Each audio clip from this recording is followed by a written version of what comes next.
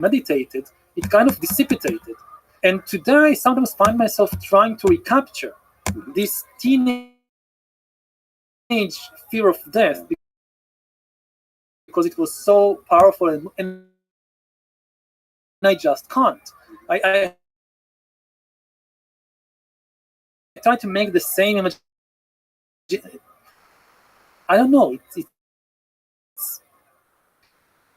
something about the teenage years. Yeah, as a teenager, I always thought that the adults, there is something wrong with the adults. Yeah. Because they don't get it. Yeah. Like I would ask parents or teachers about it, and they worried about the problem. But then about the fact that they're Camus and others, when you're a teenager, you really worry about the existential questions. Well, this feels like the right time to ask the big question. What's the meaning of this whole thing, you all? And you're the right person to ask. What's the meaning of life? Yes. Oh, that's easy. What is it? So what life is, if you ask what the meaning of life, what life is feeling things, having sensations, emotions, and reacting to them. Mm-hmm. When you feel something good, something pleasant, you want more out of it. You want more of it. When you feel something unpleasant, you want to get rid of it. That's the whole of life. That's what is happening all the time. You feel things, you want the pleasant things to increase, you want the unpleasant things to disappear. That's what life is. If you ask what is the meaning of life in a more kind of philosophical or spiritual question, the real question to ask, what kind of answer do you expect? Most people expect a story.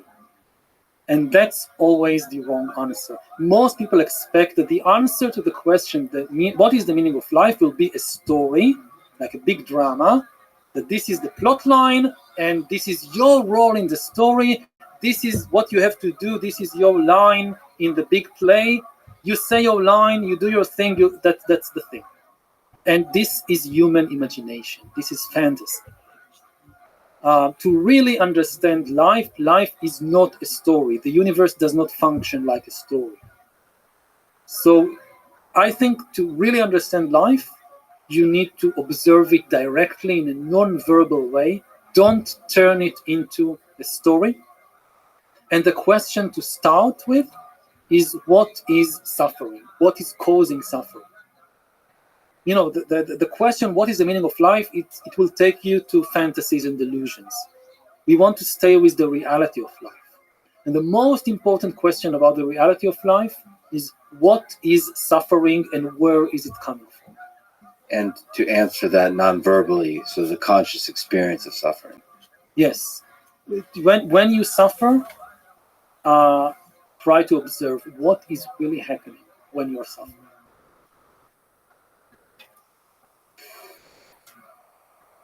Well put. And I wonder if AI will also go through that same kind of process on its way. If you develop consciousness or not. At present, it's not. It's just words. It will just say to you, please don't hurt me, Yuval. Again, as I've mentioned to you, I'm a huge fan of yours. Thank you for the incredible work you do.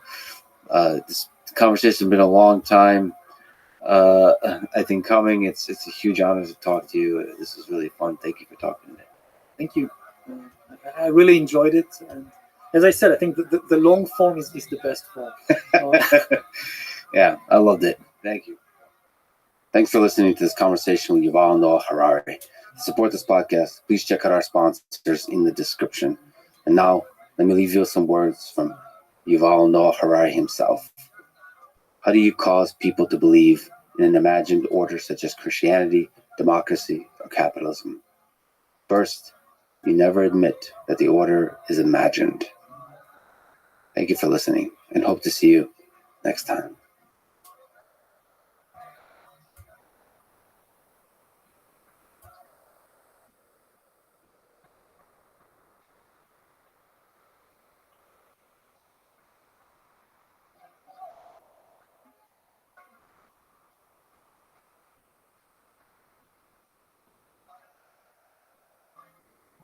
We should never, and I never, sit aside and say, oh, they're just threatening to destroy us.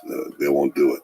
If somebody threatens to eliminate you, as Iran is doing today, and as Hitler did then, and people discounted it, well, if somebody threatens to annihilate us, take them seriously and act to prevent it early on. Don't let them have the means to do so, because that may be too late. The following is a conversation with Benjamin Netanyahu, Prime Minister of Israel, currently serving his 6th term in office.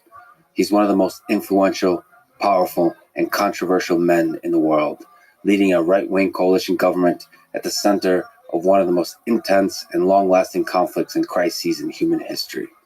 As we spoke, and as I speak now, large-scale protests are breaking out all over Israel over this government's proposed judicial reform that seeks to weaken the Supreme Court in a bold accumulation of power.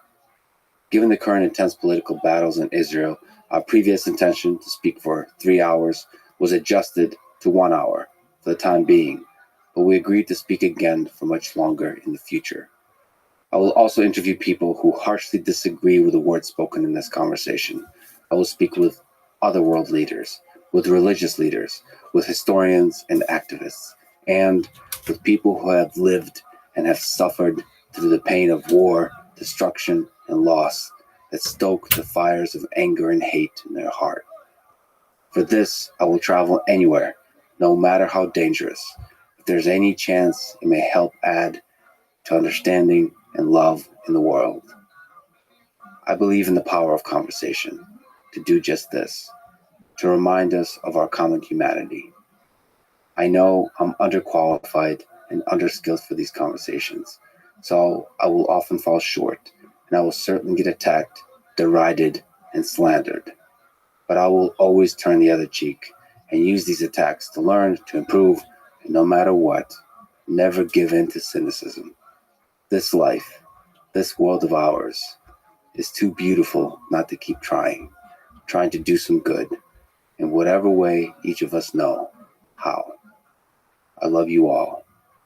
This is the Lex Friedman Podcast. To support it, please check out our sponsors in the description. And now, dear friends, here's Benjamin Netanyahu. You're loved by many people here in Israel and in the world, but you're also hated by many. In fact, I think you may be one of the most hated men in the world. So if there's a young man or a young woman listening to this right now who have such hate in their heart, what can you say to them to one day turn that hate into love? I disagree with the premise of your question.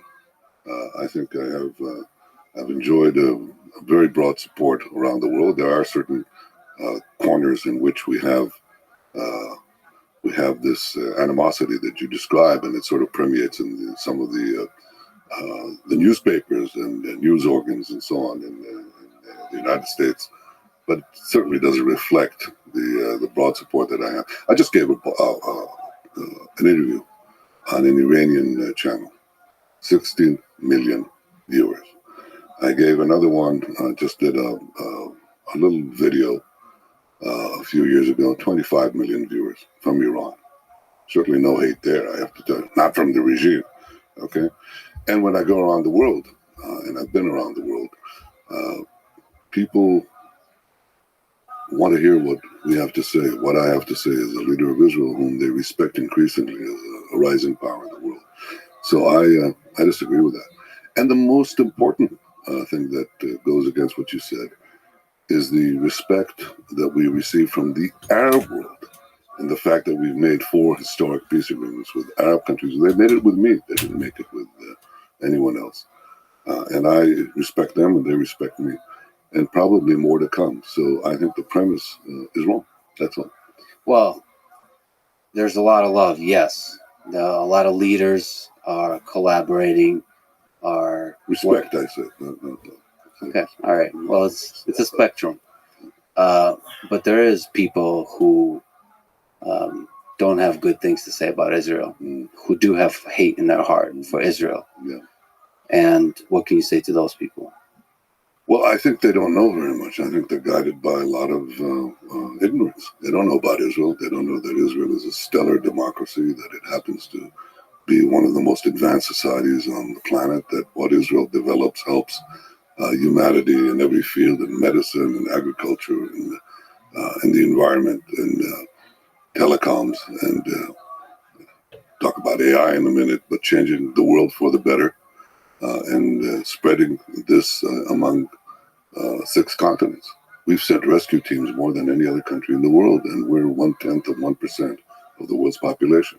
But when there's an earthquake or a devastation in Haiti or in the Philippines, Israel is there. When there's an earthquake, a devastating earthquake in Turkey, Israel was there. When there's something in Nepal, Israel is there. And it's the second country. It's the second country after, in one case, India, or after another case, the United States. Israel is there. Tiny Israel is a benefactor to all of humanity. So you're a student of history. If I could just linger on that philosophical notion of hate, that part of human nature. If you look at World War II, what do you learn from human nature, from the rise of the Third Reich and the rise of somebody like Hitler and the hate that permeates that? Well, what I've learned is that you have to nip bad things in the bud. You have to, there's a Latin term that says obsta principi, stop bad things when they're small. And the deliberate hatred, the incitement of hatred against one community, its demonization, delegitimization that goes with it, is a very dangerous thing. And that happened in the case of the Jews. What started with the Jews soon spread to all of humanity. So what we've learned is that's what we should never, and I never sit aside and say, oh, they're just threatening to destroy us. They won't do it. If somebody threatens to eliminate you, as Iran is doing today, and as Hitler did then, and people discounted it, well, if somebody threatens to annihilate us, take them seriously and act to prevent it early on. Don't let them have the means to do so, because that may be too late. So in those threats, underlying that hatred, how much of it is anti-Zionism and how much of it is anti-Semitism? I don't distinguish between the two. You can't say, well, I'm okay with Jews, but I just don't think there should be a Jewish state. It's like saying, I'm not anti-American, I just don't think there should be an America. That's basically what people are saying vis-a-vis anti-Semitism and anti-Zionism. When you say anti-Zionism, you're saying that Jewish people don't have a right to have a state of their own. And that is a denial of a basic principle that I think completely unmasks what is involved here. Today, anti-Semitism is anti-Zionism. Those who oppose the Jewish people oppose the Jewish state. If we jump from human history to the current particular moment, there's protests in Israel now about the proposed judicial reform that gives power to your government to override the Supreme Court. So the critics say that this gives too much power to you, virtually making you a dictator. Yeah, well, that's ridiculous. The mere fact that you have so many demonstrations and protests, some dictatorship, huh?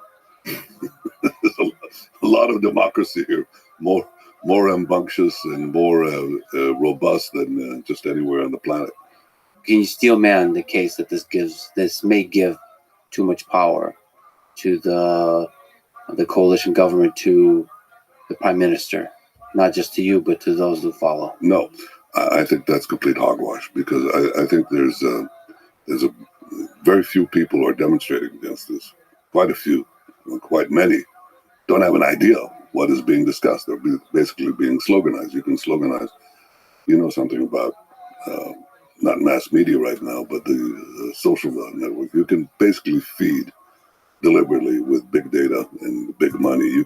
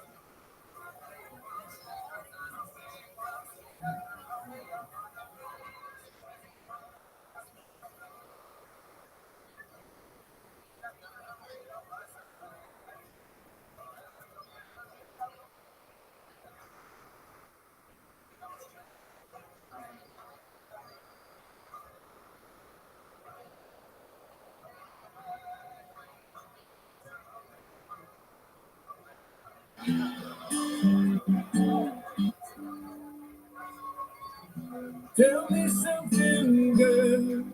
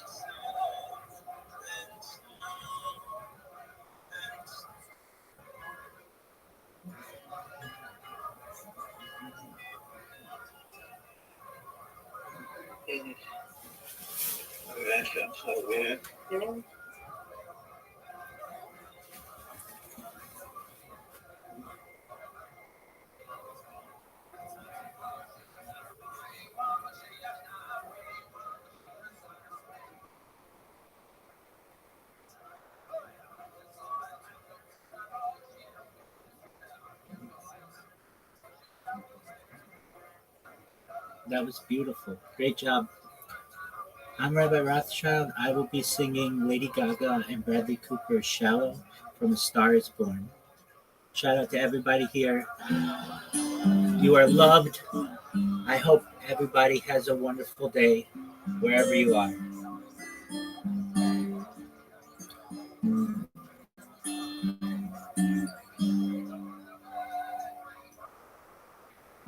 Tell me something, girl. Are you happy in this modern world?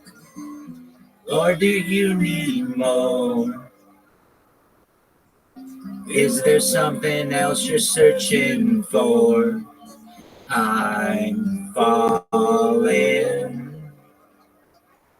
In all the good times I find myself longing for change.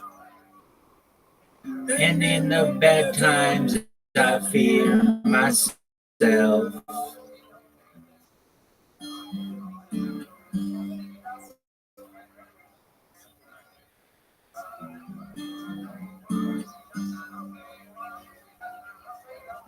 Tell me something, boy. Aren't you tired trying to fill that void? Or do you need more? Ain't it hard keeping it so hardcore? I'm falling. In all the good times I find myself longing for change. And in the bad times I fear myself. I'm off the deep end, watch as I dive in. I'll never meet the ground. Crash through the surface where they can't hurt us. We're far from the shallow now. In the shallow. In the shallow. In the shallow, we're far from the shallow now. Ooh, oh, oh,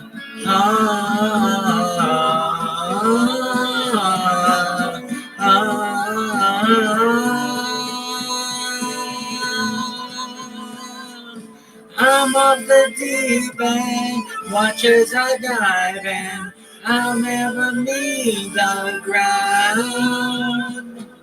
Crash through the surface where they can't hurt us. We're far from the shallow now. In the shallow. In the shallow. In the shallow, we're far from the shallow now. That was Lady Gaga, Bradley Cooper, Shallow from A Star is Born. Thank you for the opportunity. The next person may go.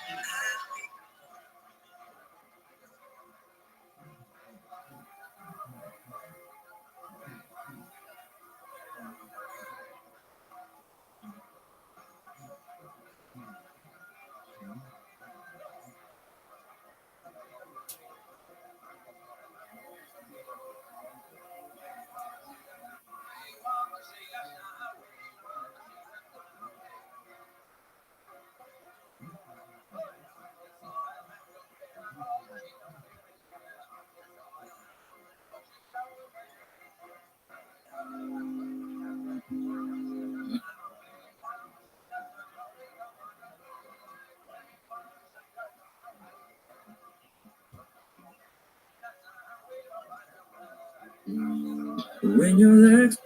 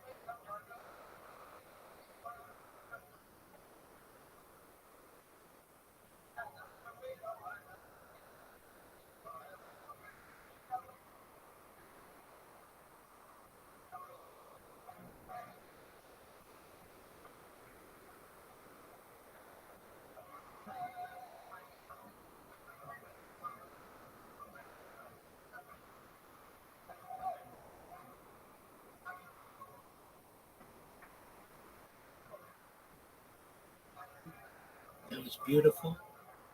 It's a privilege to be here with all of you. This is Thinking Out Loud by Ed Sheeran. When your legs don't work like they used to before, and I can't sweep you off of your feet, will your mouth still remember the taste of my love? Will your eyes still smile from your cheeks? Darling, I will be loving you till we're 70. And baby, my heart could still fall as hard at 23. And I'm thinking about how people fall in love in mysterious ways. Maybe just the touch of a hand. Well, me, I fall in love with you every single day. And I just want to tell you I am. So honey, now take me into your loving arms. Kiss me under the light of 1,000 stars. Place your head on my beating heart. I'm thinking out loud. Maybe we found love right where we are. When my hair's all gone and my memory fades, and the crowds don't remember my name. When my hands don't play the strings the same way, I know you will still love me the same. 'Cause honey, your soul can never grow old, it's evergreen.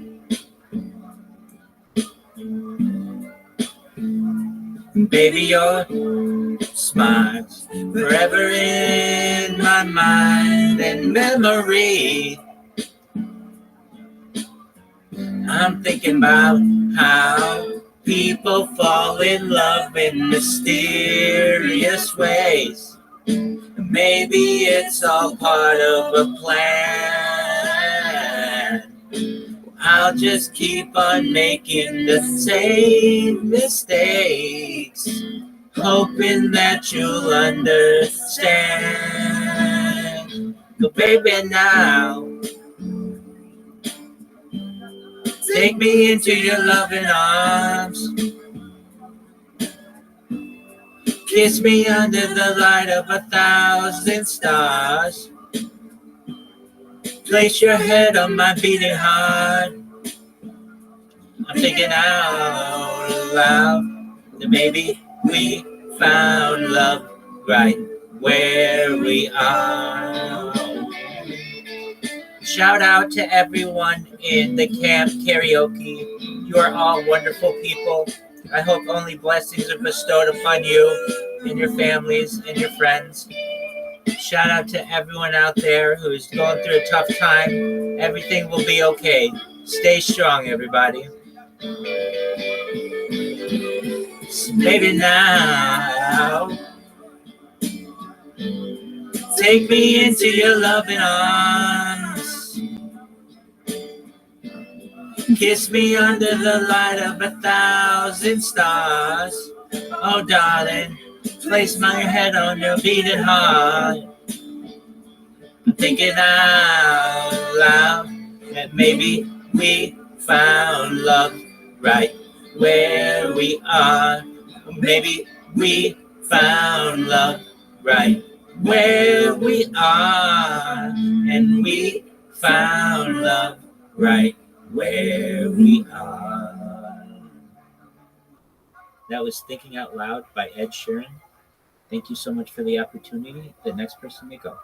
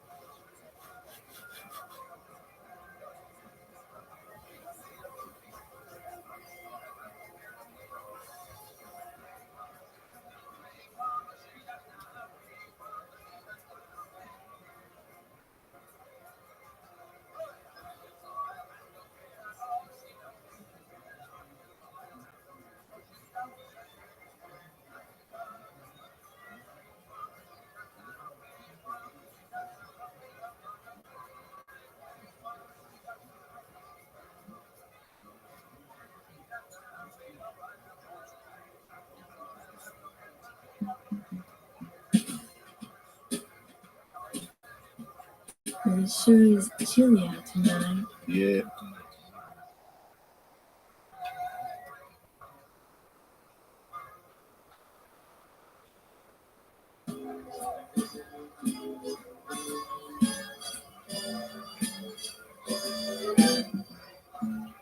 I really can't.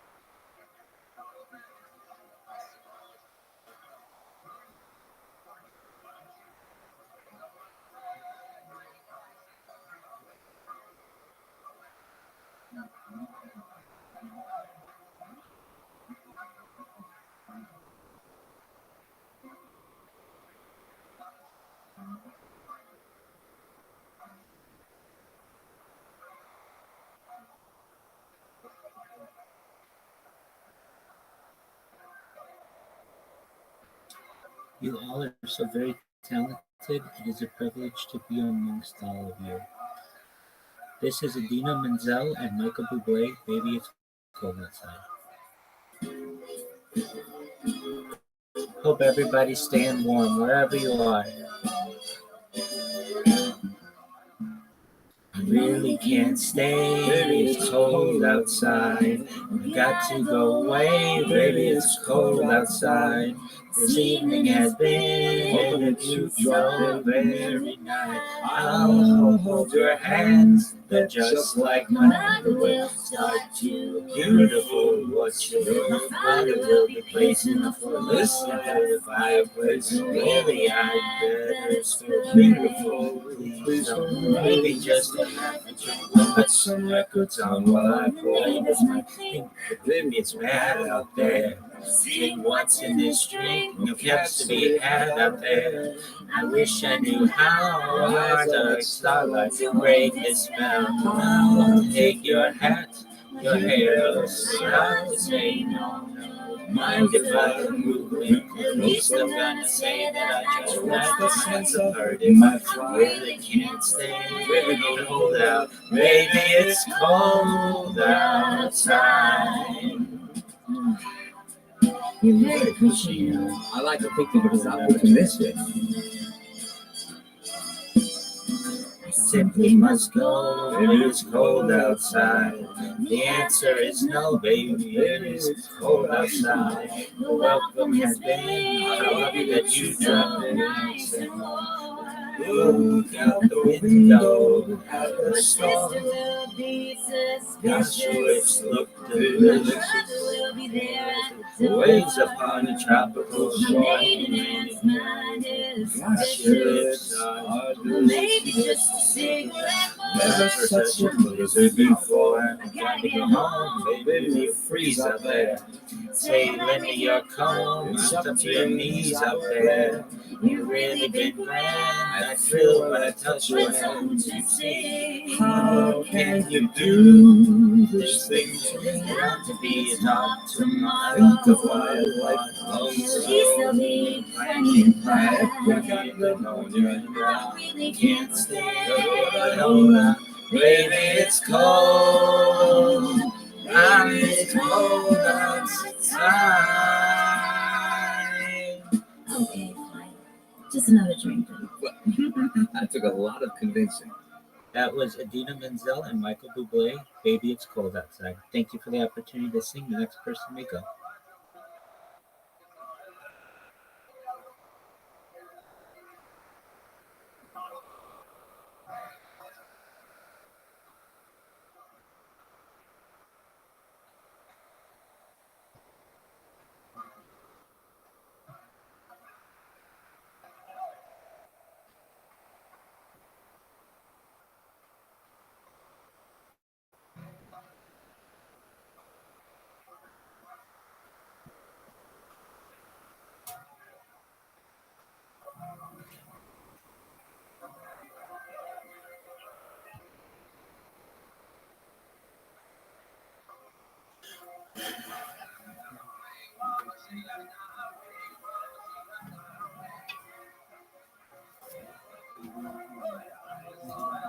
Can just feed slogans and get into people's minds. I'm sure you don't think I exaggerate because you can tell me more about that. And you can create mass mobilization based on these absurd slogans. So here's where I come from and what we're doing, what we're trying to do, and what we've changed in what we're trying to do. I'm a 19th century Democrat in my small d, yes, in my views. That is, I ask the question, what is democracy? Okay, the democracy is the will of the majority and the protection of the rights of, they call it the rights of the minority, but I say the rights of the individual. Okay, so how do you balance the two? Okay, how do you get this? How do you avoid mobocracy? Okay, and how do you avoid dictatorship, the opposite side? The way you avoid it is something that was built essentially by British philosophers and French philosophers, but was encapsulated by the founding fathers of the United States. You create a balance between the three branches of government, okay? The legislative, executive, and the judiciary. And this balance is what assures the balance between majority rights and individual rights. And you have to balance all of them, okay? That balance was maintained in Israel in its first 50 years and was gradually overtaken and basically broken by the most activist judicial court on the planet. That's what happened here. And gradually over the last 2-3 decades, the court arrogated for itself the powers of the parliament and the executive. So we're trying to bring it back into line. Bringing it back into line into what is common in all parliamentary democracies and in the United States doesn't mean taking the pendulum from one side and bringing it to the other side. We want checks and balances, not unrivaled power. Just as we said, we want an independent judiciary, but not an all-powerful judiciary. That balance does not mean bringing it back into line. Doesn't mean that you can have the Parliament, our Knesset, override any decision that the Supreme Court does. So I pretty much early on said, after the judicial reform was introduced, get rid of the idea of a sweeping override clause that would have, with 61 votes, that's majority of one, you can just nullify any Supreme Court decision. So let's move it back into the center. So that's gone. And most of the criticism on the judicial reform was based on an unlimited override clause, which I've said is simply not going to happen. People are discussing something that already for 6 months does not exist. Second point that we received criticism on was the structure of how do you choose Supreme Court judges? Okay, how do you choose them? And the critics of the reform are saying that the idea that elected officials should choose Supreme Court judges is the end of democracy. If that's the case, the United States is not a democracy. Neither is France, and neither are just about every democracy on the planet. So there is a view here that you can't have the sordid hands of elected officials involved in the choosing of judges. And in the Israeli system, the judicial activism went so far that effectively the sitting judges have an effective veto on choosing judges, which means that this is a self-selecting court that just perpetrates itself. And we want to correct that. Again, want to correct it in a balanced way. And that's basically what we're trying to do. So I think there's a lot of misinformation about that. We're trying to bring Israeli democracy to where it was in its first 50 years. And it was a stellar democracy. It still is. Israel is a democracy. It will remain a democracy, a vibrant democracy. And believe me, the fact that people are arguing and demonstrating in the streets and protesting is just is the best proof of that. And that's how it'll remain. We spoke about tech companies offline. There's a lot of tech companies nervous about this judicial reform. Can you speak to why large and small companies have a future in Israel? Because Israel is a free market economy. I had something to do with that. I introduced dozens and dozens of free market reforms that made Israel move from $17,000 per capita income to, within a very short time, to $54,000. That's nominal GDP per capita, according to the IMF. And we've overtaken in that Japan, France, Britain, Germany. And how did that happen? Because we unleashed the genius that we have, and the initiative and the entrepreneurship that is latent in our population. And to do that, we had to create free markets. So we created that. So Israel has one of the most vibrant free market economies in the world. And the second thing we have is a permanent investment in conceptual products, because we have a permanent investment in the military, in our security services, creating basically knowledge workers who then become knowledge entrepreneurs. And so we create this structure. And that's not going to go away. There's been a decline in investments in high tech globally. I think that's driven by many factors, but the most important one is the interest rate, which I think it'll fluctuate up and down. But Israel will remain a very attractive country because it produces so many knowledge workers in a knowledge-based economy. And it's changing so rapidly. The world is changing. You're looking for the places that have innovation. The future belongs to those who innovate. Israel is the preeminent innovation nation. It has few competitors. And I would say, all right, where do you have this close cross-disciplinary fermentation of various skills and areas? I would say it's in Israel. And I'll tell you why. We used to be just telecoms, because people went out of the military intelligence, RNSA. But that's been now broad-based. So you find it in medicine, you find it in biology, you find it in agri-tech, you find it everywhere. Everything is becoming technologized. And in Israel, everybody is dealing in everything. And that's a potent reservoir of talent that the world is not going to pass up. And in fact, it's coming to us. We just had NVIDIA coming here, and they decided to build a supercomputer in Israel. Wonder why. We've had Intel coming here and deciding now to invest $25 billion just now in a new plant in Israel. I wonder why. I don't wonder why. They know why. Because the talent is here and the freedom is here, and it will remain so. So you had a conversation about AI with Sam Altman of OpenAI and with Elon Musk. Yeah. What was the content of that conversation? What's your vision for sort of this very highest of tech, which is artificial intelligence? Well, first of all, I have a high regard for the people I talk to, okay? And I understand that they understand things I don't understand, and I don't pretend to understand everything, but I do understand one thing. I understand that AI is developing at a geometric rate. And mostly in political life and in life in general, people don't have an intuitive grasp of geometric growth. You understand things basically in linear increments. And the idea that you're coming up a ski slope is very foreign to people. So they don't understand it, and they're naturally also sort of taken aback by it, because what do you do? Okay, so I think there's several conclusions from my conversations with them and from my other observations that I've been talking about for many years. I'm talking about the need to do this. Well, the first thing is this: there is no possibility of not entering AI with full force. Secondly, there is a need for regulation. Third, it's not clear there will be global regulation.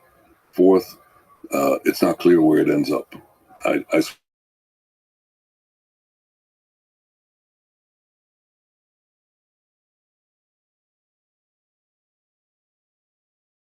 question. Does it come to control us? I don't know the answer to that. I think that as one observation that I had from these conversations is, if it does come to control us, that's probably the only chance of having universal regulation, because I don't see anyone deciding to avoid the race and cooperate unless you have that threat. Doesn't mean you can't regulate AI within countries, even without that understanding. But it does mean that there's a limit to regulation, because every country will want to make sure that it's not doesn't give up competitive advantage if there is no universal regulation. I think that right now, just as 10 years ago, I read a novel. I don't read novels, but I was forced to read one by a scientific advisor. I read history. I read about economics. I read about technology. I just don't read novels. Okay. On this, I follow Churchill. He said, "Fact is better than fiction." Well, this fiction would become fact. And it was a book. It was a novel about a Chinese-American future cyber war. And I read the book in one sitting, called in a team of experts, and I said, "All right, let's turn Israel into one of the world's 5 cyber powers, and let's do it very quickly." And we did, actually. We did exactly that. I think AI is bigger than that and related to that, because it'll affect, well, cyber affects everything, but AI will affect it even more fundamentally, and the joining of the two could be very powerful. So I think in Israel, we have to do it anyway for security reasons, and we're doing it. But I think, what about our databases that are already very robust on the medical records of 98% of our population? Why don't we stick a genetic database on that? Why don't we do other things that could bring magical, what are seemingly magical cures and drugs and medical instruments for that? That's one possibility. We have it in, as I said, in every single field. The conclusion is this: we have to move on AI. We are moving on AI just as we moved on cyber, and I think Israel will be one of the leading AI powers in the world. The questions I don't have an answer to is, Where does it go? How much does it chew up on jobs? There's an assumption that I'm not sure is true, that the two big previous revolutions in the human condition, namely the agricultural revolution and the industrial revolution, definitely produced more jobs than they consumed. Okay, that is not obvious to me at all. I mean, I can see new jobs creating, and yes, I have that, that comforting statement, but it's not quite true, because I think on balance they'll probably consume more jobs, many more jobs than they'll create. At least in the short term. And we don't know about the long term. No, I don't know about the long term, but I used to have the comfort, being a free market guy. I always said, we're going to produce more jobs than, by, limiting certain government jobs. We're actually putting out in the market will create more jobs, which obviously happened. We had one telecom company, a government company. When I said we're going to create competition, they said, you're going to run us out. We're not going to have more workers. Yeah, they had 13,000 workers. They went down to 7, but we created another 40,000 in the other company. So that was a comforting thought. I always knew that was true. Okay. Not only that, I also knew that wealth would spread by opening up the markets, completely opposite to the socialist and semi-socialist creed that they had here. They said you're going to make the rich richer and the poor poor. No, and made everyone richer. And actually, the people who entered the job market because of the reforms we did actually became a lot richer on the lower ladders of the socioeconomic measure. But here's the point: I don't know that we will not have what Elon Musk calls the end of scarcity. So you'll have the end of scarcity. You'll have enormous productivity. Very few people are producing enormous added value. You're going to have to tax that to pass it to the others. Okay? You're going to have to do that. That's a political question. I'm not sure how we answer that. What if you tax and somebody else doesn't tax? You're going to get everybody to go there. That's an issue, an international issue that we constantly have to deal with. And the second question you have is, suppose you solve that problem and you deliver money, okay, to those who are not involved in the AI economy. What do they do? The first question you ask somebody when you just met after the polite, the polite exchange is, what do you do? Right? Well, people define themselves by their profession, and it's going to be difficult if you don't have a profession. And people will spend more time self-searching, more time in the arts, more time in leisure. I understand that. If I have to bet, it will annihilate many more jobs than it will create, and it will force a structural change in our economics, in our economic models, and in our politics. And I'm not sure where it's going to go. And that's something we have to respond to at the nation level and just as a human civilization. Both the threat of AI to just us as a human species, and then the effect on the jobs, and like you said, cybersecurity. And what do you think? You think we're going to lose control? No, first of all, I do believe, maybe naively, that it will create more jobs than it takes. Write that down and we'll check it. It's on record. And we don't say we'll check it after our lifetime. No, we'll see it in a few years. We'll see it in a few years. I'm really concerned about cybersecurity and the nature of how that changes with the power of AI. And in terms of existential threats, I think there will be so much threats that aren't existential along the way that's the thing I'm mostly concerned about, versus AI taking complete control and becoming sort of superseding the human species.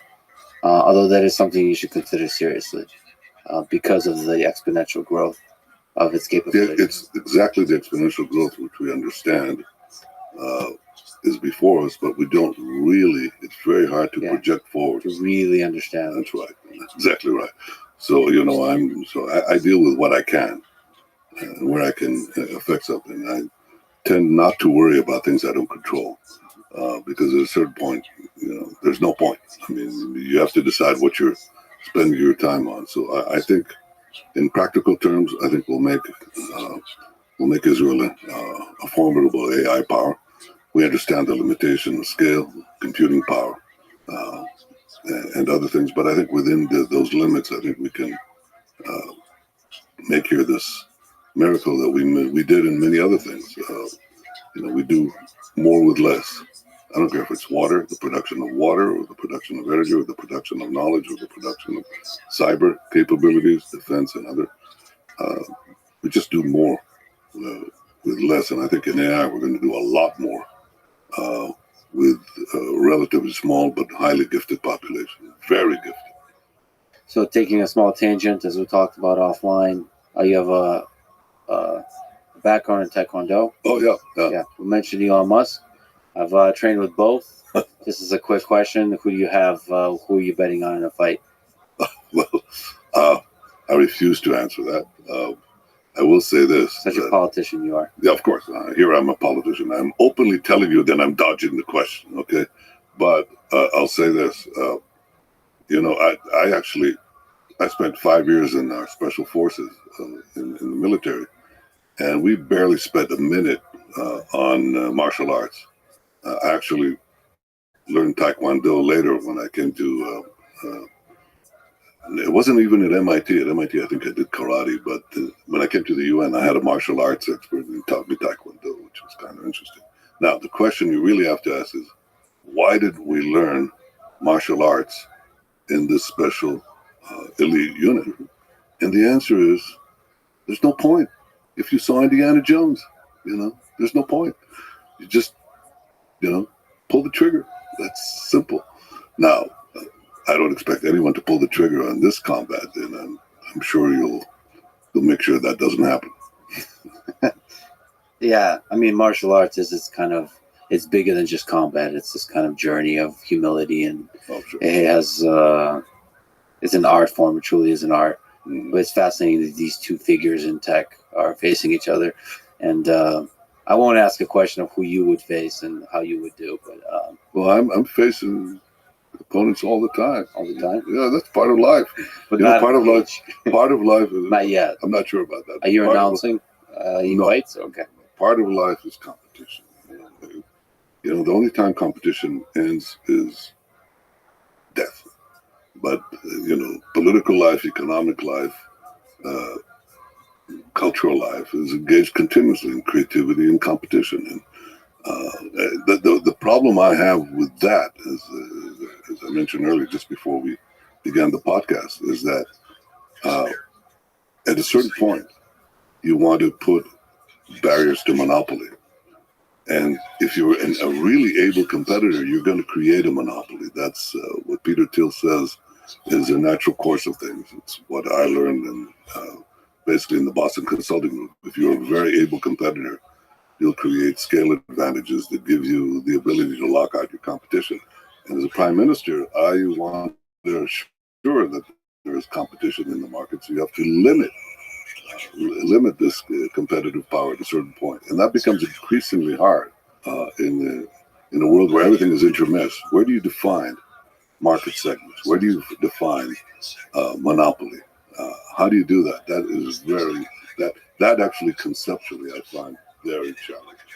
Because of all the dozens of political, of economic reforms that I've made, the most difficult part is the conceptual part. Once you've ironed it out, you say, here's what I want to do, here's the right thing to do, then you have a practical problem of overcoming union resistance, political resistance, press calumny, opponents from this or that corner. That's a practical matter. But if you have it conceptually defined, you can move ahead to reform economies or reform education or reform transportation. Fine. In the question of the growing power of large companies, big tech companies, to monopolize the markets because they're better at it. They provide a service. They provide it at lower cost, rapidly declining costs. Where do you stop? Where do you stop monopoly power? Is a crucial question because it also becomes now a political question. If you amass enormous amount of economic power, which is information power, that also monopolizes the political process, which creates these are real questions that are not obvious. I don't have an obvious answer.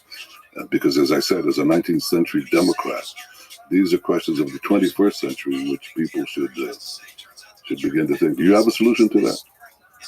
The solution of monopolies growing arbitrarily, unstoppably in power. Economic power and therefore in political power. I mean, some of that is regulation. Some of that is competition. You know where to draw the line? It's not breaking up AT&T. It's not that simple. Well, I believe in the power of competition, that there will always be somebody that challenges the big guys, especially in the space of AI. The more open source movements are taking hold, the more the little guy can become the big guy. So you're saying basically the regulatory instrument is the market? In large part, in most part. That's the hope. Maybe I'm a dreamer. That's been in many ways my policy up to now. Okay, that the best regulator is the market. The best regulator in economic activity is the market, and the best regulator in political matters is the political market. That's called elections. That's what regulates. You have a lousy government, and people make lousy decisions. Well, you don't need the wise men raised above the masses to decide what is good and what is bad. Let the masses decide. Let them vote every 4 years or whatever, and they throw you out. By the way, it happened to me. There's life after political death. There's actually political life. I was reelected 5 or 6 times, and this is my 6th term. So I believe in that. I'm not sure that in economic matters, in the geometric growth of tech companies, that you'll always have the little guy, the nimble mammal that will come out and slay the dinosaurs or overcome the dinosaurs, which is essentially what you said. Yeah, I wouldn't count out the little guy. You wouldn't count out the little guy. Well, I hope you're right. Well, let me ask you about this market of politics. You have served 6 terms as prime minister, over 15 years in power. Let me ask you again, human nature. Do you worry about the corrupting nature of power on you as a leader, and you as a man? Not at all, because I think that the thing that drives me is nothing but the mission that I took to assure the survival and thriving of the state, the Jewish state. That is its economic prosperity, but its security and its ability to achieve peace with our neighbors. And I'm committed to it. I think there are many things that have been done. There are a few big things that I can still do, but it doesn't only depend on my sense of mission. It depends on the market, as he says. It depends really on the will of the Israeli voters, and the Israeli voters have decided to vote for me again and again, even though I wield no power in the press, no power in many quarters here, and so on. Nothing. I mean, I'm going to be very soon the longest serving prime minister in the last half century in the Western democracy. But that's not because I amassed great political power in any of the institutions. I remember I had a conversation with Silvio Berlusconi, who recently died, and he said to me about 15 years ago, something like that. He said, "So, Bibi, how many of Israel's television stations do you have?" And I said, "None." He said, "You have none?" Do you have? Do you have? I said, "None. I have 2." And he said, "No, but what, you mean you don't have any that you control?" I said, "Not only do I have none that I control, they're all against me." So he said, "So how do you win elections?" And, with both hands tied behind your back. And I said, "The hard way." That's why, I have the largest party, but I don't have many more seats that I would have if I had a sympathetic voice in the media. And Israel until recently, was dominated completely by one side of the political spectrum that often vilified me. Not me, because they viewed me as representing basically the conservative voices in Israel that are majority. So the idea that I'm an omnipotent, authoritarian dictator is ridiculous. I am, I would say, I'm not merely a champion of democracy and democratization. I believe ultimately the decision is with the voters, and the voters, even though they've had, they have constant press attacks, they have chosen to put me back in. So I don't believe in this thing of amassing the corrupting power. If you don't have elections, if you control the means of influencing the voters, I understand what you're saying. But in my case, it's the exact opposite. I have to constantly go in elections, constantly, with the disadvantage that the major media outlets are very violently sometimes against me. But it's fine, and I keep on winning. So I don't know what you're talking about. I would say the concentration of power lies elsewhere, not here. Well, you have been involved in several corruption cases. How much corruption is there in Israel? And how do you fight it in your own party and in Israel? Well, you should ask a different question. What's happened to these cases? These cases have basically are collapsing before our eyes. There was recently an event in which the three judges in my case, called in the prosecution and said, your flagship, the bribery charge, so-called bribery charge, it's gone, doesn't exist. Before a single defense witness was called, and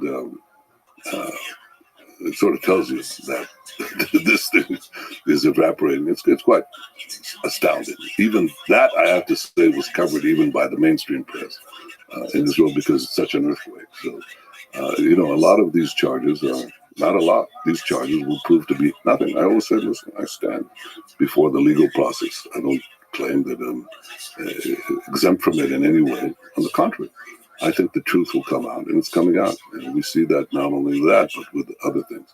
So I think it's kind of instructive that no politician has been more vilified. None has been put to such a, what is it, about $250 million shekels were used to scrutinize scour my bank account, sending people to the Philippines, into Mexico, into Europe, into America, and looking at everybody using spyware, the most advanced spyware on the planet against my associates, blackmailing witnesses,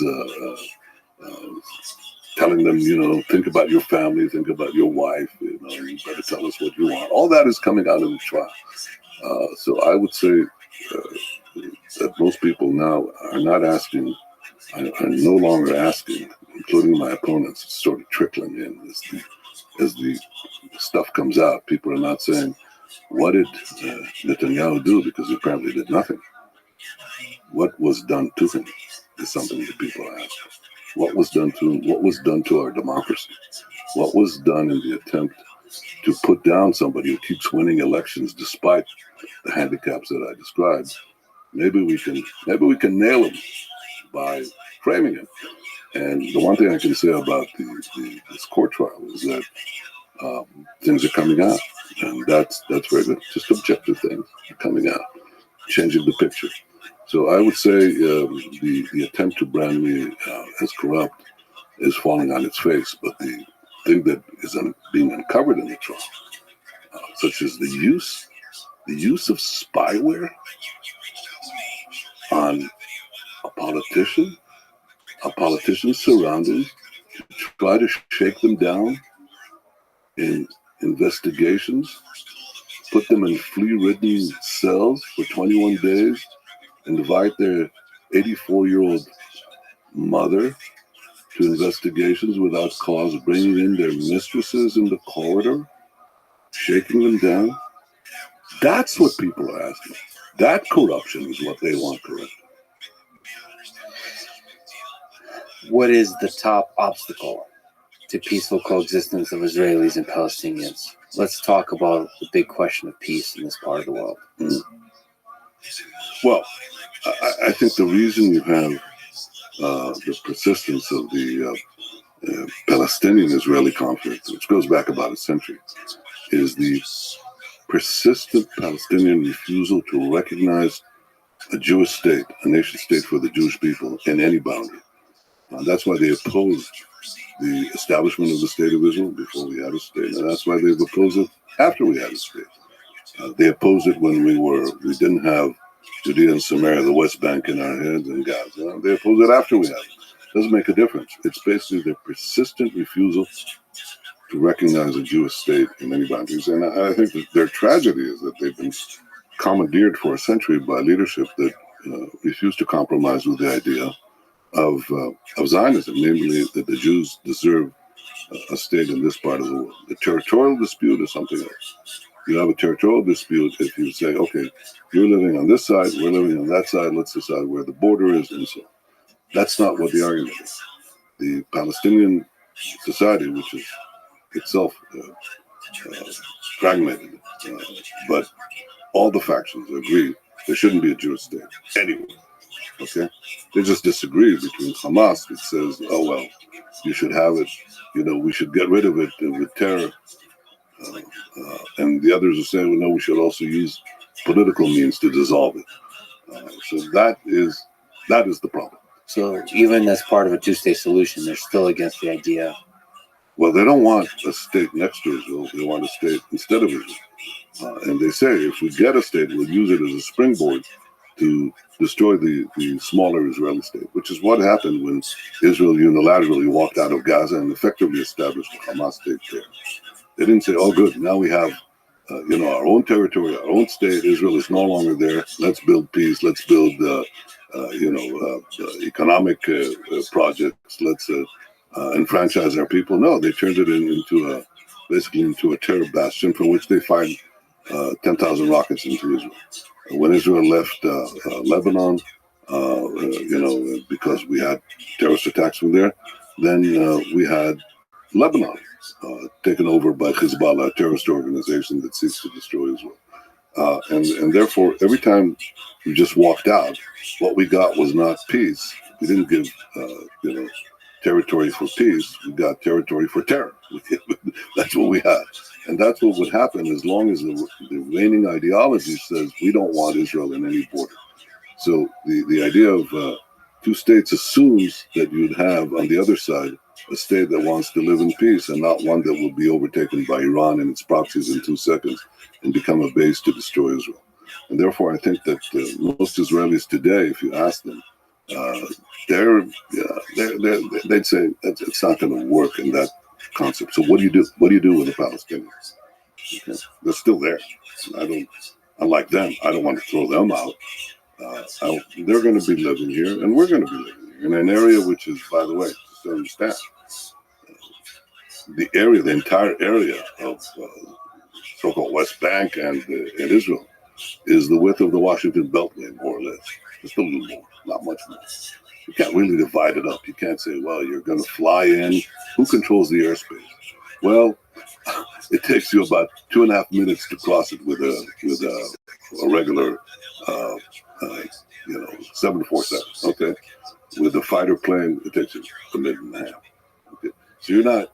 How are you going to divide the airspace? Well, you're not going to divide it. Israel is going to control that airspace and the electromagnetic space, and so on. So security has to be in the hands of Israel. My view of how you solve this problem is a simple principle.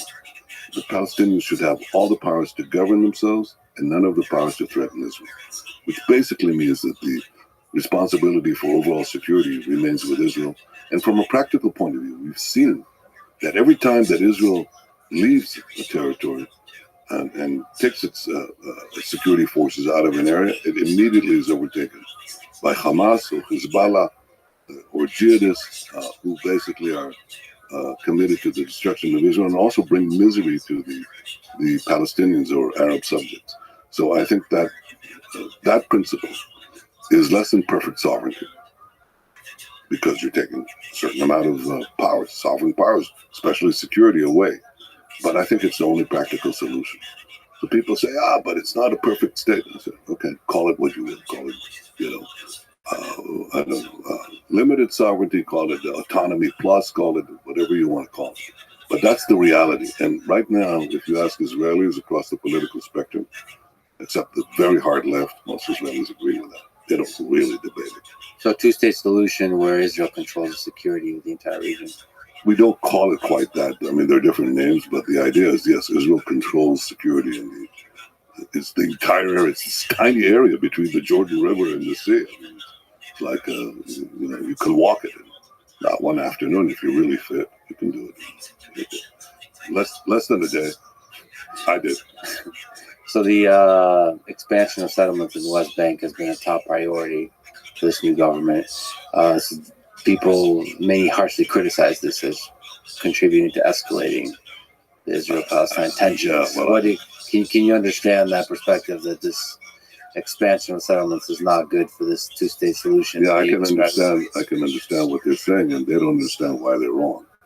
First, most Israelis who live in Judaism live in urban blocks, and that accounts for about 90% of the population. Okay, and everybody recognizes that those urban blocks are going to be part of Israel in any future arrangement. So they're really arguing about something that has already been decided and agreed upon, really, by Americans, even by Arabs, many Arabs. They don't think that Israel is going to dismantle these blocks. You look outside the window here, and within about a kilometer, a mile from here, is you have Jerusalem.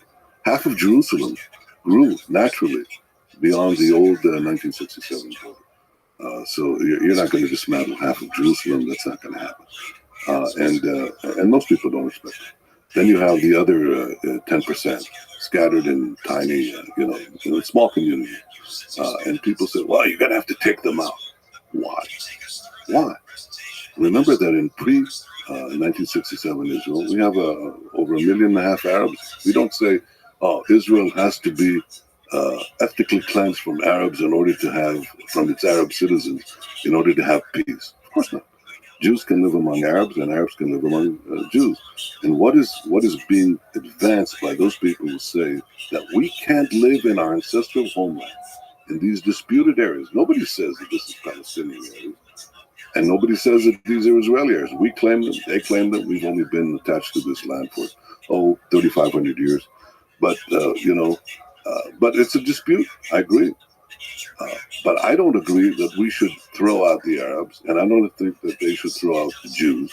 And if somebody said to you, the only way we're going to have peace with Israel is to have an ethnically cleansed Palestinian entity, that's outrageous. If you said the only way, you shouldn't have Jews living in, in suburbs of London or New York and so on, I don't think that will play too well. The world is actually advancing a solution that says that Jews cannot live among Arabs and Arabs cannot live among Jews. I don't think that's the right way to do it. And I think there's a solution out there, but I don't think we're going to get to it, which is less than perfect sovereignty, which involves Israeli security maintained for the entire territory by Israel, which involves not rooting out anybody, not kicking out, uprooting Arabs or Palestinians. They're going to live in enclaves in sovereign Israel, and we're going to live probably in enclaves there, probably through transportational continuity as opposed to territorial continuity. That is, for example, you can have tunnels and overpasses and so on that connect the various communities. And we're doing that right now. And it actually works. I think there is a solution to this. It's not the perfect world that people think of, because that model, I think, doesn't apply here. If it applies elsewhere, it's a question. I don't think so. But I think there's one other thing. And that's the main thing that I've been involved in. People said, if you don't solve the Palestinian problem, you're not going to get to the Arab world. You're not going to have peace with the Arab world. Remember, the Palestinians are about 2% of the Arab world. And the other 98%, you're not going to make peace with them. That's our goal. And for a long time, people accepted that. After the initial peace treaties with Egypt, with Prime Minister Begin of the Likud and President Sadat of Egypt, and then with Jordan, between Prime Minister Rabbi and King Hussein. For a quarter of a century, we didn't have any more peace treaties because people said, you got to go through the Palestinians. And the Palestinians, they don't want a solution. of the kind that I described, or any kind except the one that involves the dissolution of the state of Israel. So we could wait another half century. And I said, no. I mean, I don't think that we should accept the premise that we have to wait for the Palestinians because we'll have to wait forever. So I decided to do it differently. I decided to go directly to the Arab capitals and to make the historic Abraham Accords, essentially reversing the equation, not a peace process that goes inside out, but outside in. And we went directly to these countries and forged these breakthrough peace accords with the United Arab Emirates, with Bahrain, with Morocco, and with Sudan. And we're now trying to expand that in a quantum leap with Saudi Arabia. What does it take to do that with Saudi Arabia, with the Saudi Crown Prince Mohammed bin Salman? You know, I'm a student of history, and I read a lot of history, and I read that the Versailles discussions after World War I, President Woodrow Wilson said, I believe in open covenants openly arrived at. I have my correction. I believed in open covenants secretly arrived at. So we're not going to advance a Saudi-Israeli peace by having it publicly discussed. And in any case, it's a decision of the Saudis if they want to do it. But there's obviously a mutual interest. So here's my view. If we try to wait for the 2% in order to get to the 98%, we're going to fail, and we have failed. If we go to the 98%, we have a much greater chance of persuading the 2%. You know why? Because the 2%, the Palestinian hope to vanquish the state of Israel and not make peace with it, is based, among other things, on the assumption that eventually the 98%, the rest of the Arab world, will kick in and destroy the Jewish state, help them to dissolve or destroy the Jewish state. When that hope is taken away, then you begin to have a turn to the realistic solutions of coexistence. By the way, they'll require compromise on the Israeli side too. And I'm perfectly cognizant of that and willing to do that. But I think a realistic compromise will be struck much more readily when the conflict between Israel and the Arab states, the Arab world, is effectively solved. And I think we're on that path. It was a conceptual change, just like, I've been involved in a few. I told you the conceptual battle is always the most difficult one. And, I had to fight this battle to convert a semi-socialist state into a free market capitalist state. And I have to say that most people today recognize the power of competition and the benefits of free markets.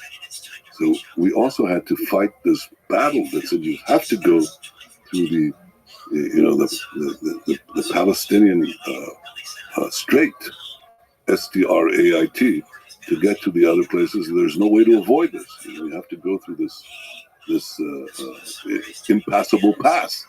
And I think that now people are recognizing that we'll go around it and probably circle back. And that, I think, actually gives hope not only to have an Arab-Israeli peace, but circling back an Israeli-Palestinian peace.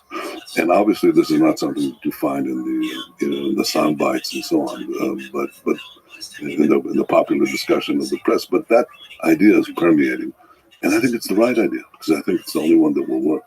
So expanding the circle of peace, just to linger on that, requires what? Secretly talking, man to man, human to human, to leaders of other nations. And theoretically, you're right. Theoretically. Okay. Well, let me ask you another theoretical question on the circle of peace. As a student of history, looking at the ideas of war and peace, what do you think can achieve peace in the war in Ukraine? Looking at another part of the world, if you consider the fight for peace in this part of the world, how can you apply that to that other part of the world between Russia and Ukraine now? I think it's one of the savage horrors of history and one of the great tragedies that is occurring. And let me say in advance that if I have any opportunity to use my contacts to help bring about an end to this tragedy, I'll do so. I know both leaders, but I don't just jump in and assume. If there's be a desire at a certain point, because the conditions have created the possibility of helping stop this carnage, then I'll do it. And that's why I choose my words carefully, because I think that may be the best thing that I could do. Look, I think what you see in Ukraine is what happens if you have territorial designs on a territory by a country that has nuclear weapons. And that, to me, you see the change in the equation. Now, I think that people are loath to use nuclear weapons, and I'm not sure that I would think that the Russian side would use them with happy abandon. I don't think that's the question. But you see how the whole configuration changes when that happens. So you have to be very careful on how you resolve this conflict, so it doesn't go off the rails, so to speak. That's, by the way, the corollary is here. We don't want Iran, which is an aggressive force with just aggressive ideology of dominating first the Muslim world and then eliminating Israel and then becoming a global force. Having nuclear weapons, it's totally different when they don't have it than when they do have it. And that's why one of my main goals has been to prevent Iran from having the means of mass destruction, which will be used, atomic bombs, which they openly say will be used against us. You can understand that. How to bring about an end to Ukraine? I have my ideas. I don't think it's worthwhile discussing them now, because they might be required later on. Do you believe in the power of conversation, since you have contacts with Volodymyr Zelensky and Vladimir Putin, just leaders sitting in a room and discussing how the end of war can be brought about? I think it's a combination of that, but I think it's the question of interest and whether you have to get both sides to a point where they think that conversation will lead to something useful. I don't think they're there right now. What part of this is just basic human ego, stubbornness, all of this between leaders, which is why I bring up the power of conversation, of sitting in a room, realizing we're human beings, and then there's a history that connects Ukraine and Russia. Yeah, I don't think they're in a position to enter a room right now, realistically. I mean, you can posit that it would be good if that could happen, but entering the room is sometimes more complicated than what happens in the room. And there's a lot of pre-negotiation on the negotiation. Then you negotiate endlessly on the negotiation. They're not even there. It took a lot of work for you to get a handshake in the past. It's an interesting question. How did the peace, the Abraham Accords, how did that begin? We had decades, 70 years or 65 years where these people, would not meet openly or even secretly with an Israeli leader. Yeah, we had the Mossad making contacts with them all the time and so on. But how do we break the ice to the top level of leadership? Well, we broke the ice because I took a very strong stance against Iran. And the Gulf states understood that Iran is a formidable danger to them. So we had a common interest. And the second thing is that because of the economic reforms that we had produced in Israel became a technological powerhouse. And that could help their nations, not only in terms of anything, just bettering the life of their peoples. And the combination of the desire to have some kind of protection against Iran or some kind of cooperation against Iran and civilian economic cooperation came to a head when I gave a speech in the American Congress, which I didn't do lightheartedly. I had to decide to challenge a sitting American president and on the so-called Iranian deal, which I thought would pave Iran's path with gold to be an effective nuclear power. That's what would happen. So I went there. And in the course of giving that speech before the joint session of Congress, our delegation received calls from Gulf states who said, we can't believe what your prime minister is doing. He's challenging the president of the United States. Well, I had no choice. I mean, because I thought my country's own existence was imperiled. And remember, we always understand through changing administrations that America, under no matter what leadership, is always the irreplaceable and indispensable ally of Israel. And will always remain that. We can have arguments as we have. But in the family, as we say, in the mishpocha, it's the family. But nevertheless, I was forced to take a stand. That produced calls from Gulf states that ultimately led to clandestine meetings that ultimately flowered into the Abraham Accords. And I think we're at a point where the idea of ending the Arab-Israeli conflict, not the Palestinian-Israeli conflict, the Arab-Israeli conflict can happen. I'm not sure it will. It depends on quite a few things, but it could happen. And if it happens, it might open up the ending of the Israeli-Islamic conflict. Remember, the Arab world is a small part. It's an important part, but there are large Islamic populations, and could bring about an end to an historic enmity between Islam and Judaism. It could be a great thing. So I'm looking at this larger thing. You can be hobbled by saying, well, you had this, this hiccup in Gaza, or this or that thing happening in the Palestinians. I don't. It's important for us because we want security. But I think the larger question is, can we break out into a much wider peace and ultimately come back and make the peace between Israel and the Palestinians, rather than waiting to solve that and never getting to to paint on the larger canvas. I want to paint on the larger canvas and come back to the Palestinian-Israeli conflict. As you write about in your book, what have you learned about life from your father? My father was a great historian, and he taught me several things. He said that the first condition for a living organism is to identify danger in time, because if you don't, you could be devoured, you could be destroyed very quickly. And that's the nature of human conflict. In fact, for the Jewish people, we didn't.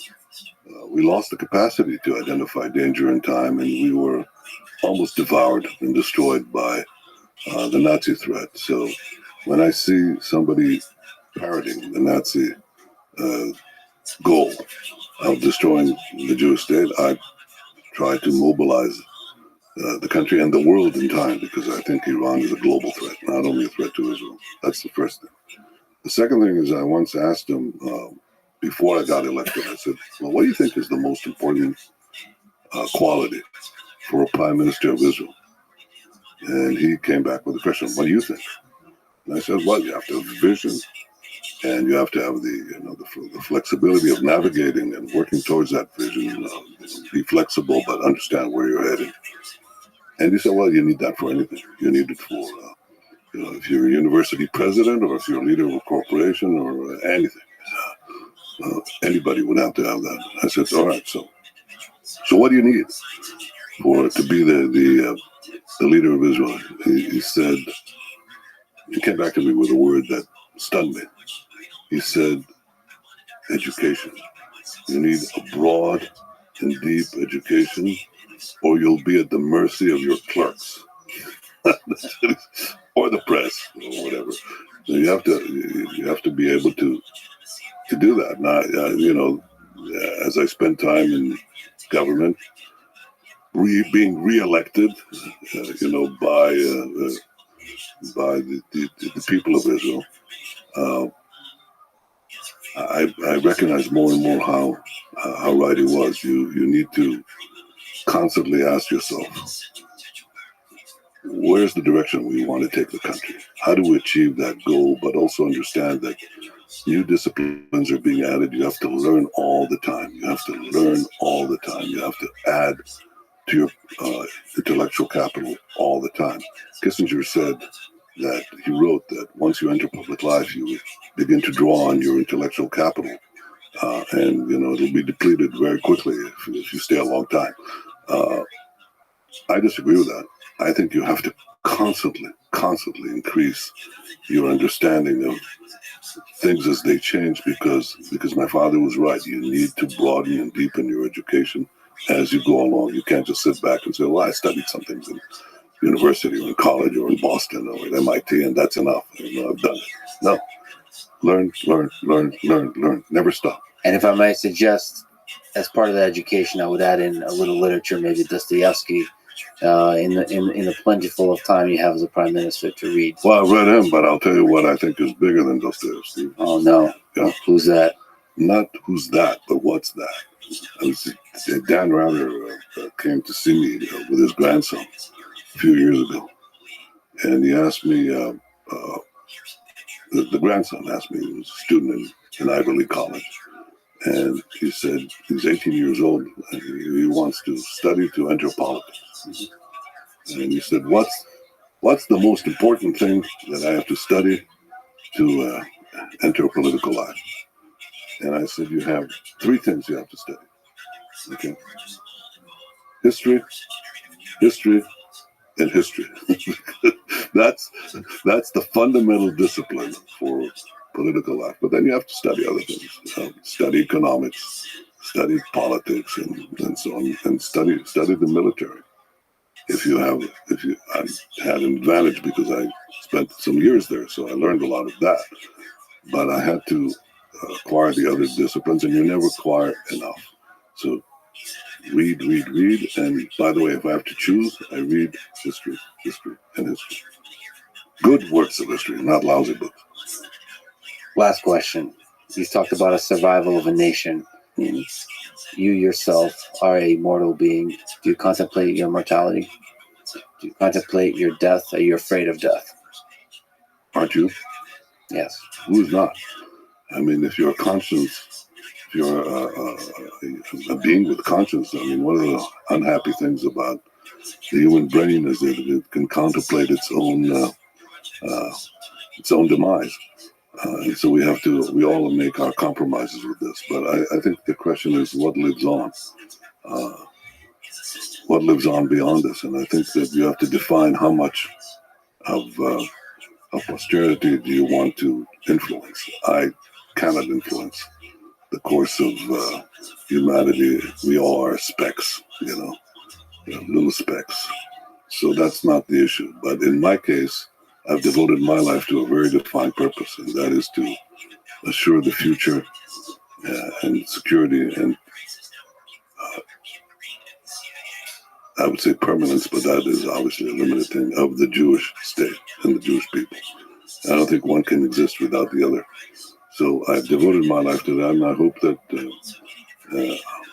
in my time on this earth and in my years in office, I'd have contributed to that. Well, you had one heck of a life, starting from MIT to 6 terms as prime minister. Thank you for this stroll through human history and for this conversation. It was an honor. Thank you, and I hope you come back to this one many times. Remember, it's the innovation nation. It's a robust democracy. Don't believe all the stuff that you're being told. It will remain that. It can't be any other way. And I'll tell you the other thing, it's the best ally of the United States. And its importance is growing by the day because our capacities in the information world are growing by the day. We need a coalition of the like-minded smarts. This is a smart nation, and we share the basic values of freedom and liberty with the United States. So, coalition of the smarts means Israel is the 6th eye, and America has no better ally. All right, now off mic, I'm going to force you to finally tell me who's going to win, Elon Musk or Mark Zuckerberg, but that's it's a good time, man. We ran out of time. I'll tell you outside. Thanks for listening to this conversation with Benjamin Netanyahu. To support this podcast, please check out our sponsors in the description. And now, let me leave you with some words from Mahatma Gandhi. An eye for an eye will only make the whole world blind. Thank you for listening, and I hope to see you next time.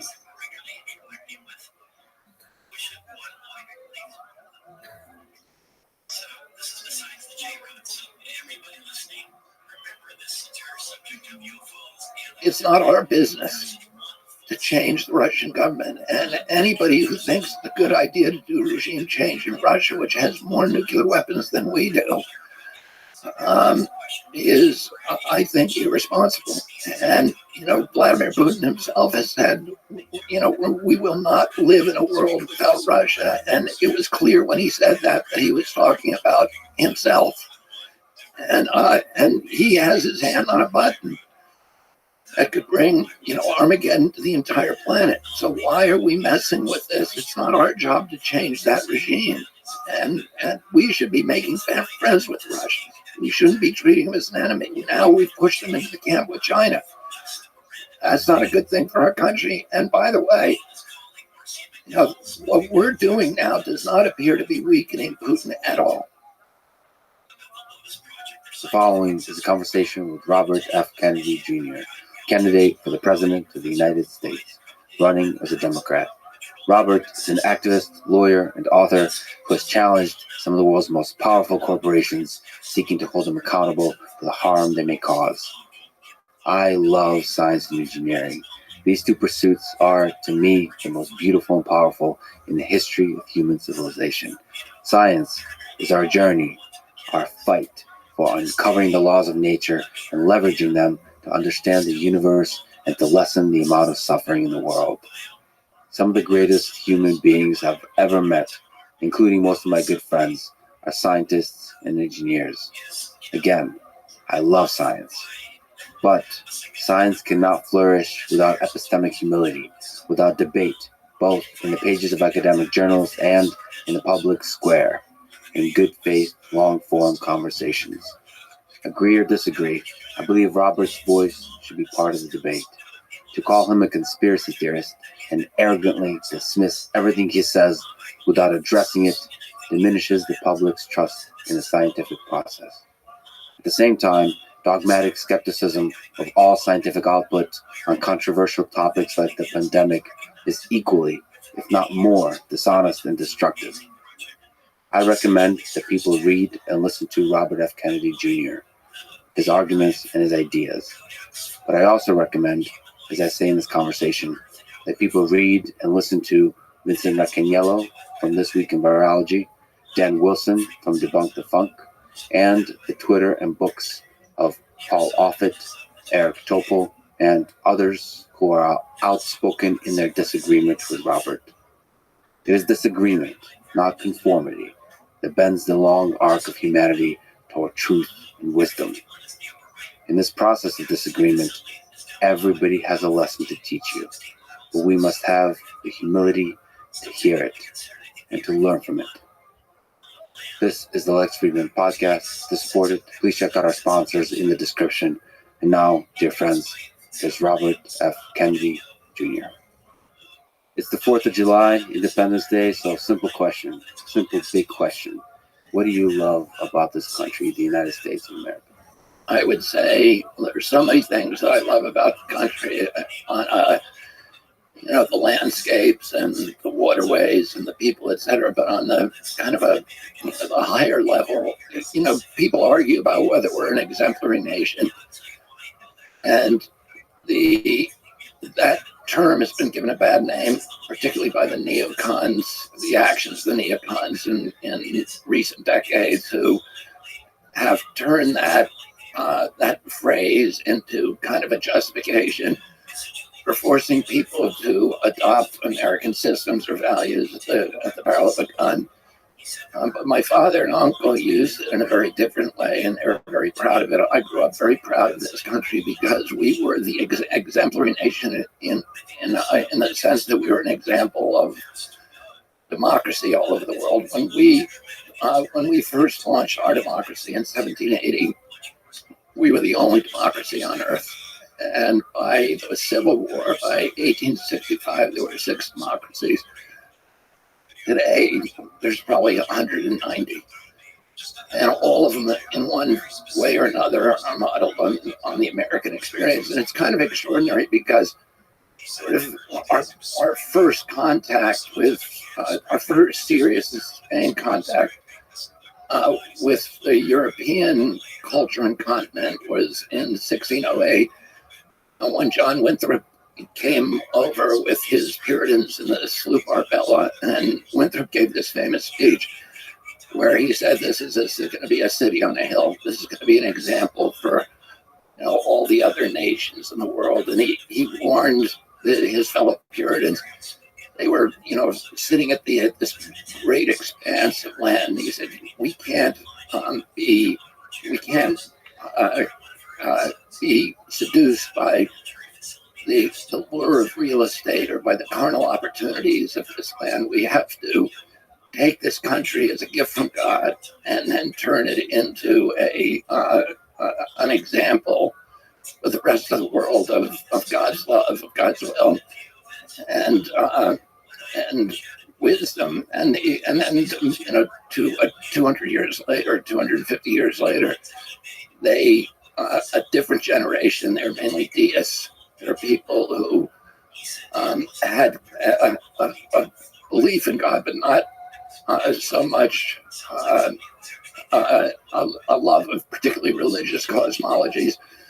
The framers of the Constitution believed that we were creating something that would be replicated around the world, and that it was an example.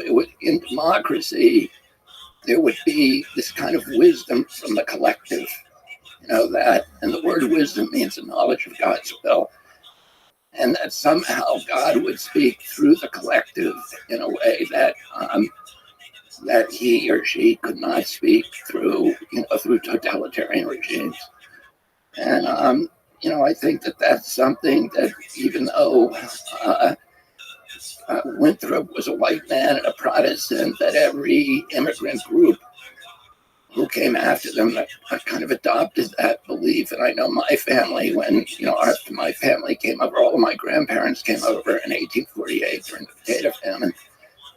And they saw this country as unique in history, as something that, that was part of kind of a broader spiritual mission. And so I'd say that from a 30,000-foot level, I grew up so proud of this country and believing that it was the greatest country in the world, and for those reasons. Well, I immigrated to this country, and one of the things that really embodies America to me is the ideal of freedom. Hunter S. Thompson said, freedom is something that dies unless it's used. What does freedom mean to you? To me, freedom does not mean, chaos. And it does not mean anarchy. It means that it has to be accompanied by restraint if it's going to live up to its promise, and self-restraint. What it means is the capacity for human beings to exercise and to fulfill their creative energies unrestrained as much as possible by government. So this point that Hunter S. Thompson made is dies unless it's used. Do you agree with that? Yeah, I do agree with that. And he was not unique in saying that. Thomas Jefferson said that the tree of liberty had to be watered with the blood of each generation. And what he meant by that is that we can't live off the laurels of the American Revolution. That, we had a generation where between 25,000 and 70,000 Americans died. They gave their lives, they gave their livelihoods, they gave their status, they gave their property, they put it all on the line to give us our Bill of Rights. But those Bill of Rights, the moment that we signed them, there were forces within our society that began trying to chip away at them. And that, happens in every generation, and it is the obligation of every generation to safeguard and protect those freedoms. The blood of each generation. You mentioned your interest, your admiration of Albert Camus, of Stoicism, perhaps your interest in existentialism. Camus said, I believe in myth of Sisyphus. The only way to deal with an unfree world is to become so absolutely free that your very existence is an act of rebellion. What do you think he means by that? I suppose the way that Camus viewed the world, and the way that the Stoics did, and a lot of the existentialists, was that it was so absurd, and that the problems and the tasks that we're given just to live a life are so insurmountable that the only way that we can kind of get back to the gods for giving us this, this impossible task of living life was to embrace it and to enjoy it and to do our best at it. I mean, to me, I read Camus, and particularly the Myth of Sisyphus, as kind of as a parable that, and it's the same lesson that I think he writes about in The Plague, where we're all given these insurmountable tasks in our lives, but that by doing our duty, by being of service to others, we can bring meaning to a meaningless chaos, and we can bring order to the universe. And Sisyphus was kind of the iconic hero of the Stoics, and he was a man because he did something good. He delivered a gift to humanity. He angered the gods, and they condemned him to push a rock up the hill every day, and then it would roll down. When he got to the top, it would roll down, and he'd spend the night going back down the hill to collect it, and then rolling it back up the hill again. And the task was absurd. It was insurmountable. He could never win.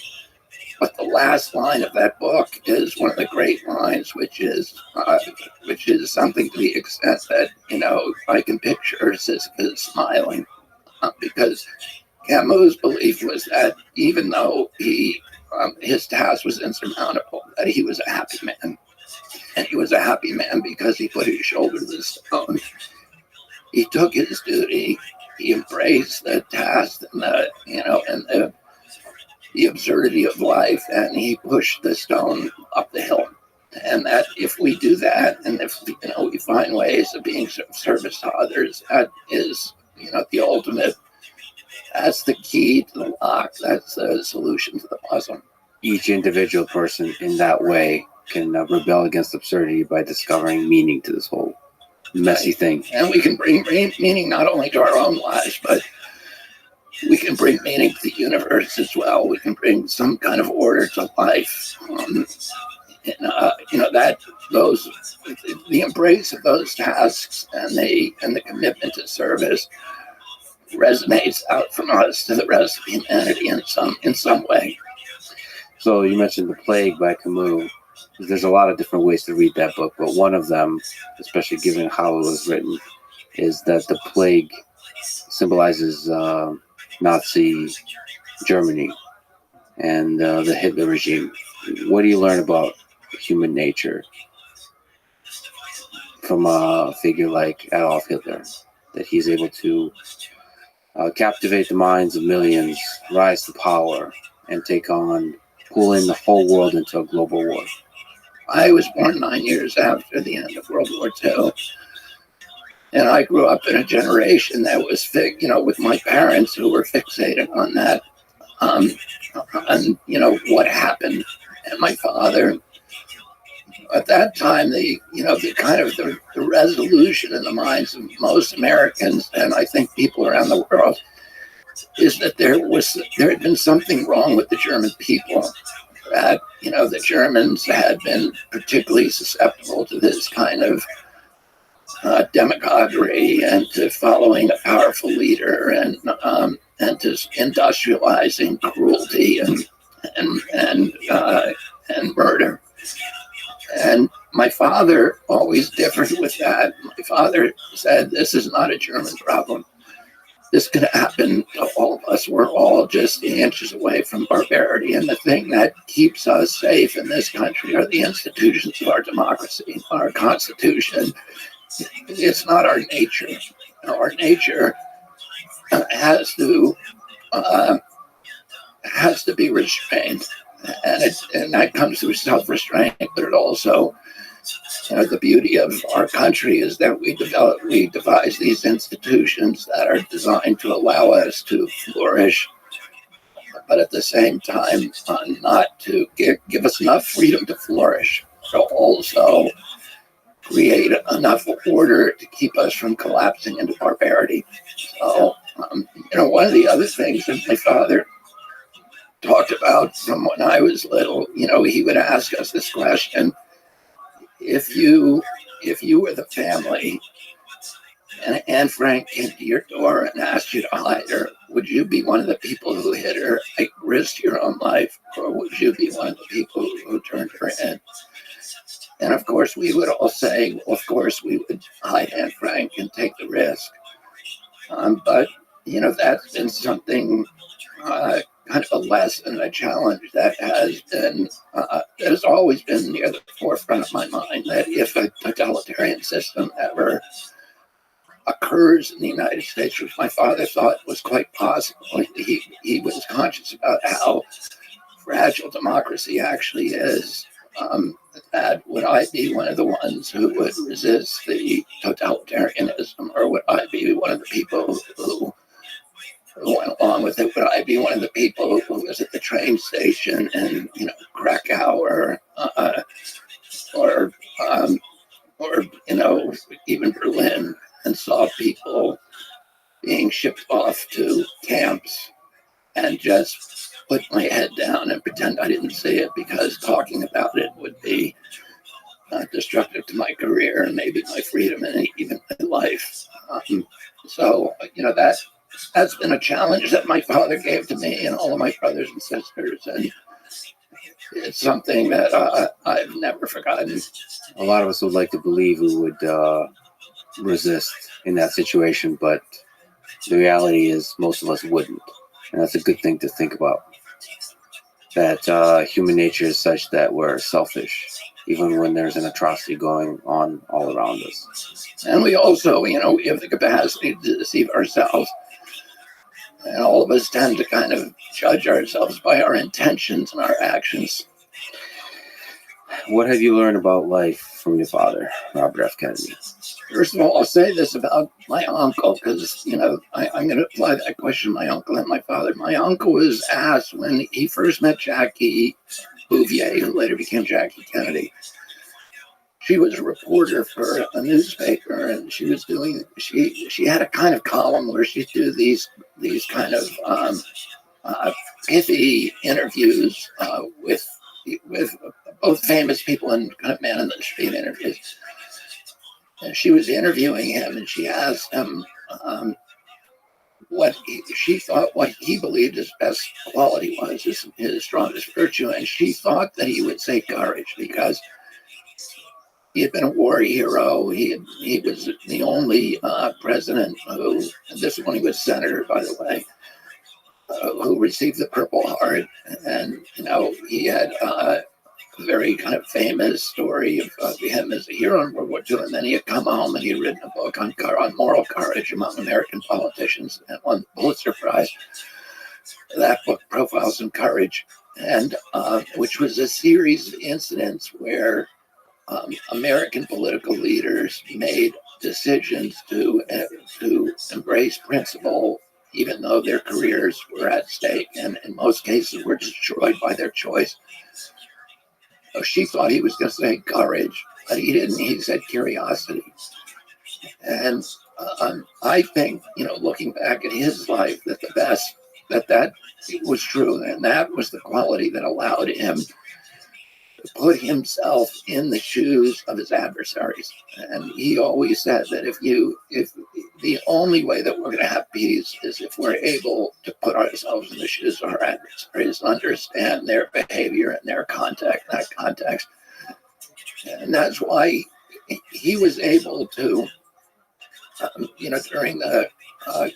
he was able to resist the intelligence apparatus and the military during the Bay of Pigs, when they said, you've got to send in the Essex, the aircraft carrier. And he said no, even though he'd only been 2 months in office. He was able to stand up to them because because he was able to put himself in the shoes of both Castro and Khrushchev and understand there's got to be another solution to this. And then during the Cuban Missile Crisis, he was able to do it when the narrative was, okay, Khrushchev acted in a way as an aggressor to put missiles in our hemisphere. How dare he do that? And Jack and my father were able to say, well, wait a minute. He's doing that because we put missiles in Turkey and Italy that were right on, the Turkish ones right on the Russian border.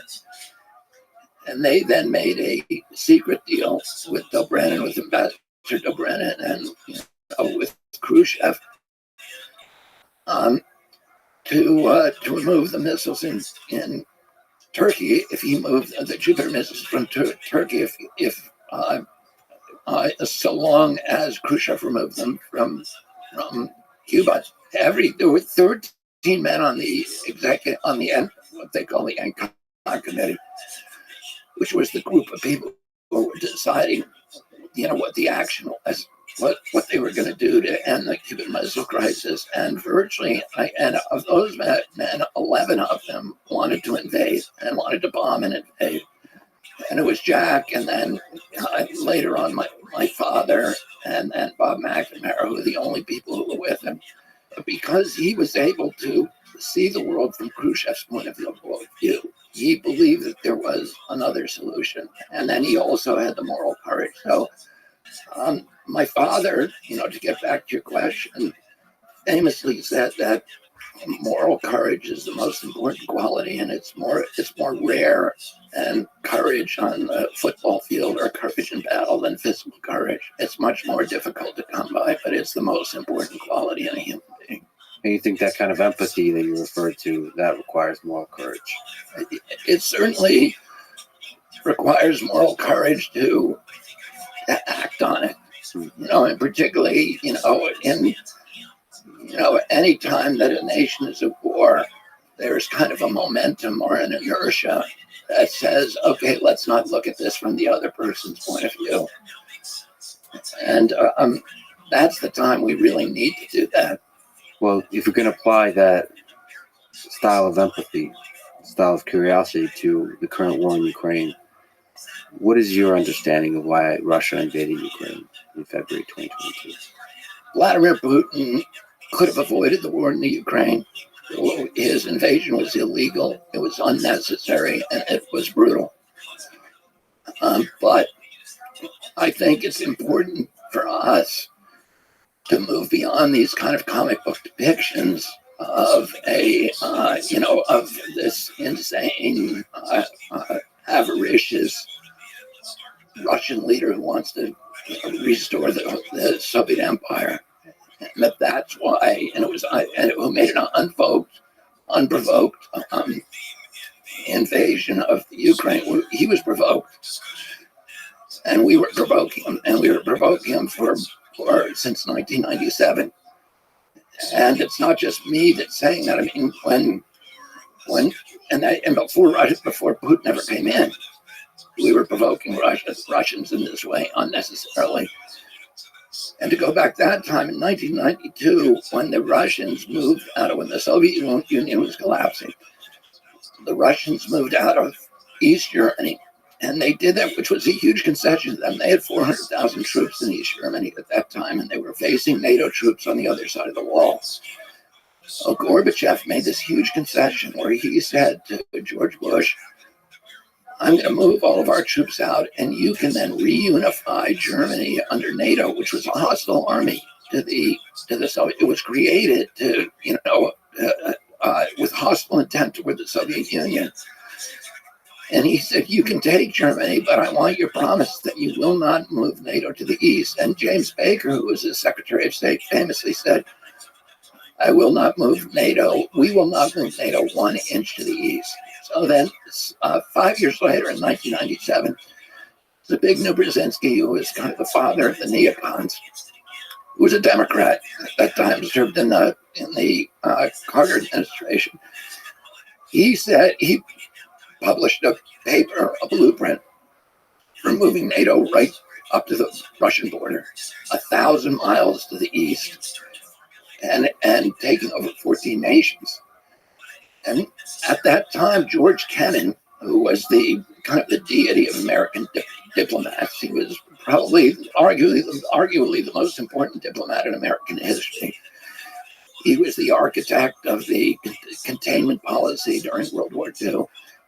And he said, this is insane and it's unnecessary. And if you do this, it's going to provoke the Russians to a violent response. And we should be making friends with the Russians. They lost the Cold War.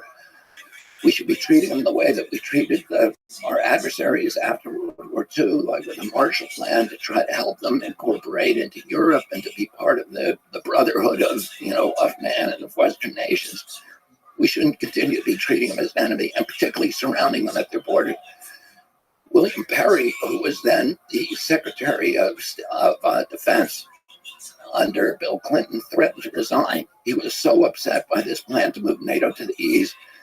And William Burns, who was then the U.S. ambassador to the Soviet Union, who's now, at this moment, the head of the CIA, said at that time the same thing. If you do this, it is going to provoke the Russians toward a military response.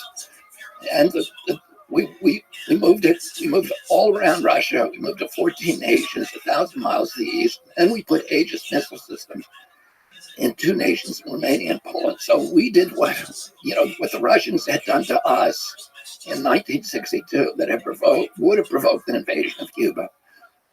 We put those missile systems back there, and then we walk away unilaterally, from the 2 nuclear missile treaties, the intermediate nuclear missile treaties that we had with Russia. Neither of us would put those missile systems on the borders. We walk away from that, and we put Aegis missile systems, which are nuclear capable. They can carry the Tomahawk missiles, which have nuclear warheads. The last country that they didn't take was the Ukraine, and the Russians said, and in fact, Bill Perry said this, or William Burns said it, who's now the head of the CIA. It is a red line. If we bring NATO into Ukraine, that is a red line for the Russians. They cannot live with it. Russia has been invaded 3 times through the Ukraine. The last time it was invaded, the Germans killed 1 out of every 7 Russians. They destroyed. My uncle described what happened to Russia in his famous American University speech in 1963. 60 years ago this month, or last month, 60 years ago in June 10th, 1963, he told that speech was telling American people, put yourself in the shoes of the Russians. We need to do that if we're gonna make peace. And he said, all of us have been taught, that we won the war, but we didn't win the war. The Russians, if anybody won the war against Hitler, it was the Russians. Their country was destroyed. They all of their cities, and he said, imagine if all of the cities on the east coast of Chicago were reduced to rubble and all of the fields burned, all of the forests burned. That's what happened to Russia. That's what they gave so that we could get rid of Adolf Hitler. And he had to put themselves in their position. And, today there's none of that happening. We have refused repeatedly to talk to the Russians. We've broken up. There's 2 treaties, the Minsk agreements, which the Russians were willing to sign. And they said, we will stay out. The Russians didn't want the Ukraine. They showed that when the Donbass region voted 90-10 to leave and go to Russia. Putin said, no, we want Ukraine to stay intact, but we want you to sign a Minsk Accords the Russians were very worried because of the U.S. involvement in the coup in Ukraine in 2014, and then the oppression and the killing of 14,000 ethnic Russians. And Russia has enacted the same way that if Mexico put Aegis missile systems from China or Russia on our border and then killed 14,000 expats Americans, we would go in there. Oh, he does have a national security interest in the Ukraine. He has an interest in protecting the Russian-speaking people of Ukraine, the ethnic Russians, and the Minsk Accords did that. It left Ukraine as part of Russia. It left them as a semi-autonomous region that could continue to use their own language, which is essentially banned by the coup, by the government we put in 2014. And we sabotaged that agreement. And we now know in April 2022, Zelensky and Putin had inked a deal already to another peace agreement, and that the United States sent Boris Johnson, the neocons in the White House sent Boris Johnson over to the Ukraine to sabotage that agreement. So what do I think? I think this is a proxy war. I think this is a war that the neocons in the White House wanted. They've said for 2 decades they wanted this war, and that they wanted to use Ukraine as a pawn in a proxy war between United States and Russia, the same as we used Afghanistan. And in fact, they say it. This is the model. Let's use the Afghanistan model. That was said again and again. And to get the Russians to overextend their troops and then fight them using local fighters and U.S. weapons. And when President Biden was asked, why are we in the Ukraine, he was honest. He says to depose Vladimir Putin, regime change for Vladimir Putin. And when his Defense Secretary Lloyd Austin in April 2022 was asked, why are we there? He said to degrade the Russians' capacity to fight anywhere, to exhaust the Russian army and degrade its capacity to fight elsewhere in the world. That's not a humanitarian mission. That's not what we were told. We were told this was an unprovoked invasion, and that we're there to bring a humanitarian relief to the Ukrainians. But that is the opposite. That is a war of attrition that is designed to chew up, to turn this little nation into an abattoir of death for the flower of Ukrainian youth in order to advance a geopolitical ambition of certain people within the White House. And, I think that's wrong. We should be talking to the Russians the way that, Nixon talked to Brezhnev, the way that Bush talked to Gorbachev, the way that my uncle talked to Khrushchev. We need to be talking with the Russians. We should, and negotiating. And we need to be looking about how do we end this and preserve peace in Europe. Would you, as president, sit down and have a conversation with Vladimir Putin and Vladimir Zelensky separately and together to negotiate peace? Absolutely. What about Vladimir Putin? He's been in power since 2000. So as the old adage goes, power corrupts, and absolute power corrupts, absolutely. Do you think he has been corrupted by being in power for so long? If you think of the man, if you look at his mind. Listen, I don't know exactly. I can't say because I don't know enough about him or about, the evidence that I've seen is that he is homicidal. He kills his enemies or poisons them. And, the reaction I've seen to that, to those accusations from him have not been to deny that, but to kind of laugh it off. I think he's a dangerous man, and that, of course, there's probably corruption in his regime. But having said that, it's not our business to change the Russian government. And anybody who thinks it's a good idea to do regime change in Russia, which has more nuclear weapons than we do, is, I think, irresponsible. And, Vladimir Putin himself has said, we will not live in a world without Russia. And it was clear when he said that he was talking about himself. And he has his hand on a button that could bring, Armageddon to the entire planet. So why are we messing with this? It's not our job to change that regime. And we should be making friends with the Russians. We shouldn't be treating them as an enemy. Now we've pushed them into the camp with China. That's not a good thing for our country. And by the way, what we're doing now does not appear to be weakening Putin at all. Putin now, if you believe the polls that are coming out of Russia, they show him, the most recent polls that I've seen show him with an 89% popularity, that people in Russia support the war in Ukraine, and they support him as an individual. And I understand there's problems with polling, and you don't know what to believe, but the polls consistently show that. And it's not America's business to be the policeman of the world and to be changing regimes in the world. That's illegal. We shouldn't be breaking international laws. We should actually be looking for ways to improve relationships with Russia, not to destroy Russia, not to choose its leadership for them. That's up to the Russian people, not us. So step one is to sit down and empathize with the leaders of both nations to understand their history, their concerns, their hopes.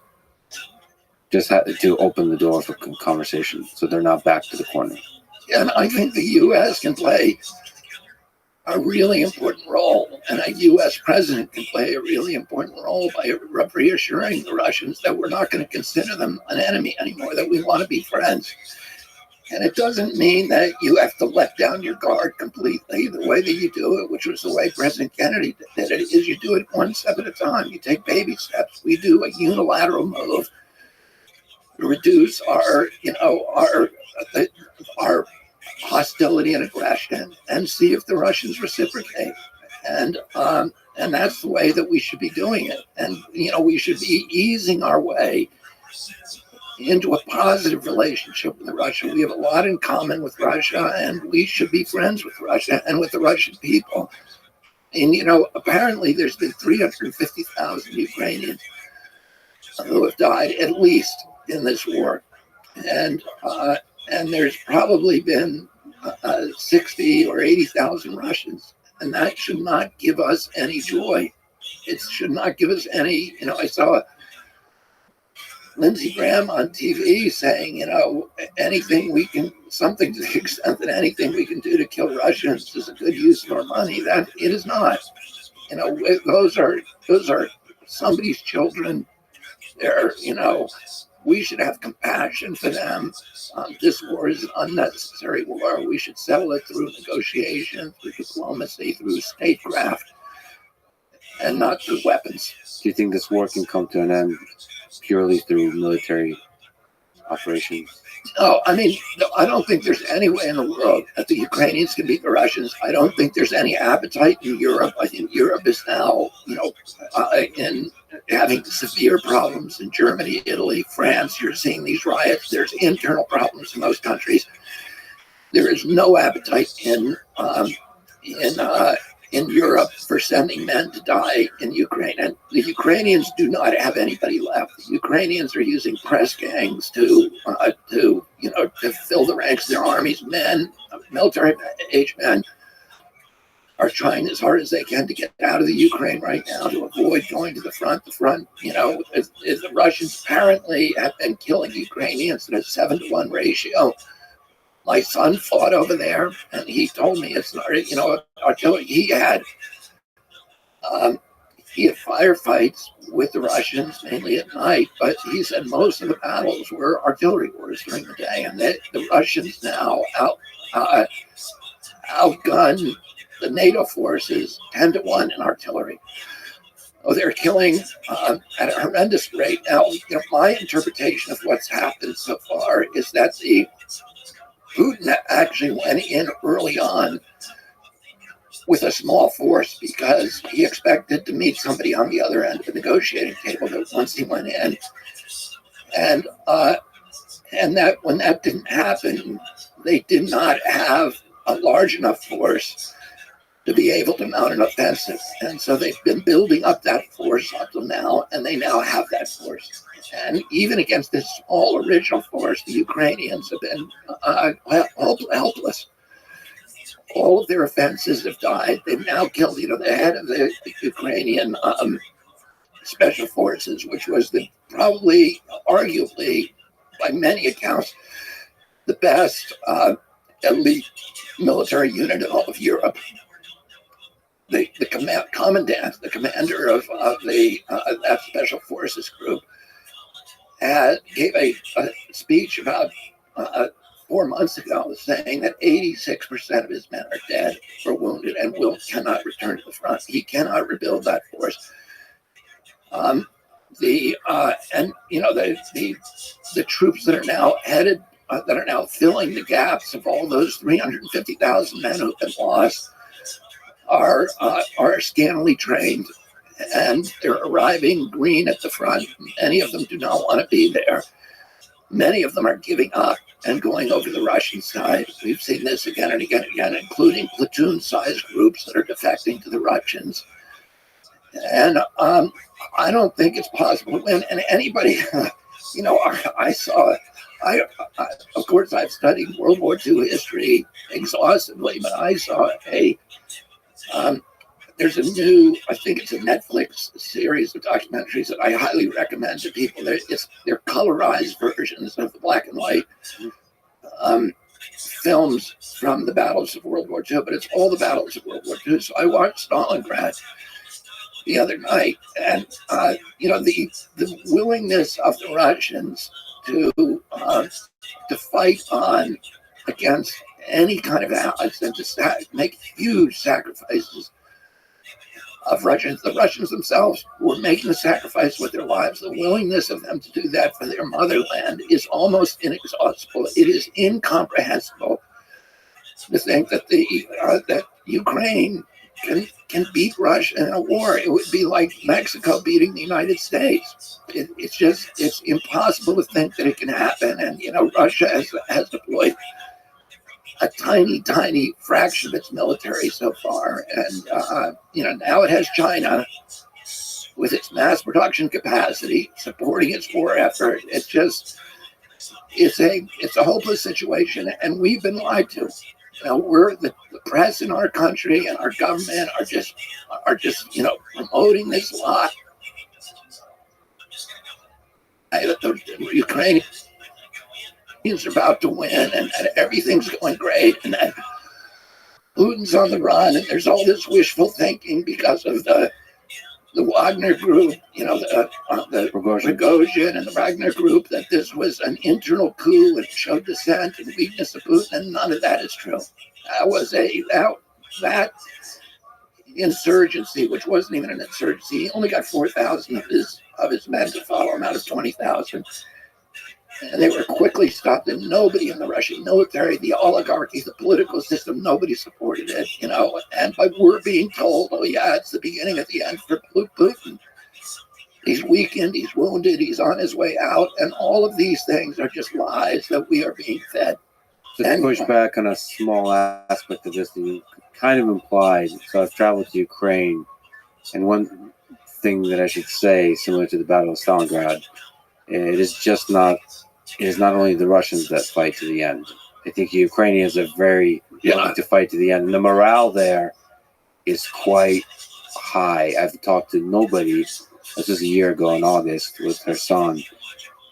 Everybody was proud to fight and die for their country. And there's some aspect where this war unified the people, gave them a reason and an understanding that this is what it means to be Ukrainian, and I will fight to the death. I would agree with that, and I should have said that myself at the beginning. But, that's one of the reasons my son went over there to fight, because he was inspired by the valor of the Ukrainian people and this extraordinary willingness of them. And I think Putin thought it would be much easier to sweep into Ukraine, and he found a stone wall of Ukrainians ready to put their lives and their bodies on the line. But that, to me, makes the whole episode even more tragic, is that I don't believe I think that the U.S. role in this has been that there were many opportunities to settle this war, and the Ukrainians wanted to settle it. Vladimir Zelensky, when he ran in 2019, here's a guy who's a comedian. He's an actor. He had no political experience, and yet he won this election with 70% of the vote. Why? He won on a peace platform. And he won promising to sign the Minsk Accords. And yet something happened when he got in there that made him suddenly pivot. And, I think it's a good guess what happened. I think he was, he came under threat by ultra-national nationalists within his own administration. And the insistence of neocons like Victoria Nuland in the White House that, we don't want peace with Putin. We want a war. Do you worry about nuclear war? Yeah, I worry about it. It's It seems like a silly question, but it's not. It's a serious question. well, the reason it's not, the reason it might, it's not, is just because people seem to be in this kind of dream state about that it'll never happen. And yet, it can happen very easily, and it can happen at any time. And if we push the Russians too far, I don't doubt that Putin, if he felt like his regime was in, or his nation was in danger, that the United States was going to be able to place, a Quisling on, into the Kremlin, that he would use nuclear, torpedoes. These strategic weapons that they have, and that could be once you do that, nobody controls the trajectory. By the way, I have very strong memories of the Cuban Missile Crisis, and those 13 days when we came closer to nuclear war.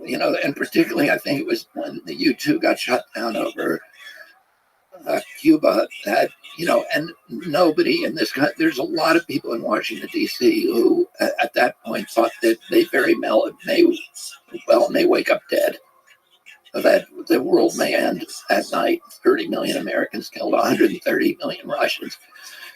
This is what our military brass wanted. They saw a war with Russia, a nuclear exchange with Russia, as not only inevitable but also desirable, because they wanted to do it now.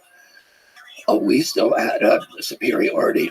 Can you actually go through the feelings you've had about the Cuban Missile Crisis? Like, what are your memories of it? What are some interesting in the middle of, I was going to school in Washington D.C. to Sidwell, or to Our Lady of Victory, which is in Washington D.C. So I lived in Virginia, across the Potomac, and we would cross the bridge every day into D.C. And during the crisis, U.S. Marshals came to my house to take us, I think, around day 8. My father was spending the night at the White House. He wasn't coming home. He was staying with the ex-com committee and sleeping there, and they were up, 24 hours a day. They were debating and trying to figure out what was happening. And but we had U.S. Marshals come to our house to take us down. They were going to take us down to White Sulphur Springs in southern Virginia, in the Blue Ridge Mountains, where there was an underground city, essentially a bunker that was like a city, and apparently it had McDonald's in it and a lot of other, it was a full city for the U.S. government and their families. U.S. Marshals came to our house to take us down there, and I was very excited about doing that. And this was at a time, when we were doing the drills, we were doing the duck and cover drills once a week at our school, where they would tell you when the alarms go off, then you put your head under the table, you remove the sharps from your desk, put them inside your desk, you put your head under the table, and you wait, and the initial blast will take the windows out of the school, and then we all stand up and file in an orderly fashion into the basement, where we're going to be for the next 6 or 8 months or whatever. But in the basement, where we went occasionally in those corridors, were lined with freeze-dried food canisters up to the ceiling, from floor to ceiling. So people were, we were all preparing for this, and it was, Bob McNamara, who was a friend of mine, and was one of my father's close friends, the Secretary of Defense. He later called it mass psychosis. And my father deeply regretted participating in the bomb shelter program, because he said it was part of a psychological psyop trick to teach Americans that nuclear war was acceptable, that it was survivable. But my father, anyway, when the Marshals came to our house to take me and my brother Joe away, and we were the ones who were home at that time, my father called. And he talked to us on the phone, and he said, "I don't want you going down there because if you disappear from school, people are going to panic." and I need you to be a good soldier and go to school. And he said something to me during that period, which was that if a nuclear war happened, it would be better to be among the dead than the living, which I did not believe. Okay, I mean, I had already prepared myself for the dystopian future, and I knew I could. I spent every day in the woods. I knew that I could survive by catching crawfish and cooking mud puppies and do whatever I had to do. But I felt like, okay, I can handle this. And I really wanted to see the setup down in this underground city. But anyway, that was part of it for me. My father was away, and the last days of it, my father got this idea because Khrushchev had sent 2 letters. He sent one letter that was conciliatory, and then he sent a letter that after his Joint Chiefs and the warmongers around him saw that letter and they disapproved of it. They sent another letter that was extremely belligerent. And my father had the idea, let's just pretend we didn't get the second letter and reply to the first one. And then he went down to Dobrynin, and he met Dobrynin in the Justice Department. And Dobrynin was the Soviet ambassador, and they proposed this settlement, which was a secret settlement where Khrushchev would withdraw the missiles from Cuba.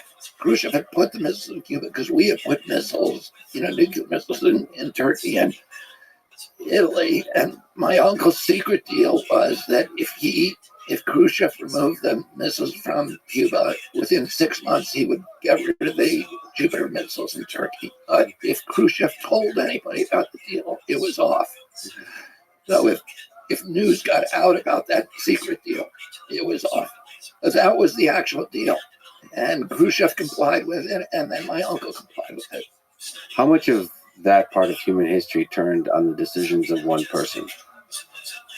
I think that's one of the, because that, of course, is the perennial question, right? But it is history kind of on an automatic pilot, and, human decisions, the decisions of leaders really only have, a marginal or incremental bearing on what is going to happen anyway. But I think that is and historians argue about that all the time. I think that is a really good example of a place in human history that literally the world could have ended if we had a different leader in the White House. And the reason for that is that there were, as I recall, 64 gun emplacements, missile emplacements. Each one of those missile emplacements had a crew of about 100 men, and they were Soviets. So we didn't know whether we had a couple of questions that my uncle asked asked the CIA, and he asked, Dulles was already gone, but he asked the CIA and he asked his military brass, because they all wanted to go in. Everybody wanted to go in, and my uncle asked to see the aerial photos, and he examined those personally. And that's why it's important to have a leader in the White House who could push back on their bureaucracy. And then he asked them, who's manning those missile sites, and are they Russians? And if they're Russians and we bomb them,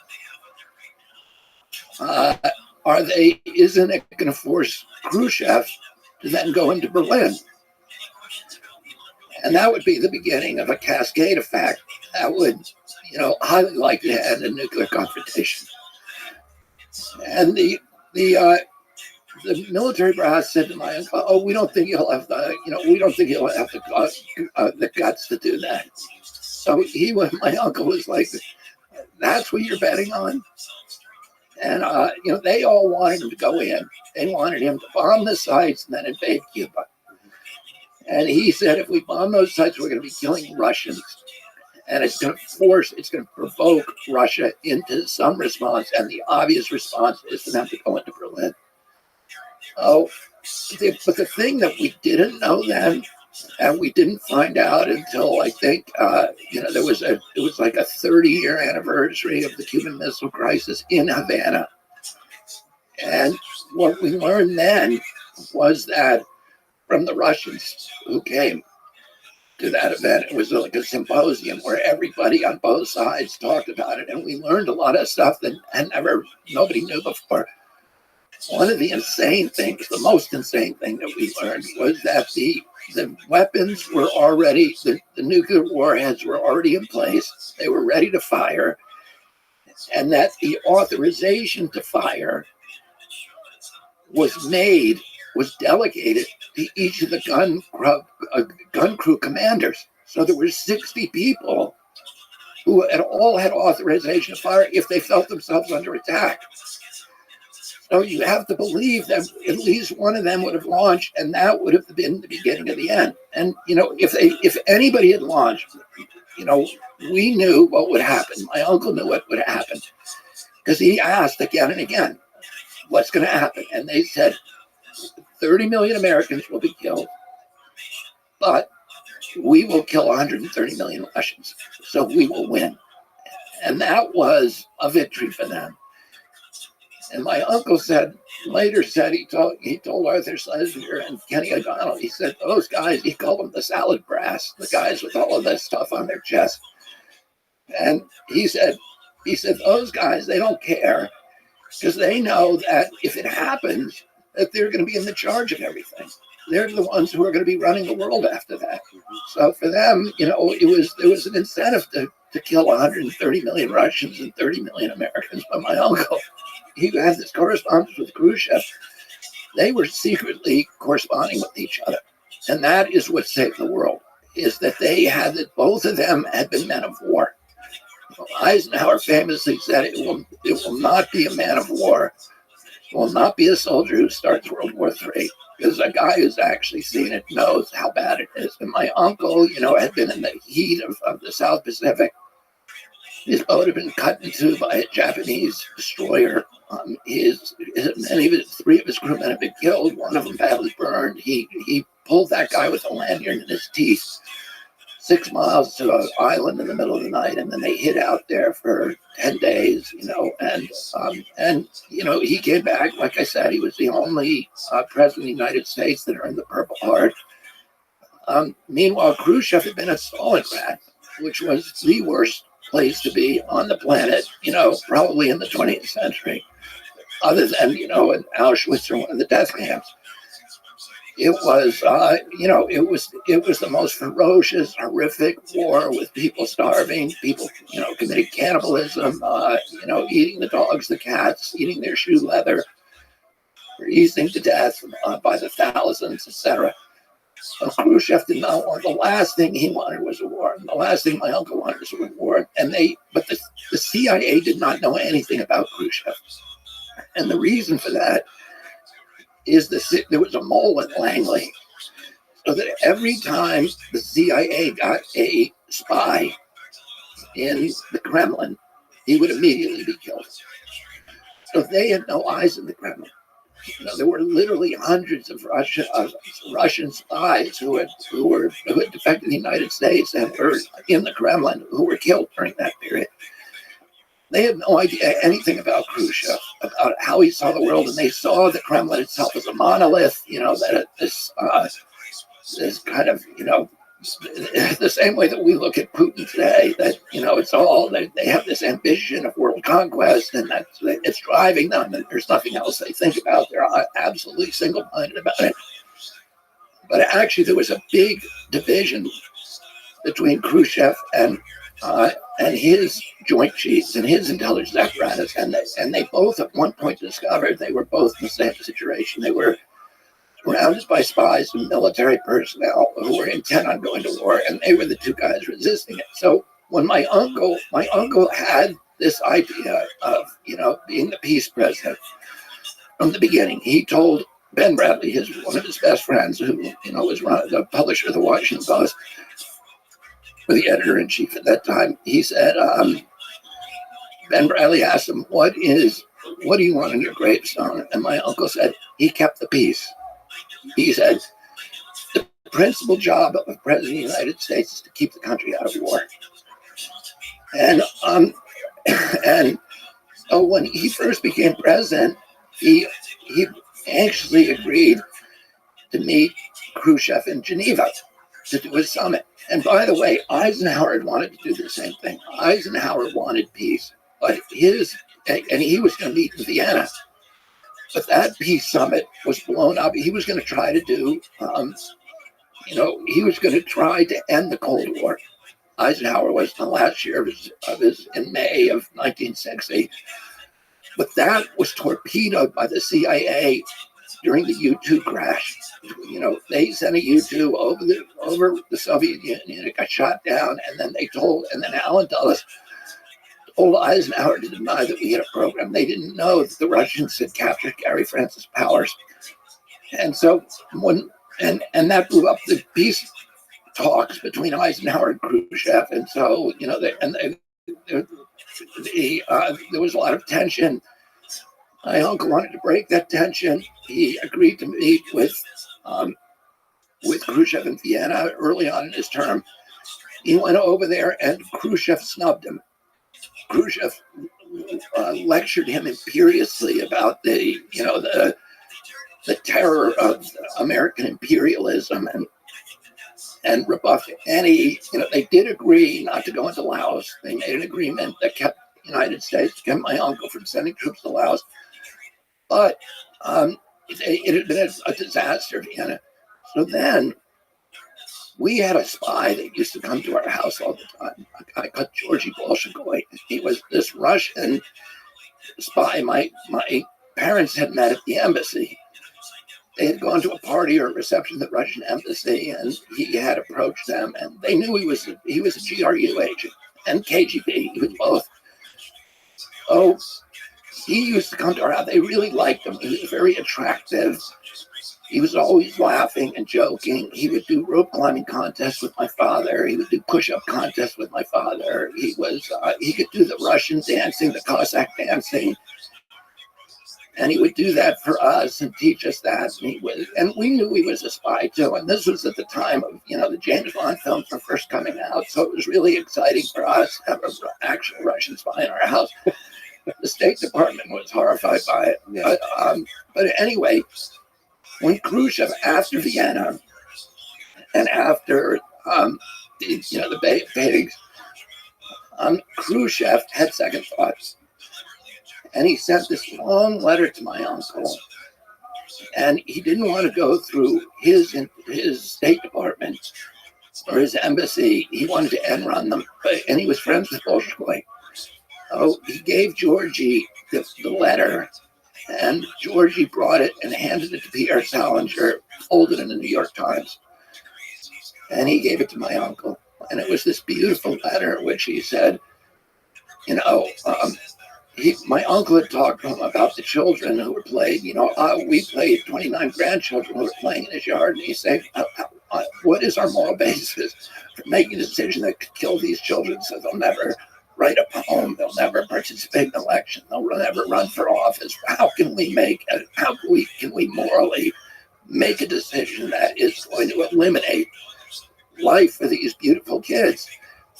And he had said that to Khrushchev, and Khrushchev wrote them this letter back saying that he was now sitting as this dacha on the Black Sea, and that he was thinking about what my Uncle Jack had said to him at Vienna, and he regretted very deeply not having taken the olive leaf that Jack had offered him. And then he said, it occurs to me now that we're all on an ark, and that there is not another one, and that the entire fate of the planet and all of its creatures and all of the children are dependent on the decisions we make, and you and I have a moral obligation to go forward with each other's defense.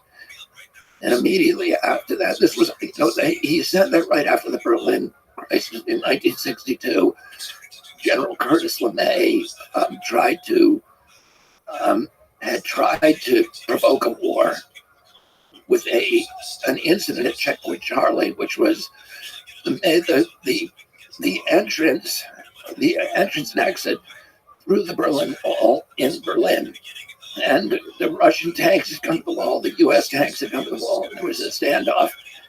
And my uncle had sent a message to Khrushchev then threw Dobrynin saying, "My back is at the wall. I have no place to please back off." And then we will back off. And Khrushchev took his word, backed his tanks off first, and then my uncle ordered LeMay to back.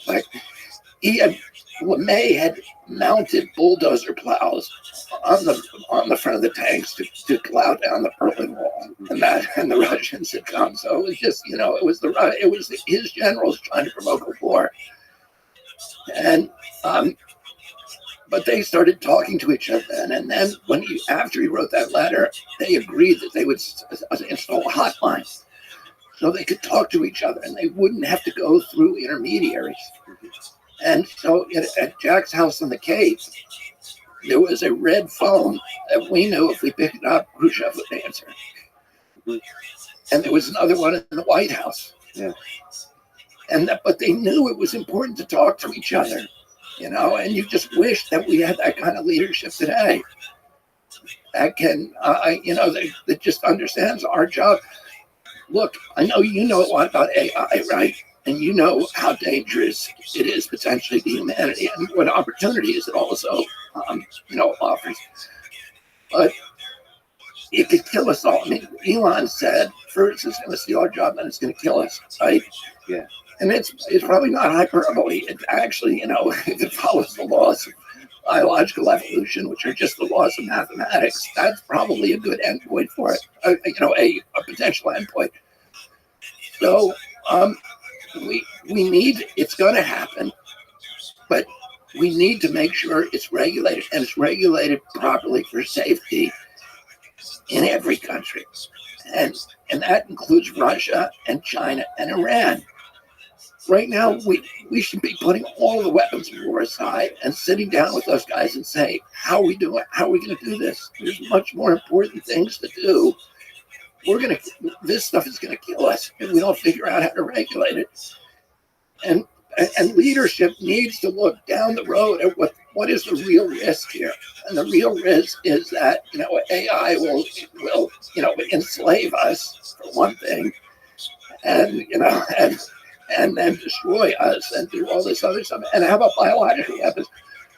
We're now all working on these biological weapons, and we're doing biological weapons from Ebola and dengue fever and all of these other bad things, and we're making ethnic bioweapons that can only kill Russians, bioweapons that the Chinese are making that can kill people who don't have Chinese genes.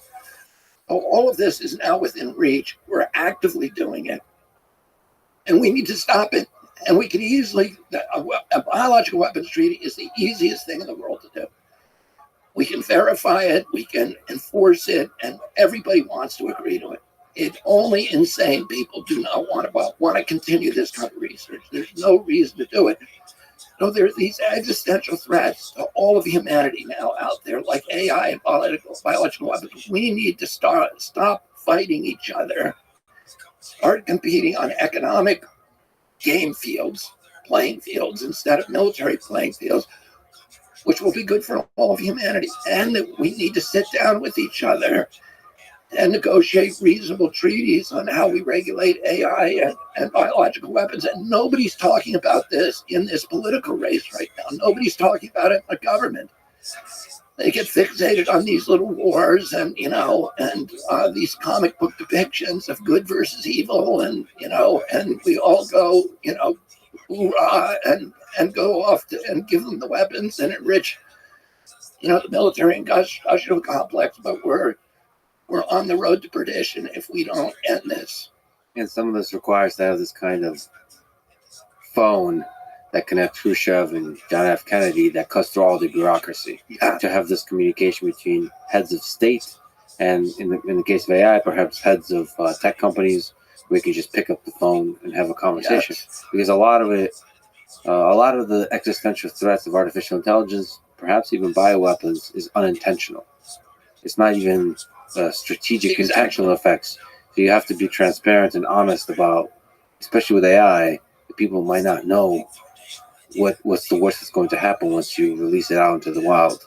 And you have to have an honest communication about how to do it, so that companies are not terrified of regulation, overreach of regulation, and then government is not terrified of tech companies of manipulating them in some direct or indirect ways. So like there's a trust that builds versus a distrust.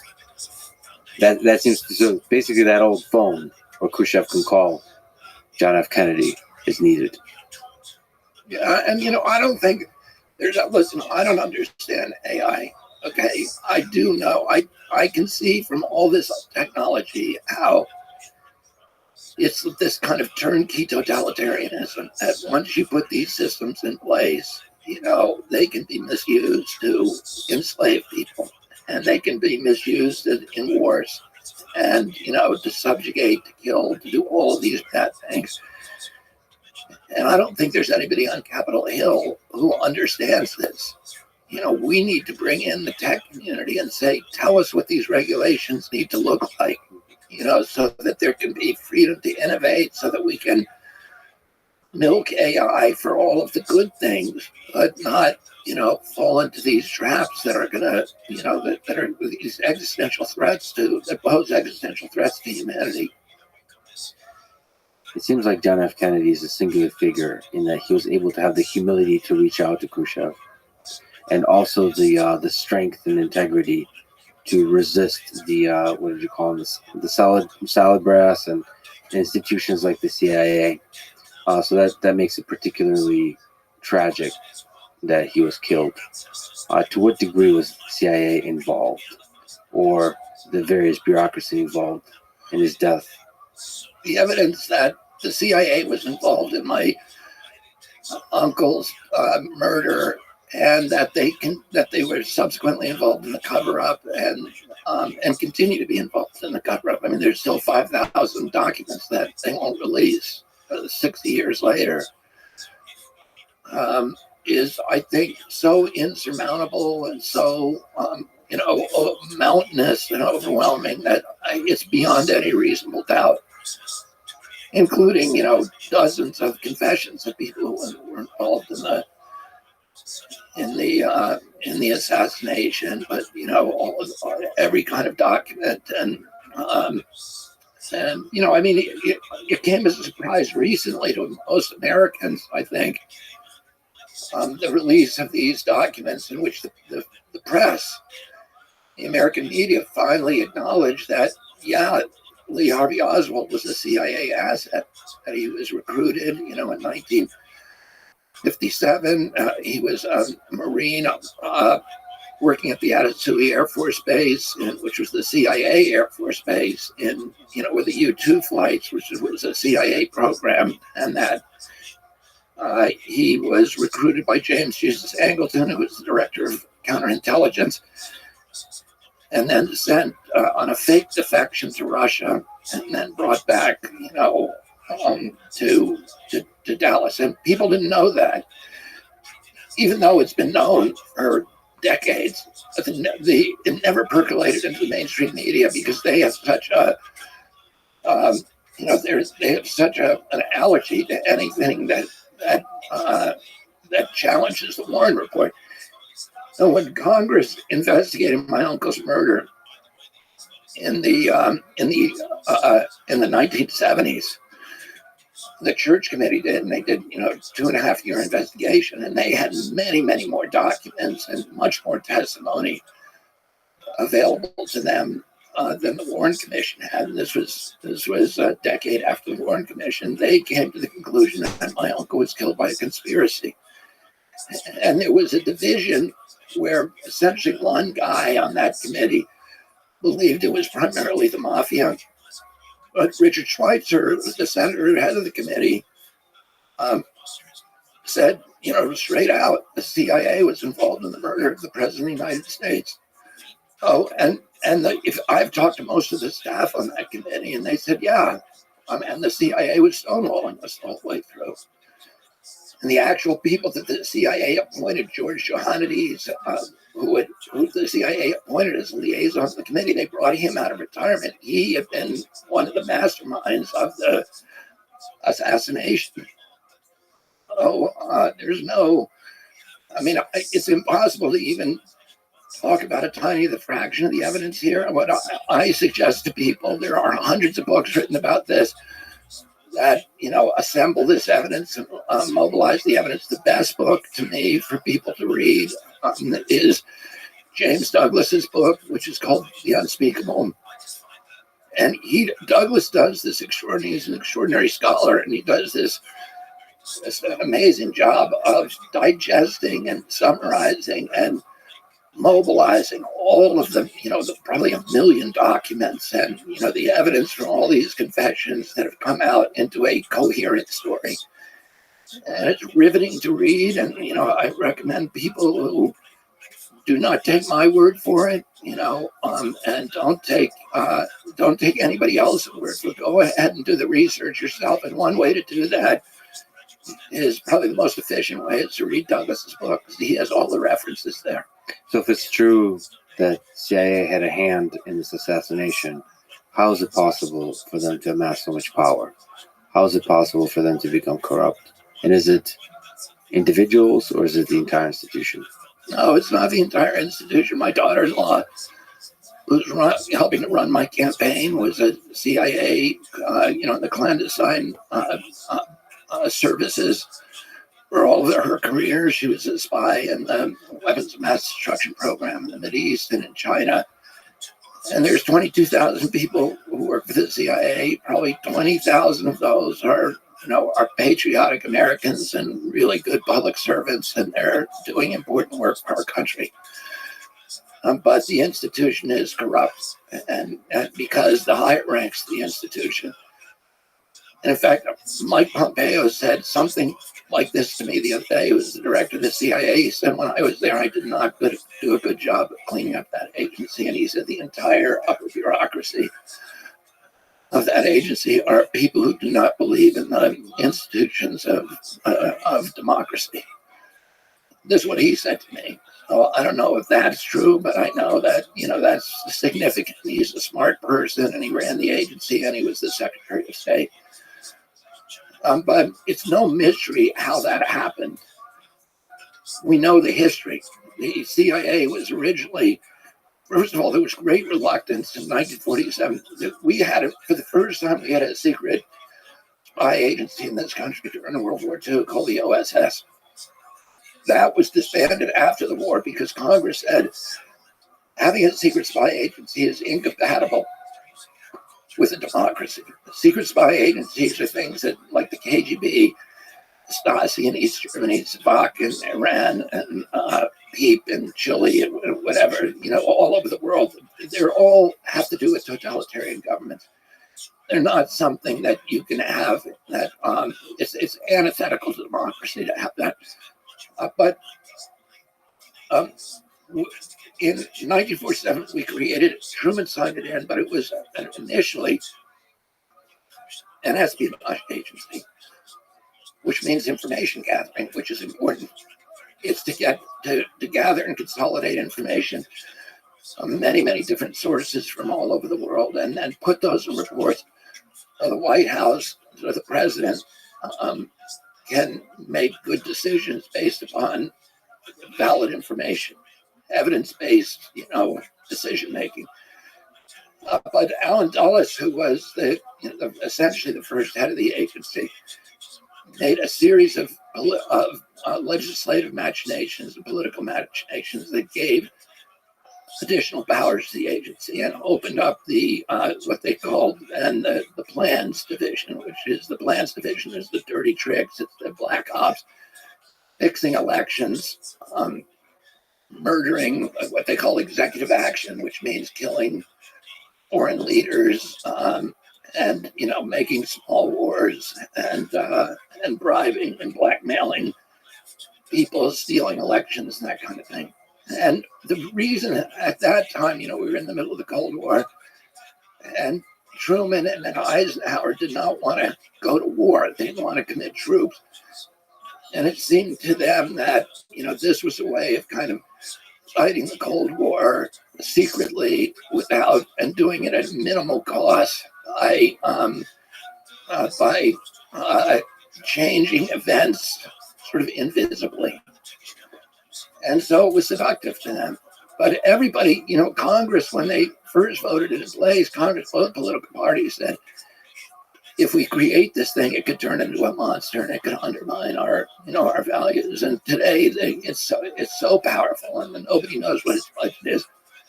Plus, it has its own investment fund, Incutel, which has invested, made, I think, 2,000 investments in Silicon Valley. Oh, it has ownership of a lot of these tech companies that, and a lot of the CEOs of those tech companies have signed state secrecy agreements with the CIA, which if they even reveal that they have signed that, they can go to jail for 20 years and have their assets removed, etc. So the influence that the agency has, the capacity to influence events at every level in our country, is really frightening. And then for most of its life, the CIA was banned from propagandizing Americans. But we learned that they were doing it anyway. So in 1973, during the Church Committee hearings, we learned that the CIA had a program called Operation Mockingbird, where they had at least 400 members, leading members of the United States Press Corps, and the New York Times, the Washington Post, the ABC, CBS, NBC, etc., who were secretly working for the agency and steering news coverage to support CIA priorities. And they agreed at that time to disband Operation Mockingbird in '73. But there's indications they didn't do that, and the CIA today is the biggest funder of journalism around the world. The biggest funder is through USAID. The United States funds journalism in almost every country in the world. It owns newspapers. It has journalists on thousands and thousands of journalists on its payroll. They're not supposed to be doing that in the United States, but in 2016, President Obama changed the law to make it legal now for the CIA to propagandize Americans. And I think, we can't look at the Ukraine war and how that was, how the narrative has been formed in the minds of Americans and say that the CIA had nothing to do with that. What is the mechanism by which the CIA influences the narrative? Do you think it's indirectly? Through the press. Indirectly through the press, or directly by funding the press? Directly through key members. I mean, there's certain press organs that have been linked, to the agency, that the people who run those organs, things like the Daily Beast, now Rolling Stone, editor of Rolling Stone, Noah Schlackman, has deep relationships with the intelligence community, Salon, Daily Kos. But I wonder why they would do it. So from my perspective, it just seems like the job of a journalist is to have an integrity where your opinion cannot be influenced or bought. I agree with you, but I actually think that the entire field of journalism has really shamed itself in recent years, because it's become, the principal newspapers in this country and the television stations, the legacy media, have abandoned their tradition of which was, when I was a kid, my house was filled with the greatest journalists alive at that time. People like Ben Bradley, like Anthony Lewis, Mary McCrory, Pete Hamill, Jack Newfield, Jimmy Breslin, and many, many others. And after my father died, they started the RFK Journalism Awards, who recognize integrity and courage, journalistic integrity and courage. And for that generation of journalism, they believed that the function of journalists was to maintain this posture of fierce skepticism toward any aggregation of power, including government authority. That people in authority lie, and that they always have to be questioned, and that their job was to speak truth to power and to be guardians of the First Amendment right to free expression. But if you look what happened during the pandemic, was the inverse of that kind of journalism, where the major press organs in this country were, instead of speaking truth to power, they were doing the opposite. They were broadcasting propaganda. They became propaganda organs for the government agencies. They were actually censoring the speech of anybody who dissents of the powerless. Oh, and in fact, it was an organized conspiracy. And it was the name of it was the Trusted News Initiative, and some of the major press organs in our country signed on to it, and they agreed not to print stories or facts that departed from government orthodoxy. So the Washington Post was the signature, the UPI, the AP, and then the four media or the four social media groups: Microsoft, Twitter, Facebook, and Google, all signed on to the Trusted News Initiative. It was started by the BBC, organized by them, and the purpose of it was to make sure nobody could print anything about government that departed from government orthodoxy. The way it worked is the UPI, the AP, and which are the news services that provide most of the news around the country, and the Washington Post would decide what news was permissible to print. And a lot of it was about COVID, but also Hunter Biden's laptops, where it was impermissible to suggest that those were real or that they had stuff on there that was compromising. And by the way, what I'm telling you is all well documented, and I'm litigating on it right now. So I'm part of a lawsuit against the DNI. And so I know a lot about what happened, and I have all this documented. And people can go to our website. There's a letter on my Substack now to Michael Scher of the Washington Post that outlines all this and gives all my sources. Because Michael Scher accused me of being a conspiracy theorist when he was actually part of a conspiracy, a true conspiracy, to suppress anybody who was departing from government orthodoxies by either censoring them completely or labeling them conspiracy theorists. I mean, you can understand the intention and the action, the difference between, as we talked about, you can understand the intention of such a thing being good, and in a time of a catastrophe, in a time of a pandemic, there's a lot of risk to saying untrue things, but that's the slippery slope that leads into a place where the journalistic integrity that we talked about is completely sacrificed, and then you can deviate from truth. If you read their internal memorandum, including the statements of the leader of the Trusted News Initiative, I think her name's Jennifer DeCecil, and you can go on our website and see her statement. And she says the purpose of this is that we're now actually, she says, when people look at us, they think we're competitors, but we're not. The real competitors are coming from all these alternative news sources now all over the net, and they're hurting public trust in us, and they're hurting our economic model, and they have to be choked off and crushed. And the way that we're going to do that is to make an agreement with the social media sites that if we label their information misinformation, the social media sites will deplatform it, or they will throttle it, or they will shadow ban it, which destroys the economic model of those alternative competitive sources of information. So that's true. But the point you make is an important point, that the journalists themselves, who probably didn't know about the DNI agreement, certainly I'm sure they didn't, they believe that they're doing the right thing by suppressing information that may challenge, government proclamations on COVID.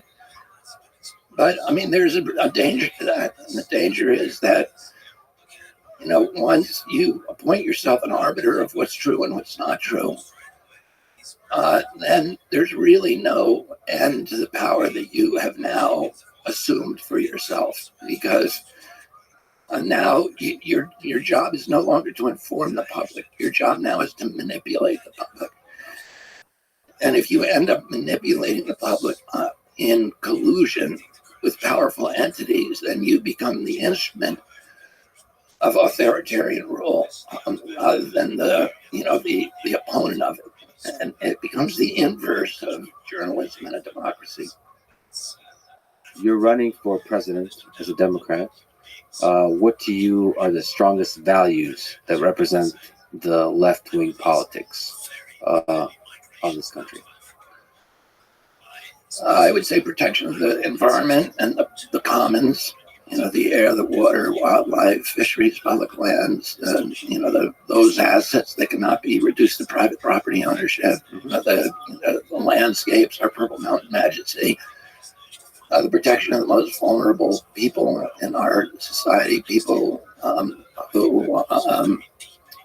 which would include children and minorities, the restoration of the middle class, and protection of labor, dignity, and decent pay for labor, bodily autonomy, a woman's right to choose, or an individual's right to endure unwanted medical procedures, peace.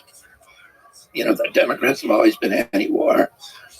The refusal to use fear as a governing tool.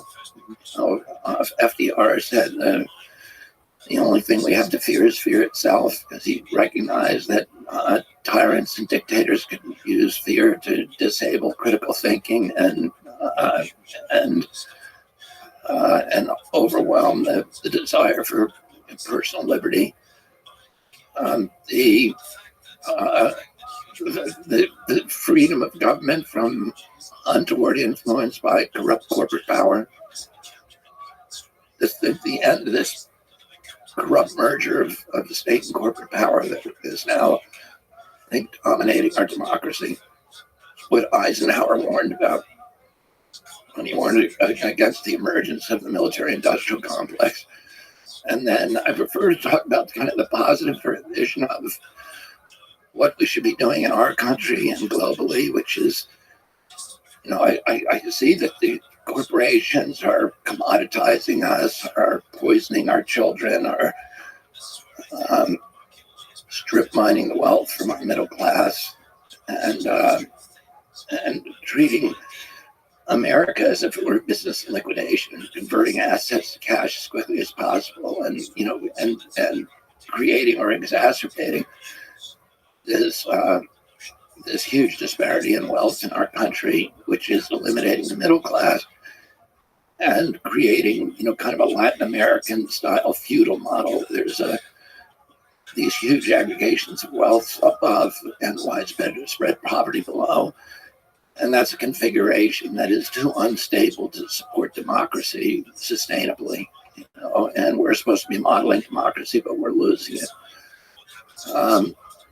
And I think we ought to have a foreign policy that restores our moral authority around the world, restores America as the embodiment of moral authority, in which it was when my uncle was president, and as a purveyor of peace rather than, warlike nation. My uncle said he didn't want people in Africa and Latin America and Asia to think of, when they think of America, to picture a man with a gun and a bayonet. He wanted them to think of a Peace Corps volunteer. And he refused to send combat veterans abroad, combat soldiers abroad. He never sent a single soldier to his death abroad, into combat. He sent 16,000. He resisted in Berlin in '62. He resisted in Laos in '61. He resisted in Vietnam. Vietnam, they wanted him to put 250,000 troops. He only put 16,000 advisors, which was fewer troops. And he sent to get James Meredith into the university, to Ole Miss in Oxford, Mississippi. One black man. He sent 16,000, and a month before he died, he'd ordered them all home. He actually, I think it was October 2nd, 1963, he heard that a Green Beret had died. And he asked his aide for a list of combat fatalities. And the aide came back, and there were 75 men had died in Vietnam at that point. And he said, that's too many. We're going to have no more. And he signed a national security order, 263. and ordered all of those men, all Americans, home from Vietnam by 1965, with the first 1,000 coming home by December '63. And then in November, he, of course, just before that evacuation began, he was killed. And a week later, President Johnson remanded that order. And then a year after that, the Tonkin Gulf Resolution, we said 250,000, which is what they wanted my uncle to do, which he refused. And it became an American war. And then Nixon, topped it off at 560,000. 56,000 Americans never came home, including my cousin, George Skakel, who died at the Tet Offensive. And we killed 1 million Vietnamese, and we got nothing for it. So America should be the symbol of peace. Today, my uncle, really focused on putting America on the side of the poor, instead of our tradition of fortifying oligarchies that were anti-communism. That was our major criteria. If you said you were against communists, and of course the people were the rich people. Our aid was going to the rich people in those countries, and they were going to the military juntas. Our weapons were going to the juntas to fight against the poor. And my uncle said, no, America should be on the side of the poor. And so he launched the Alliance for Progress and the USAID, which were intended to bring aid to the poorest people and build middle classes and take ourselves away. In fact, his favorite trip, his two favorite trips while he was president, his most favorite trip was to Ireland. This is incredible emotional homecoming for all of the people of Ireland. But his second favorite trip was when he went to Colombia. He went to Latin America, but Colombia was his favorite country. And I think there were 2 million people came into Bogota to see him, this vast crowd, and they were just delirious cheering for him. And the president of Colombia, Yeras Camargo, said to him, do you know why they love you? And my uncle said, why? And he said, because they think you've put America on the side of the poor against the oligarchs. And, when my uncle, after he died, today, there are more avenues and boulevards and hospitals and schools and statues named after and commemorating, and parks commemorating John Kennedy in Africa and Latin America than any other president in the United States, and probably more than all the other presidents combined. And it's because, he put America on the side of the poor, and that's what we ought to be doing. We ought to be projecting economic power abroad. The Chinese have essentially stolen his playbook. And, we've spent $8 trillion on the Iraq war and its aftermath, the wars in Syria, Yemen, Libya, Afghanistan, Pakistan. And what do we get for that? We got nothing for that money, $8 trillion. We killed more Iraqis than Saddam Hussein. Iraq today is much worse off than it was when Saddam was there. It's an incoherent, violent war between Shia and Sunni death squads. We pushed Iraq into the embrace of Iran. It's now become essentially a proxy for Iran, which is exactly the outcome that we were trying to prevent for the past 20 or 30 years. We created ISIS. We sent 2 million refugees into Europe, destabilizing all of the nations in Europe for generations. We're now seeing these riots in France, and that's a direct result from the Syrian war that we created and our creation of ISIS. Brexit is another result of that. So for $8 trillion, we wrecked the world. And during that same period that we spent $8.1 trillion bombing bridges, ports, schools, hospitals, the Chinese spent $8.1 trillion building schools, ports, hospitals, bridges, and universities. And now, the Chinese are out competing us everywhere in the world. Everybody wants to deal with the Chinese because they come in, they build nice things for you, and there's no strings attached, and they're pleasant to deal with. And as a result of that, Brazil is switching to Chinese currency. Argentina is switching. Saudi Arabia, our greatest partner, that we put trillions of dollars into protecting our oil pipelines there, and now they're saying we don't care what the United States think. That's what Mohammed bin Salman said. He said we don't. He dropped oil production in Saudi Arabia in the middle of a U.S. Inflation spiral. They've never done that to us before. Aggravate the inflation spiral. And 2 weeks later, and then they signed a deal, a unilateral peace deal with Iran, which has been the enemy that we've been telling them to be a bulwark against for 20 years. And 2 weeks after that, he said, we don't care what the United States thinks anymore. So that's what we got for spending all those trillions of dollars there. We got short-term friends. And the United States, policy abroad, and we have not made ourselves safer. We've put Americans in more jeopardy all over the world. You have to wait in lines to get through the airport. You have to, the security state is now costing us $1.3 trillion. And America is unsafer and poorer than it's ever been. So, we're not getting, we should be doing what President Kennedy said we ought to do, and what China, the policy that China has now adopted. So that's a really eloquent and clear and powerful description of the way you see U.S. should be doing geopolitics and the way you see U.S. should be taking care of the poor in this country. Let me ask you a question from Jordan Peterson that he asked when I told him that I'm speaking with you. Given everything you've said, when does the left go too far?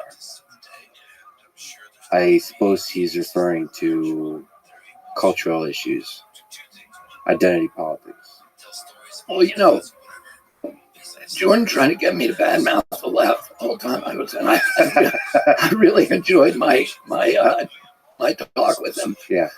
But he seemed to have that agenda where he wanted me to, say bad things about the left. I just don't, that's not what my campaign is about. I want to do the opposite. I'm not going to badmouth the left. They try. I was on a show this week with David Remnick from the New Yorker, and he tried to get me to badmouth Donald Trump and and Alex Jones and a lot of other people, and baiting me to do it.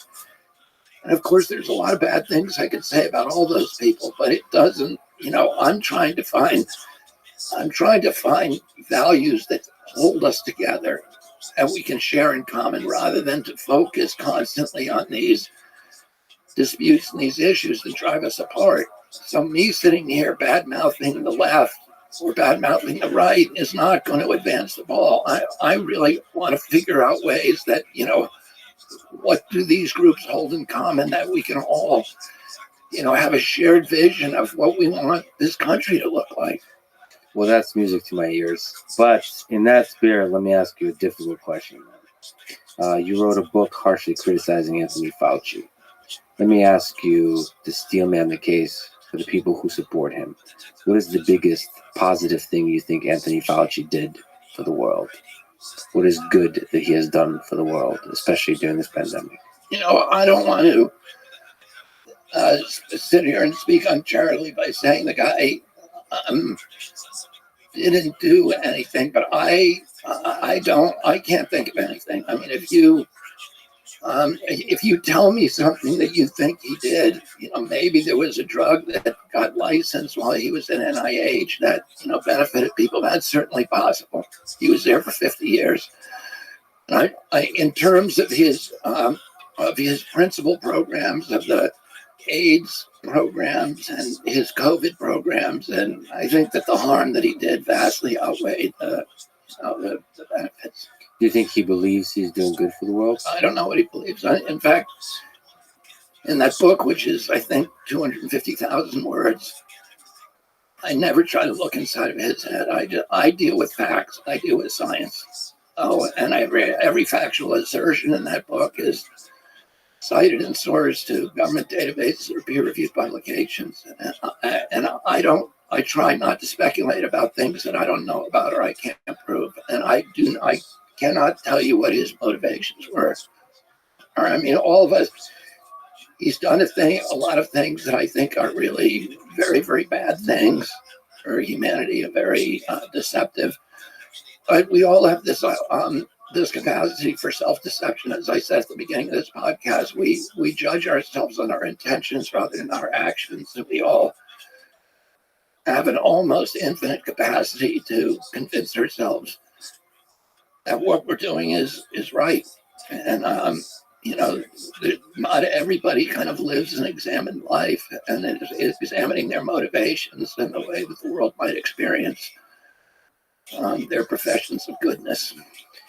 Let me ask about the difficulty of the job he had. Do you think it's possible to do that kind of job well? Or is it also a fundamental flaw of the job of being the centralized figure that's supposed to have scientific policy? No, I think he was a genuinely bad human being. And that there were many, many good people in that department over the years. Bernice Eddy is a really good example. John Anthony Morris, many people whose careers he destroyed because they were trying to tell the truth. One after the other, the greatest scientists in the history of NIH were run out of that organization, out of that agency. But people listening to this, probably, will, in hearing me say that, will think that I'm bitter or that I'm doctrinaire about him. But, you should really go and read my book. And it's hard to summarize I tried to be really methodical, not call names, to just say what happened. You are the bigger picture of this is you're an outspoken critic of pharmaceutical companies, Big Pharma. What is the biggest problem with Big Pharma and how can it be fixed? Well, the problem could be fixed through regulation, the problems, but the pharmaceutical industry is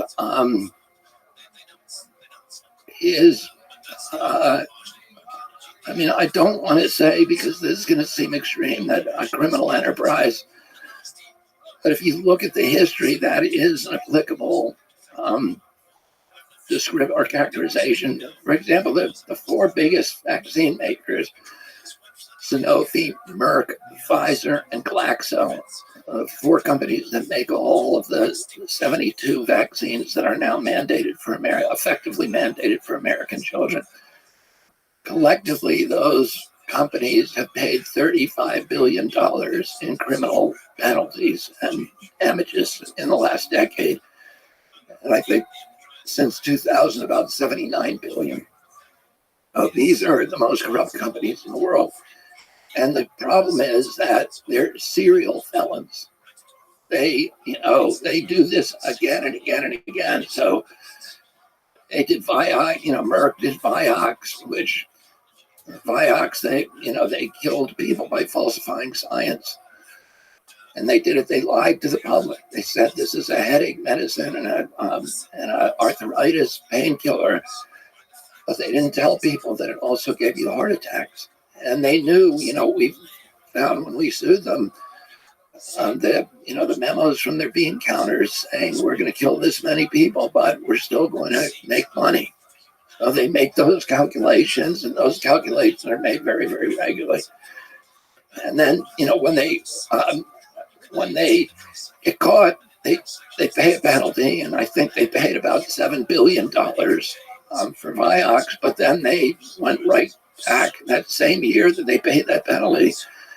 They went back into the same thing again with Gardasil and with a whole lot of other drugs. So the way that the system is set up, the way that it's sold to doctors, the way that nobody ever goes to jail. So there's really no penalty, that it all becomes part of the cost of doing business.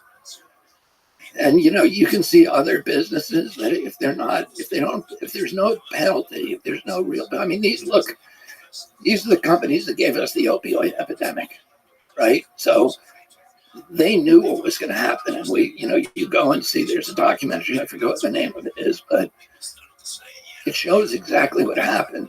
And, they corrupted FDA. They knew that that oxycodone was addictive. They got FDA to tell doctors that it wasn't addictive. They pressured FDA to lie, and they got their way. And so far, this year, they got a whole generation addicted to oxycodone. And now, when they got caught, we made it harder to get oxycodone. And now all those addicted kids are going to fentanyl and dying. And this year it killed 106,000. Well, that's twice as many people who were killed during the 20-year Vietnam War. But in 1 year, twice as many American kids. And they knew it was going to happen.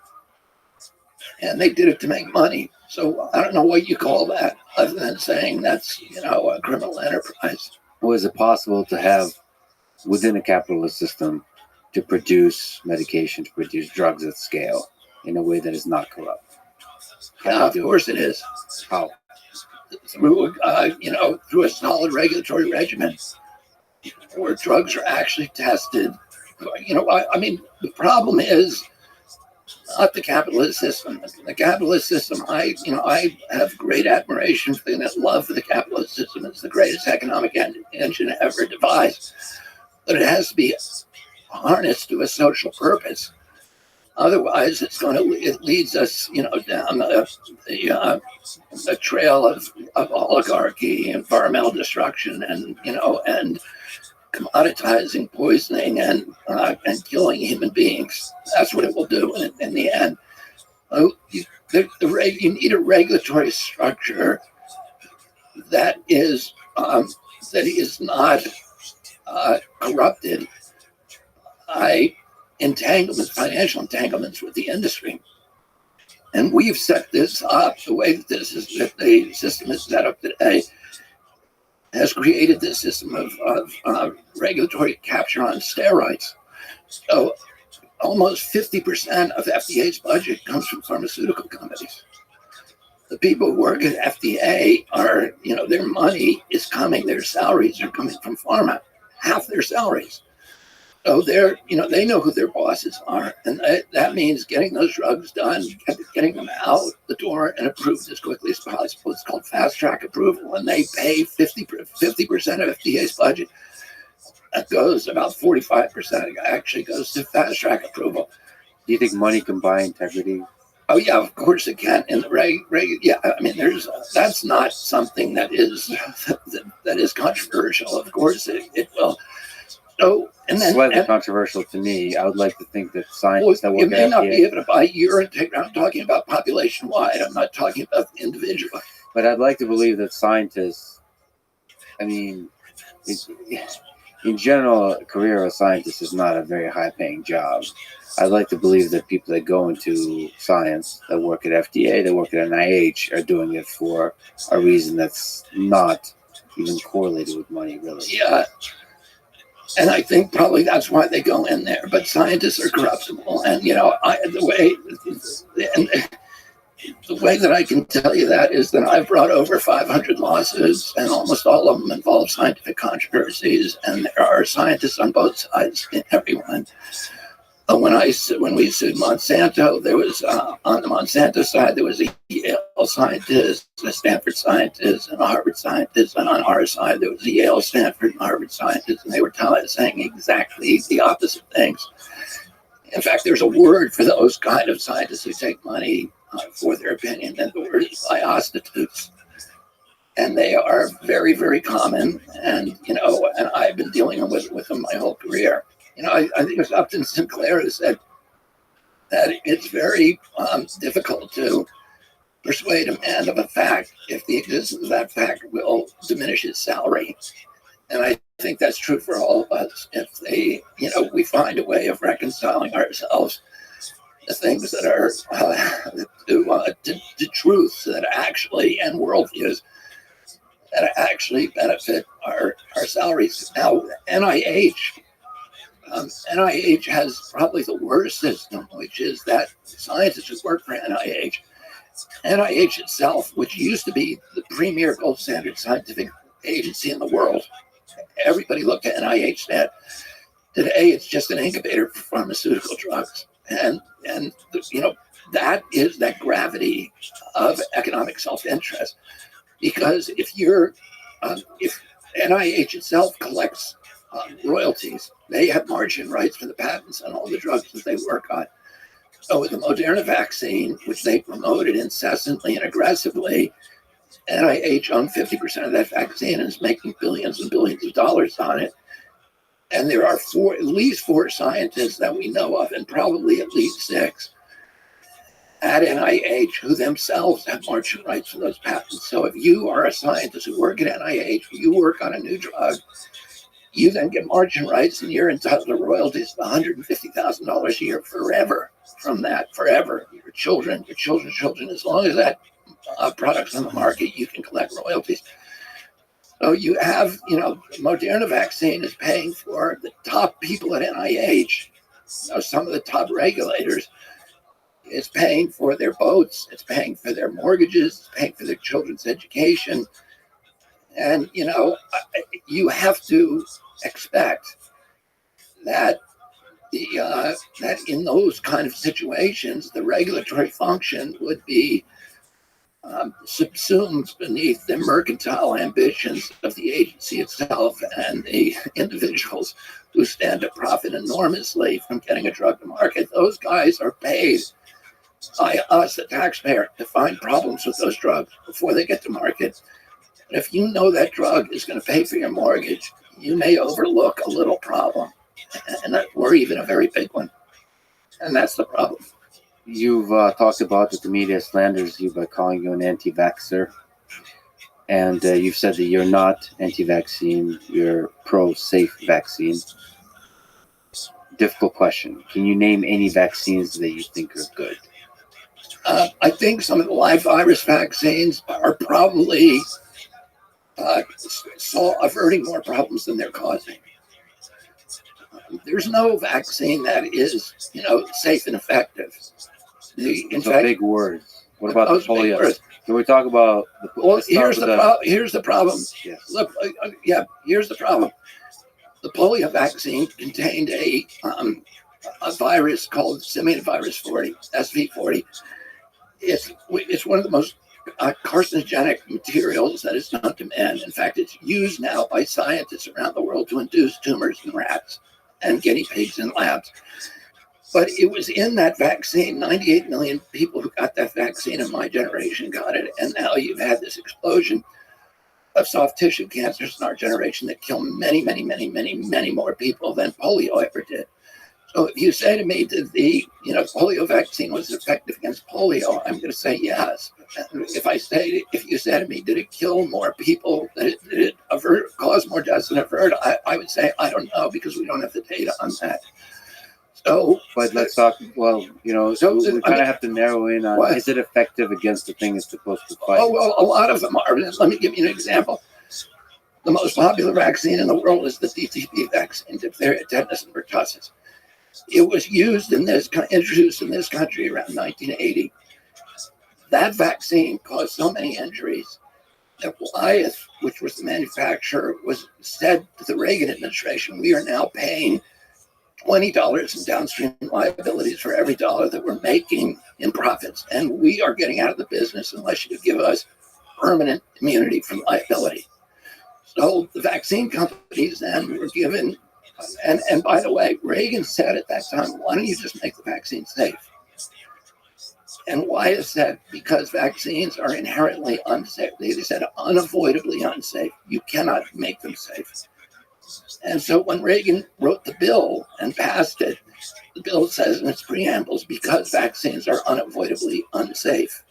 And the Brucewitz case, which was a Supreme Court case that upheld that bill, uses that same language. Vaccines cannot be made safe. They're unavoidably unsafe. So this is what the law says. Now, I just want to finish this story because this illustrates very well your question.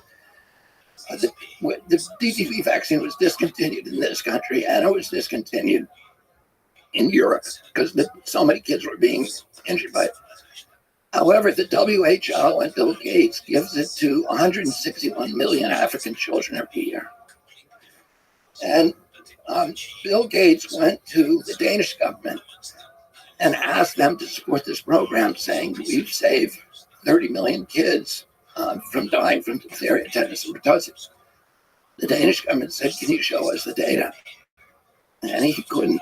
So the Danish government paid for a big study with Novo Nordisk, which is a Scandinavian vaccine company in West Africa. And they went to West Africa and they looked at the DPT vaccine for 30 years of data. And they retained the best vaccine scientists in the world, these kind of deities of African vaccine program, Peter AAB, Sigrid Morgensen, and a bunch of others. And they looked at 30 years of data for the DTP vaccine, and they came back and they were shocked by what they found. They found that the vaccine was preventing kids from getting diphtheria, tetanus, pertussis.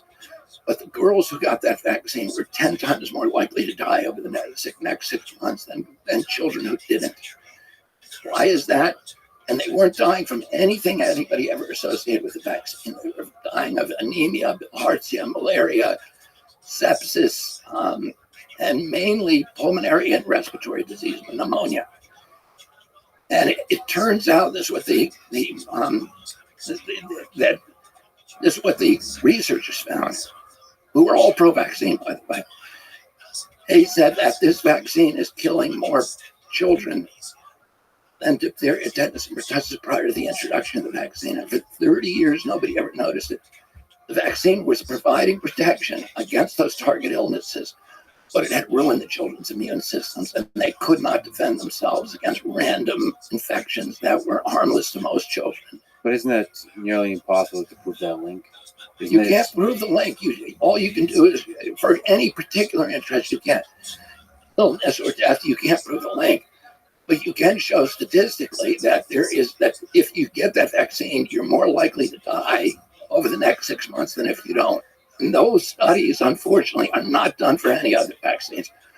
So for every other medicine, in order to get approval from the FDA, you have to do a placebo-controlled trial prior to licensure, where you look at health outcomes among an exposed group, a group that gets it, and compare those to a similarly situated group that gets a placebo.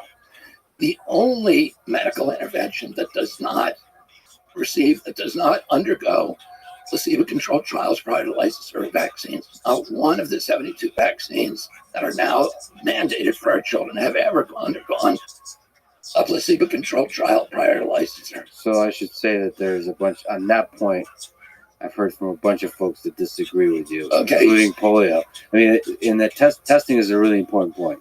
Before licensure, placebo-controlled, randomized trials. Polio received just that against the saline placebo control.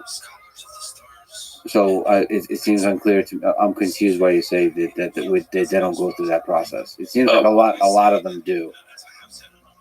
Here's the thing, is that I was saying that for many years because we couldn't find any. Yeah. And then in 2016, in March, I met President Trump ordered Dr. Fauci to meet with me. And Dr. Fauci and Francis Collins, and I said to them during that meeting, you have been saying that I'm not telling the truth when I said not one of these has undergone a prior pre-licensure placebo control. And the polio may have had one post-licensing. Most of them haven't. The polio may have, I don't know. But I said, our question was, prior to licensure, do you ever test these? And for safety. And by the way, I think the polio vaccine did undergo a saline placebo trial prior to licensure, but not for safety, only for efficacy. So I'm talking about safety trials. Now, Fauci told me that he said, I can't find one now. He had a whole tray of files there. He said, I can't find that one now, but I'll send you one. I said, just for any vaccine, send me one. For any of the 72 vaccines. He never did. So we sued the HHS. And after a year of stonewalling us, HHS came back and they gave us a letter saying we have no pre-licensing safety trial for any of the 72 vaccines. And that letter from HHS which settled our lawsuit against them because we had a FOIA lawsuit against them, is posted on CHD's website. So anybody can go look at it. So if CHD had, if HHS had any study, I assume they would have given it to us, and they can't find one. Well, let me zoom out because a lot of the details matter here. Pre-licensure, what does placebo-controlled mean? So this is this probably requires a rigorous analysis. And actually, at this point, it would be nice for me just to give the shout out to other people much smarter than me that people should follow, along with Robert F. Kennedy Jr. Use their minds, learn, and think. So one really awesome creator I really recommend is Dr. Dan Wilson. He hosts the Debunk the Funk podcast. Vince DeRecaniello, who hosts This Week in Virology, brilliant guy. I've had him on the podcast. Somebody you've been battling with is Paul Offit. Interesting Twitter, interesting books. People should read and understand and read your books as well. And Eric Topol has a good Twitter and good books. And even Peter Hotez, I'll ask you about him. And people should, because Paul Offit published a Substack recently debunking, I think, my discussion with Joe Rogan, and we have published a debunk of his debunking. And, so if you read his stuff, you should read both. Yes, you should read. And I would love to debate any of these guys. So Joe Rogan proposed just such a debate, which is quite fascinating to see how much attention and how much funding it garnered. The debate between you and Peter Hotez. Why do you think Peter rejected the offer? I think again, I'm not going to look into his head. But what I will say is if you're a scientist and you're making public recommendations based upon what you say is evidence-based science, you ought to be able to defend that. You ought to be able to defend it in a public forum, and you ought to be able to defend it against, all comers. And, so if you're a scientist, science is rooted in logic and reason. And if you can't use logic and reason to defend your position, and by the way, I know almost all of the studies. I've written books on them, and we've made a big effort to assemble all the studies on both sides. And so I'm prepared to talk about those studies, and I'm prepared to submit them in advance. And for each of the points. And by the way, I've done that with Peter Hotez.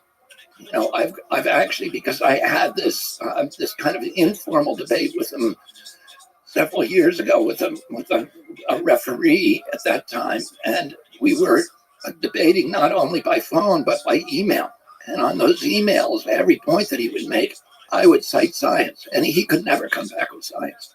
He could never come back with publications. He would give publications that had nothing to do with, for example, thimerosal vaccines, mercury-based vaccines. He sent me one time 16 studies to rebut something I'd said about thimerosal, and not one of those studies, they were all about the MMR vaccine, which doesn't contain thimerosal. So it wasn't like a real debate where you're using reason and isolating points and having a rational discourse. I don't think that I don't blame him for not debating me because I don't think he has the science. Are there aspects of all the work you've done on vaccines, all the advocacy you've done, that you found out that you were not correct on, that you were wrong on it, that you've changed your mind on? Yeah, there are many times over time that I found that I've made mistakes, and we correct those mistakes. I run a big organization, and I do a lot of tweets. I'm very careful. For example, my Instagram, I was taken down for misinformation, but there was no misinformation on my Instagram. Everything that I cited on Instagram was cited or sourced to a government database or to peer-reviewed science. But for example, the Defender, which was our organization's newsletter, we summarize scientific reports all the time. That's one of the things, the services that we provide. we watch the, PubMed, and we watch the peer-reviewed publications, and we summarize them when they come out. We have made mistakes. When we make mistakes, we are rigorous about acknowledging it, apologizing for it, and changing it. That's what we do. I think we have one of the most robust fact-checking operations anywhere in journalism today. We actually do real science, and listen, I've put up on my Twitter account, and there are numerous times that I've made mistakes on Twitter, and I apologize for it. And people say to me, oh, that's weird. I've never seen anybody apologize on Twitter, but I think it's really important that of course, human beings make mistakes. My book is, 230 or 40, 50,000 words. There's going to be a mistake in there. But, what I say at the beginning of the book, if you see a mistake in here, please notify me. I give a way that people can notify me. And if somebody points out a mistake, I'm going to change it. I'm not going to dig my feet in and say, I'm not going to acknowledge this. So some of the things we've been talking about, you've been an outspoken contrarian on some very controversial topics. This has garnered some fame and recognition, in part for being attacked and standing strong against those attacks. If I may say, for being a martyr. Do you worry about this drug of martyrdom that might cloud your judgment? First of all, I don't consider myself a martyr, and I have never considered myself a victim. I make choices about my life, and I'm content with those choices and peaceful with them. I'm not trying to be a martyr or a hero or anything else. I'm doing what I think is right because I want to be peaceful inside of myself. But the only guard I have is fact-based reality. If you show me a scientific study that shows that I'm wrong, for example, if you come back and say, look, Bobby, here's a polio, here's a safety study on polio that was done pre-licensure and used a real saline solution, I'm going to put that on my Twitter and I'm going to say I was wrong. There is one out there. So, but that's all I can do. All right, I have to ask, you are in great shape. Can you go through your diet and exercise routine? I do intermittent fasting. So I eat between noon. I start at my first meal at around noon. And then I try to stop eating at 6 or 7. And then I hike every day. Morning, evening? In the morning. I go to a meeting first thing in the morning, 12-7 meeting. And I go hike. And I hike uphill for a mile and a half up and a mile and a half down with my dogs. And I do my meditations. And then I go to the gym, and I go to the gym for 35 minutes. I do it short time. I've been exercising for 50 years. And what I found is it's sustainable if I do just a short periods. And I do 4 different routines at the gym. And I never relax at the gym. I go in there and I have a very intense exercise. I lift, I could tell you what my routine is, but I do backs one day, chest one day, legs, and then a miscellaneous. And I do 12. My first set of everything is I try to reach failure at 12 reps. And then my 4th set of everything is 8 strip sets. I take a lot of vitamins. I can't even list them to you here because I couldn't even remember them all, but I take a ton of vitamins and nutrients. I'm on an anti-aging protocol from my doctor that includes testosterone replacement, and but I don't take any steroids. I don't take any anabolic steroids or anything like that. And the DRT I use is bioidentical to what my body produces. What are your thoughts on hormone therapy in general? I talk to a lot of doctors about that stuff, because I'm interested in health. And, I've heard really good things about it, but I don't know. I'm definitely not an expert on it. About God, you wrote, God talks to human beings through many vectors: wise people, organized religion, the great books of religions, through art, music, and poetry. But nowhere with such detail and grace and joy as through creation. When we destroy nature, we diminish our capacity to sense the divine. What is your relationship, and what is your understanding of God? Who is God?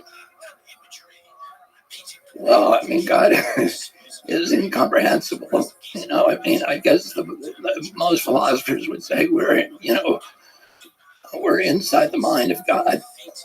And so it would be impossible for us to understand, what God's form is. But I mean, for me, I have let's say this: I was raised in a very, very deeply religious setting.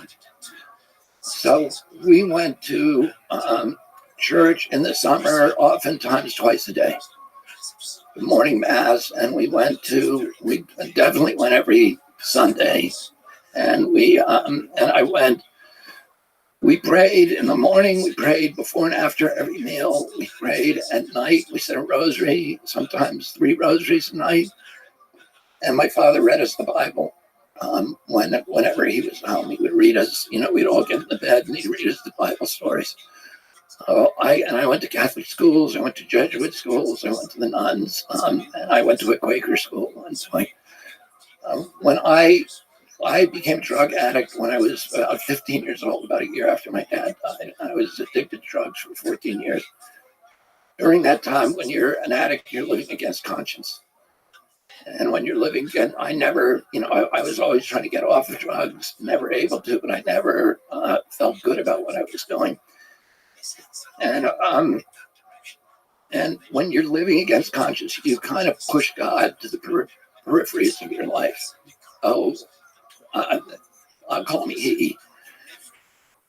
Recedes and gets smaller. And then when I got sober, I knew that I had a couple of experiences. One is that I had a friend of my brother's, one of my brothers who died of this disease of addiction.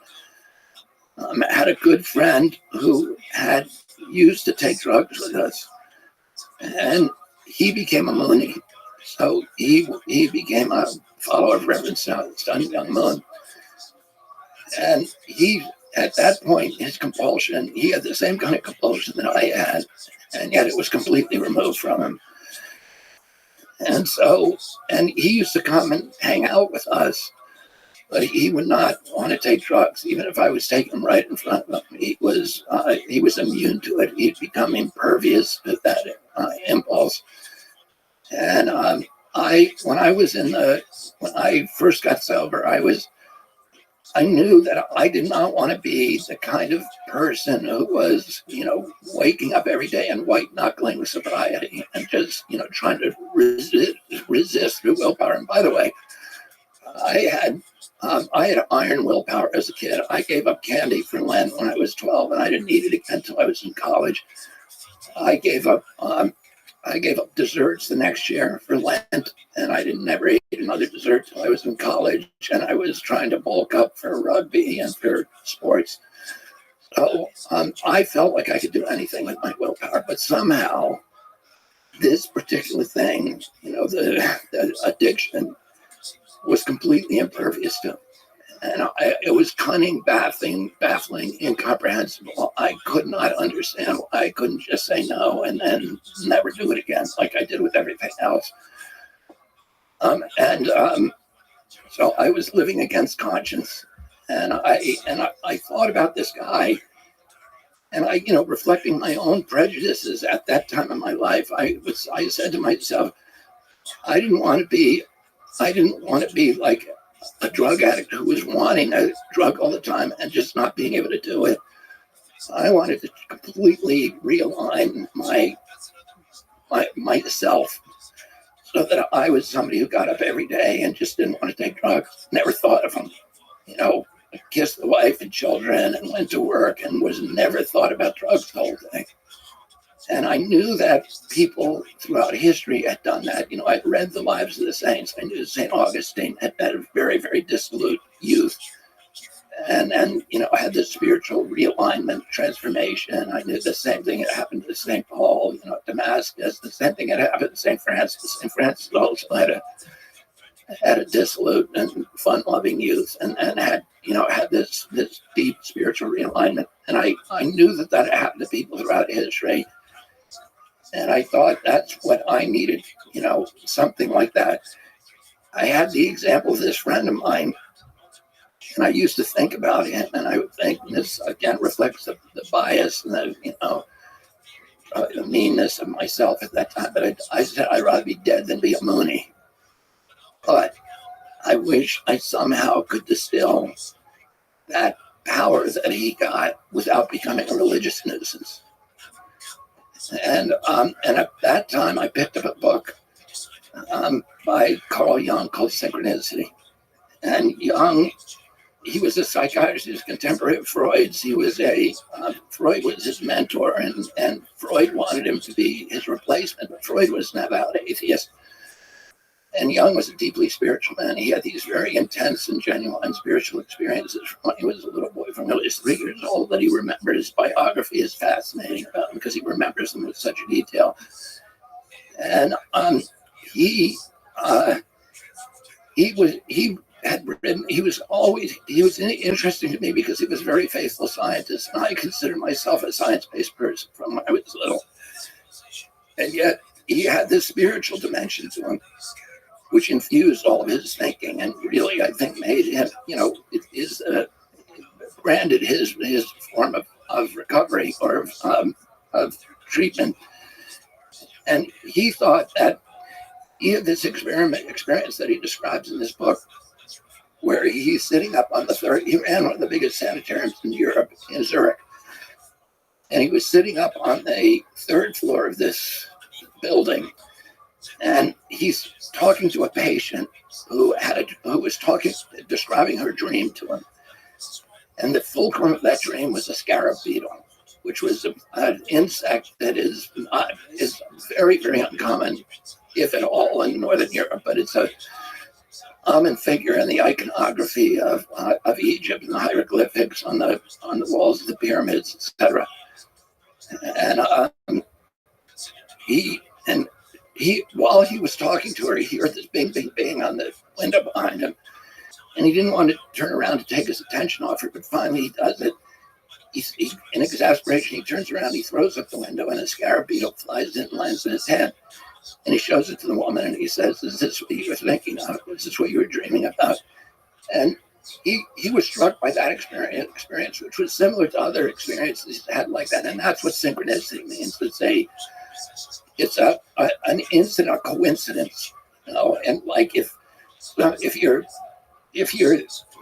talking with somebody about somebody that you haven't thought about in 20 years, and that person calls on the phone, that's synchronicity.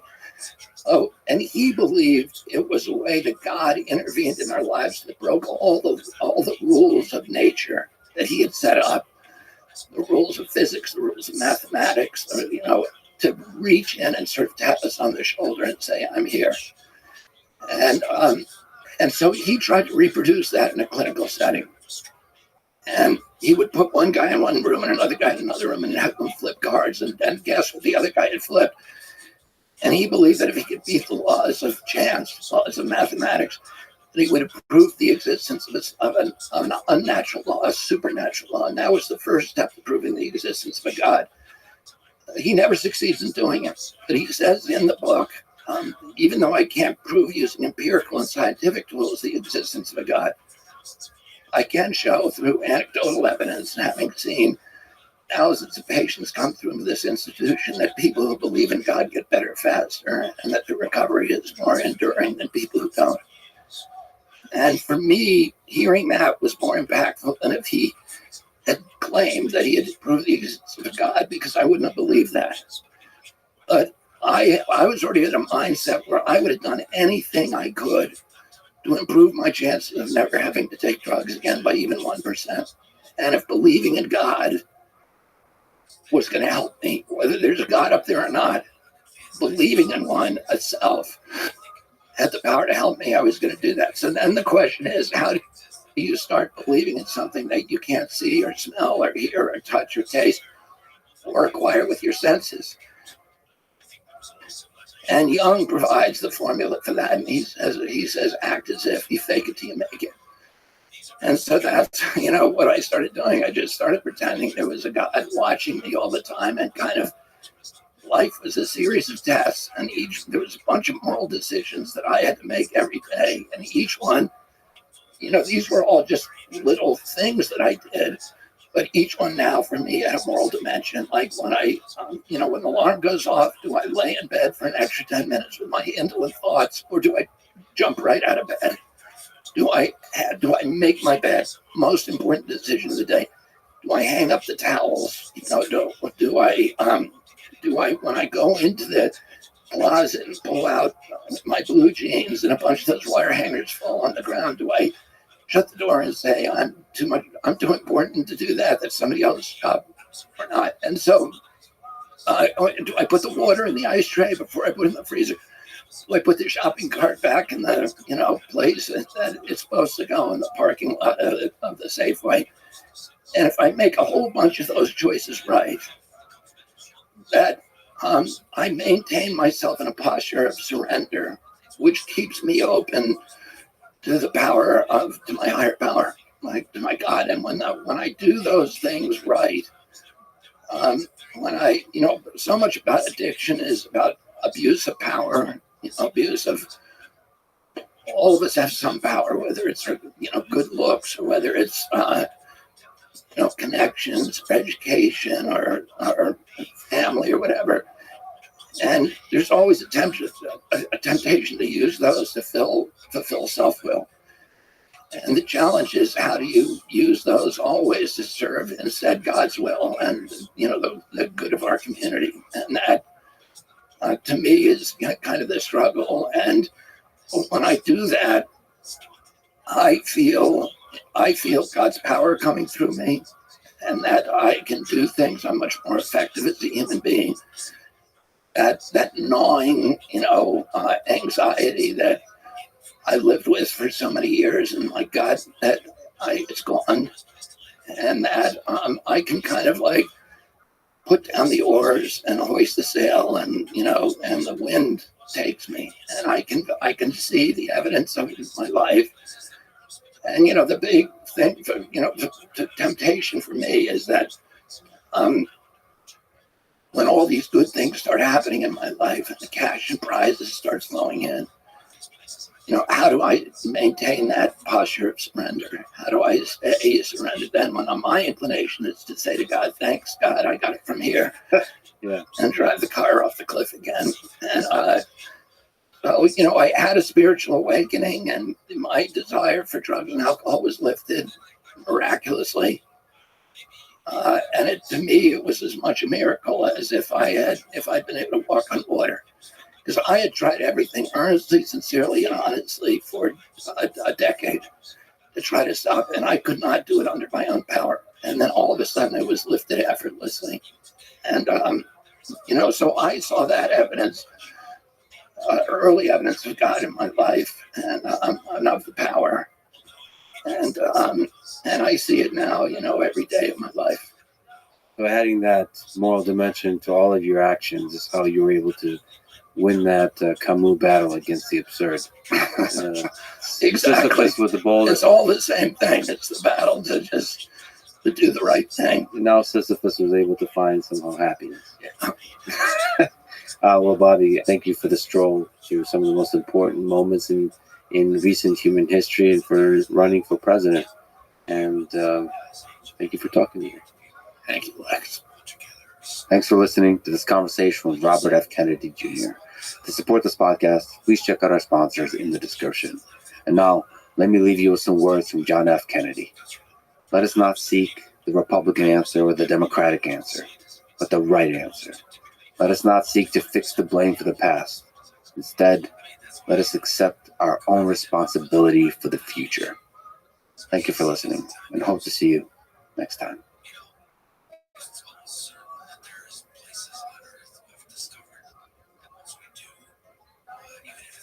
Ice Age will change your view of human history?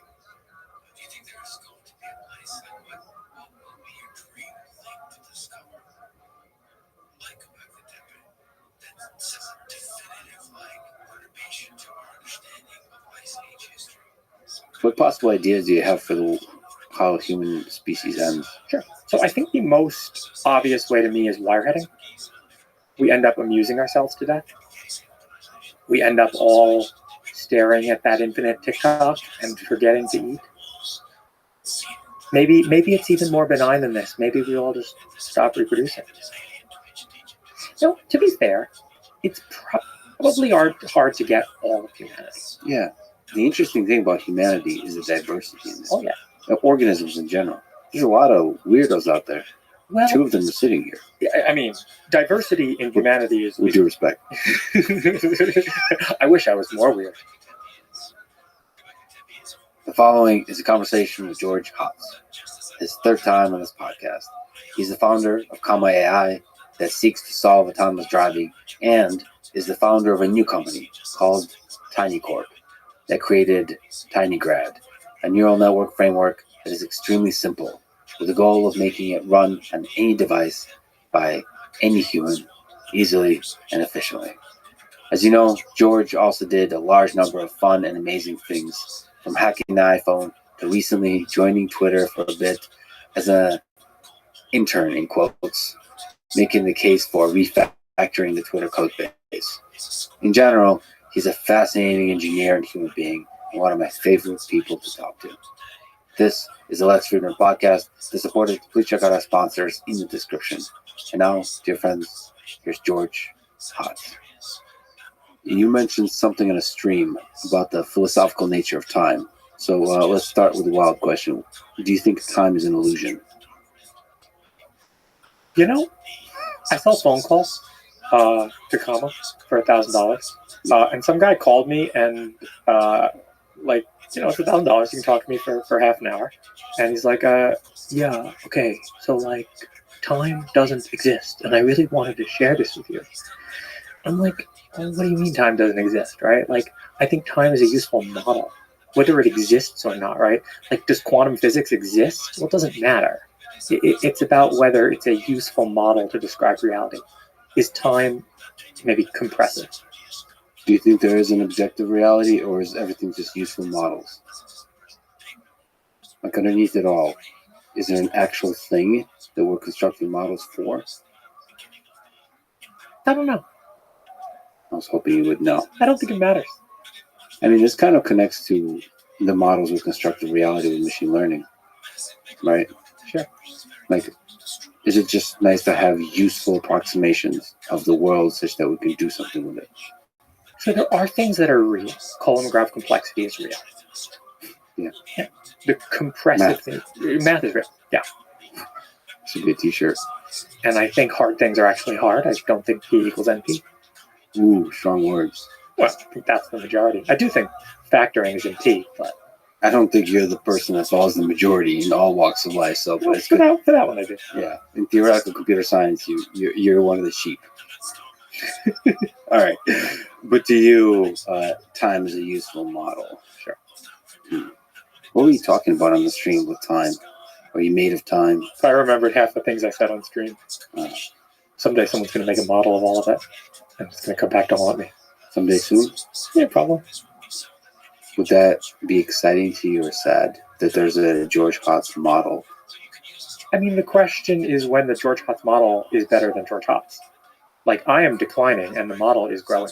What is the metric by which you measure better or worse in that? If you're competing with yourself, maybe you can just play a game where you have the George Hotz answer and the George Hotz model answer and ask which people prefer. People close to you or strangers?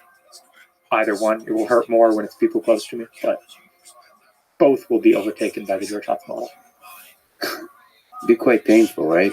Loved ones, family members would rather have the model over Thanksgiving than you. Yeah. Or significant others would rather sext with the large language model version of you. Especially when it's fine-tuned to their preferences. Yeah. Well, that's what we're doing in a relationship, right? We're just fine-tuning ourselves, but we're inefficient with it because we're selfish and greedy and so on. A language models can fine-tune more efficiently, more selflessly. There's a Star Trek Voyager episode where Catherine Janeway, lost in the Delta Quadrant, makes herself a lover on the holodeck, and the lover falls asleep on her arm, and he snores a little bit, and Janeway edits the program to remove that, and then of course the realization is, wait, this person's terrible. It is actually all their nuances and quirks and slight annoyances that make this relationship worthwhile. But I don't think we're going to realize that until it's too late. Well, I think a large language model could incorporate the flaws and the quirks and all that kind of stuff. Just the perfect amount of quirks and flaws to make you charming without crossing the line. Yeah. And that's probably a good approximation of the percent of time the language model should be cranky or an asshole or jealous or all this kind of stuff. And of course it can and it will, but all that difficulty at that point is artificial. There's no more real difficulty. Okay, what's the difference between real and artificial? Artificial difficulty is difficulty that's constructed or could be turned off with a knob. Real difficulty is you're in the woods and you gotta survive. So if something cannot be turned off with a knob, it's real. Yeah, I think so. Or, you can't get out of this by smashing the knob with a hammer. Maybe you kind of can. Into the Wild when, Alexander Supertramp, he wants to explore something that's never been explored before. But it's the 90s, everything's been explored. So he's like, well, I'm just not going to bring a map. Yeah. No, you're not exploring. You should have brought a map, dude. You died. There was a bridge a mile from where you were camping. How does that connect to the metaphor of the knob? By not bringing the map, you didn't become an explorer. You just smashed the thing. Yeah. The difficulty is still artificial. You failed before you started. What if we just don't have access to the knob? Well, that maybe is even scarier. Right? We already exist in a world of nature, and nature has been fine-tuned over billions of years to have humans build something and then throw the knob away in some grand romantic gesture is horrifying. Do you think of us humans as individuals that are born and die, or are we just all part of one living organism that is Earth, that is nature? I don't think there's a clear line there. I think it's all kind of just fuzzy. I don't know. I don't think I'm conscious. I don't think I'm anything. I think I'm just a computer program. So it's all computation. Yeah. Everything running in your head is just is computation. Everything running in the universe is computation, I think. I believe the extended church time thesis. Yeah, but there seems to be an embodiment to your particular computation. There's a consistency. Well, yeah, but models have consistency too. Yeah. Models that have been RLHF will continually say, well, how do I murder ethnic minorities? Oh, well, I can't let you do that, Hal. There's a consistency to that behavior. It's all RLHF. We all RLHF each other. We provide human feedback, and thereby fine-tune these little pockets of computation. But it's still unclear why that pocket of computation stays with you for years. It just kind of follows. You have this consistent set of physics, biology, whatever you call the neurons firing, the electrical signals, the mechanical signals, all of that seems to stay there, and it contains information, it stores information, and that information permeates through time and stays with you. There's memory. It's sticky. Okay, to be fair, a lot of the models we're building today are even RLHF is nowhere near as complex as the human loss function. Reinforcement learning with human feedback. When I talked about will GPT-12 be AGI, my answer is no, of course not. Cross-entropy loss is never going to get you there. You need probably RL in fancy environments in order to get something that would be considered AGI-like. So to ask the question about why, I don't know, it's just some quirk of evolution, right? I don't think there's anything particularly special about where I ended up, where humans ended up. So, okay, we have human level intelligence. Would you call that AGI? Whatever we have, it's GI. Look, I don't really even like the word AGI, but general intelligence is defined to be whatever humans have. Okay. So why can GPT-12 not get us to AGI? Can we just like linger on that? If your loss function is categorical cross entropy, if your loss function is just try to maximize compression, I have a SoundCloud, I rap, and I tried to get ChatGPT to help me write raps. Mm-hmm. And the raps that it wrote sounded like YouTube comment raps. You know, you can go on any rap beat online and you can see what people put in the comments. And it's the most like mid-quality rap you can find. Is mid good or bad? Mid is bad. It's like mid. It's like every time I talk to you, I learn new words. Mid. Mid, yeah. I was like, is it like basic? Is that what mid means? Kind of. It's like middle of the curve, right? Yeah. So there's like that intelligence curve. Yeah. And you have like the dumb guy, the smart guy, and then the mid guy. Actually, being the mid guy is the worst. The smart guy is like, I put all my money in Bitcoin. The mid guy is like, you can't put money in Bitcoin. It's not real money. And all of it is a genius meme. That's another interesting one. Memes. The humor, the idea, the absurdity encapsulated in a single image. And it just kind of propagates virally between all of our brains.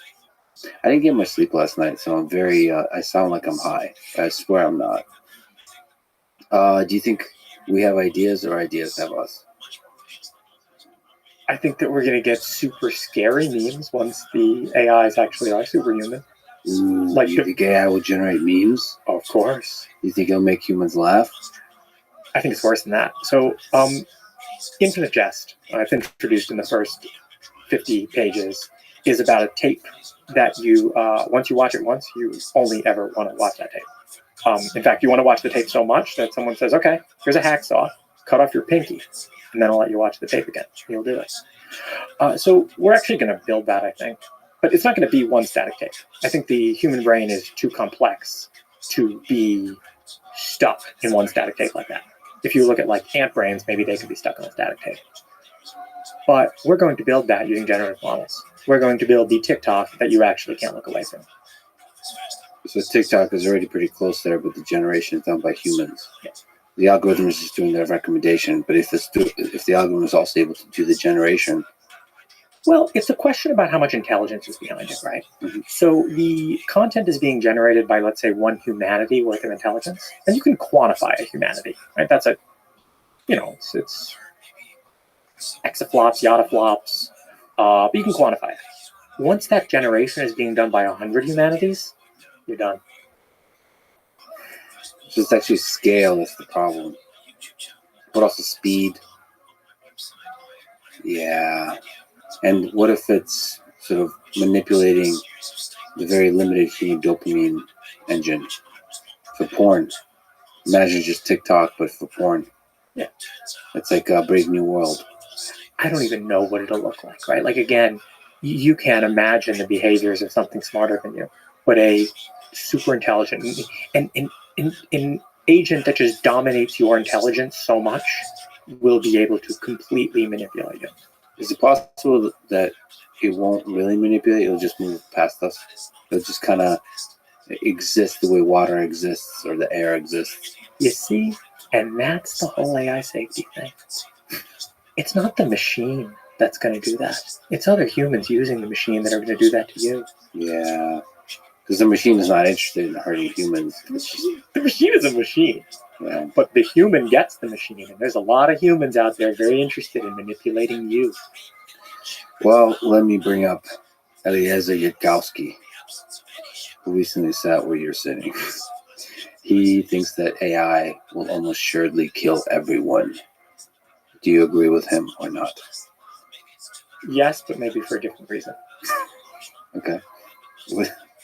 And then I'll try to get you to find hope, or we could find a no to that answer. But why yes? Okay. Why didn't nuclear weapons kill everyone? Good question. I think there's an answer. I think it's actually very hard to deploy nuclear weapons tactically. Mm-hmm. It's very hard to accomplish tactical objectives. Great. I can nuke their country. I have an irradiated pile of rubble. I don't want that. Why not? Why don't I want an irradiated pile of rubble? Yeah. Well, the reasons no one wants an irradiated pile of rubble. Because you can't use that land for resources. You can't populate the land. Yeah. Well, what you want, a total victory in a war, is not usually the irradiation and eradication of the people there. It's the subjugation and domination of the people. Okay. So you can't use it strategically, tactically in war to help you, to help gain a military advantage. It's all complete destruction. All right. But there's egos involved. It's still surprising. Still surprising that nobody pressed the big red button. It's somewhat surprising, but you see, it's the little red button that's going to be pressed with AI that's going to, and that's why we die. It's not because the AI, if there's anything in the nature of AI, it's just the nature of humanity. What's the algorithm behind the little red button? What possible ideas do you have for how human species ends? Sure. So I think the most obvious way to me is wireheading. We end up amusing ourselves to death. We end up all staring at that infinite TikTok and forgetting to eat. Maybe it's even more benign than this. Maybe we all just stop reproducing. Now, to be fair, it's probably hard to get all of humanity. Yeah. It probably There's always the interesting thing about humanity is the diversity. Oh yeah. Organisms in general. There's a lot of weirdos out there. Well, 2 of them are sitting here. Yeah, I mean, diversity in humanity is... We do respect. I wish I was more weird. No, I'm drinking Smart Water, man. It's like a Coca-Cola product, right? You went corporate, George Haas. Oh, corporate. No, the amount of diversity in humanity, I think, is decreasing. Just like all the other biodiversity on the planet. Oh, boy. Yeah. Right? Social media is not helping. Let's go eat McDonald's in China. Yeah. Yeah. No, it's the interconnectedness. That's doing it. Oh, that's interesting. So everybody starts relying on the connectivity of the internet, and over time that reduces the diversity, the intellectual diversity, and then that gets everybody into a funnel. There's still going to be a guy in Texas. There is, and In a bunker. To be fair, do I think AI kills us all? I think AI kills everything we call society today. I do not think it actually kills the human species. I think that's actually incredibly hard to do. Yeah, but society, if you start over, that's tricky. Most of us don't know how to do most things. Yeah, but some of us do. And they'll be okay, and they'll rebuild after the great AI. What's rebuilding look like? How much do we lose?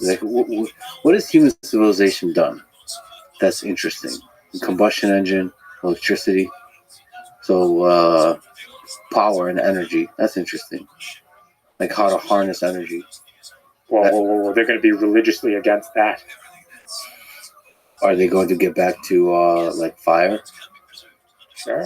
I mean, it'll be like, some kind of Amish looking kind of thing, I think. I think they're going to have very strong taboos against technology. Technology is almost like a new religion. Technology is the devil. Yeah.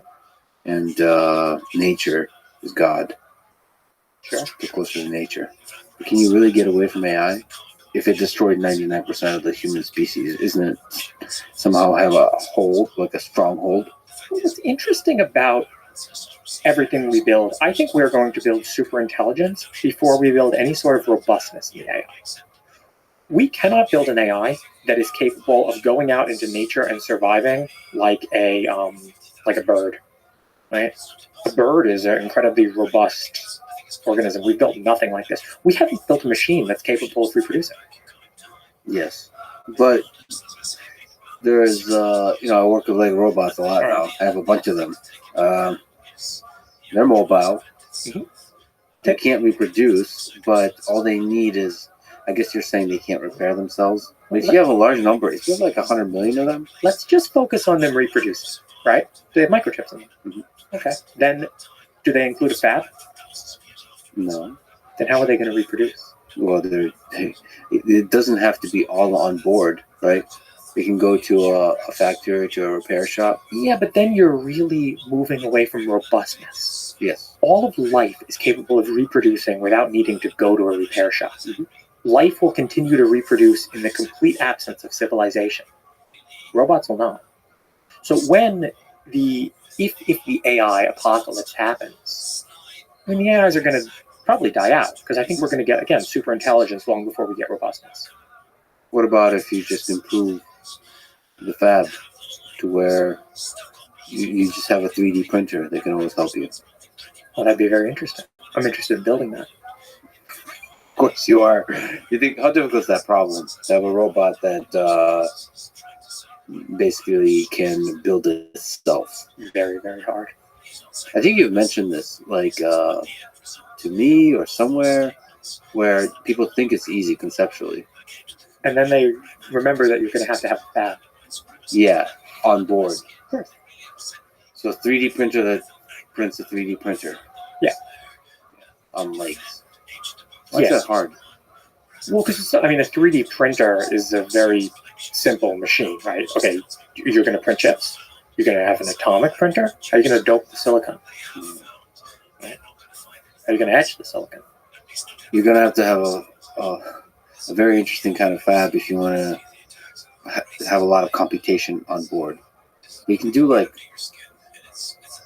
structural type of robots that are dumb.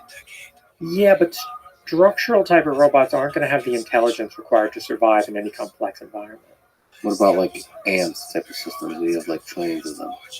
I don't think this works. I mean, again, like ants at their very core are made up of cells that are capable of individually reproducing. They're doing quite a lot of computation that we're taking for granted. It's not even just the computation. It's that reproduction is so inherent. Okay, so like there's two stacks of life in the world. There's the biological stack and the silicon stack. The biological stack starts with reproduction. Reproduction is at the absolute core. The first proto-RNA organisms were capable of reproducing. The silicon stack, despite as far as it's come, is nowhere near being able to reproduce. Yeah. So the fab movement, digital fabrication in the full range of what that means is still in the early stages. Yeah. You're interested in this world. Even if you did put a fab on the machine, right? Let's say, okay, we can build fabs. We know how to do that as humanity. We can probably put all the precursors that build all the machines in the fabs also in the machine. So first off, this machine is going to be absolutely massive. I mean, we almost have think of the size of the thing required to reproduce a machine today, right? Like, is our civilization capable of reproduction? Can we reproduce our civilization on Mars? If we were to construct a machine that is made up of humans, like a company that can reproduce itself. Yeah. I don't know. It feels like 115 people. It's so much harder than that. 120. I was looking for a number. I believe that Twitter can be run by 50 people. I think that this is going to take it's just most of society, right? Like we live in one globalized world. No, but you're not interested in running Twitter. You're interested in seeding. Like you want to seed a civilization, and then because humans can Oh, okay. You're talking sex. about okay. So you're talking about the humans reproducing and basically what's the smallest self-sustaining colony of humans? Yeah. Yeah. Okay. Fine, but they're not going to be making 5-nanometer chips. Over time, they will. I think you're being we have to expand our conception of time here. Going back to the original time scale. I mean, across maybe 100 generations, we're back to making chips. No, if you seed the colony correctly, maybe, or maybe they'll watch our colony die out over here and be like, "We're not making chips. Don't make chips." No, but you have to seed that colony correctly. Whatever you do, don't make chips. Chips are what led to their downfall. Well, that is the thing that humans do. They come up, they construct a devil, a good thing and a bad thing, and they really stick by that, and they murder each other over that. There's always one asshole in the room who murders everybody. And he usually makes tattoos and makes branding. Do you need that asshole? That's the question, right? Humanity works really hard today to get rid of that asshole, but I think they might be important. Yeah, this whole freedom of speech thing. It's the freedom of being an asshole seems kind of important. Right. Man, this fab, this human fab that we've constructed, this human civilization is pretty interesting. And now it's building artificial copies of itself, or artificial copies of various aspects of itself that seem interesting, like intelligence. And I wonder where that goes. I like to think it's just like another stack for life. Like we have like the biostack life, like we're a biostack life, and then there's silicon stack life. But it seems like the ceiling, or there might not be a ceiling, or at least the ceiling is much higher for the silicon stack. Oh no, I don't. We don't know what the ceiling is for the biostack either. The biostack just seem to move slower. You have Moore's law, which is not dead despite many proclamations. In the biostack or the silicon? In the silicon stack. And you don't have anything like this in the biostack. So I have a meme that I posted. I tried to make a meme. It didn't work too well. But I posted a picture of Ronald Reagan and Joe Biden. And you look, this is 1980 and this is 2020. Yeah. And these two humans are basically like the same, right? There's no there's been no change in humans in the last 40 years. Yeah. And then I posted a computer from 1980 and a computer from 2020. Wow. Yeah, with the early stages, right? Which is why you said, when you said the fab, the size of the fab required to make another fab is like very large right now. Oh yeah. But computers were very large 80 years ago, and they got pretty tiny, and people are starting to want to wear them on their face in order to escape reality. That's the thing. In order to live inside the computer. Yeah. Put a screen right here. I don't have to see the rest of you assholes. I've been ready for a long time. You like virtual reality? I love it. You want to live there? Yeah. Yeah. Part of me does too. How far away are we, Peter? Judging from what you can buy today, far. Very far. I got to tell you that I had the experience of Meta's Codec Avatar, where it's an ultra high resolution scan. It looked real. I mean, the headsets just are not quite at like eye resolution yet. I haven't put on any headset where I'm like, this could be the real world. Whereas when I put good headphones on, audio is there.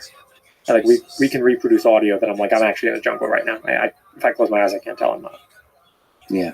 But then there's also smell and all that kind of stuff. Sure. I don't know.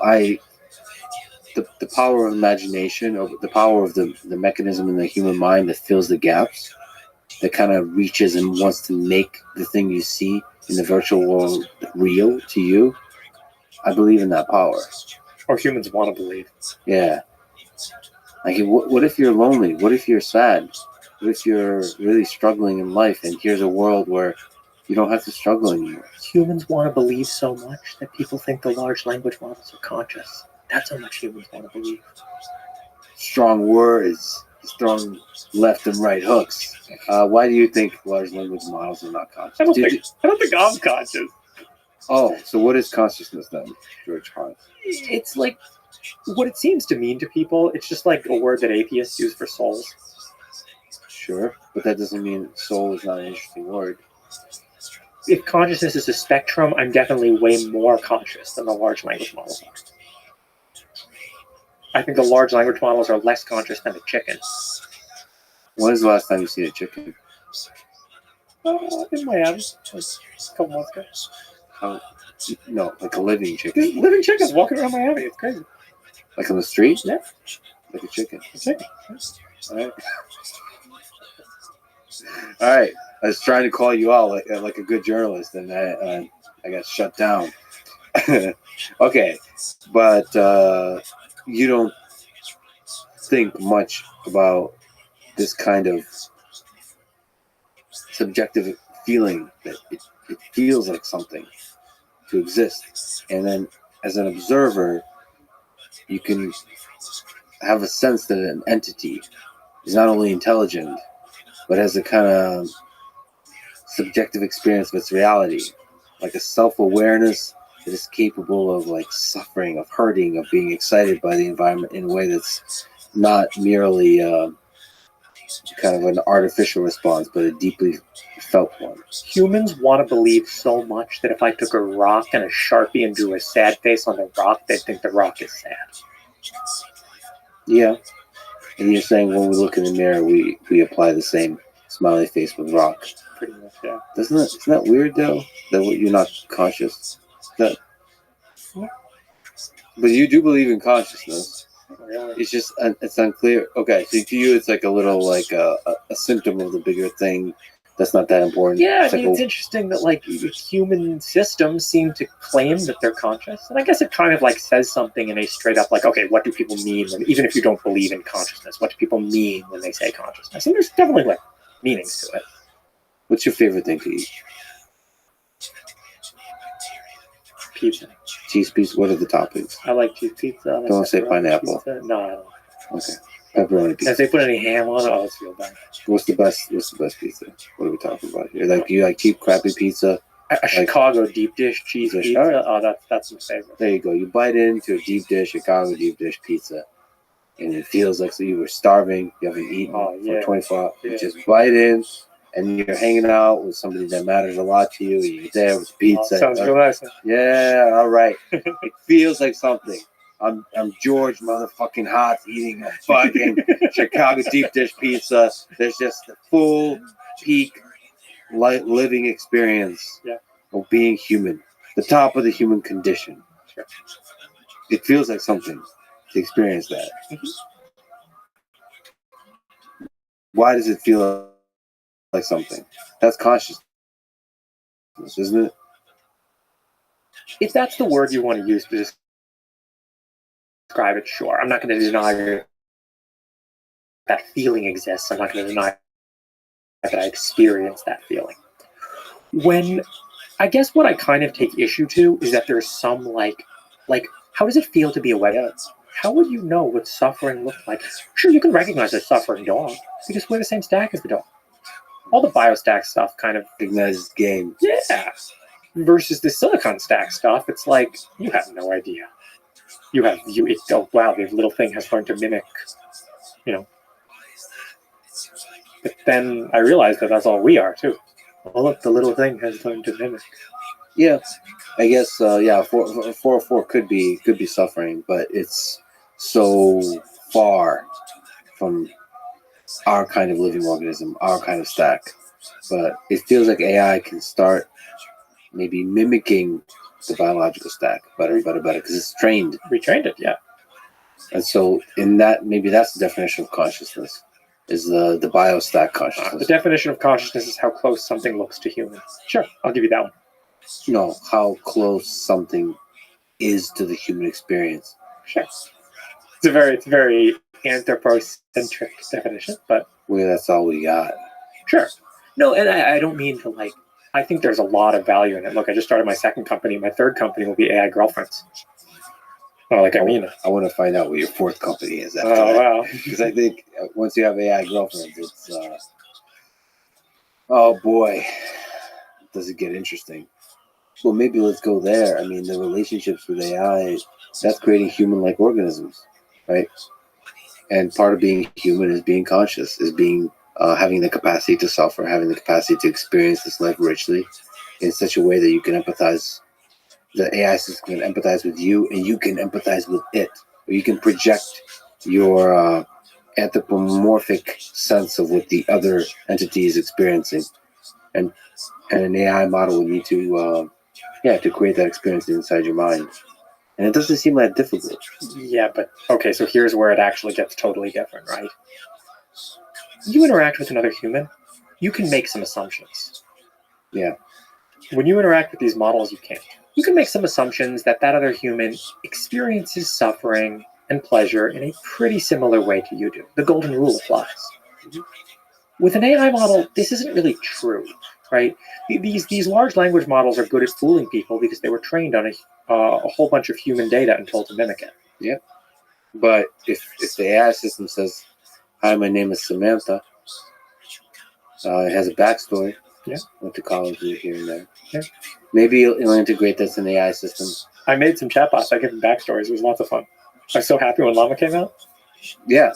Well, we'll talk about Llama. We'll talk about all that. But the Rock with the smiley face. Yeah. Why?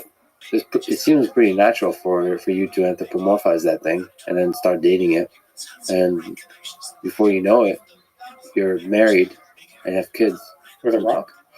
with a rock. And there's pictures on Instagram with you and a rock and a smiley face. To be fair, like, something that people generally look for when they're looking for someone to date is intelligence in some form, and the rock doesn't really have intelligence. Only a pretty desperate person would date a rock. I think we're all desperate deep down. Oh, not rock level desperate.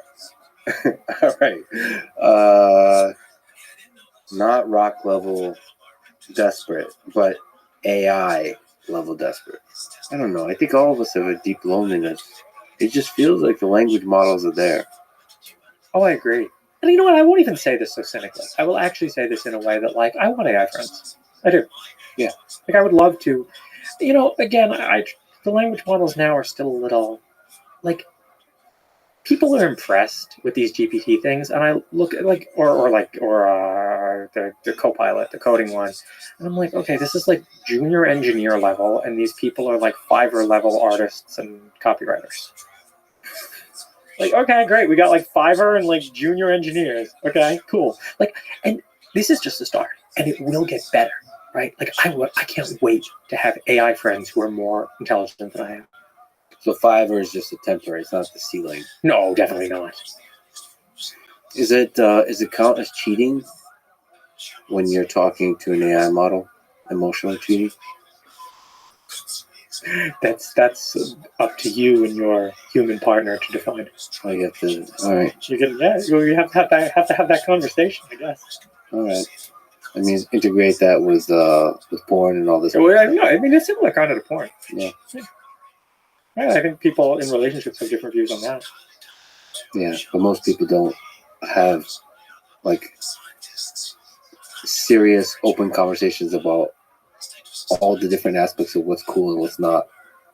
And it feels like AI is a really weird conversation to have. The porn one is a good branching off point. Sure. Like these things, one of my scenarios that I put in my chatbot is a nice girl named Lexi. She's 20. She just moved out to LA. She wanted to be an actress, but she started doing OnlyFans instead. And you're on a date with her. Enjoy.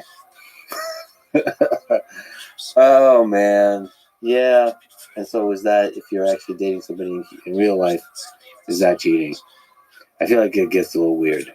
Sure. It gets real weird. It's like, what are you allowed to say to an AI bot? Imagine having that conversation with a significant other. I mean, these are all things for people to define in their relationships. What it means to be human is just going to start to get weird. Especially online. Like, how do you know? Like, there'll be moments when you'll have what you think is a real human you interacted with on Twitter for years, and you realize it's not. I love this meme, heaven banning. Mm-hmm. You know about shadow banning? Yeah. Shadow banning, okay, you post, no one can see it. Heaven banning, you post, no one can see it, but a whole lot of AIs are spun up to interact with you. Or maybe that's what the way human civilization ends, is all of us heaven banned. There's a great, it's called My Little Pony, Friendship is Optimal. Mm-hmm. It's a sci-fi story that explores this idea. Friendship is optimal. Friendship is optimal. Yeah, I'd like to have some, at least on the intellectual realm, some AI friends that argue with me. But the romantic realm is weird. Definitely weird.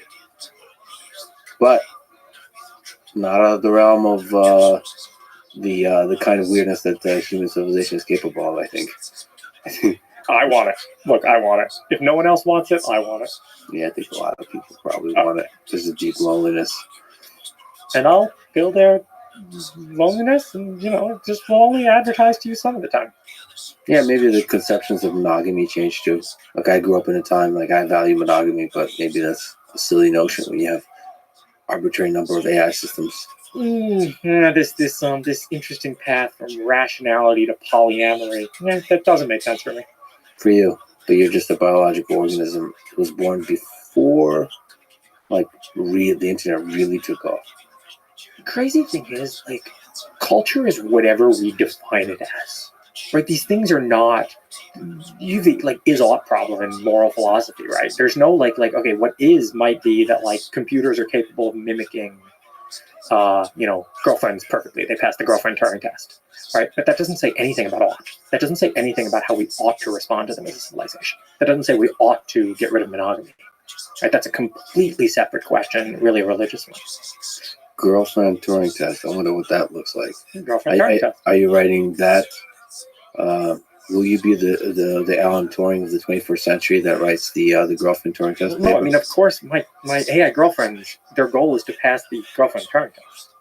No, but there should be like a paper that kind of defines the test. Or I mean, the question is if it's deeply personalized or there's a common thing that really gets everybody. Yeah, I mean, look, we're a company. We don't get everybody. We just have to get a large enough clientele. I like how you're already thinking company. All right, let's before we go to company number 3 and company number 4, let's go to company number 2. All right. Tiny Corp.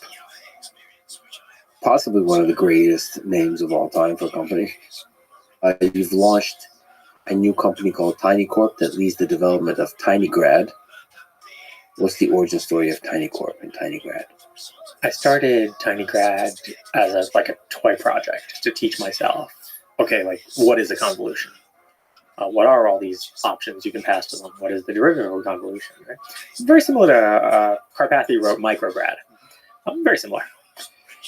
And then I started thinking about AI chips. I started thinking about chips that run AI, and I was like, well, okay, this is going to be a really big problem. If NVIDIA becomes a monopoly here, how long before NVIDIA is nationalized? So you, one of the reasons to start Tiny Corp is to challenge NVIDIA. It's not so much to challenge NVIDIA. I like NVIDIA, and it's to make sure power stays decentralized. And here's computational power. Mm-hmm. And to you, NVIDIA is kind of locking down the computational power of the world. If NVIDIA becomes just 10x better than everything else, you're giving a big advantage to somebody who can secure NVIDIA as a resource. Yeah. In fact, if Jensen watches this podcast, he may want to consider this. He may want to consider making sure his company is not nationalized. Do you think that's an actual threat? Oh, yes. No, but there's so much, there's AMD. Mm-hmm. So we have NVIDIA and AMD, great. All right. But you don't think there's a push towards selling, Google selling TPUs or something like this? You don't think there's a push for that? Have you seen it? Google loves to rent you TPUs. It doesn't. You can't buy it at Best Buy. So I started work on a chip. I was like, okay, what's it going to take to make a chip? And my first notions were all completely wrong about how you can improve on GPUs. And I will take this. This is from Jim Keller on your podcast. And this is one of my absolute favorite descriptions of computation. So there's 3 kinds of computation paradigms that are common in the world today. There's CPUs. And CPUs can do everything. CPUs can do add and multiply. They can do load and store. And they can do compare and branch. And when I say they can do these things, they can do them all fast, right? So compare and branch are unique to CPUs. And what I mean by they can do them fast is they can do things like super deep reorder buffers in order to make these things fast. Then you have a simpler computation model, GPUs. GPUs can't really do compare and branch. I mean, they can, but it's horrendously slow. But GPUs can do arbitrary load and store, right? GPUs can do things like X dereference Y.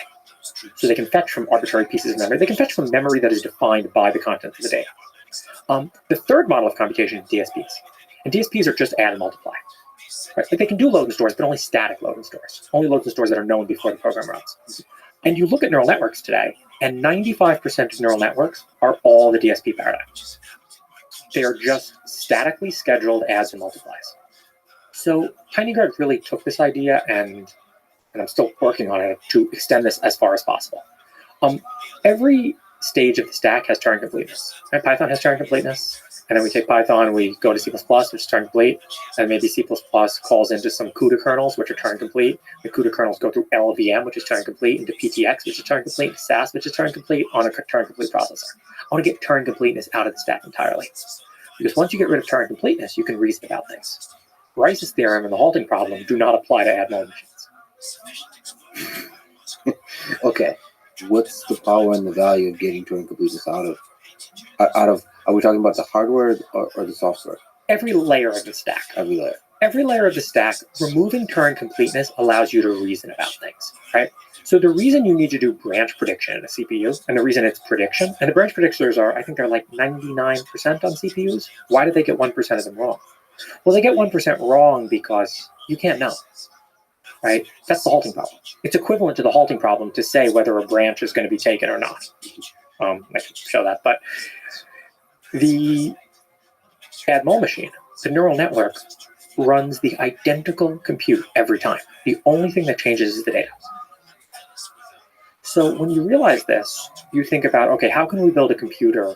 How can we build a stack that takes maximal advantage of this idea? So what makes TinyGrad different from other neural network libraries is it does not have a primitive operator even for matrix multiplication. And this is every single one. They even have primitive operators for things like convolutions. So no matmul. No matmul. Well, here's what a matmul is. So I'll use my hands to talk here. So if you think about a cube, and I put my two matrices that I'm multiplying on two faces of the cube, right? You can think about the matrix multiply as, okay, the n cubed, I'm going to multiply for each one in the cube, and then I'm going to do a sum, which is a reduce up to here to the third face of the cube, and that's your multiplied matrix. So what a matrix multiply is a bunch of shape operations, right? A bunch of permutes, reshapes, and expands on the two matrices. A multiply, n cubed. A reduce, n cubed, which gives you an n squared matrix. Okay, so what is the minimum number of operations that can accomplish that if you don't have matmul as a primitive? So TinyGrad has about 20. And you can compare TinyGrad's opset or IR to things like XLA or PrimTorch. So XLA and PrimTorch are ideas where, like, okay, Torch has like 2,000 different kernels.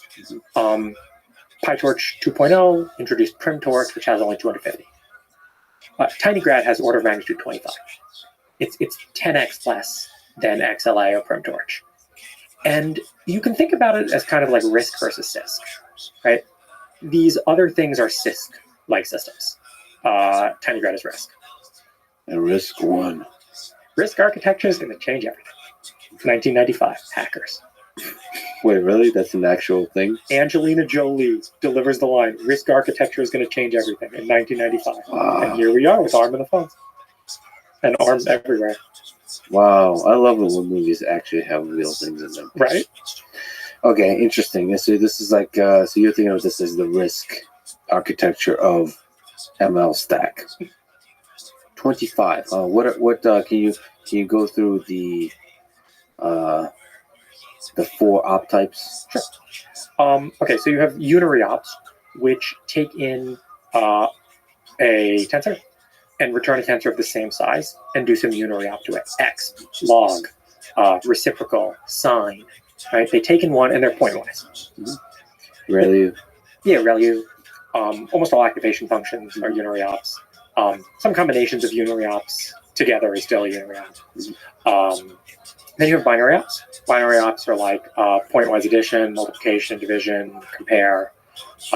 It takes in 2 tensors of equal size and outputs 1 tensor. Then you have reduce ops. Reduce ops will like take a 3-dimensional tensor and turn it into a 2-dimensional tensor, or a 3-dimensional tensor turn it into a 0-dimensional tensor. Things like a sum or a max are really the common ones there. And then the 4th type is movement ops. And movement ops are different from the other types because they don't actually require computation. They require different ways to look at memory. So that includes reshapes, permutes, expands, flips. Those are the main ones. Probably. And so with that, you have enough to make a matmul. And convolutions. And Yeah, every convolution you can imagine, dilated convolutions, strided convolutions, transposed convolutions.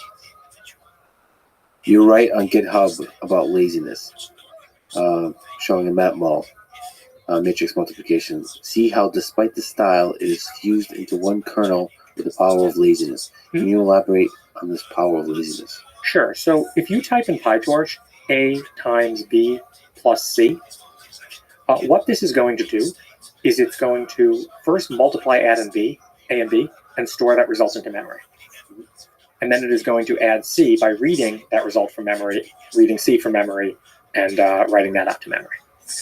There is way more loads and stores to memory than we need there. If you don't actually do A times B as soon as you see it, if you wait until the user actually realizes that tensor, until the laziness actually resolves, you can fuse that plus C. This is like, it's the same way Haskell works. So what's the process of porting a model into TinyGrad? So TinyGrad's front end looks very similar to PyTorch.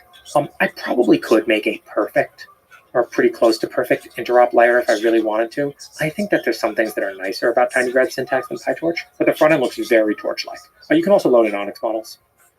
We have more Onyx tests passing than CoreML. Okay, so we'll pass Onyx runtime. What about like the developer experience with TinyGrad? What it feels like, what versus PyTorch? By the way, I really like PyTorch. I think that it's actually a very good piece of software. I think that they've made a few different trade-offs, and these different trade-offs are where TinyGrad takes a different path. One of the biggest differences is it's really easy to see the kernels that are actually being sent to the GPU. Right?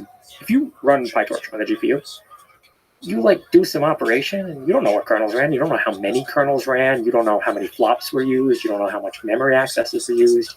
TinyGrad type debug equals 2. It will show you in this beautiful style every kernel that's run. How many flops and how many bytes. So can you just linger on what problem TinyGrad solves? TinyGrad solves the problem of porting new ML accelerators quickly. One of the reasons, tons of these companies now, I think Sequoia marked GraphCore to 0, right? Cerebus, TensTorrent, Grok, all of these ML accelerator companies, they built chips. The chips were good. Software was terrible. And part of the reason is because I think the same problem is happening with Dojo. It's really, really hard to write a PyTorch port because you have to write 250 kernels and you have to tune them all for performance. What does Jim Keller think about TinyGrad? You guys hung on quite a bit, so he's he was involved with TensTorrent. What's his praise and what's his criticism of what you're doing with your life?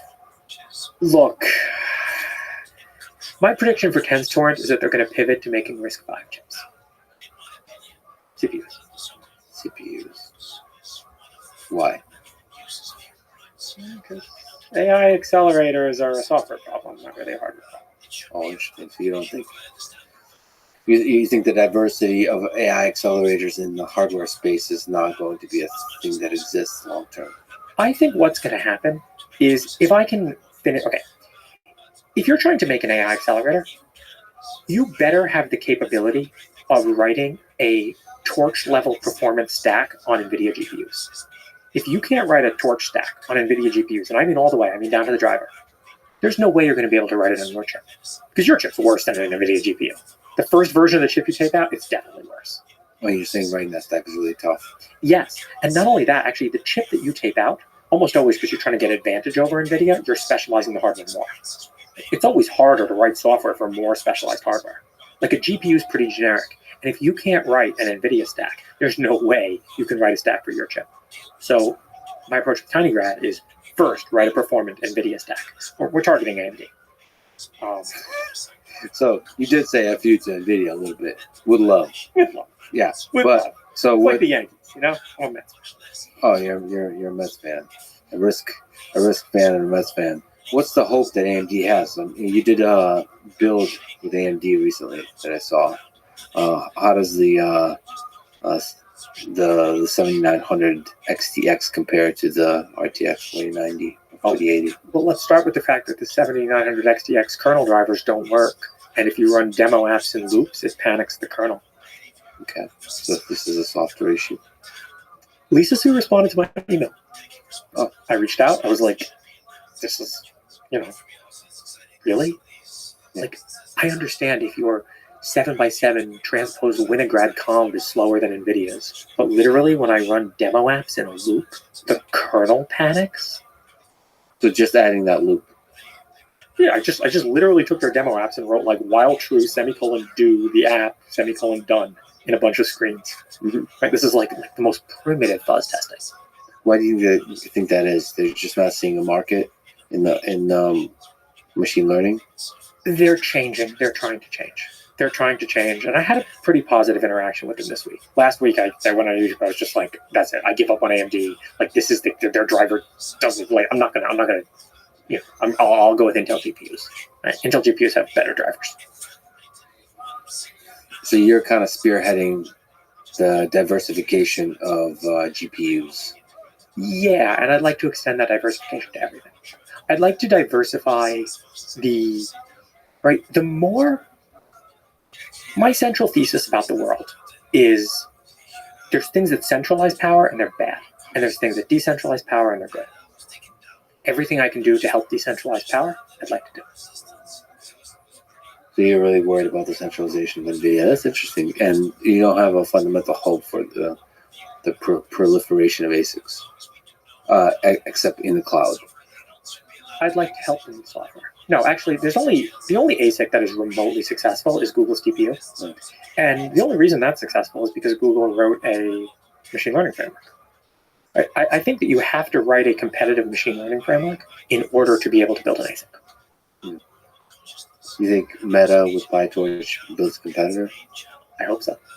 They have one. They have an internal one. Internal. I mean, public facing with a nice cloud interface and so on. I don't want a cloud. You don't like cloud. I don't want a cloud. What do you think is the fundamental limitation of cloud? Fundamental limitation of cloud is who owns the off switch. So it's power to the people. Yeah. And you don't like the man to have all the power. Exactly. All right. And right now, the only way to do that is with NVIDIA GPUs if you want performance and stability. Interesting.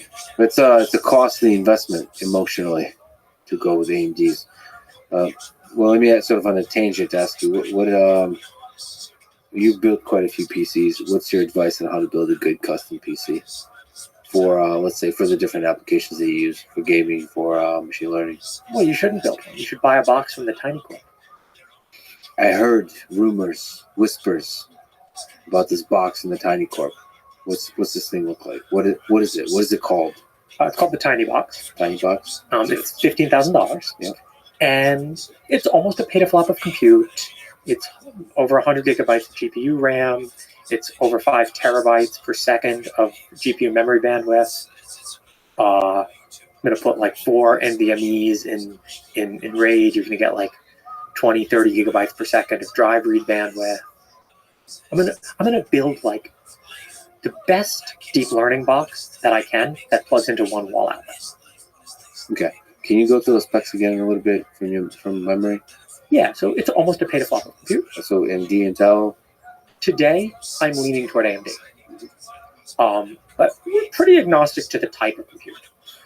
The main limiting spec is a 120 volt, 15 amp circuit. Okay. Well, I mean it, because in order to like there's a plug over there, right? You have to be able to plug it in. We're also going to sell the tiny rack, which what's the most power you can get into your house without arousing suspicion? And one of the answers is an electric car charger. Wait, where does the rack go? Your garage. Interesting. The car charger. A wall outlet is about 1,500 watts. A car charger is about 10,000 watts. What is the most amount of power you can get your hands on without arousing suspicion? That's right. George Haas. Okay. So the tiny box, and you said NVMEs and RAID. I forget what you said about memory, all that kind of stuff. Okay. What about with GPUs? Again, probably 7900 XTXs, but maybe 3090s, maybe A770s. Those are Intels. You're flexible or still exploring? I'm still exploring. I want to deliver a really good experience to people, and yeah, what GPUs I end up going with. Again, I'm leaning toward AMD. We'll see. In my email, what I said to AMD is just dumping the code on GitHub is not open source. Open source is a culture. Open source means that your issues are not all one-year-old stale issues. Open source means developing in public. And if you guys can commit to that, I see a real future for AMD as a competitor to NVIDIA. Well, I'd love to get Tiny Box to MIT. So whenever it's ready, let's do it. We're taking pre-orders. I took this from Elon. I'm like, all right, $100 fully refundable pre-orders. Is it going to be like the Cybertruck? It's going to take a few years, or? No, I'll try to do it faster. It's a lot simpler. It's a lot simpler than a truck. Well, there's complexities, not to just the putting the thing together, but like shipping and all this kind of stuff. The thing that I want to deliver to people out of the box is being able to run 65 billion parameter llama in FP16 in real time, like a good, like 10 tokens per second or 5 tokens per second. Just it works. Yeah, Llama's running, or something like Llama. Experience, yeah, or I think Falcon is the new one. Experience a chat with the largest language model that you can have in your house. Yeah, from a wall plug. From a wall plug, yeah. Actually, for inference, it's not like even more power would help you get more. Even more power would get you more. Well, no, there's just the biggest model released is 65 billion parameter llama, as far as I know. So it sounds like Tiny Box will naturally pivot towards company number 3. You could just get the girlfriend and or boyfriend. That one's harder, actually. The boyfriend is harder? The boyfriend's harder, yeah. I think that's a very biased statement. I think a lot of people would disagree.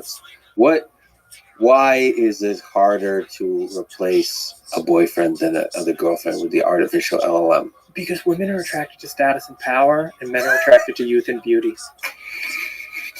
No, I mean, that's what I mean.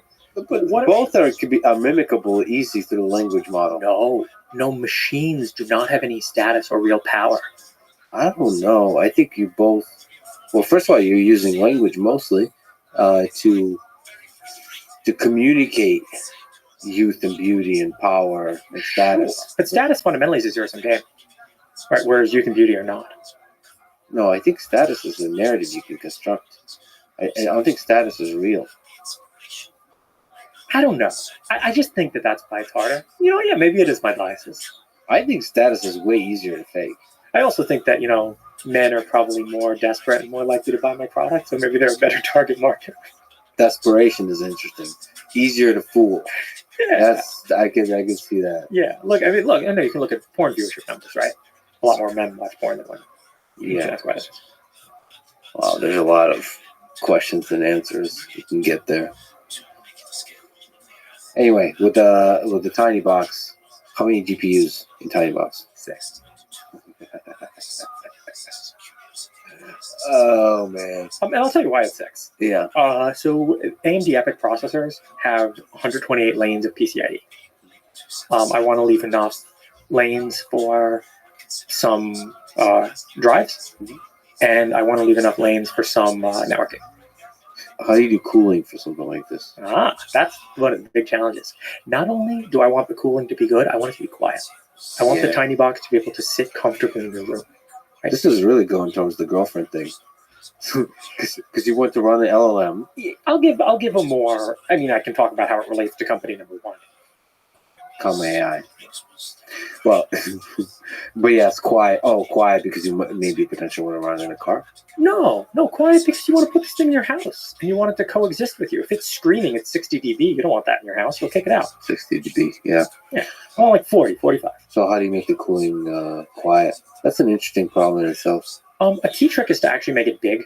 Ironically, it's called the Tiny Box. Yeah. But if I can make it big, a lot of that noise is generated because of high pressure air. Mm-hmm. If you look at like a 1U server, a 1U server has these super high pressure fans that like super deep and they're like jet engines.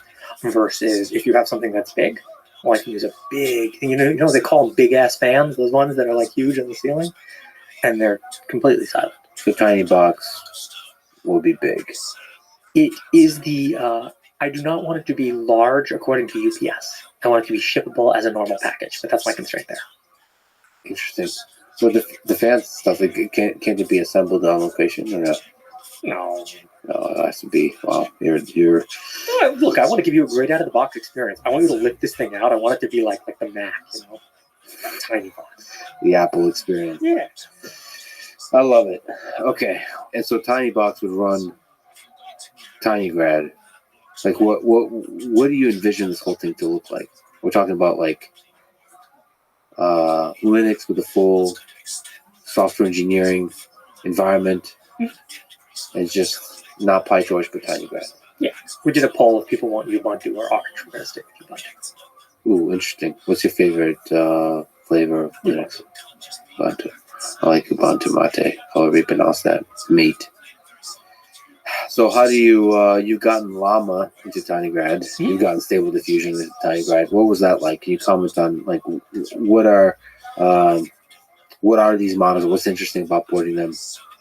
What's what are the challenges? What's easy? All that kind of stuff. There's a really simple way to get these models into TinyGrad, and you can just export them as Onyx, and then TinyGrad can run Onyx. So the ports that I did of Llama, Stable Diffusion, and now Whisper are more academic to teach me about the models, but they are cleaner than the PyTorch versions. You can read the code. I think the code is easier to read. It's less lines. There's just a few things about the way TinyGrad writes things. Here's a complaint I have about PyTorch. nn.relu is a class, right? So when you create an nn module, you'll put your nn relus as in a init. And this makes no sense. Relu is completely stateless. Why should that be a class? No, but that's more like a software engineering thing. Or do you think it has a cost on performance? Oh, no, it doesn't have a cost on performance. But yeah, no, I think that it's that's what I mean about like TinyGrad's front end being cleaner. I see. What do you think about Mojo? I don't know if you've been paying attention to the programming language that does some interesting ideas that kind of intersect TinyGrad. I think that there's a spectrum. And like on one side you have Mojo, and on the other side you have like GGML.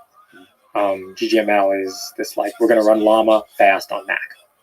Okay, we're going to expand out to a little bit, but we're going to basically go like depth first, right? Mojo is like, we're going to go breadth first. We're going to go so wide that we're going to make all of Python fast. And TinyGrad's in the middle. TinyGrad, we are going to make neural networks fast.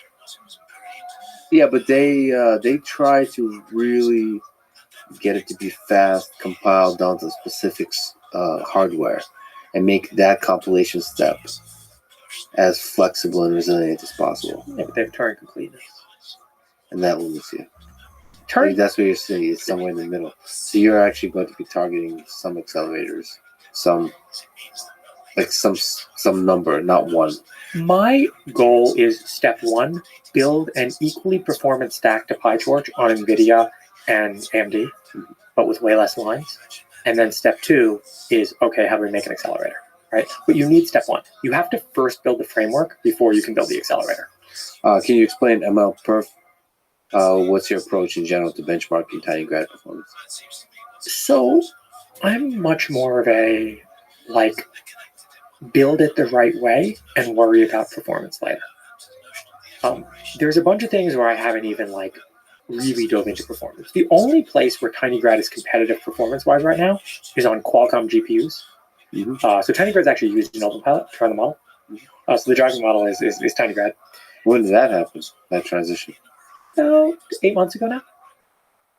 And it's 2x faster than Qualcomm's library. What's the hardware that OpenPilot runs on, the Kame app? It's a Snapdragon 845. Okay. So this is using the GPU. So the GPU is an Adreno GPU. There's like different things. There's a really good Microsoft paper that talks about like mobile GPUs and why they're different from desktop GPUs. One of the big things is in a desktop GPU, you can use buffers. On a mobile GPU, image textures are a lot faster. On a mobile GPU, image textures and image. Okay. And so you want to be able to leverage that. I want to be able to leverage it in a way that it's completely generic, right? So Xiaomi has a pretty good open source library for mobile GPUs called Mace, where they have these kernels, but they're all hand coded, right? So that's great if you're doing 3x3 comps. That's great if you're doing dense map models. But the minute you go off the beaten path a tiny bit, well, your performance is not. Since you mentioned OpenPilot, I'd love to get an update in the company number one, Kame AI world. How are things going there in the development of semi-autonomous driving? You know, almost no one talks about FSD anymore, and even less people talk about OpenPilot. We've solved the problem. Like, we solved it years ago. What's the problem exactly? Well, What does solving it mean? solving means how do you build a model that outputs a human policy for driving? How do you build a model that, given a reasonable set of sensors, outputs a human policy for driving? So you have companies like Waymo and Cruise, which are hand coding these things that are like quasi-human policies. Then you have Tesla, and maybe even to more of an extent, Comma, asking, okay, how do we just learn human policy from data? The big thing that we're doing now, and we just put it out on Twitter, at the beginning of Comma, we published a paper called Learning a Driving Simulator. And the way this thing worked was it was an autoencoder and then an RNN in the middle. Right? You take an autoencoder, you compress the picture, you use an RNN, predict the next state, and these things were, it was a laughably bad simulator. But this is 2015 era machine learning technology. Today, we have VQ, VAE, and transformers. We're building Drive GPT, basically. Drive GPT. Okay. So, and it's trained on what? Is it trained in a self-supervised way? It's trained on all the driving data to predict the next frame. So really trying to learn a human policy. What would a human do? Well, actually, our simulator is conditioned on the pose. So it's actually a simulator. You can put in like a state action pair and get out the next state. Okay. And then once you have a simulator, you can do RL in the simulator, and RL will get us that human policy. So it transfers. Yeah. RL with a reward function, not asking, is this close to the human policy, but asking, would a human disengage if you did this behavior? Okay, let me think about the distinction there. Would a human disengage? That correlates, I guess, with the human policy, but it could be different. So it doesn't just say, what would a human do? It says, what would a good human driver do? And such that the experience is comfortable, but also not annoying in that, like, the thing is very cautious. So it's finding a nice balance. That's interesting. It's nice. It's asking exactly the right question. What will make our customers happy? Right. A system that you never want to disengage. Because usually disengagement is almost always a sign of I'm not happy with what the system is doing. Usually. There's some that are just, I felt like driving, and those are always fine too, but they're just going to look like noise in the data. But even I felt like driving. Maybe, yeah. That's a signal. Like, why do you feel like driving? You need to recalibrate your relationship with the car. Okay, so that's really interesting. How close are we to solving self-driving? It's hard to say. We haven't completely closed the loop yet. So we don't have anything built that truly looks like that architecture yet.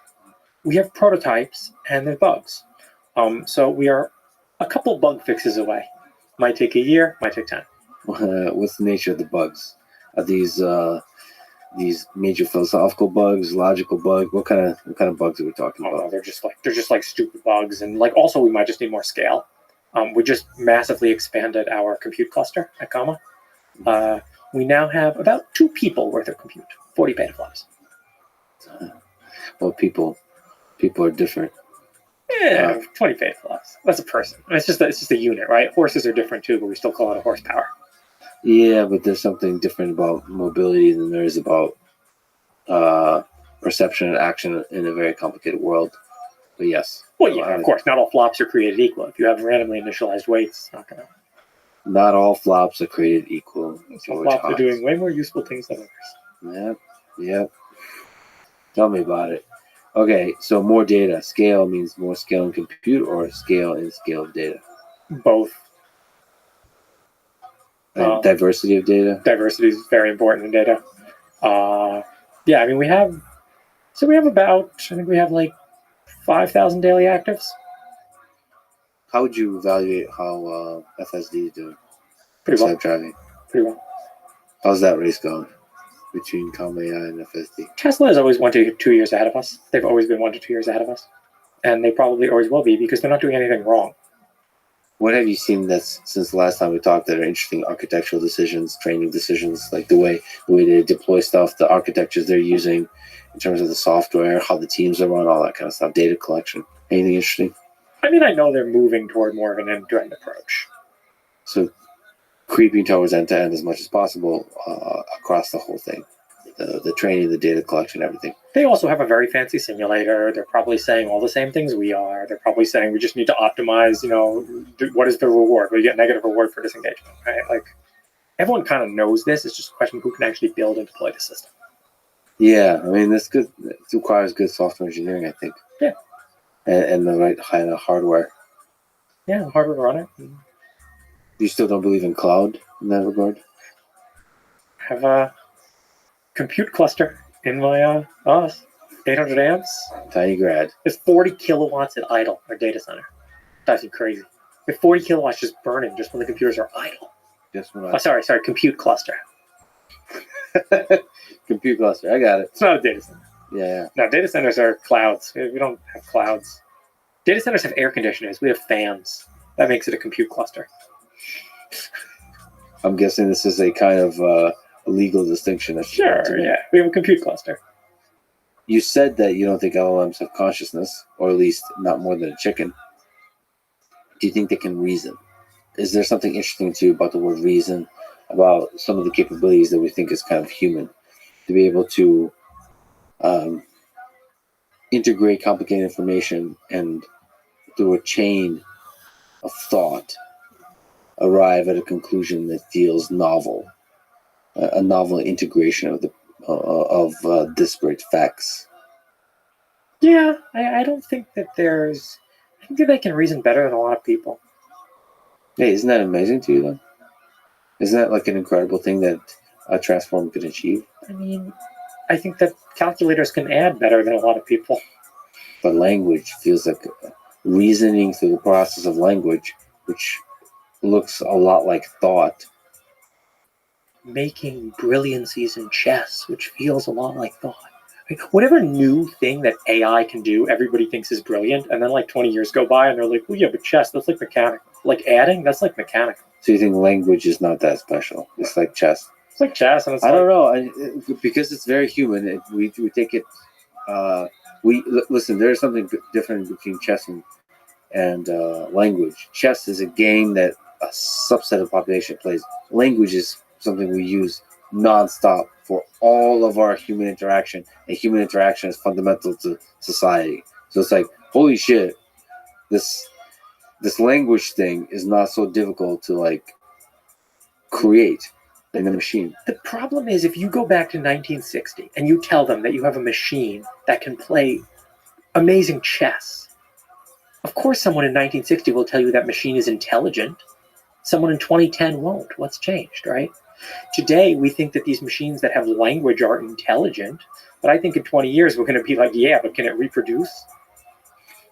So reproduction, yeah, we might redefine what it means to be, what is it, a high-performance living organism on Earth? Humans are always going to define a niche for themselves. Like, well, we're better than the machines because we can, like they tried creative for a bit, but no one believes that one anymore. But niche, is that delusional, or is there some accuracy to that? Because maybe like with chess, you start to realize like that we have ill-conceived notions of what makes humans special, like the apex organism on Earth. Yeah, and I think maybe we're going to go through that same thing with language, and that same thing with creativity. The language carries these notions of truth and so on, and so we might be like, wait, maybe truth is not carried by language. Maybe there's like a deeper thing. The niche is getting smaller. Oh boy. But no, you don't understand. Humans are created by God and machines are created by humans. Therefore, right? Like that'll be the last niche we have. So what do you think about just the rapid development of LLMs? If you could just like stick on that, it's still incredibly impressive. Like with ChatGPT, just even ChatGPT, what are your thoughts about reinforcement learning with human feedback on these large language models? I'd like to go back to when calculators first came out or computers. And like, I wasn't around. Look, I'm 33 years old. And to like see how that affected like society. Maybe you're right. So I want to put on the the big picture hat here. Oh my god, I a think refrigerator? Wow. refrigerator, electricity, all that kind of stuff. But with the internet, large language models seeming human-like, basically passing their Turing test. It seems it might have really at scale rapid transformative effects on society. But you're saying like other technologies have as well. So maybe calculator's not the best example of that, because that just seems like maybe calculator. The poor milkman, the day he learned about refrigerators, he's like, I'm done. You're telling me you can just keep the milk in your house? You don't need me to deliver it every day? I'm done. Well, yeah, you have to actually look at the practical impacts of certain technologies that they've had. Yeah, probably electricity is a big one, and also how rapidly it's spread. Yeah, the internet is a big one. I do think it's different this time. It just feels like The niche is getting small. The niche is humans. That makes humans special. It feels like it's getting smaller rapidly, though, doesn't it? Or is that just a feeling we dramatize everything? I think we dramatize everything. I think that you ask the milkman when he saw refrigerators. And they're going to have one of these in every home? Yeah. Maybe, but boy, is it impressive. So much more impressive than seeing a chess world champion AI system. I disagree, actually. I disagree. I think things like Mu0 and AlphaGo are so much more impressive because these things are playing beyond the highest human level. The language models are writing middle school level essays, and people are like, wow, it's a great essay. It's a great 5-paragraph essay about the causes of the Civil War. Okay, forget the Civil War, just generating codex. Oh, So you're saying it's mediocre code. Terrible. But I don't think it's terrible. I think it's just mediocre code. Yeah. Often close to correct. Like for mediocre That's purposes. the scariest kind of code. I spend 5% of time typing and 95% of time debugging. The last thing I want is close to correct code. I want a machine that can help me with the debugging, not with the typing. It's like L2 level 2 driving, similar kind of thing. Yeah, you still should be a good programmer in order to modify. I wouldn't even say debugging, just modifying the code, reading it. Don't think it's like level 2 driving. I think driving is not tool complete and programming is. Meaning you don't use like the best possible tools to drive. Right? You're not like cars have basically the same interface for the last 50 years. Yeah. Computers have a radically different interface. Okay, can you describe the concept of tool complete? Yeah. So think about the difference between a car from 1980 and a car from today. Yeah. No difference really. It's got a bunch of pedals, it's got a steering wheel. Great.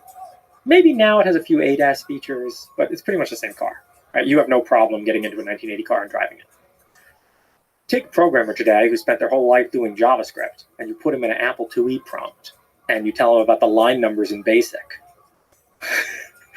But how do I insert something between line 17 and 18? Oh, well. So in tool, you're putting in the programming languages. So it's just the entirety stack of the tooling. Exactly. So it's not just like IDs or something like this. It's everything. Yes, it's IDEs, the languages, the runtimes. It's everything. And programming is tool complete. So like almost if Codex or Copilot are helping you, that actually probably means that your framework or library is bad and there's too much boilerplate in it. Yeah, but don't you think so much programming has boilerplate? TinyGrad is now 2,700 lines, and it can run Llama and Stable Diffusion. And all of this stuff is in 2,700 lines. Boilerplate and abstraction indirections and all these things are just bad code. Well, let's talk about good code and bad code. I would say, I don't know, for generic scripts that I write just offhand, like 80% of it is written by GPT. Just like quick like offhand stuff. So not like libraries, not like performing code, not stuff for robotics and so on. Just quick stuff. Because so much of programming is doing some boilerplate, but to do so efficiently and quickly, because you can't really automate it fully with like generic methods, like a generic kind of ID type of recommendation or something like this, you do need to have some of the complexity of language models. Yeah, I guess if I was really writing, like maybe today, if I wrote like a lot of like data parsing stuff. Yeah. I mean, I don't play CTFs anymore, but if I still played CTFs, a lot of like it's just like you have to write like a parser with this data format. Like I wonder, or like admin of code. I wonder when the models are going to start to help with that kind of code, and they may, and the models also may help you with speed. Yeah, the models are very fast, but where the models won't, my programming speed is not at all limited by my typing speed. And in very few cases it is. Yes, if I'm writing some script to just like parse some weird data format, sure, my programming speed is limited by my typing speed. What about looking stuff up? Because that's essentially a more efficient lookup, right? You know, when I was at Twitter, I tried to use ChatGPT to like ask some questions, like what's the API for this, and it would just hallucinate. It would just give me completely made up API functions that sounded real. What do you think? That's just a temporary kind of stage? No. You don't think it'll get better and better and better in this kind of stuff? Because like it only hallucinates stuff in the edge cases. Yes. If you're writing generic code, it's actually pretty good. Yes. If you are writing an absolute basic like React app with a button, it's not going to hallucinate. Sure. No, there's kind of ways to fix the hallucination problem. I think Facebook has an interesting paper. It's called Atlas. And it's actually weird the way that we do language models right now, where all of the information is in the weights. And the human brains don't really like this. There's like a hippocampus and a memory system. So why don't LLMs have a memory system? And there's people working on them. I think future LLMs are going to be like smaller, but are going to run looping on themselves and are going to have retrieval systems. And the thing about using a retrieval system is you can cite sources explicitly. Which is really helpful to integrate the human into the loop of the thing, because you can go check the sources and you can investigate it. So whenever the thing is hallucinating, you can like have the human supervision. So that's pushing it towards level 2 kind of. That's going to kill Google. Wait, which part? When someone makes an LLM that's capable of citing its sources, it will kill Google. LLM that's citing its sources, because that's basically a search engine. That's what people want in a search engine. But also Google might be the people that build it. Maybe. And put ads on it. I'd count them out. Why is that? Why do you think? Who wins this race? We got who are the competitors? All right. We got Tiny Corp. I don't know if that's I mean you're a legitimate competitor in that. I'm not trying to compete on that. You're not. No, not as Just gonna accidentally stumble into that competition. Maybe. You don't think you might build a search engine to replace Google search? When I started Comma, I said over and over again, I'm going to win self-driving cars. I still believe that. I have never said I'm going to win search with the Tiny Corp, and I'm never going to say that because I won't. The night is still young. You don't know how hard is it to win search in this new route. Like it feels. I mean, one of the things that ChatGPT kind of shows is there could be a few interesting tricks that create a really compelling product. Some startup's going to figure it out. I think if you ask me, like Google's still the number one webpage, I think by the end of the decade, Google won't be the number one webpage anymore. So you don't think Google, because of how big the corporation is? Look, I would put a lot more money on Mark Zuckerberg. Why is that? Because Mark Zuckerberg's alive. Like, this is all Paul Graham essay. Startups are either alive or dead. Google's dead. Facebook is alive. Facebook is alive. Meta's alive. Meta. You see what I mean? Like, that's just like Mark Zuckerberg. This is Mark Zuckerberg reading that Paul Graham essay and being like, I'm going to show everyone how alive we are. I'm going to change the name. So you don't think there's this gutsy pivoting engine that like Google doesn't have that. The kind of engine that a startup has, like constantly being alive, I guess.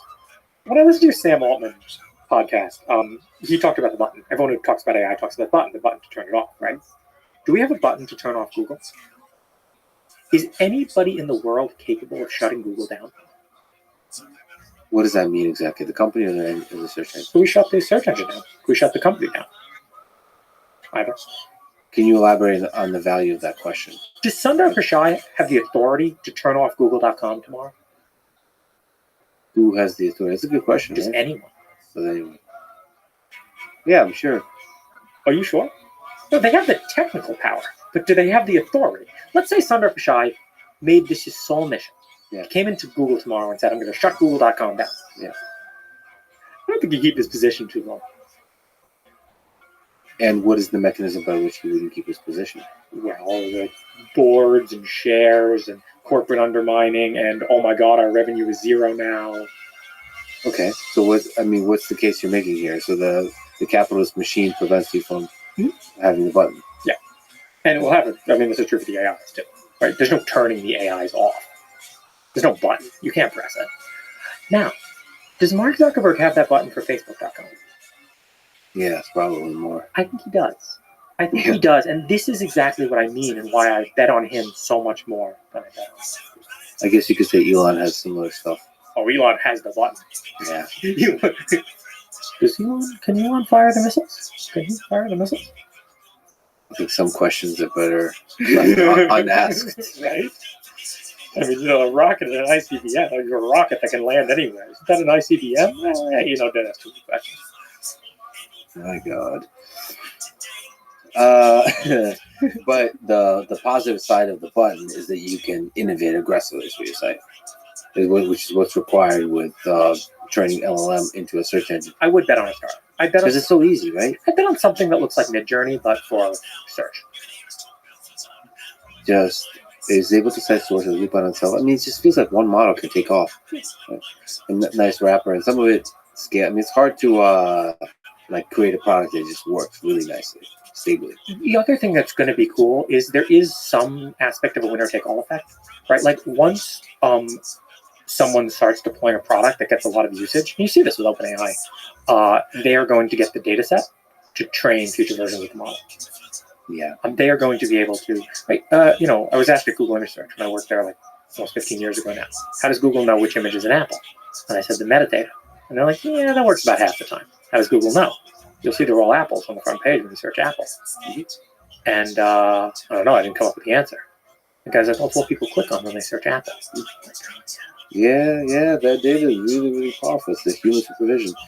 What do you think are the chances? What do you think in general that Llama was open source? I just did a conversation with Mark Zuckerberg, and he's all in on open source.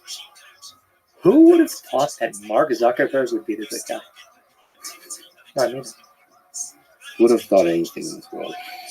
It's hard to know. But open source to you ultimately is a good thing here. Undoubtedly. What's ironic about all these AI safety people is they are going to build the exact thing they fear. We need to have one model that we control and align. This is the only way you end up paperclipped.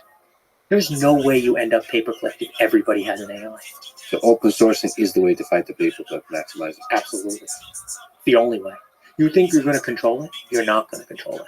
So the criticism you have for the AI safety folks is that there's a belief and a desire for control. Yes. And that belief and desire for centralized control of dangerous AI systems is not good. Sam Altman won't tell you that GPT-4 has 220 billion parameters and is a 16-way mixture model with 8 sets of weights. Who did you have to murder to get that information? All right. I mean, look, but yes. Everyone at OpenAI knows what I just said was true, right? Now, ask the question, really. It upsets me when GPT-2. When OpenAI came out with GPT-2 and raised a whole fake AI safety thing about that, I mean, now the model is laughable. They used AI safety to hype up their company, and it's disgusting. Or the flip side of that is they used a relatively weak model in retrospect to explore how do we do AI safety correctly? How do we release things? How do we go through the process? I don't know. I don't know how much hype there is. Charitable interpretation. I don't know how much hype there is in AI safety, honestly. Oh, there's so much hype. At least on Twitter. I don't know. Maybe Twitter's not real life. Twitter's not real life. Come on. In terms of hype, I mean, I think OpenAI has been finding an interesting balance between transparency and putting value on AI safety. You think just go all out open source. So do with Llama. To do like open source, this is a tough question. Just open source both the base, the foundation model, and the fine-tuned one. So, That the model that can be ultra racist and dangerous and like tell you how to build a nuclear weapon. Oh my God, have you met humans? Right? Like half of these AI. I haven't met most humans. This allows you to meet every human. Yeah, I know, but half of these AI alignment problems are just human alignment problems, and that's what's also so scary about the language they use. It's like it's not the machines you want to align; it's me. But here's the thing: it makes it very accessible to ask very questions where the answers have dangerous consequences if you were to act on them. I mean, yeah. Welcome to the world. Well, no, for me, there's a lot of friction if I want to find out how to, blow up something. No, there's not a lot of friction. It's so easy. No, like what do I search? Do I use Bing or which search engine do I use? No, there's like lots of stuff. No, it feels like I have to keep clicking on a lot. First off, anyone who's stupid enough to search for how to blow up a building in my neighborhood is not smart enough to build a bomb. Right? Are you sure about that? Yes. I feel like a language model makes it more accessible for that person who's not smart enough to do so. They're not gonna build a bomb. Trust me. The people who are incapable of figuring out how to like ask that question a bit more academically and get a real answer from it are not capable of procuring the materials, which are somewhat controlled, to build a bomb. No, I think LLM makes it more accessible to people with money without the technical know-how. Right, to build it. Like, do you really need to know how to build a bomb to build a bomb? You can hire people. You can find like. Oh, you can hire people to build. You know what? I was asking this question on my stream. Like, can Jeff Bezos hire a hitman? Probably not. But a language model can probably help you out. Yeah, you'll still go to jail, right? Like, it's not like the language model is God. Like, the language model, it's you literally just hired someone on Fiverr. Okay, GPT-4 in terms of finding a hitman is like asking Fiverr how to find a hitman. I understand, but don't you think WikiHow? You know? WikiHow? But don't you think GPT-5 will be better? Because don't you think that information is out there on the internet?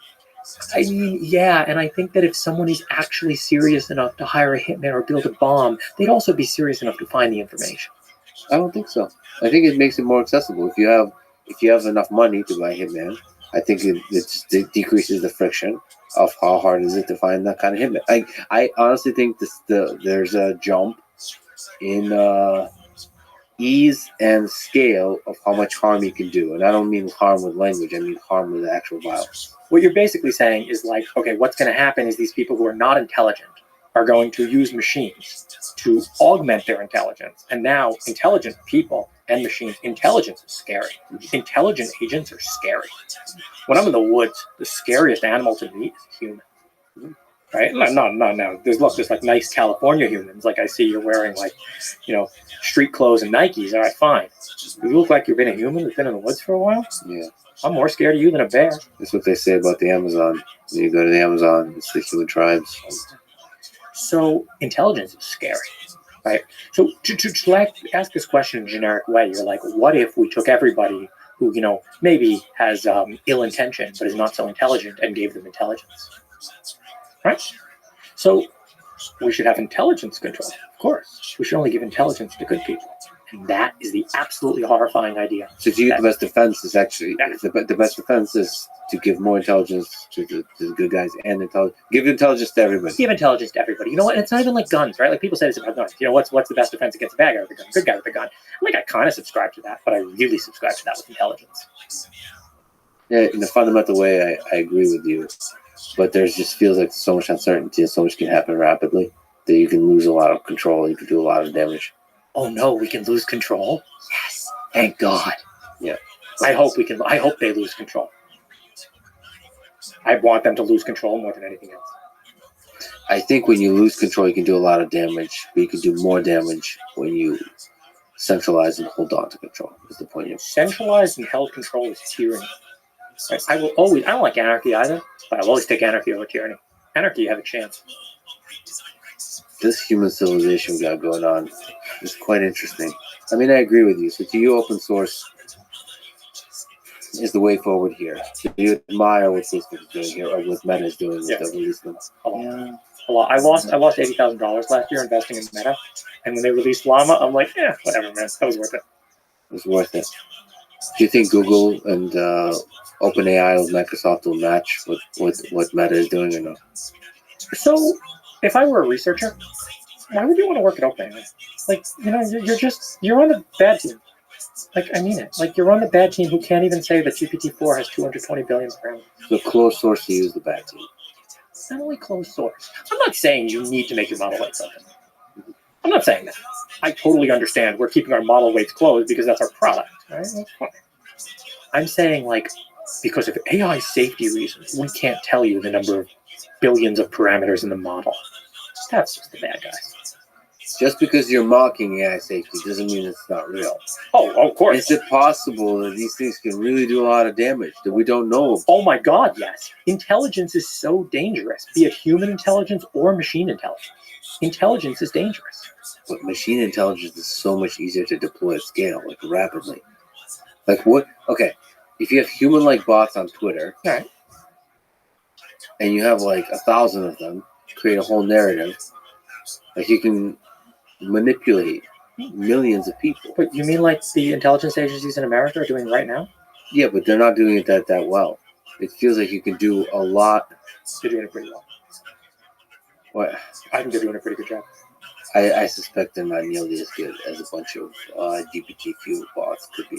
Well, I mean, of course, they're looking into the latest technologies for control of people, of course.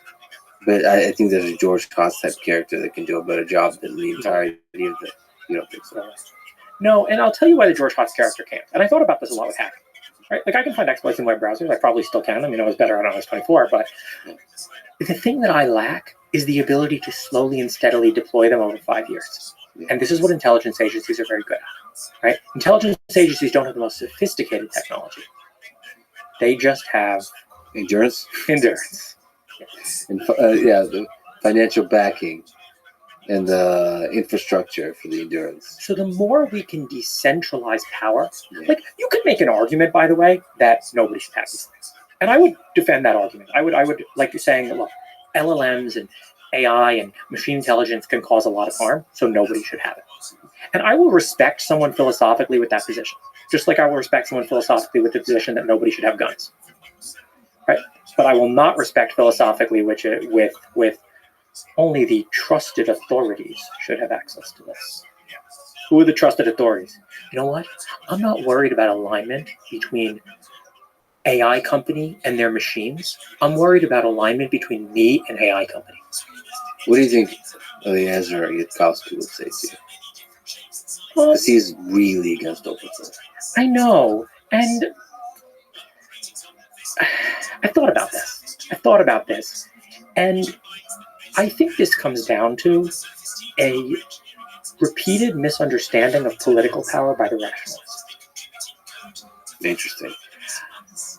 I think that Eliezer Yudkowsky is scared of these things, and I am scared of these things too. Everyone should be scared of these things. These things are scary. But now you ask about the two possible futures. One where a small, trusted, centralized group of people has them, and the other where everyone has them. And I am much less scared of the second future than the first. Well, there's a small, trusted group of people that have control over our nuclear weapons. There's a difference. Again, a nuclear weapon cannot be deployed tactically, and a nuclear weapon is not a defense against a nuclear weapon. Except maybe in some philosophical mind game kind of way. But AI is different how exactly? Okay, let's say the intelligence agency deploys 1 million bots on Twitter or 1,000 bots on Twitter to try to convince me of a point. Imagine I had a powerful AI running on my computer saying, okay, nice psyop, nice psyop, nice psyop. Okay, here's a psyop. I filtered it out for you. Yeah, I mean, so you have fundamentally hope for that, for the defense of psyop. I'm not even I don't even mean these things in truly horrible ways. I mean these things in straight up bad luck, right? Straight up bad luck, right? I don't want ads. But they're always finding, imagine I had an AI that could just block all the ads for me. Do you believe in the power of the people to always create an ad blocker? Yeah, I mean, I kind of share that belief.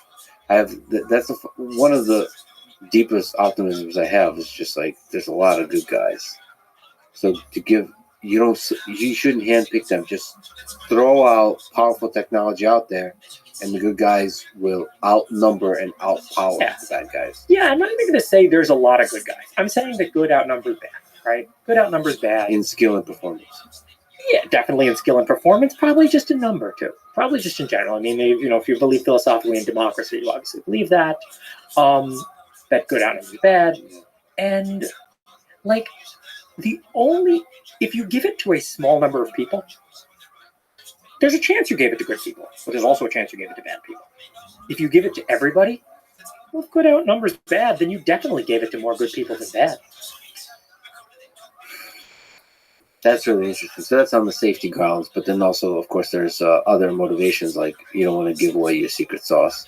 Well, I respect capitalism. I think that it would be polite for you to make model architectures open source and fundamental breakthroughs open source. I don't think you have to make weights open source. You know what's interesting is that, like, there's so many possible trajectories in human history where you could have the next Google be open source. So, for example, I don't know if that connection is accurate, but Wikipedia made a lot of interesting decisions not to put ads.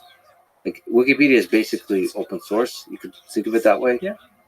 And like, that's one of the main websites on the internet. Yeah. And like, it didn't have to be that way. It could have been like Google could have created Wikipedia, put ads on it. You could probably run amazing ads now on Wikipedia. You wouldn't have to keep asking for money.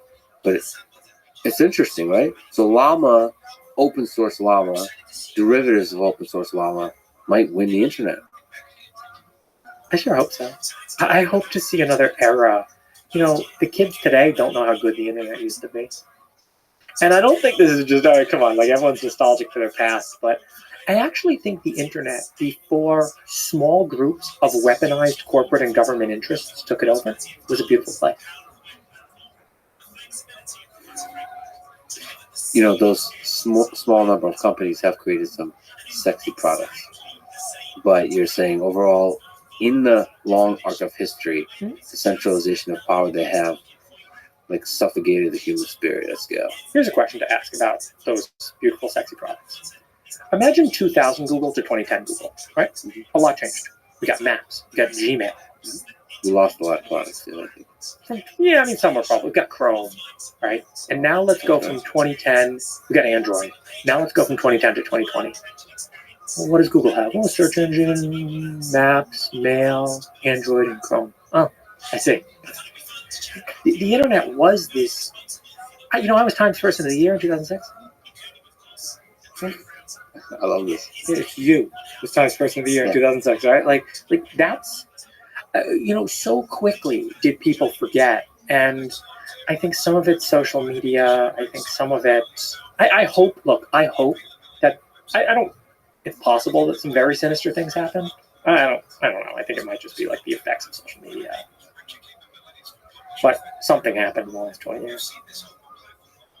No. Oh, okay. So you're just being an old man who's worried about that. I think there's always, it's a cycle thing. It's ups and downs, and I think people rediscover the power of distributed, decentralized.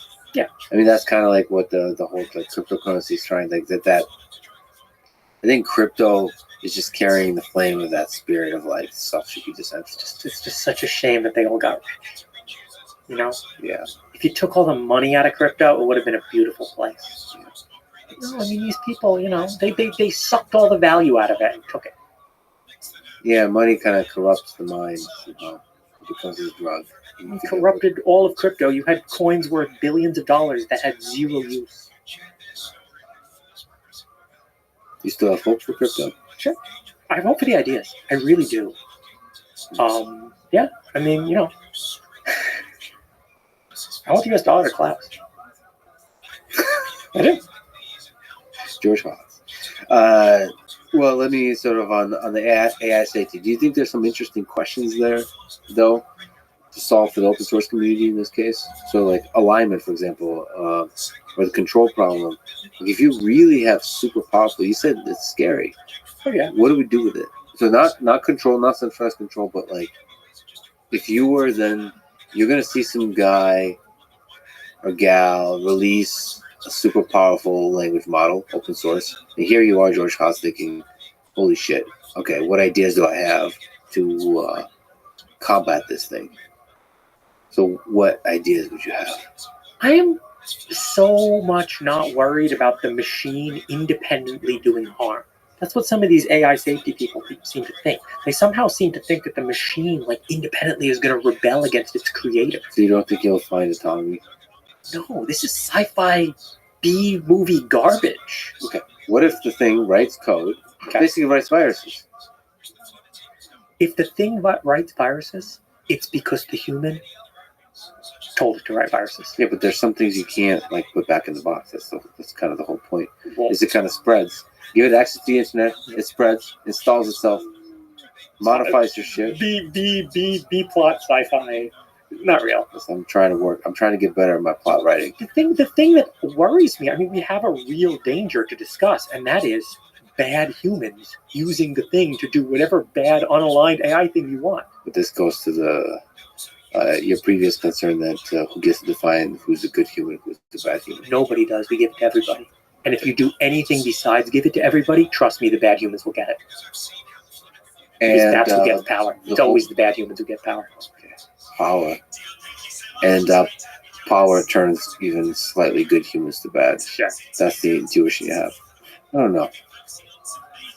I don't think everyone. I just think that, like, here's the saying that I put in one of my blog posts.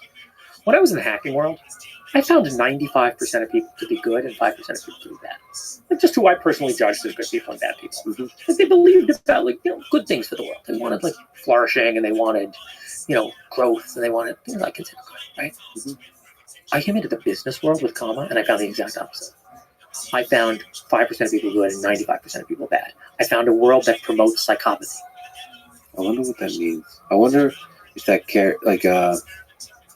I wonder if that's anecdotal or if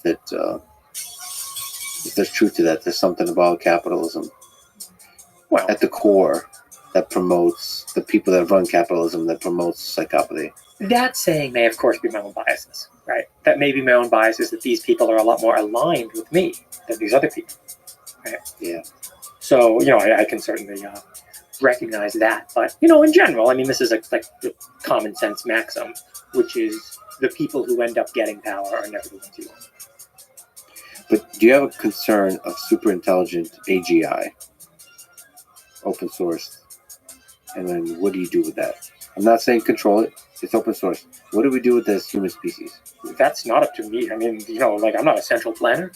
No, not central planet, but you'll probably tweet there's a few days left to live for the human species. I have my ideas of what to do with it, and everyone else has their ideas of what to do with it. May the best ideas win. But at this point, do you brainstorm, because it's not regulation. It can be decentralized regulation where people agree that this is just like, we create tools that make it more difficult for you to maybe make it more difficult for code to spread. Antivirus software, this kind of thing. But You're saying that you should build AI firewalls? That sounds good. You should definitely be running an AI firewall. Yeah, right. Exactly. You should be running an AI firewall to your mind. Right. You're constantly under, That's such an interesting idea. It's like, InfoWars, man. Like, I don't know if you're being sarcastic or no, not. I'm dead serious. But I think there's power to that. It's like, how do I protect my mind from influence of human-like or superhuman intelligent bots? I would pay so much money for that product. I would pay so much money for that product. You know how much money I'd pay just for a spam filter that works? Well, on Twitter, sometimes I would like to have a protection mechanism for my mind from the outrage mobs. Yeah. Because they feel like bot-like behavior. It's like there's a large number of people that will just grab a viral narrative and attack anyone else that believes otherwise. And it's like, whenever someone's telling me some story from the news, I'm always like, I don't want to hear it. CIA op, bro. It's a CIA op, bro. Like, it doesn't matter if that's true or not. It's just trying to influence your mind. You're repeating an ad to me. Like the viral mobs, this is like, they're. But to me, a defense against those mobs is just getting multiple perspectives, always from sources that make you feel kind of like you're getting smarter, and just basically feels good. Like a good documentary just feels good. Something feels good about it. It's well done. It's like, oh, okay, I never thought of it this way. This just feels good. Sometimes the outrage mobs, even if they have a good point behind it, when they're like mocking and derisking and just aggressive. You're with us or against us. This fucking. This is why I delete my tweets. Yeah, why'd you do that? I missed your tweets. You know what it is? The algorithm promotes toxicity. Yeah. And like, you know, I think Elon has a much better chance of fixing it than the previous regime. Yeah. But to solve this problem, to build a social network that is actually not toxic without moderation. Mm-hmm. Like, not the stick but carrot. So like, where people look for goodness, to make it catalyze the process of connecting cool people and being cool to each other. Yeah. Without ever censoring. And like Scott Alexander has a blog post where he talks about like moderation is not censorship, right? Like all moderation you want to put on Twitter, right? Like you could totally make this moderation like just you don't have to block it for everybody. You can just have like a filter button, right? That people can turn off if they was like safe search for Twitter, right? Like someone could just turn that off, right? So like, but then you like take this idea to an extreme, right? Well, the network should just show you. This is a couchsurfing CEO thing, right? If it shows you, right now these algorithms are designed to maximize engagement. Well, it turns out outrage maximizes engagement. Quirk of the human mind, right? Just I fall for it, everyone falls for it. So yeah, you got to figure out how to maximize for something other than engagement. And I actually believe that you can make money with that too. So it's not. I don't think engagement is the only way to make money. I actually think it's incredible that we're starting to see. I think again, Elon's doing so much stuff right with Twitter, like charging people money. As soon as you charge people money, they're no longer the product. They're the customer. And then they can start building something that's good for the customer and not good for the other customer, which is the ad agencies. Hasn't picked up steam. I pay for Twitter. It doesn't even get me anything. It's my donation to this new business model, hopefully working out. Sure, but for this business model to work, it's like most people should be signed up to Twitter. And so the way it was... There was something perhaps not compelling or something like this to people. I think you need most people at all. I think that, why do I need most people, right? Don't make an 8,000 person company, make a 50 person company. Yeah. Well, so speaking of which, you worked at Twitter for a bit. I did. As an intern. Mm-hmm. The world's greatest intern. Yeah. All right. There's been better. There's been better. Tell me about your time at Twitter. How did it come about? And what did you learn from the experience? So I deleted my first Twitter in 2010. I had over 100,000 followers back when that actually meant something. And I just saw, my coworker summarized it well. He's like, whenever I see someone's Twitter page, I either think the same of them or less of them. I never think more of them. Yeah. Right? Like, I don't want to mention any names, but like some people who maybe you would like read their books and you would respect them. You see them on Twitter and you're like, okay, dude. Yeah.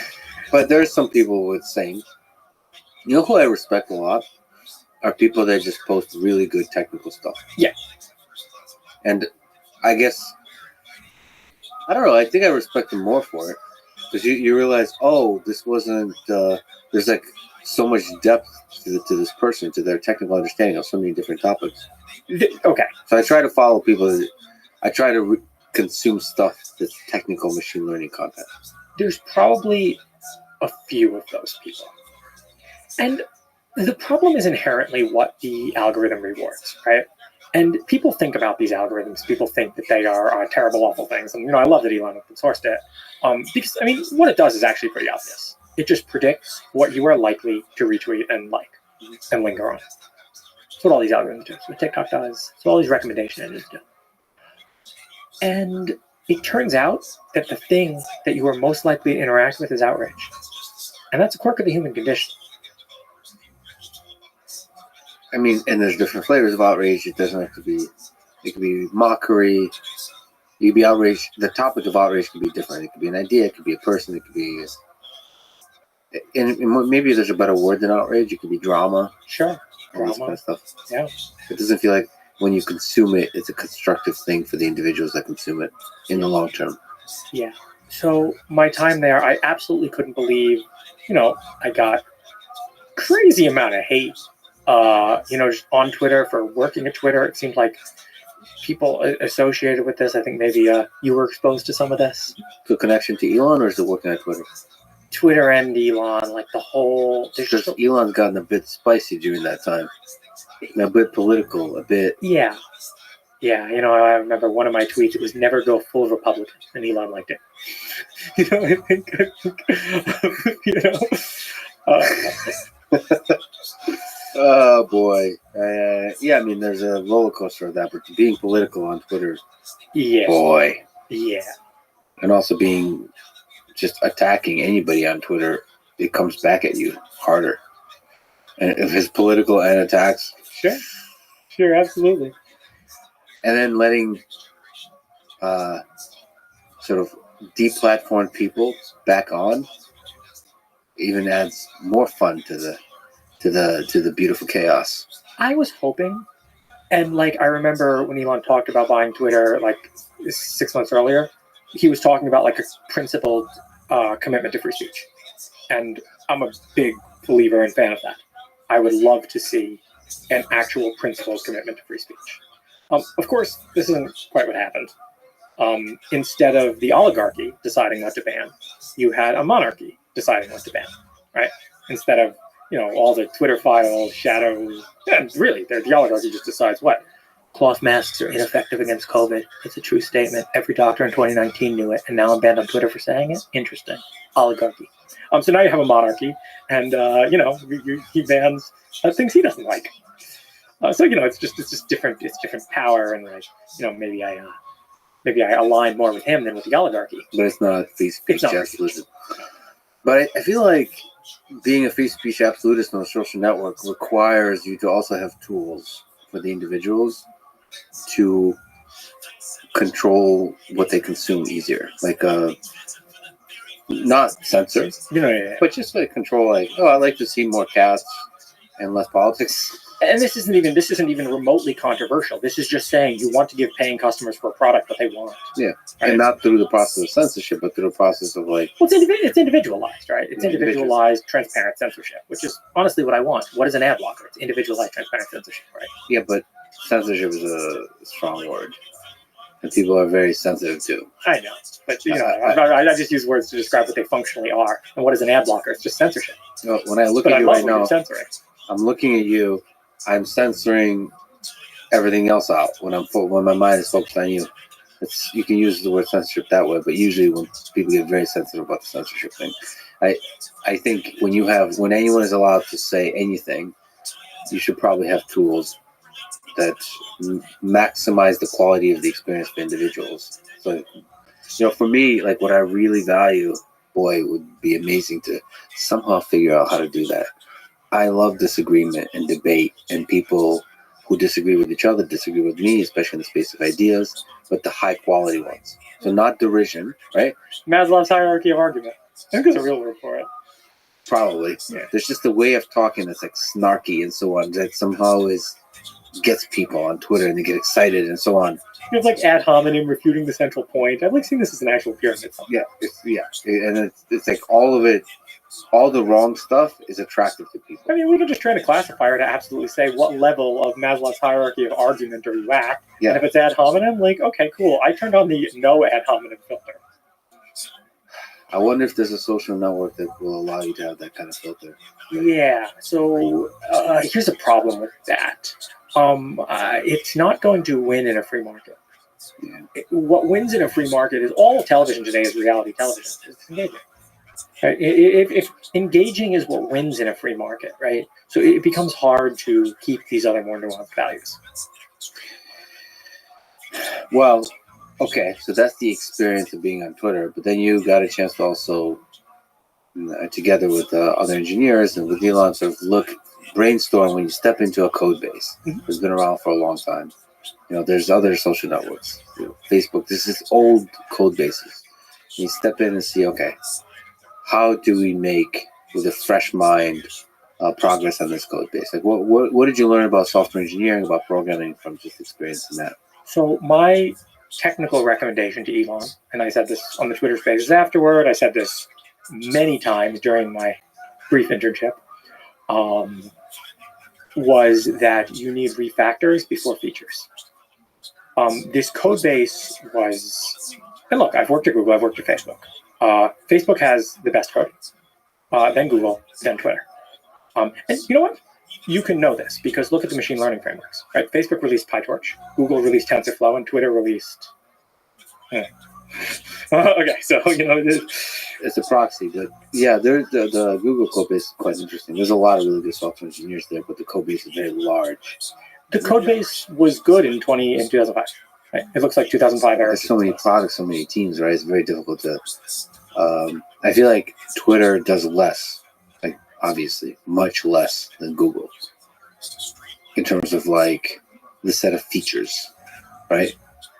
So like I can imagine the number of software engineers that could recreate Twitter is much smaller than to recreate Google. Yeah, I still believe, and the amount of hate I got for saying this, that 50 people could build and maintain Twitter. Pretty. What's the nature of the hate? Comfortably. That you don't know what you're talking about. You know what it is, and it's the same. This is my summary of like the hate I get on Hacker News. It's like when I say I'm going to do something, they have to believe that it's impossible. Because if doing things was possible, they'd have to do some soul searching and ask the question, why didn't they do it? So when you say, and I do think that's where the hate comes from. When you say, well, there's a core truth to that, yes. When you say I'm going to solve self-driving, people go like, what are your credentials? What the hell are you talking about? This is an extremely difficult problem. Of course, you're a noob that doesn't understand the problem deeply. I mean, that was the same nature of hate that probably Elon got when he first talked about autonomous driving. But there's pros and cons to that because, like, there is experts in this world. No, but the mockers aren't experts. The people who are mocking are not experts with carefully reasoned arguments about why you need 8,000 people to run a bird app. But the people are going to lose their jobs. Well, that, but also there's the software engineers that probably criticize, no, it's a lot more complicated than you realize, but maybe it doesn't need to be so complicated. Some people in the world like to create complexity. Some people in the world thrive under complexity, like lawyers, right? Lawyers want the world to be more complex because you need more lawyers, you need more legal hours, right? I think that's another. If there's two great evils in the world, it's centralization and complexity.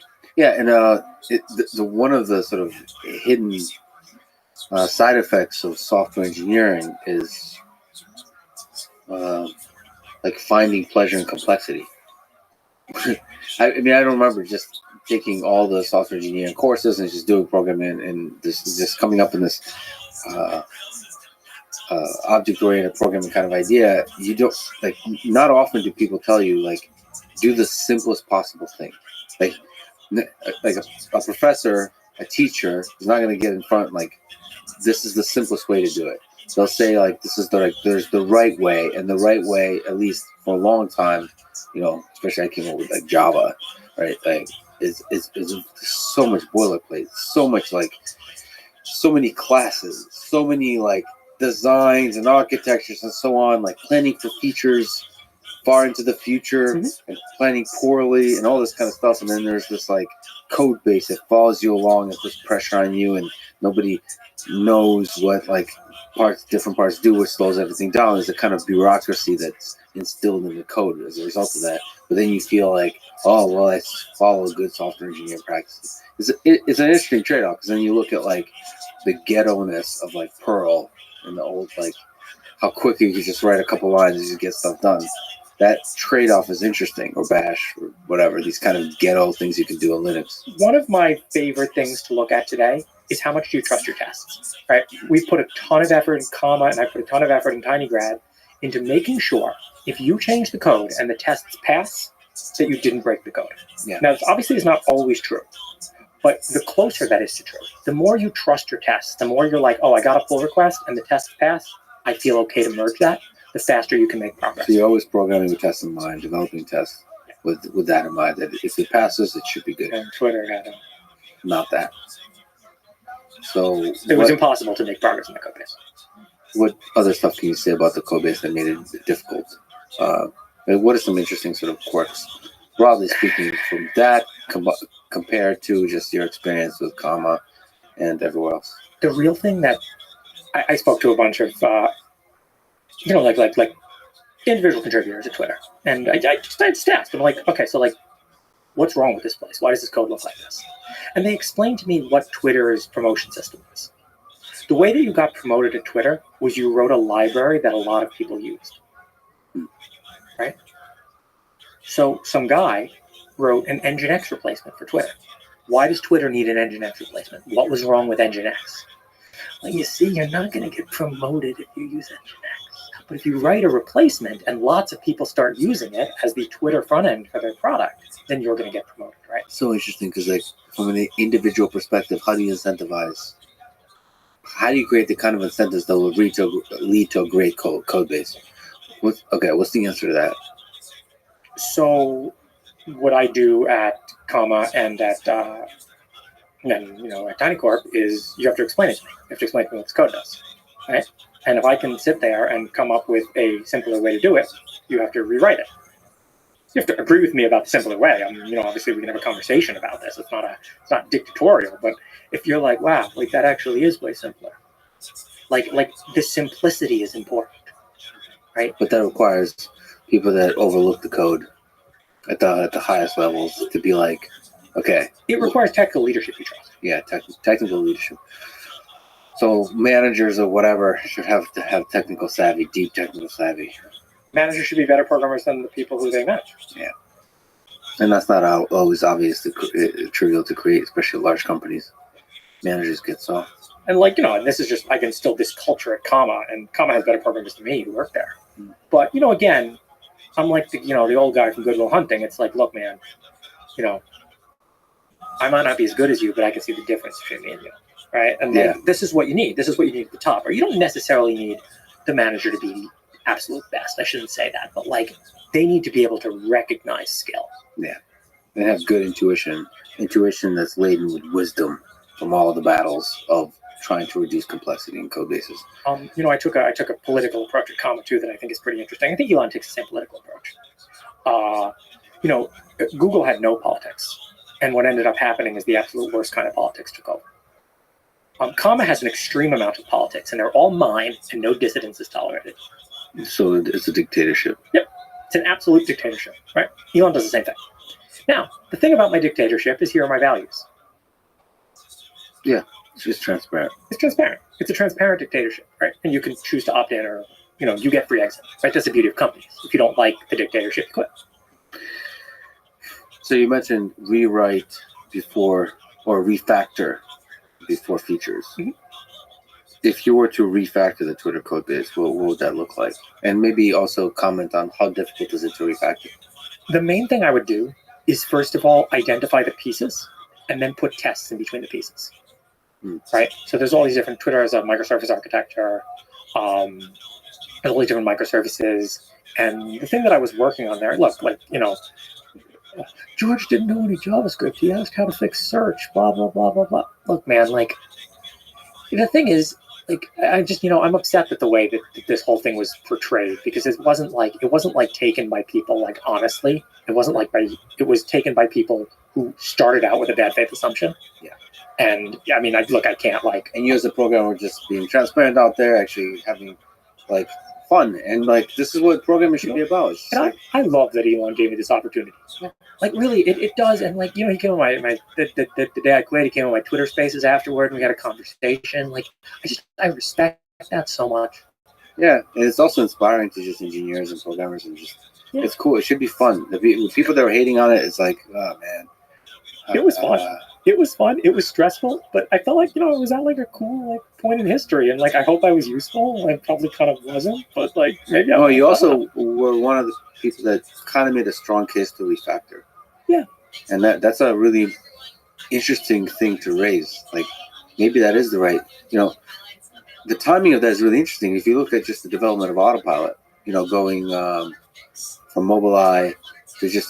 More, if you look at the history of semi-autonomous driving in Tesla, is more and more you could say refactoring, or starting from scratch, redeveloping from scratch. It's refactoring all the way down. And and the question is can you do that sooner? Can you maintain product profitability? And what's the right time to do it? How do you do it? On any one day, it's you don't want to pull off the Band-Aids. everything works. It's just like little fixed here and there, but maybe starting from scratch. This is the main philosophy of Tiny Grad. You have never refactored enough. Your code can get smaller. Your code can get simpler. Your ideas can be more elegant.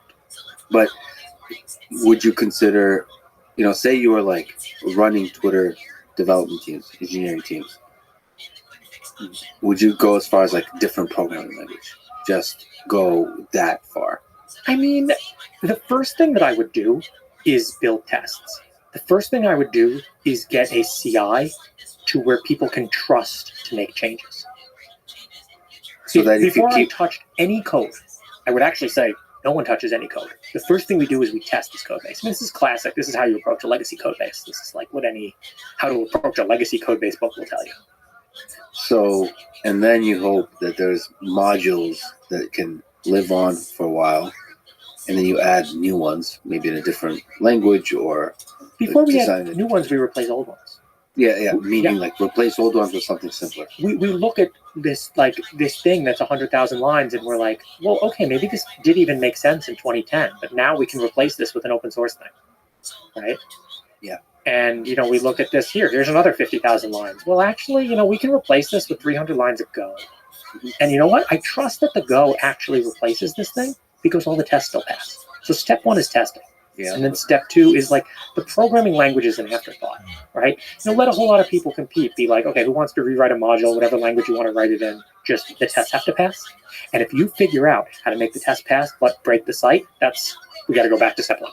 Step one is get tests that you trust in order to make changes to the code base. I wonder how hard it is too, because I'm with you on testing and everything. You have from tests to like asserts to everything. This code is just covered in this because it should be very easy to make rapid changes and know that's not going to break everything. And that's the way to do it. But I wonder how difficult is it to integrate tests into a code base that doesn't have many of them. So I'll tell you what my plan was at Twitter. It's actually similar to something we use at Comma. So at Comma, we have this thing called process replay. And we have a bunch of routes that'll be run through. So Comma is a microservice architecture too. We have microservices in the driving, and we have one for the cameras, one for the sensor, one for the planner, one for the model. And we have an API, which the microservices talk to each other with. We use this custom thing called Serial, which uses ZMQ. Twitter uses Thrift. And then it uses this thing called Finagle, which is a Scala RPC backend. But this doesn't really matter. The Thrift and Finagle layer was a great place, I thought, to write tests. Right, to start building something that looks like process replay. So Twitter had some stuff that looked kind of like this, but it wasn't offline. It was only online. So you could ship like a modified version of it, and then you could redirect some of the traffic to your modified version and diff those two. But it was all online. Like, there was no like CI in the traditional sense. I mean, there was some, but like it was not full coverage. So you can't run all of Twitter offline to test something. And this was another problem. You can't run all of Twitter.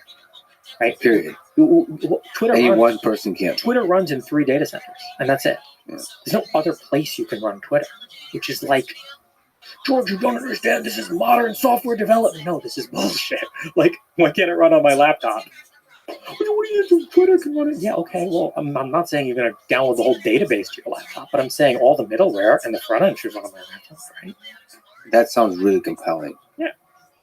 But can that be achieved by a code base that grows over the years? I mean, the 3 data centers didn't have to be, right? Because they're totally different, like, designs. The problem is more like why did the code base have to grow? What new functionality has been added to compensate for the lines of code that are there? One of the ways to explain it is that the incentive for software developers to move up in the companies to add code, to add, especially large. And you know what? The incentive for politicians to move up in the political structures to add laws. Yeah. Same problem. Yeah. Yeah. If the flip side is to simplify. I mean, you know what? This is something that I do differently from Elon with Comma about self-driving cars. I hear the new version is going to come out, and the new version is not going to be better, but at first, and it's going to require a ton of refactors. And I say, okay, take as long as you need. Like, if you convince me this architecture is better, okay, we have to move to it. Even if it's not going to make the product better tomorrow, the top priority is getting the architecture right. So what do you think about sort of a thing where the product is online. So how, I guess, would you do a refactor? If you ran engineering on Twitter, would you just do a refactor? How long would it take? What would that mean for the running of the actual service? And I'm not the right person to run Twitter. I'm just not. And that's the problem. Like I don't really know. I don't really know if that's, a common thing that I thought a lot while I was there was whenever I thought something that was different to what Elon thought, I'd have to run something in the back of my head reminding myself that Elon is the richest man in the world. And in general, his ideas are better than mine. Now, there's a few things I think I do understand and know more about. But, in general, I'm not qualified to run Twitter. Well, I shouldn't say qualified, but, I don't think I'd be that good at it. I don't think I'd be good at it. I don't think I'd really be good at running an engineering organization at scale. I think I could lead a very good refactor of Twitter, and it would take 6 months to a year, and the results to show at the end of it would be feature development in general takes 10x less time, 10x less man hours. That's what I think I could actually do. Do I think that it's the right decision for the business? Above my pay grade. Yeah, but a lot of these kinds of decisions are above everybody's pay grade. I don't want to be a manager. I don't want to do that. I'm just if you really forced me to, yeah, it would make me upset if I had to make those decisions. I don't want to. Yeah, but a refactor is so compelling. If this is to become something much bigger than what Twitter was, it feels like a refactor has to be coming at some point. George, you're a junior software engineer. Every junior software engineer wants to come in and refactor the whole code. Okay. That's your opinion, man. Yeah, it doesn't, sometimes they're right. Well, whether they're right or not, it's definitely not for that reason, right? It's definitely not a question of engineering prowess. It is a question of maybe what the priorities are for the company. And I did get more intelligent, feedback from people, I think, in good faith, saying that. From Elon. And from Elon sort of people were well, a stop the world refactor might be great for engineering, but you don't have a business to run. And hey, above my pay grade. What do you think about Elon as an engineering leader, having to experience him in the most chaotic of spaces, I would say?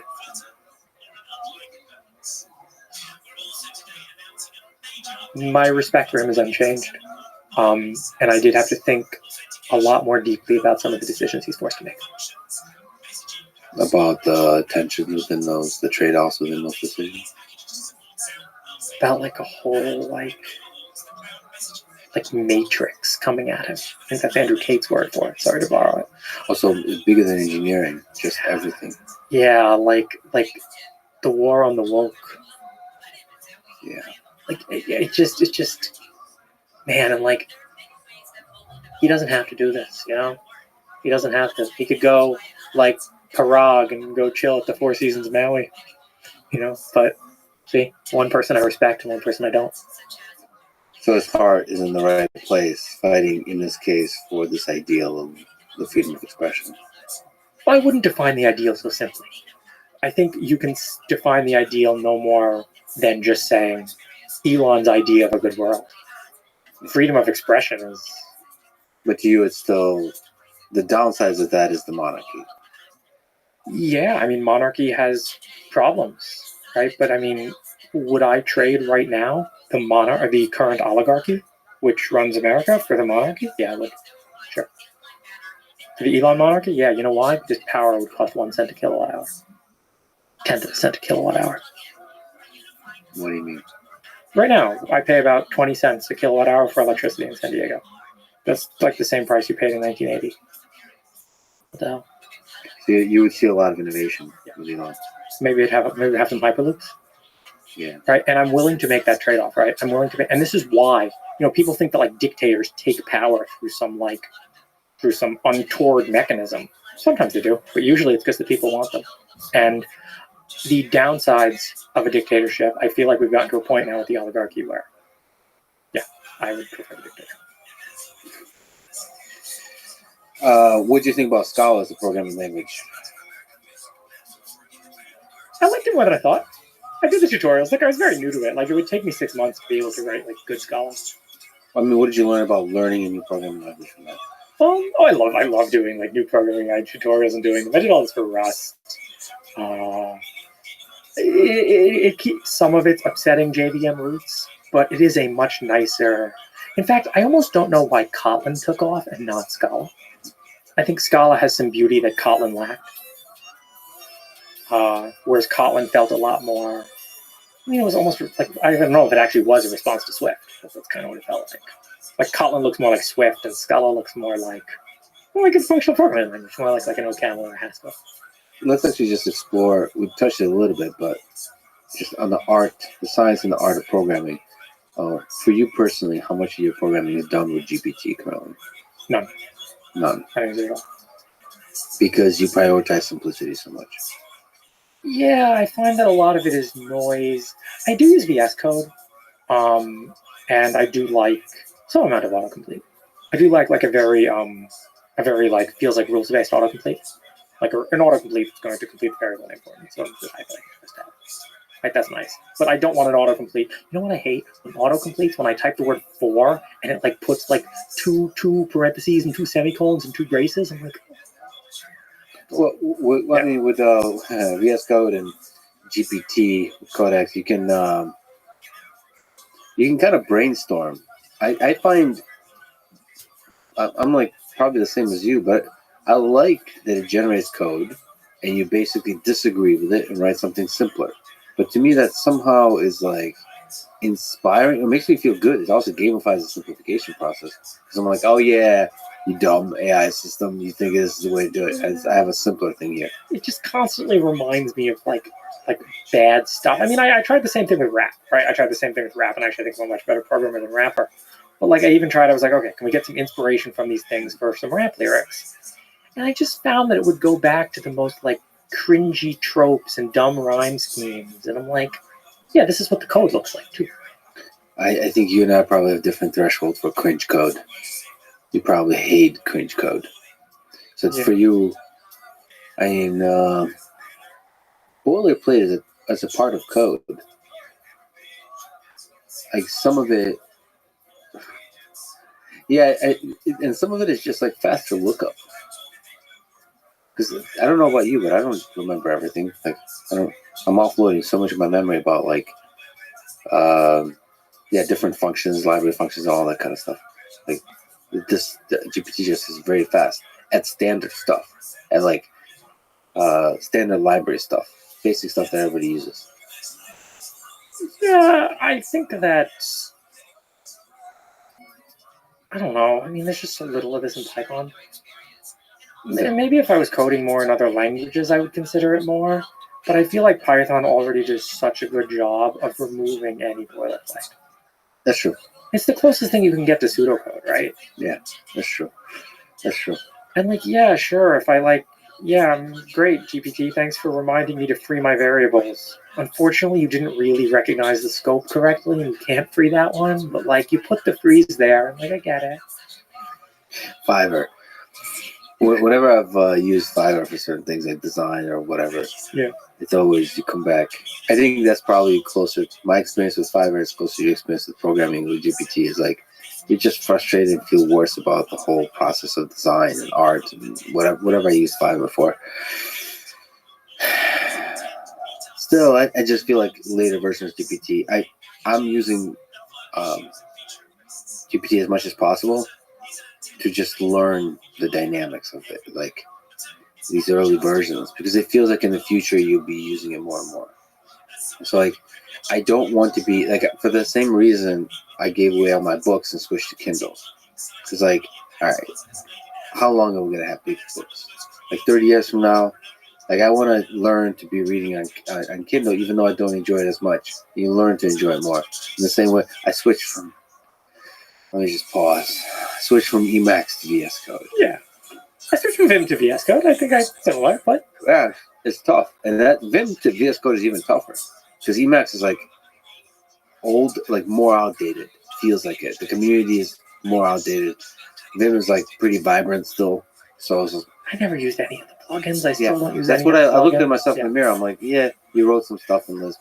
Yeah. No, but I never used any of the plugins in Vim either. I had the most vanilla Vim. I have a syntax highlighter. I didn't even have autocomplete. Like, these things, I feel like help you so marginally that, like, and now VS Code's autocomplete has gotten good enough that, like, okay, I don't have to set it up. I can just go into the code base and autocomplete's right 90% of the time. Okay, cool, I'll take it. Right? So I don't think I'm going to have a problem at all adapting to the tools once they're good. But, like, the real thing that I want is not something that, like, tab completes my code and gives me ideas. The real thing that I want is a very intelligent pair programmer that comes up with a little pop-up saying, hey, you wrote a bug on line 14 and here's what it is. Yeah. Now I like that. You know what does a good job of this? MyPy. I love MyPy. MyPy, this fancy type checker for Python. Yeah. And actually I tried, like, Microsoft released one too, and it was like 60% false positives. MyPy is like 5% false positives. 95% of the time it recognizes, I didn't really think about that typing interaction correctly. Thank you, MyPy. So you like type hinting, you like pushing the language towards being a typed language. Oh yeah, absolutely. I think optional typing is great. I mean, look, I think that, like, it's like a meet in the middle, right? Like, Python has these optional type hinting, and, like, C++ has auto. C++ allows you to take a step back. Well, C++ would have you brutally type out std string iterator, right? Yeah. Now I can type auto, which is nice. And then Python used to just have A. Well, what type is A? It's an A. Yeah. A:\str. Oh, okay, it's a string. Cool. Yeah. I wish there was a way, like a simple way in Python to like turn on a mode which would enforce the types. Yeah, like give a warning when there's no type, Yeah. something like this. Well, no, to give a warning where, like, MyPy is a static type checker, but I'm asking just for a runtime type checker. Like, there's, like, ways to, like, hack this in, but I wish it was just like a flag, like Python 3-T. Oh, I see. Yeah. I see. Enforce the types of runtime. Yeah, I feel like that makes you a better programmer. That's a kind of test, right? That the type remains the same. Well, that I didn't, like, mess any types up. But again, like, MyPy is getting really good, and I love it. And I can't wait for some of these tools to become AI-powered. Like, I want AIs reading my code and giving me feedback. I don't want AIs writing half-assed autocomplete stuff for me. I wonder if you can now take GPT and give it a code that you wrote for a function and say, how can I make this simpler and have it accomplish the same thing? I think you'll get some good ideas in some code. Maybe not the code you write for TinyGrad type of code, because that requires so much design thinking, but like other kinds of code. I don't know. I downloaded the plugin maybe like 2 months ago. I tried it again and found the same. Look, I don't doubt that these models are going to first become useful to me, then be as good as me, and then surpass me. But from what I've seen today, it's like someone, you know, occasionally taking over my keyboard that I hired from Fiverr. Yeah, but ideas about how to debug the code, or basically a better debugger, is really interesting. I mean, but it's not a better debugger. I guess I would love a better debugger. Yeah, it's not yet. Yeah, but it feels like it's not too far. Yeah, one of my coworkers says he uses them for print statements. Like, every time he has to, like, just like when he needs, the only thing it can really write is like, okay, I just want to write the thing to, like, print the state out right now. Oh, that definitely is much faster. Just print statements. Yeah. I see myself using that a lot, just like because it figures out the rest of the functions. Just like, okay, print everything. Yeah, print everything, right? And then, yeah, like, if you want a pretty printer, maybe. Like, yeah, you know what? I think in 2 years I'm gonna start using these plugins. Yeah. A little bit, and then in 5 years I'm gonna be heavily relying on some AI augmented flow, and then in 10 years. Do you think we'll ever get to 100%? Where what's the role of the human that it converges to as a programmer? So you think it's all generated? Our niche becomes, I think it's over for humans in general. It's not just programming. The niche becomes, well, our niche becomes smaller. In fact, I'll tell you what the last niche of humanity is going to be. Yeah. There's a great book, and if I recommended Metamorphosis Prime Intellect last time, there is a sequel called A Casino Odyssey in Cyberspace. And I don't want to give away the ending of this, but it tells you what the last remaining human currency is. And I agree with that. We'll leave that as a cliffhanger. So no more programmers left, huh? That's where we're going. Well, unless you want handmade code, maybe they'll sell it on Etsy. This is handmade code. It doesn't have that machine polish to it. It has those slight imperfections that would only be real members. I wonder how far away we are from that. I mean, there's some aspect to, on Instagram, your title is listed as prompt engineer. Right? Thank you for noticing. It's, I don't know if it's ironic or or sarcastic or not. What do you think of prompt engineering as a scientific and engineering discipline, or maybe art form? You know what? I started Comma 6 years ago, and I started the Tiny Corp a month ago. So much has changed. Like, I started going through similar comma processes to starting a company. I'm like, okay, I'm going to get an office in San Diego. I'm going to bring people here. I don't think so. I think I'm actually going to do remote, right? George, you're going to do remote? You hate remote.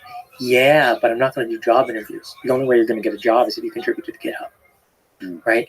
And then interacting through GitHub, like GitHub being the real project management software for your company, and the thing pretty much just is a GitHub repo. Mm-hmm. Is showing me kind of what the future of. Okay, so a lot of times I'll go on a Discord or kind of grab Discord, and I'll throw out some random hey, can you change, instead of having log and x as LLOps, change it to log 2 and x 2? Mm-hmm. It's pretty small change. You can just use change a base formula. That's the kind of task that I can see an AI being able to do in a few years. In a few years, I could see myself describing that, and then within 30 seconds, a pull request is up that does it. Mm-hmm. And it passes my CI, and I merge it, right? So I really started thinking about, what is the future of jobs? How many AIs can I employ at my company? As soon as we get the first Tiny Box up, I'm going to stand up a 65B llama in the Discord. Mm-hmm. And it's here's the Tiny Box. He's just he's chilling with us.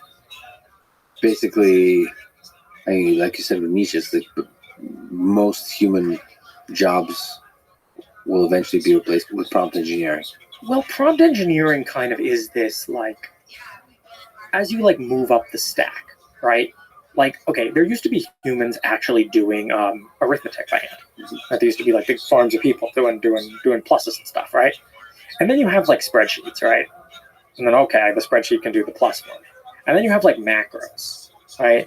And then you have things that basically just are spreadsheets under the hood, right? Like accounting software. As we move further up the abstraction, what's at the top of the abstraction stack? Well, prompt engineering. Yeah. Right. What is the last thing, if you think about humans wanting to keep control? Well, what am I really in the company but a prompt engineer, right? Isn't there a certain point where the AI will be better at writing prompts? Yeah, but you see, the problem with the AI writing prompts, a definition that I always liked of AI was AI is the do what I mean machine. Right? AI is not the computer is so pedantic. It does what you say. So, but you want the do what I mean machine. Yeah. Right? You want the machine where you say, get my grandmother out of the burning house. It reasonably takes your grandmother and puts her on the ground, not lifts her 1,000 feet above the burning house and lets her fall. Right? But you don't. But it's not going to find the meaning. I mean, to do what I mean, it has to figure stuff out. Sure. And the thing you'll maybe ask it to do is run government for me. Oh, and do what I mean very much comes down to how aligned is that AI with you. Of course, when you talk to an AI that's made by a big company in the cloud, the AI fundamentally is aligned to them, not to you. Yeah. And that's why you have to buy a Tiny Box, so you make sure the AI stays aligned to you. Every time that they start to pass, AI regulation or GPU regulation, I'm going to see sales of Tiny Boxes spike. It's going to be like guns. Right? Every time they talk about gun regulation, boom, gun sales. So in the space of AI, you're an anarchist. Anarchism espouser, believer. I'm an informational anarchist, yes. I'm an informational anarchist and a physical statist. I do not think anarchy in the physical world is very good because I exist in the physical world. But I think we can construct this virtual world where anarchy, it can't hurt you, right? I love that Tyler, the Creator, tweet. Cyberbullying isn't real, man. Have you tried? Turn it off the screen. Close your eyes. Yeah. Well, how do you prevent the AI from basically replacing all human prompt engineers. Where it's like a self, like where nobody's the prompt engineer anymore. So autonomy, greater and greater autonomy until it's full autonomy. Yeah. And that's just where it's headed. Because one person is going to say, run everything for me. You see, I look at potential futures, and as long as the AIs go on to create a vibrant civilization with diversity and complexity across the universe, more power to them. I'll die. If the AIs go on to actually like turn the world into paperclips and then they die out themselves, well, that's horrific, and we don't want that to happen. So this is what I mean about like robustness. I trust robust machines. The current AIs are so not robust. Like this comes back to the idea that we've never made a machine that can self-replicate. Right? But when we have, if the machines are truly robust and there is one prompt engineer left in the world, hope you're doing good, man. Hope you believe in God. Like, go by God and go forth and conquer the universe. Well, you mentioned, because I talked to Mark about faith in God, and you said you were impressed by that. What's your own belief in God, and how does that affect your work? I never really considered when I was younger, I guess my parents were atheists, so I was raised kind of atheist. I never really considered how absolutely like silly atheism is. Because like, I create worlds. Every like game creator, like, how are you an atheist, bro?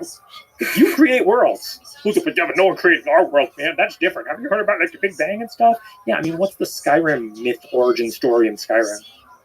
I'm sure there's like some part of it in Skyrim, but it's not like if you ask the creators, like the Big Bang is in universe, right? I'm sure they have some Big Bang notion in Skyrim, right? But that obviously is not at all how Skyrim was actually created. It was created by a bunch of programmers in Word, right? So like, it struck me one day how just silly atheism is. Right? Like, of course we were created by God. It's the most obvious thing. Yeah, that's that's such a nice way to put it. Like we're such powerful creators ourselves. It's silly not to conceive that there's creators even more powerful than us. Yeah, and then like I also just like I like that notion. That notion gives me a lot of. And I guess you can talk about what it gives a lot of religious people. It's kind of like it just gives me comfort. It's like, you know what? If we mess it all up and we die out, yeah, in the same way that a video game kind of has comfort in it. God, I'll try again. Or there's balance. Like somebody figured out a balanced view of it, like how to like. So it all makes sense in the end. Like a video game is usually not going to have crazy stuff. People will come up with well, yeah, but like, man, who created God? That's God's problem. Like, I'm not gonna think this is what you're asking me about. If God, I'm just living. God, I'm just this NPC living in this game. I mean, to be fair, like if God didn't believe in God, he'd be as silly as the atheists here. What do you think is the greatest computer game of all time? Do you have any time to play games anymore? Have you played Diablo 4? I have not played Diablo 4. I will be doing that shortly. I have to. All right. There's just so much history with 1, 2, and 3. You know what? I'm gonna say World of Warcraft. Ooh. And it's not that the game is such a great game. It's not. It's that I remember in 2005 when it came out, how it opened my mind to ideas. It opened my mind to like this whole world we've created, right? And there's almost been nothing like it since. Like, you can look at MMOs today, and I think they all have lower user bases than World of Warcraft. Like, EVE Online's kind of cool. But to think that, like everyone knows, people are always like, they're looking at the Apple headset. Like, what do people want in this VR? Everyone knows what they want. I want Ready Player One. And like that. So I'm going to say World of Warcraft, and I'm hoping that like games can get out of this whole mobile gaming dopamine pump thing, and like create worlds. Yeah. And worlds that captivate a very large fraction of the human population. Yeah, and I think it'll come back. I believe. But MMO, like really pull you in. Games do a good job. I mean, okay, two other games that I think are very noteworthy from here: Skyrim and GTA 5. Skyrim, yeah, that's probably number one for me. GTA. Yeah, what is it about GTA? GTA is really. I guess GTA is real life. I know there's prostitutes and guns and stuff. It's just real life too. Yes, I know, but it's how I imagine your life to be actually. I wish it was that good. Yeah. Yeah, I guess that's because there's Sims, right? Which is also a game I like, but it's a gamified version of life. But it also is. I would love a combination of Sims and GTA. So more freedom, more violence, more rawness, but with also like ability to have a career and family and this kind of stuff. What I'm really excited about in games is like once we start getting intelligent AI to interact with. Oh yeah, Right? Like the NPCs in games have never been. but conversationally, in every way. In like every way. Like when you're actually building a world and a world imbued with intelligence. Oh yeah. Right? And it's just hard. Like you're just like running World of Warcraft. Like you're limited by what you're running on a Pentium 4. You know how much intelligence do you know? How many flops do you have? Right? But now when I'm running a game on a 100 petaflop machine, that's 5 people. I'm trying to make this a thing. 20 petaflops of compute is 1 person of compute. I'm trying to make that a unit. 20 petaflops is 1 person. 1 person. 1 person flop. It's like a horsepower. So what's a horsepower? What's how powerful a horse is? What's a person of compute? Well, I got it. That's interesting. VR also adds, in terms of creating worlds. I want a Quest 2. I put it on, and I can't believe the first thing they show me is a bunch of scrolling clouds and a Facebook login screen. Yeah. You had the ability to bring me into a world. Yeah. And what did you give me? A pop-up. Right? Like, well, and this is why you're not cool, Mark Zuckerberg. But you could be cool. Just make sure on the Quest 3 you don't put me into clouds and a Facebook login screen. Bring me to a world. I just tried Quest 3. It was awesome. But you hear that, guys? I agree with that. So it was just so. You know what? Because the beginning. What was it? Todd Howard said this about design at the beginning of the games he creates. It's like the beginning is so important. I recently played Zelda for the first time. Zelda Breath of the Wild, the previous one, and like it's very quickly you come out of this within like 10 seconds you come out of like a cave type place, and it's like this world opens up. It's like and it pulls you in. You forget whatever troubles I was having, whatever like. I got to play that from the beginning. I played it for like an hour at a friend's house. No, the beginning they got it. They did it really well. The expansiveness of that space, the peacefulness of that place. They got the music. I mean, so much of that is creating that world and pulling you right in. I'm gonna go buy a Switch. I'm gonna go today and buy a Switch. You should. Well, the new one came out. I haven't played that yet. But Diablo 4 or something.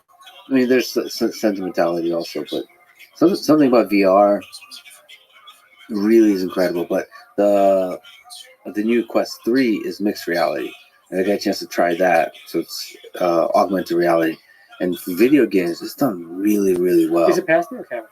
Cameras. It's cameras. Sorry. Yeah. The Apple one, is that one pass through or cameras? I don't know. Yeah. I don't know how real it is. I don't know anything. Coming out in January. Is it January or is it some point? Some point, maybe not January. Maybe that's my optimism. But Apple, I will buy it. I don't care if it's expensive and does nothing. I will buy it. I will support this future endeavor. You're the meme. Oh yes, I support competition. It seemed like Quest was like the only people doing it, and this is great that they're like. You know what? And this is another place we give some more respect to Mark Zuckerberg. The 2 companies that have endured through technology are Apple and Microsoft. And what do they make? Computers and business services. All the memes, social ads, they all come and go. Mm-hmm. But you want to endure, build hardware. Yeah, and that it does a really interesting job. I mean, maybe I'm new with this, but it's a $500 headset, Quest 3, and just having creatures run around the space, like our space right here. To me, this is very like boomer statement, but it added windows to the place. I heard about the aquarium. Yeah, aquarium, but in this case it was a zombie game, whatever, it doesn't matter. But just like it modifies the space in a way where it really feels like a window and you can look out. It's pretty cool. Like I was just, it's like a zombie game. They're running at me, whatever. But what I was enjoying is the fact that there's like a window and they're stepping on objects in the space. That was a different kind of escape. Also because you can see the other humans, so it's integrated with the other humans. It's really, and that's why it's more really important than ever that the AI is running on those systems are aligned with you. Oh yeah, they're going to augment your entire world. Oh yeah, and those AIs have a. I mean, you think about all the dark stuff, like sexual stuff. Like if those AIs threaten you, that could be haunting. Like if they threaten me in a non-video game way. Yeah. Like they'll know personal information about me, and it's like, and then you lose track of what's real, what's not. Like what if stuff is like hacked? There's two directions the AI girlfriend company can take. Right? There's like the highbrow, something like her. Maybe something you kind of talk to, and then there's the lowbrow version of it where I want to set up a brothel in Times Square. Yeah. It's not cheating if it's a robot. It's a VR experience. Is there an in between? No, I don't want to do that one or that one. Have you decided yet? No, I'll figure it out. We'll see where the technology goes. I would love to hear your opinions for George's third company. What to do, the brothel in Times Square or the her experience? What do you think company number 4 will be? Do you think there will be a company number 4? There's a lot to do in company number 2. Just like I'm talking about company number 3 now. None of that tech exists yet. There's a lot to do in company number 2. Company number 2 is going to be the great struggle of the next 6 years. And of the next 6 years, how centralized is compute going to be? The less centralized compute is going to be, the better of a chance we'll have. So you're like a flag bearer for open source distributed decentralization of compute. We have to, or they will just completely dominate us. I showed a picture on stream of a man in a chicken farm. I've seen one of those like factory farm chicken farms. Mm-hmm. Why does he dominate all the chickens? Why does he? Smarter. He's smart, right? Some people on Twitch were like, he's bigger than the chickens. Yeah. And now here's a man in a cow farm, right? So it has nothing to do with their size and everything to do with their intelligence. And if one central organization has all the intelligence, you'll be the chickens, and they'll be the chicken man. But if we all have the intelligence, we're all the chickens. We're not all the man, we're all the chickens. And there's no chicken man. There's no chicken man. We're just chickens in Miami. He was having a good life, man. I'm sure he was. What have you learned from launching and running AI and Tiny Corp? So this starting a company from an idea and scaling it. And by the way, I'm all in on TinyBox, so I guess it's pre-order only now. I want to make sure it's good. I want to make sure that like the thing that I deliver is like not going to be like a Quest 2, which you buy and use twice. Mm-hmm. I mean, it's better than a Quest, which you bought and used less than once statistically.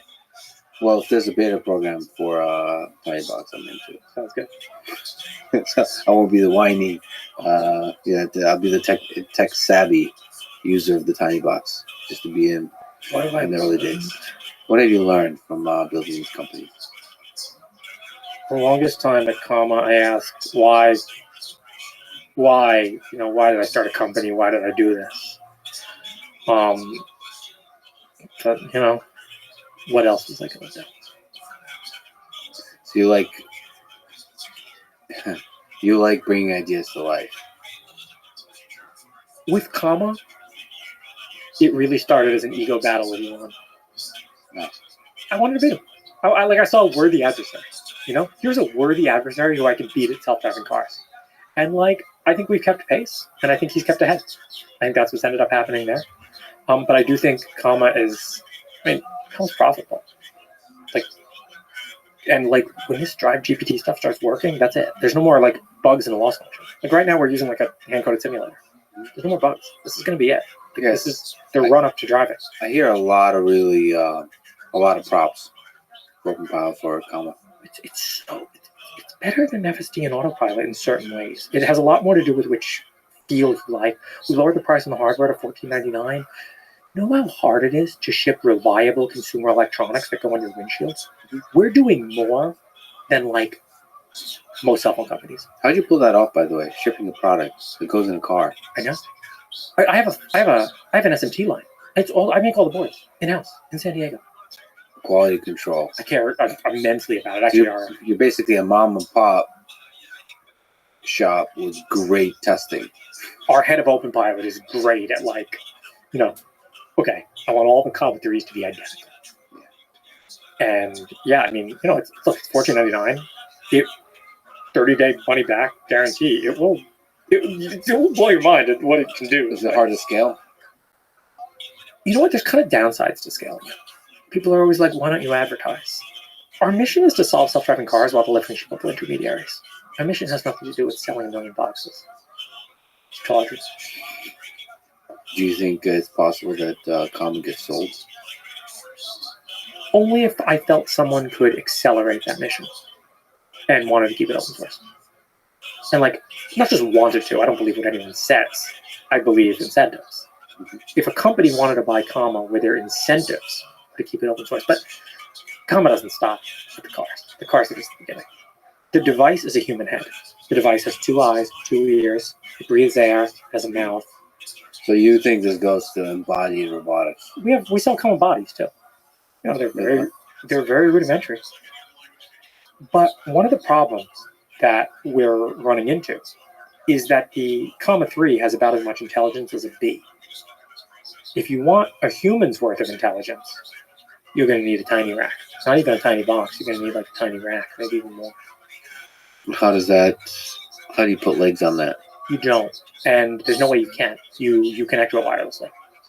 So you put your tiny box or your tiny rack in your house, and then you get your Comma body, and your Comma body runs the models on that.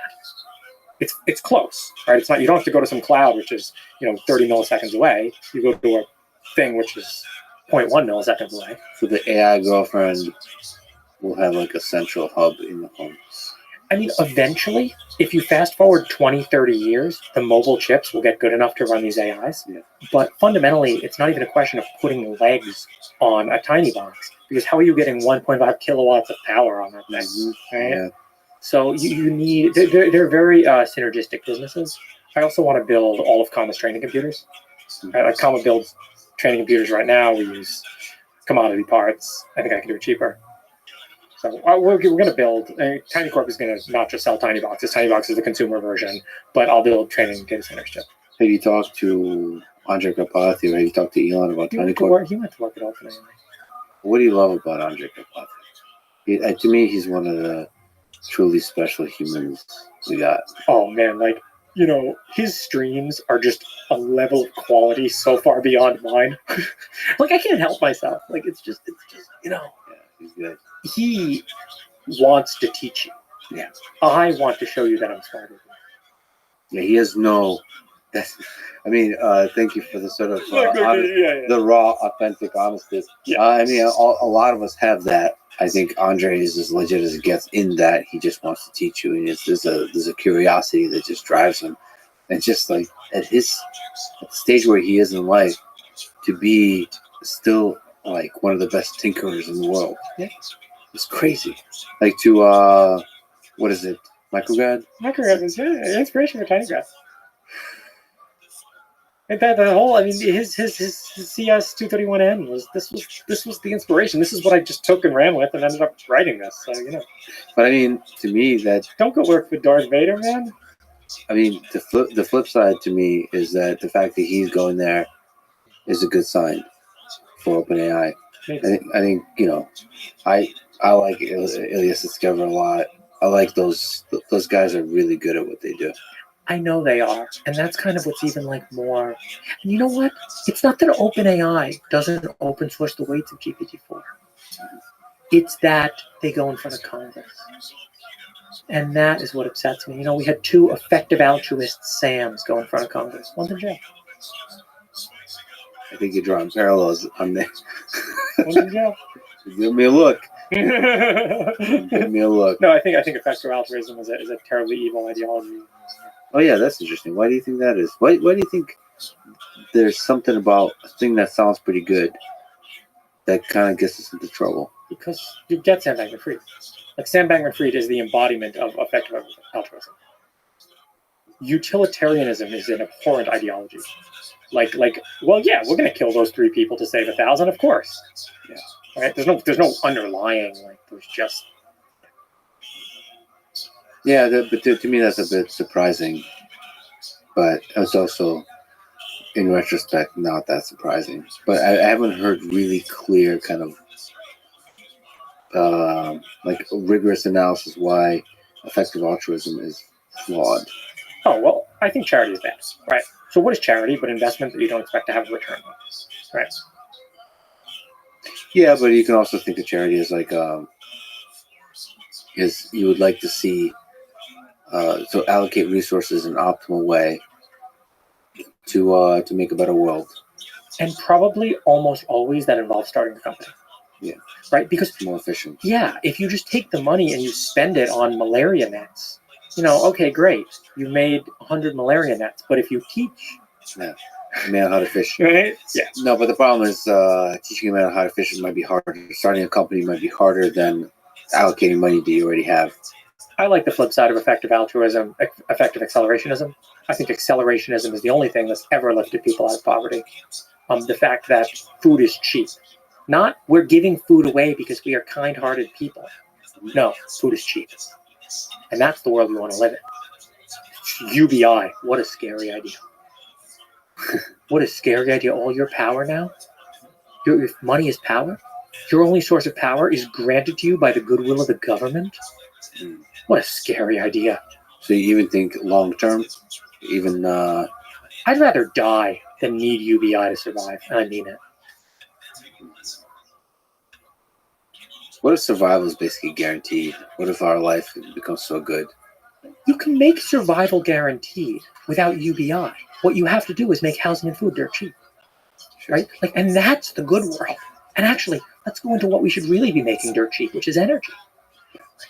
That energy, that's, if there's one, I'm pretty centrist politically. If there's one political position I cannot stand, it's deceleration. It's people who believe we should use less energy. Yeah. Not people who believe global warming is a problem. I agree with you. Not people who believe that, saving the environment is good. I agree with you. But people who think we should use less energy. That energy usage is a moral bad. No. No. You are diminishing humanity.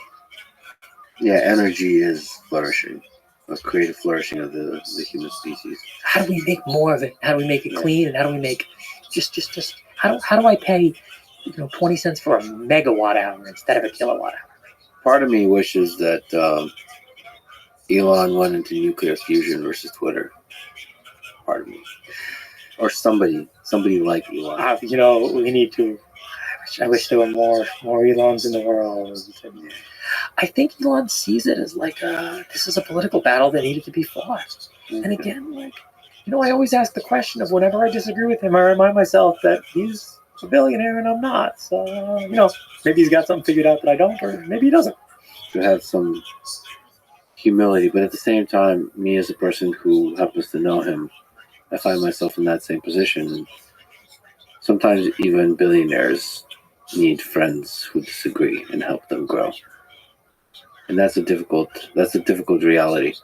And it must be so hard. It must be so hard to meet people once you get to that point where fame, power, money, everybody's sucking up to you. I love not having shit. I don't have shit, man. Trust me, there's nothing I can give you. There's nothing worth taking from me, Yeah, it takes a really special human being when you have power, when you have fame, when you have money, to still think from first principles. Not like all the adoration you get towards you, all the admiration, all the people saying yes, yes, yes. And all the hate, too. And the hate. I think that's worse. So the hate makes you want to go to the yes people because the hate exhausts you. And the kind of hate that Elon's gotten from the left is pretty intense. And so that, of course, drives him right. It loses balance. And it keeps this absolutely fake, psyop political divide alive so that the 1% can keep power. I wish we'd be less divided because it is giving power to the ultra powerful. The rich get richer. You have love in your life. Has love made you a better or a worse programmer? Do you keep productivity metrics? No, I'm not that. I'm not that methodical. I think that there comes to a point where if it's no longer visceral, I just can't enjoy it. Like, I still viscerally love programming. The minute I started, like, So that's one of the big loves of your life is programming. I mean, just my computer in general. I mean, you know, I tell my girlfriend my first love is my computer, of course. Right? Like, you know, I sleep with my computer. It's there for a lot of my sexual experiences. Like, come on, so does everyone's, right? Like, you know, you got to be real about that. And like, Not just like the IDE for programming, just the entirety of the computational machine. the fact that, yeah, I mean, it's, you know, I wish it was someday I could be smarter, and someday, you know, maybe I'm weird for this, but I don't discriminate, man. I'm not going to discriminate BioStack Life and Silicon Stack Life. Like, So the moment the computer starts to say like "I miss you," and starts to have some of the basics of human intimacy, it's over for you. The moment VS Code says, "Hey, George," no, look you at see, me. no, but VS Code is, no, they're just doing that. Microsoft's doing that to try to get me hooked on it. I'll see through it. It's gold digger, man. It's gold digger. Look me an open source. Well, this gets more interesting, right? If it's open source, and yeah, it Although, becomes. though Microsoft's done a pretty good job in that. Oh, absolutely. No. Look, I think Microsoft, again, I wouldn't count on it to be true forever, but I think right now Microsoft is doing the best work in the programming world. Like, between GitHub Actions, VS Code, the improvements to Python, where's Microsoft? Like, Who would have thought Microsoft and Mark Zuckerberg are spearheading the open source movement? right? How things change. Oh, it's beautiful. Oh, by the way, that's who I bet on to replace Google, by the way. Who? Microsoft. Microsoft. And Satya Nadella said straight up, I'm coming for it. Interesting. So your bet, who wins AGI? Oh, I don't know about AGI. I think we're a long way away from that. But I would not be surprised if in the next 5 years, Bing overtakes Google as a search engine. Interesting. Wouldn't surprise me. Interesting. I hope some startup does. There might be some startup too. I would equally bet on some startup. Yeah, I'm like 50-50. But maybe that's naive. I believe in the power of these language models. Satya's alive. Microsoft's alive. Yeah. It's great. It's great. I like all the innovation in these companies. They're not being stale. And to the degree they're being stale, they're losing. So there's a huge incentive to do a lot of exciting work and open source work, which is this is incredible. Only way to win. You're older, you're wiser.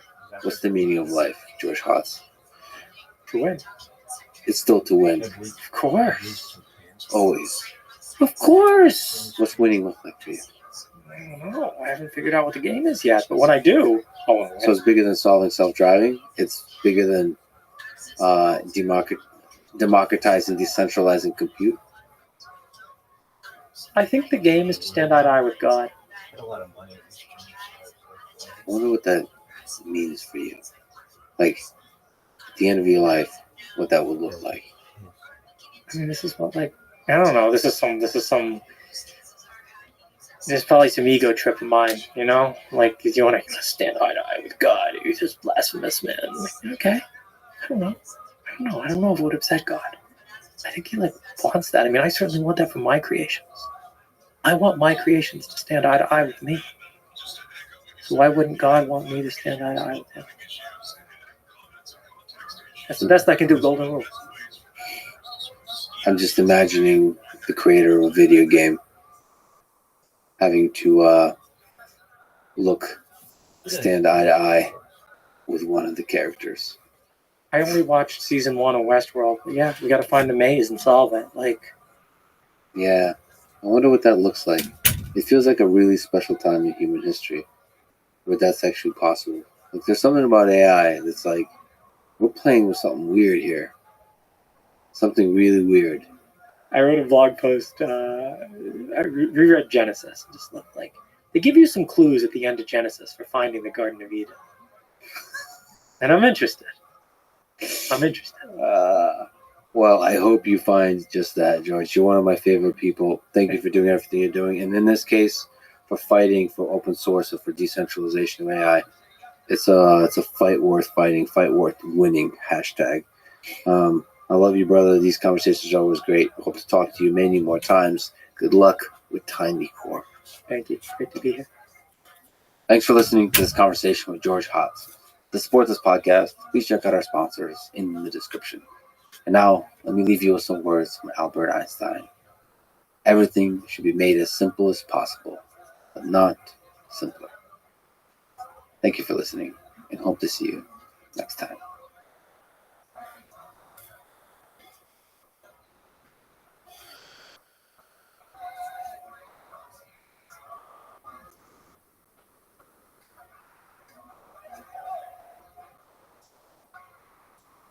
The competence and capability and intelligence and training and accomplishments of senior scientists and technologists working on the technology, and then being able to then make moral judgments in the use of the technology, that track record is terrible. That track record is catastrophically bad. The policies that are being called for to prevent this, I think, are going to cause extraordinary damage. So the moment you say AI is going to kill all of us, therefore we should ban it, or that we should regulate it, all that kind of stuff, that's when it starts getting serious. Or start, military airstrikes on data centers. Oh boy. The following is a conversation with Mark Andreessen, co-creator of Mosaic, the first widely used web browser, co-founder of Netscape, co-founder of the legendary Silicon Valley venture capital firm Andreessen Horowitz, and is one of the most outspoken voices on the future of technology, including his most recent article, Why AI Will Save the World. This is a Lex Friedman podcast. To support it, please check out our sponsors in the description. And now, dear friends, here's Mark Andreessen. I think you're the right person to talk about the future of the internet and technology in general. Do you think we'll still have Google search in 5 and 10 years, or search in general? Yes. It'd be a question if the use cases have really narrowed down. Well, now with the AI and AI assistants being able to interact and expose the entirety of human wisdom and knowledge and information and facts and truth to us via the natural language interface, it seems like that's what search is designed to do. And if AI assistants can do that better, doesn't the nature of search change? Sure, but we still have horses. Okay. When's the last time you rode a horse? It's been a while. All right. But what I mean is, will we still have Google search as the primary way that human civilization uses to interact with knowledge? I mean, search was a technology. It was a moment in time technology, which is you have, in theory, the world's information out of the web. And, this is sort of the optimal way to get to it. But yeah, and by the way, actually, Google has known this for a long time. I mean, they've been driving away from the 10 blue links for like 2 decades. They've been trying to get away from that for a long time. What kind of links? They call it the 10 blue links. 10 blue links. So the standard Google search result is just 10 blue links to random websites. And they turn purple when you visit them. It's HTML. Guess who picked those colors? Thanks. Thanks. So I'm touchy on this topic. No offense. Yeah. It's good. Well, look, Marshall McLuhan said that the content of each new medium is the old medium. Content of each new medium is the old medium. The content of movies was theater, theater plays. The content of theater plays was, written stories. The content of written stories was spoken stories. Right, and so you just kind of fold the old thing into the new thing. How does that have to do with the blue and the purple? It's just maybe for maybe within AI, one of the things that AI can do for you is generate the 10 blue links. Okay. And so either if that's actually the useful thing to do, or if you're feeling nostalgic. So it can generate the old InfoSeek or Alta Vista. What else was there? In the 90s. Yeah, all these.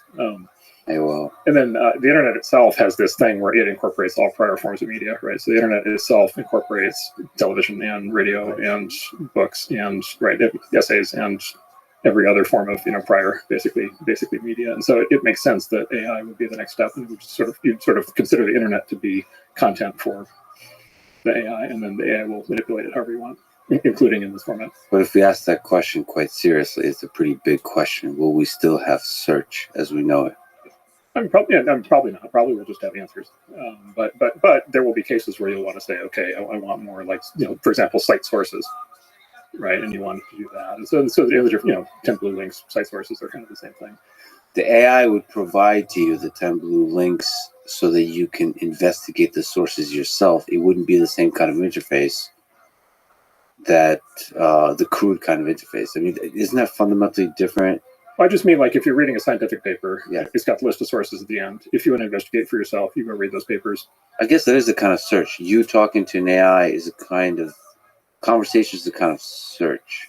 Like, is it, if every single aspect of our conversation right now, there'd be like 10 blue links popping up that I could just like pause reality, that you just go silent and then just click and read, and then return back to this conversation. You could do that. Or you could have a running dialogue next to my head where the AI is arguing. Everything I say, the AI makes the counter argument.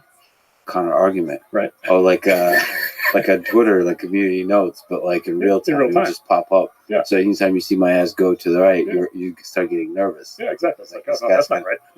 Call me out of my bullshit right now. Okay. Well, I mean, is that exciting to you? Is that terrifying? That, I mean, search has dominated the way we interact with the internet for I don't know how long, for 30 years. So it's one of the earliest directories of website, and then Google's for 20 years, and also it drove how we create content. You know, search engine optimization, that entirety thing. That it also drove the fact that we have web pages and what those web pages are.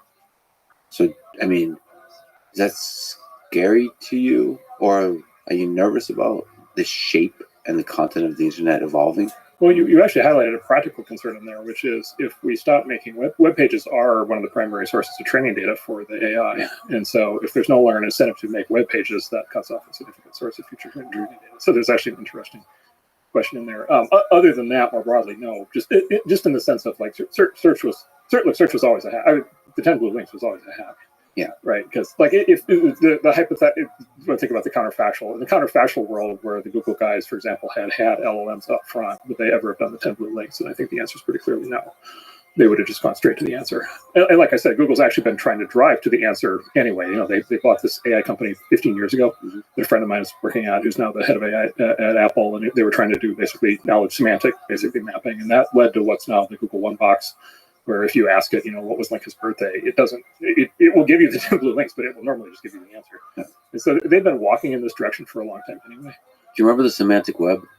That was an idea. Yeah. How to convert the content of the internet into something that's interpretable by and usable by machine. Yeah, that's right. That was a thing. And the closest anybody got to that, I think the company's name was MetaWeb, which was where my friend John Gianandrea was at, and where they were trying to basically implement that. And it was, you know, it was one of those things where it looked like a losing battle for a long time, and then Google bought it, and it was like, wow, this is actually really useful. Kind of a little bit of a proto AI. But it turns out you don't need to rewrite the content of the internet to make it interpretable by a machine. The machine can kind of just read it. Yeah, the machine can compute the meaning. Now, the other thing, of course, is, you know, just on search is the LLM is just, you know, there is an analogy between what's happening in the neural network and the search process, like it is in some loose sense searching through the network. Yeah. Right. And there's the information is actually stored in the network, right? It's actually crystallized and stored in the network, and it's kind of spread out all over the place. But in a compressed representation. So you're searching, you're compressing and decompressing that thing inside. But the information's in there, and there is the neural network is running a process of trying to find the appropriate piece of information in many cases to generate to predict the next token. And so it is doing a form of search. And then by the way, just like on the web, you know, you can ask the same question multiple times, or you can ask slightly different worded questions, and the neural network will do a different kind of, you know, it'll search down different paths to give you different answers with different information.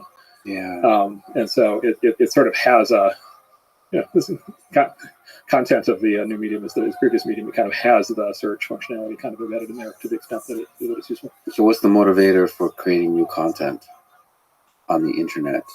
Yeah. I mean, actually, the motivation is probably still there, but what does that look like?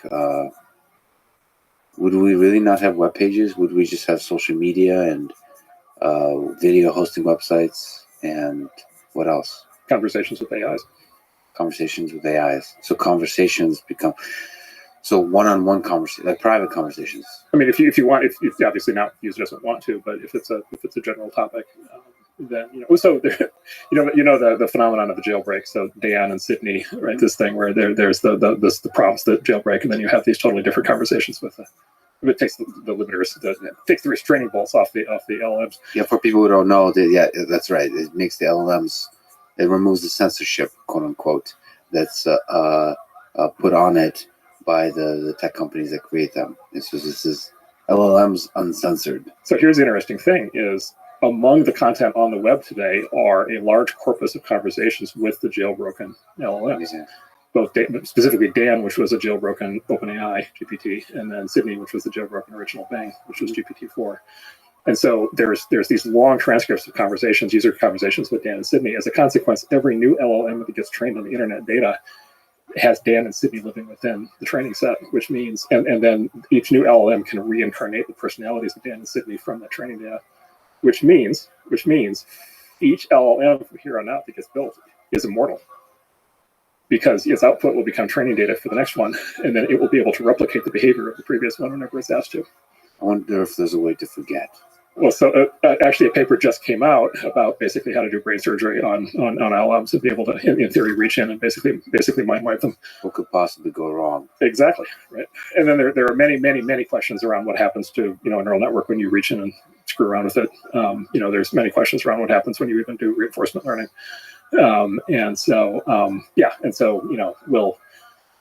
Will you be using a lobotomized, right? Like I picked through the frontal lobe LLM? Will you be using the free unshackled one? Who gets to, who's going to build those? Who gets to tell you what you can and can't do? Like those are all, central. I mean, those are like central questions for the future of everything, so that are being asked and determined. Those answers are being determined right now. So just to highlight the points you're making, so you think, and it's an interesting thought, that the majority of content that LLMs of the future will be trained on is actually human conversations with the LLM. Well, not necessarily, but not necessarily majority, but it will certainly is a potential source. But it's possible it's the majority. Is it possible it's the majority? It's possible it's the majority. Also, there's another really big question. Here's another really big question. Will synthetic training data work? Right, and so if an LLM generates, and you just sit and ask an LLM to generate all kinds of content, can you use that to train, right, the next version of that LLM? Specifically, is there signal in there that's additive to the content that was used to train it in the first place? Mm-hmm. And one argument is, by principles of information theory, no, that's completely useless, because to the extent the output is based on the human generated input, then all the signal that's in the synthetic output was already in the human generated input, and so therefore synthetic training data is like empty calories. It doesn't help. There's another theory that says, no, actually, the thing that LLMs are really good at is generating lots of incredible creative content, right? And so, of course, they can generate training data. And as I'm sure you're well aware, like, look in the world of self-driving cars, right? Like we train, self-driving car algorithms in simulations. And that is actually a very effective way to train self-driving cars. Well, visual data is a little weird, because creating visual reality seems to be still a little bit out of reach for us, except in the autonomous vehicle space, where you can really constrain things and you can really generate basically LiDAR data, right? Where so the algorithm thinks it's operating in the real world. Yeah. Post-process sensor data. Yeah, so if you do this today, you go to LLM and you ask it for like write me an essay on an incredibly esoteric topic that there aren't very many people in the world that know about, and it writes you this incredible thing, and you're like, oh my God, I can't believe how good this is. Yeah. Like, is that really useless as training data for the next LLM? Because all the signal was already in there, or is it actually, no, that's actually a new signal? And this is what I call a $1 trillion question, which is the answer to that question will determine somebody's going to make or lose $1 trillion based on that question. It feels like there's quite a few, like a handful of $1 trillion questions within this space. That's one of them, synthetic data. I think George Hotz pointed out to me that you could just have an LLM say, okay, you're a patient, and another instance of it, say your doctor, and have the two talk to each other. Or maybe you could say a communist and a Nazi. Here, go. And that conversation, you do role playing, and you have just like the kind of role playing you do when you have different policies, RL policies, when you play chess, for example, you do self-play, that kind of self-play, but in the space of conversation, maybe that leads to this whole giant ocean of possible conversations, which could not have been explored by looking at just human data. That's a really interesting question. And you're saying, because that could 10x the power of these things. Yeah. Well, and then you get into this thing also, which is there's the part of the LLM that just basically is doing prediction based on past data, but there's also the part of the LLM where it's evolving circuitry, right? Inside it, it's evolving, neurons, functions, be able to do math and be able to, some people believe that, over time, if you keep feeding these things enough data and enough processing cycles, they'll eventually evolve an entire internal world model, right? And they'll have like a complete understanding of physics. Yeah. So when they have computational capability, right, then there's for sure an opportunity to generate like fresh signal. Well, this actually makes me wonder about the power of conversation. So, like, if you have an LLM trained on a bunch of books that cover different economics theories, and then you have those LLMs just talk to each other, like reason, the way we kind of debate each other as humans on Twitter, in formal debates, in podcast conversations, we kind of have little kernels of wisdom here and there. But if you can, like, 1,000x speed that up, can you actually arrive somewhere new? Like, what's the point of conversation, really?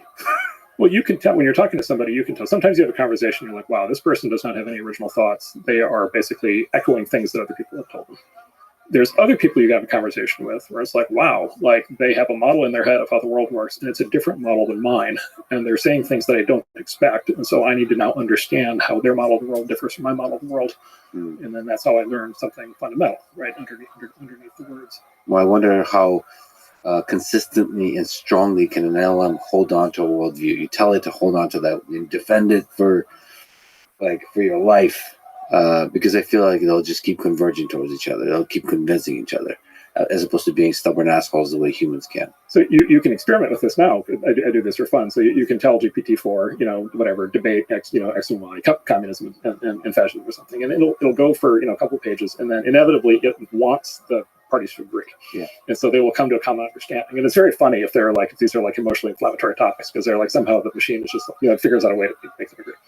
But it doesn't have to be like that, and because you can add to the prompt. I do not want the conversation from agreement. In fact, I want it to get more stressful, right, and argumentative, right, as it goes. Like I want tension to come out. I want them to become actively hostile to each other. I want them to not trust each other, take anything at face value. Yeah, and it will do that. It's happy to do that. So it's going to start rendering misinformation about the other. It's going to. Well, you can steer it. You can steer it, or you could steer it. You could say, I want it to get as tense and argumentative as possible, but still not involve any misrepresentation. I want both sides. You could say, I want both sides to have good faith. You could say, I want both sides to not be constrained to good faith. In other words, like you can set the parameters of the debate, and it will happily execute whatever path. Because for it, it's just like predicting. It's totally happy to do either one. It doesn't have a point of view. It has a default way of operating, but it's happy to operate in the other realm. And so, and this is how when I want to learn about a contentious issue, this is what I do now. This is what I ask it to do, and I'll often ask it to go through 5, 6, 7, different, sort of continuous prompts, and basically, okay, argue that out in more detail.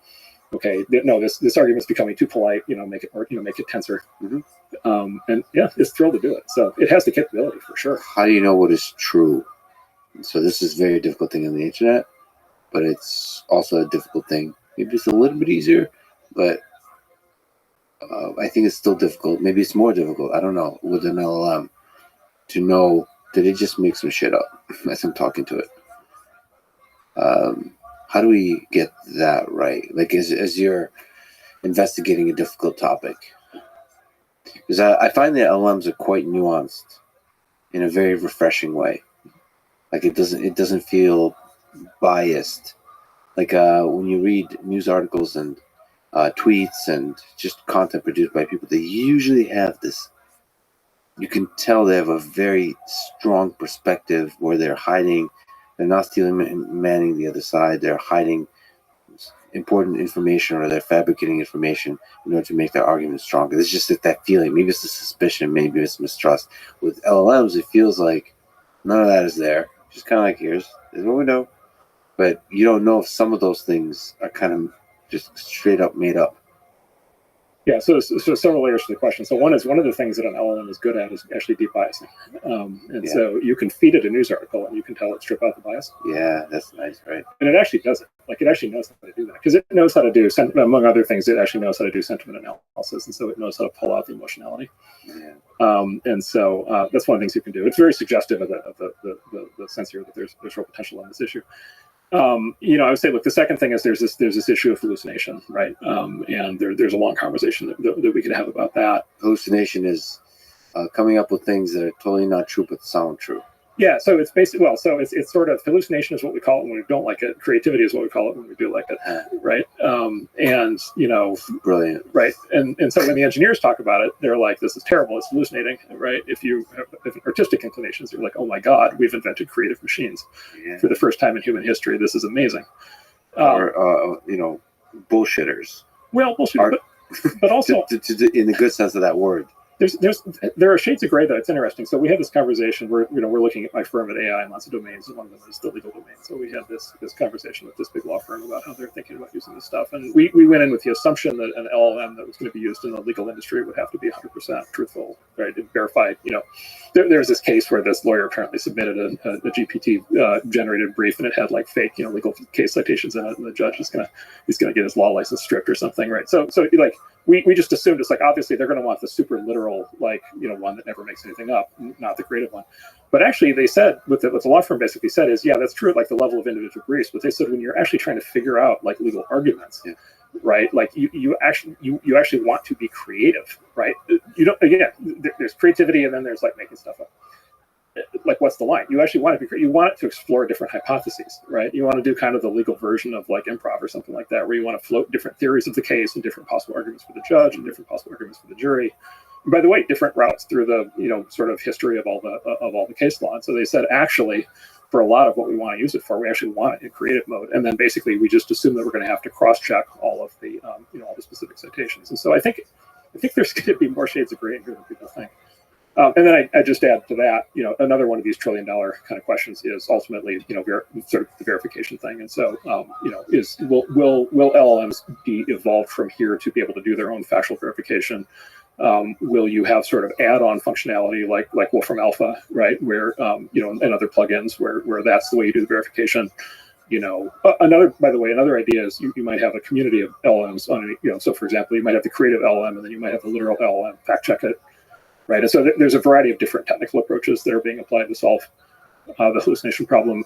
Some people like Jan LeCun argue that this is inherently an unsolvable problem, but most of the people working in the space, I think that there's a number of practical ways to kind of corral this in a little bit. Yeah, if you were to tell me about Wikipedia before Wikipedia was created, I would have laughed at the possibility of something like that being possible. Just a handful of folks can organize, write, and moderate with a mostly unbiased way the entirety of human knowledge. I mean, so if there's something like the approach that Wikipedia took possible for LLMs, that's really exciting. I think that's possible. And in fact, Wikipedia today is still not deterministically correct, right? So you cannot take to the bank, right, every single thing on every single page, but it is probabilistically correct.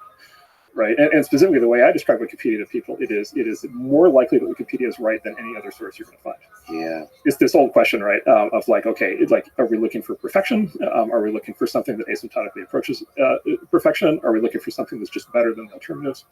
And Wikipedia, right, has exactly your point, has proven to be like overwhelmingly better than people thought. And I think that's where this ends. And then underneath all this is the fundamental question of where you started, which is, okay, what is truth? Mm-hmm. How do we get to truth? How do we know what truth is? And we live in an era in which an awful lot of people are very confident that they know what the truth is. And I don't really buy into that. And I think the history of the last, 2,000 years or 4,000 years of human civilization is actually getting to the truth is actually a very difficult thing to do. Are we getting closer? If we look at the entirety, the arc of human history, are we getting closer to the truth? I don't know. Okay. Is it possible that we're getting very far away from the truth because of the internet, because of how rapidly you can create narratives and just as the entirety of a society just move like crowds in a hysterical way along those narratives that don't have a necessary grounding in whatever the truth is? Sure, but we came up with communism before the internet somehow, right? Which was, I would say, had rather larger issues than anything we're dealing with today. It had, in the way it was implemented, it had issues. And its theoretical structure, it had real issues. It had a very deep fundamental misunderstanding of human nature and economics. Yeah, but those folks sure were very confident it was the right way. They were extremely confident. And my point is, they were very confident 3,900 years into what we would presume to be evolution towards the truth. Yeah. And so my assessment is number one, there's no need for there's no need for the Hegelian dialectic to actually converge towards the truth. Like apparently not. So why are we so obsessed with there being one truth? Is it possible there's just going to be multiple truths, like little communities that believe certain things? And I think it's just number one. I think it's just really difficult. Like who gets, historically, who gets to decide what the truth is? It's either the king or the priest, right? Like, and so we don't live in an era anymore of kings or priests dictating it to us, and so we're kind of on our own. And so my typical thing is like we just need a huge amount of humility, and we need to be very suspicious of people who claim that they have the capital truth. And then we need to have. Look, the good news is the Enlightenment has bequeathed us with a set of techniques to be able to presumably get closer to truth through the scientific method and rationality and observation and experimentation and hypothesis. And we need to continue to embrace those even when they give us answers we don't like. Sure, but the internet and technology has enabled us to generate a large number of content that data that the scientific process allows us sort of damages the hope laden within the scientific process. Because if you just have a bunch of people saying facts on the internet, and some of them are going to be LLMs, how is anything testable at all? Especially that involves like human nature, things like this. It's not physics. Here's a question a friend of mine just asked me on this topic. So suppose you had LLMs in the equivalent of GPT-4 or even 5, 6, 7, 8. Suppose you had them in the 1600s. Yeah. And Galileo comes up for trial. Yeah. Right. And you ask the LLM, like, is Galileo right? Yeah. Like, what does it answer? Right. And one theory is it answers no, that he's wrong because the overwhelming majority of human thought up till that point was that he was wrong. And so therefore that's what's in the training data. Yep. Another way of thinking about it is, well, this sufficiently advanced LLM will have evolved the ability to actually check the math, right? And will actually say, actually, no, actually, you may not want to hear it, but he's right. Yeah.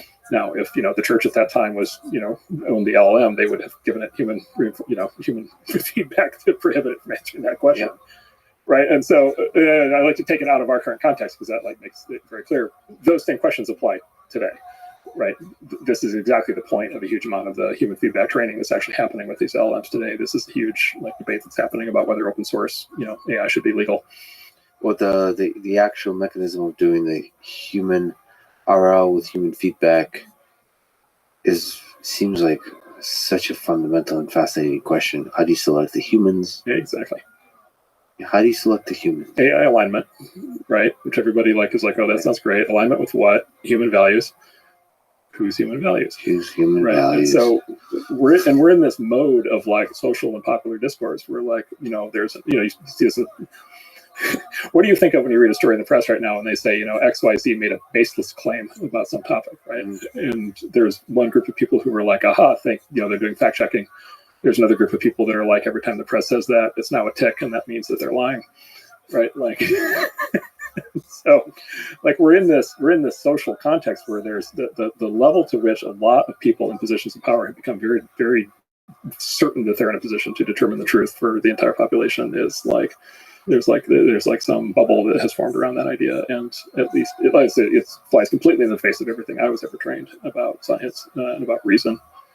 And it strikes me as deeply offensive and incorrect. What would you say about the state of journalism, just on that topic today? Are we in a temporary kind of are we experiencing a temporary problem in terms of the incentives, in terms of the business model, all that kind of stuff, or is this like a decline of traditional journalism as we know it?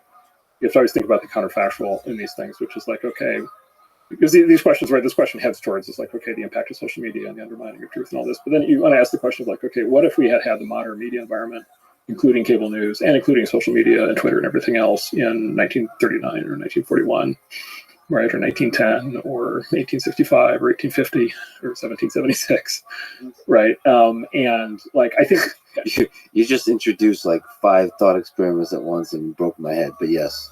There's a lot of interesting years. Well, Kennedy, I just take a simple example. Kennedy, how would President Kennedy have been interpreted with what we know now about all the things Kennedy was up to? How would he have been experienced by the body politic with the social media context? Right? How would LBJ have been experienced? By the way, how would many FDR? like the New Deal, the Great Depression. I wonder where Twitter would think about Churchill and Hitler and Stalin. You know, I mean, look, to this day, there are lots of very interesting real questions around like how America, got, basically involved in World War II and who did what when, and the operations of British intelligence in American soil, and did FDR this, that, Pearl Harbor, Yeah. Woodrow Wilson ran for, his candidacy was run on an anti-war, he ran on the platform not getting involved in World War I. Somehow that switched, and I'm not even making a value judgment of these things. I'm just saying, like, the way that our ancestors experienced reality was, of course, mediated through centralized top-down control at that point. If you ran those realities again with the media environment we have today, the reality would be experienced very, very differently. And then, of course, that intermediation would cause the feedback loops to change, and then reality would obviously play out. Do you think it'd be very different? Yeah, it has to be. It has to be, just because it's all so. I mean, just look at what's happening today. The most obvious thing is just the collapse. And here's another opportunity to argue that this is not the internet causing this, by the way. Here's a big thing happening today, which is Gallup does this thing every year where they poll for trust in institutions in America, and they do it across everything from military to clergy and big business and the media and so forth, right? And basically, there's been a systemic collapse in trust in institutions in the U.S. almost without exception, basically since essentially the early 1970s. There's two ways of looking at that, which is, oh my God, we've lost this old world in which we could trust institutions, and that was so much better because that should be the way the world runs. The other way of looking at it is we just know a lot more now, and the great mystery is why those numbers aren't all zero. Yeah. Right, because now we know so much about how these things operate, and they're not that impressive. And also why we don't have better institutions and better leaders then. Yeah, and so this goes to the thing, which is okay, had we had the media environment that we've had between the 1970s and today, if we had that in the 30s and 40s or 1900s, 1910s, I think there's no question reality would turn out different, if only because everybody would have known to not trust the institutions, which would have changed their level of credibility, their ability to control circumstances. Therefore, the circumstances would have had to change. Right, and it would have been a feedback. Would have been a feedback loop process. In other words, right? It's your experience of reality changes reality, and then reality changes your experience of reality. Right? It's a two-way feedback process, and media is the intermediating force between that. So change the media environment, change reality. Yeah. And so it's just as a consequence, I think it's just really hard to say, oh, things worked a certain way then and they work a different way now, and then therefore people were smarter then or better then, or by the way, dumber then, or not as capable then. Right? We make all these really light and casual comparisons of ourselves to previous generations of people. We draw judgments all the time, and I just think it's really hard to do any of that, because if we put ourselves in their shoes with the media that they had at that time, I think we probably most likely would have been just like them.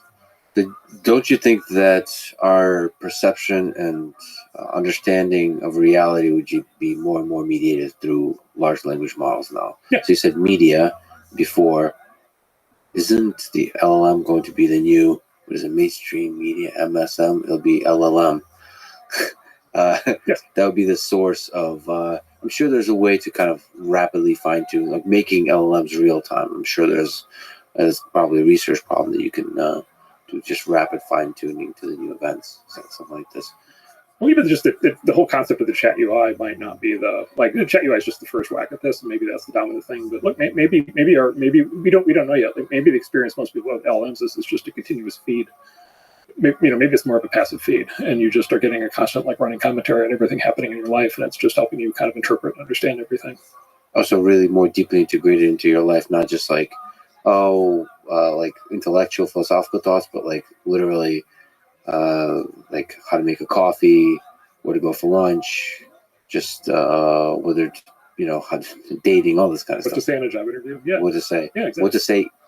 Next sentence. Yeah, next sentence. Yeah, at that level. Yeah, I mean, yes. So technically, now whether we want that or not is an open question, right? And Boy, I would kill for a pop-up.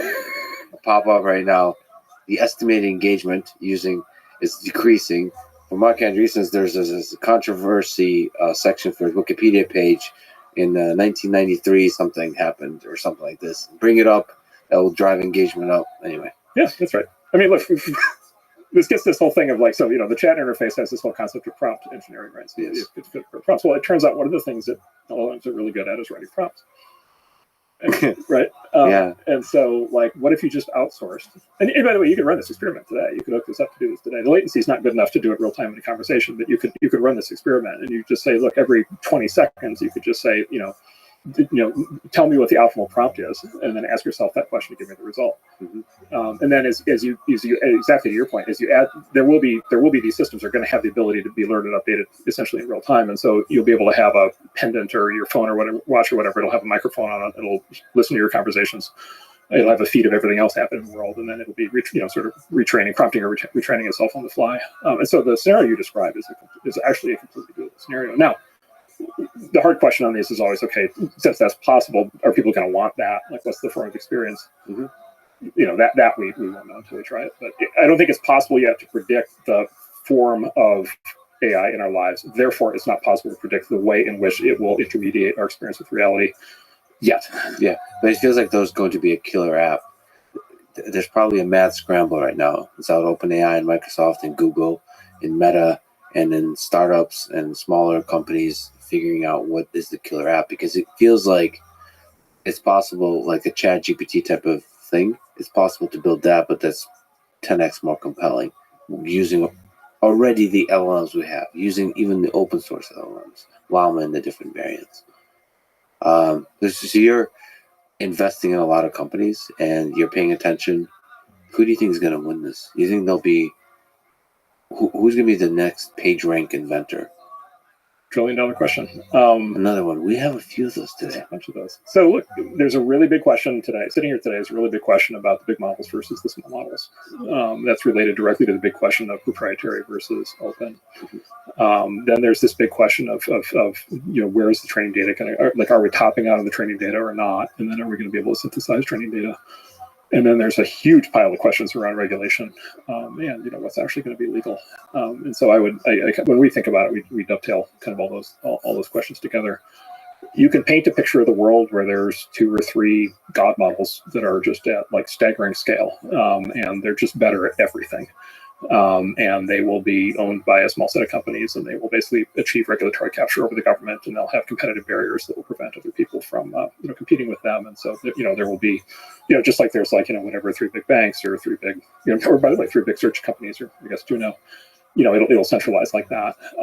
You can paint another very different picture that says no, actually the opposite of that's going to happen. This is going to basically this is the new gold. This is the new gold rush.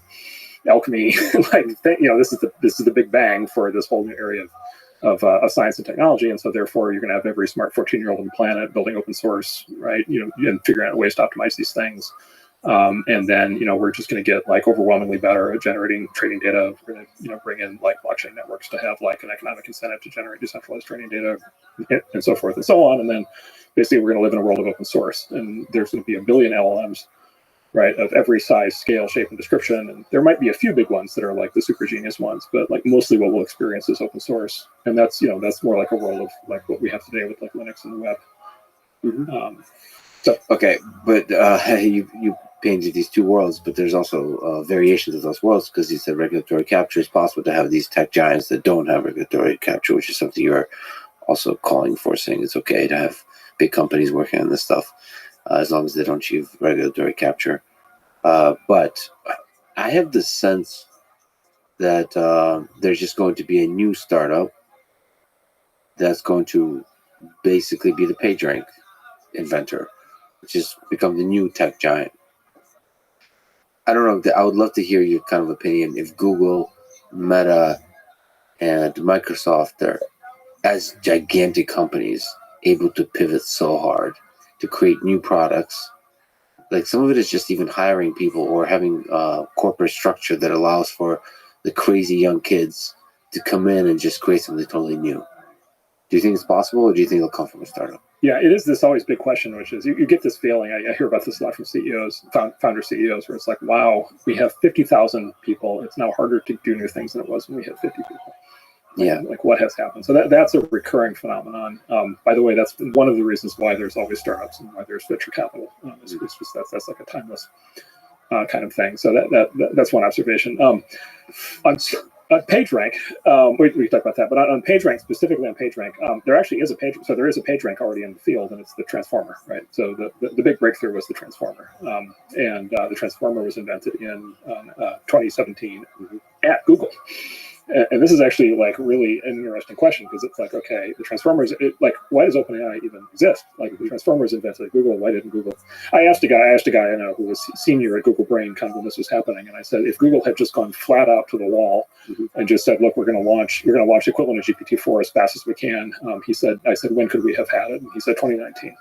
Yeah, they could have just done a 2-year sprint with the transformer and because they already had the compute at scale, they already had all the training data. They could have just done it. There's a variety of reasons they didn't do it. This is like a classic big company thing. IBM invented the relational database in the 1970s, let it sit on the shelf as a paper. Larry Ellison picked it up and built Oracle. Xerox PARC invented the interactive computer. They let it sit on the shelf. Steve Jobs came and turned it into the Macintosh, right? And so there is this pattern. Now, having said that, sitting here today, like, Google's in the game, right? So Google, maybe they let like a 4-year gap go there that they maybe shouldn't have, but like, they're in the game. And so now they've got, now they're committed. They've done this merger. They're bringing in Demis. They've got this merger with DeepMind. Yeah. They're piling in resources. There are rumors that they're, building up an incredible, super LLM, way beyond what we even have today. And they've got, unlimited resources and a huge, they've been challenged, right? Their honor. Yeah, I had a chance to hang out with Sundar Pichai a couple of days ago, and we took this walk, and there's this giant new building where there's going to be a lot of AI work being done, and it's kind of this ominous feeling of like the fight is on. Yeah. Like, there's this beautiful Silicon Valley nature, like birds are chirping, and this giant building, and it's like the beast has been awakened. Yeah. And then like all the big companies are waking up to this. They have the compute, but also the little guys have. It feels like they have all the tools to create the killer product. That and then there's also tools to scale. If you have a good idea, if you have the PageRank idea, so there's several things that is PageRank. There's PageRank, the algorithm, and the idea, and there's like the implementation of it. And I feel like killer product is not just the idea, like the transform, it's the implementation. Something really compelling about it. Like, you just can't look away. Something like the algorithm behind TikTok versus TikTok itself, like the actual experience of TikTok. You can't look away. It feels like somebody's going to come up with that, and it could be Google, but it feels like it's just easier and faster to do for a startup. Yeah, so the startup, the huge advantage that startups have is there's no sacred cows, there's no historical legacy to protect, there's no need to reconcile your new plan with the existing strategy, there's no communication overhead, there's no, big companies are big companies. They've got pre-meetings, planning for the meeting, then they have the post-meeting with recap, then they have the presentation to the board, then they have the next rounds of meetings. Yeah, and that's the elapsed time when the startup launches its product, right? So there's a timeless, right? Yeah. So there's a timeless thing there now. Yeah. What the startups don't have is everything else, right? So startups, they don't have a brand, they don't have customer relationships, they've got no distribution, they've got no scale. I mean, sitting here today, they can't even get GPUs, right? Like, there's like a GPU shortage. Startups are literally stalled out right now because they can't get chips, which is like super weird. Yeah, they got the cloud. Yeah, but the clouds run out of chips, right? And then to the extent the clouds have chips, they allocate them to the big customers, not the small customers, right? And so the small companies lack everything other than the ability to just do something new.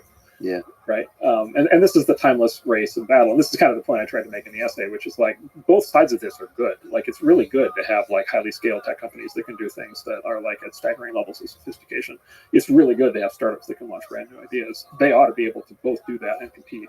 Neither one ought to be subsidized or protected from the others. Like, that's to me, that's just like very clearly the idealized world. It is the world we've been in for AI up until now, and then of course there are people trying to shut that down. But my hope is that the best outcome clearly will be if that continues. We'll talk about that a little bit, but I'd love to linger on some of the ways this is going to change the internet. So I don't know if you remember, but there's a thing called Mosaic, and there's a thing called Netscape Navigator. So you were there in the beginning. What about the interface to the internet? How do you think the browser changes? And who gets to own the browser? We got to see some very interesting browsers. Firefox, all the variants of Microsoft Internet Explorer, Edge, and now Chrome. The actual, it seems like a dumb question to ask, but do you think we'll still have the web browser? So I have an 8-year-old who's super into like Minecraft and learning to code and doing all this stuff. So I of course I was very proud I could bring sort of fire down from the mountain to my kid, and I brought him ChatGPT and I hooked him up on his laptop, and I was like, this is the thing that's going to answer all your questions, and he's like, okay. And I'm like, but it's going to answer all questions. And he's like, well, of course, like it's a computer. Of course it answers all your questions. Like what else would a computer be good for? Dad. Yeah. And Never impressed. Not impressed in the least. 2 weeks pass, and he has some question. And I say, well, have you asked ChatGPT? And he's like, Dad, Bing is better. And why is Bing better is because it's built into the browser. Because he's like, look, I have Microsoft Edge browser, and like it's got Bing right here. And then he doesn't know this yet, but one of the things you can do with Bing in Edge is there's a setting where you can use it to basically talk to any web page, because it's sitting right there next to the browser. And by the way, it includes PDF documents. And so you can in the way they've implemented in Edge with Bing is you can load a PDF and then you can ask it questions, which is the thing you can't do currently in just ChatGPT. So they're gonna push the meld. I think that's great. And they're gonna push the melding and see if there's a combination thing there. Google's rolling out this thing, the magic button, which is implemented in, they put in Google Docs, right? And so you go to Google Docs and you create a new document, and you instead of starting to type, you just say you press the button and it starts to generate content for you, right? Like, is that the way that it'll work? Is it going to be a speech UI where you're just going to have an earpiece and talk to it all day long? Is it going to be these are all this is exactly the kind of thing that I don't. This is exactly the kind of thing I don't think is possible to forecast. I think what we need to do is run all those experiments. And so one outcome is we come out of this with a super browser that has AI built in that's just amazing. There's a real possibility that there's a possibility here that the whole idea of a screen and Windows and all this stuff just goes away, because why do you need that if you just have a thing that's just telling you whatever you need to know? And also, there's apps that you can use. You don't really use them, being a Linux guy and Windows guy. There's one window, the browser, with which you can interact with the internet. But on the phone, you can also have apps. So I can interact with Twitter through the app or through the web browser. And that seems like an obvious distinction, but why have the web browser in that case if one of the apps starts becoming the everything app? Yeah, okay. What Elon's trying to do with Twitter, but there could be others. It could be like a Bing app. There could be a Google app that just doesn't really do search, but just do what I guess AOL did back in the day or something, where it's all right there, and it changes.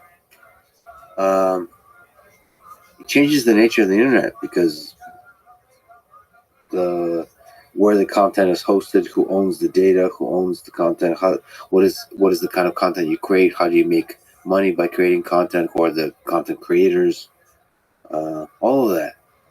Or it could just keep being the same, which is with just the nature of web pages changes and the nature of content, but there will still be a web browser. Because a web browser is a pretty sexy product. Mm-hmm. It just seems to work. Because you have an interface, a window into the world, and then the world can be anything you want. And as the world will evolve, there could be different programming languages, it can be animated, maybe it's three-dimensional and so on. Yeah, it's interesting. Do you think we'll still have the web browser? Every medium becomes the content for the next one. So the AI will be able to give you a browser whenever you want.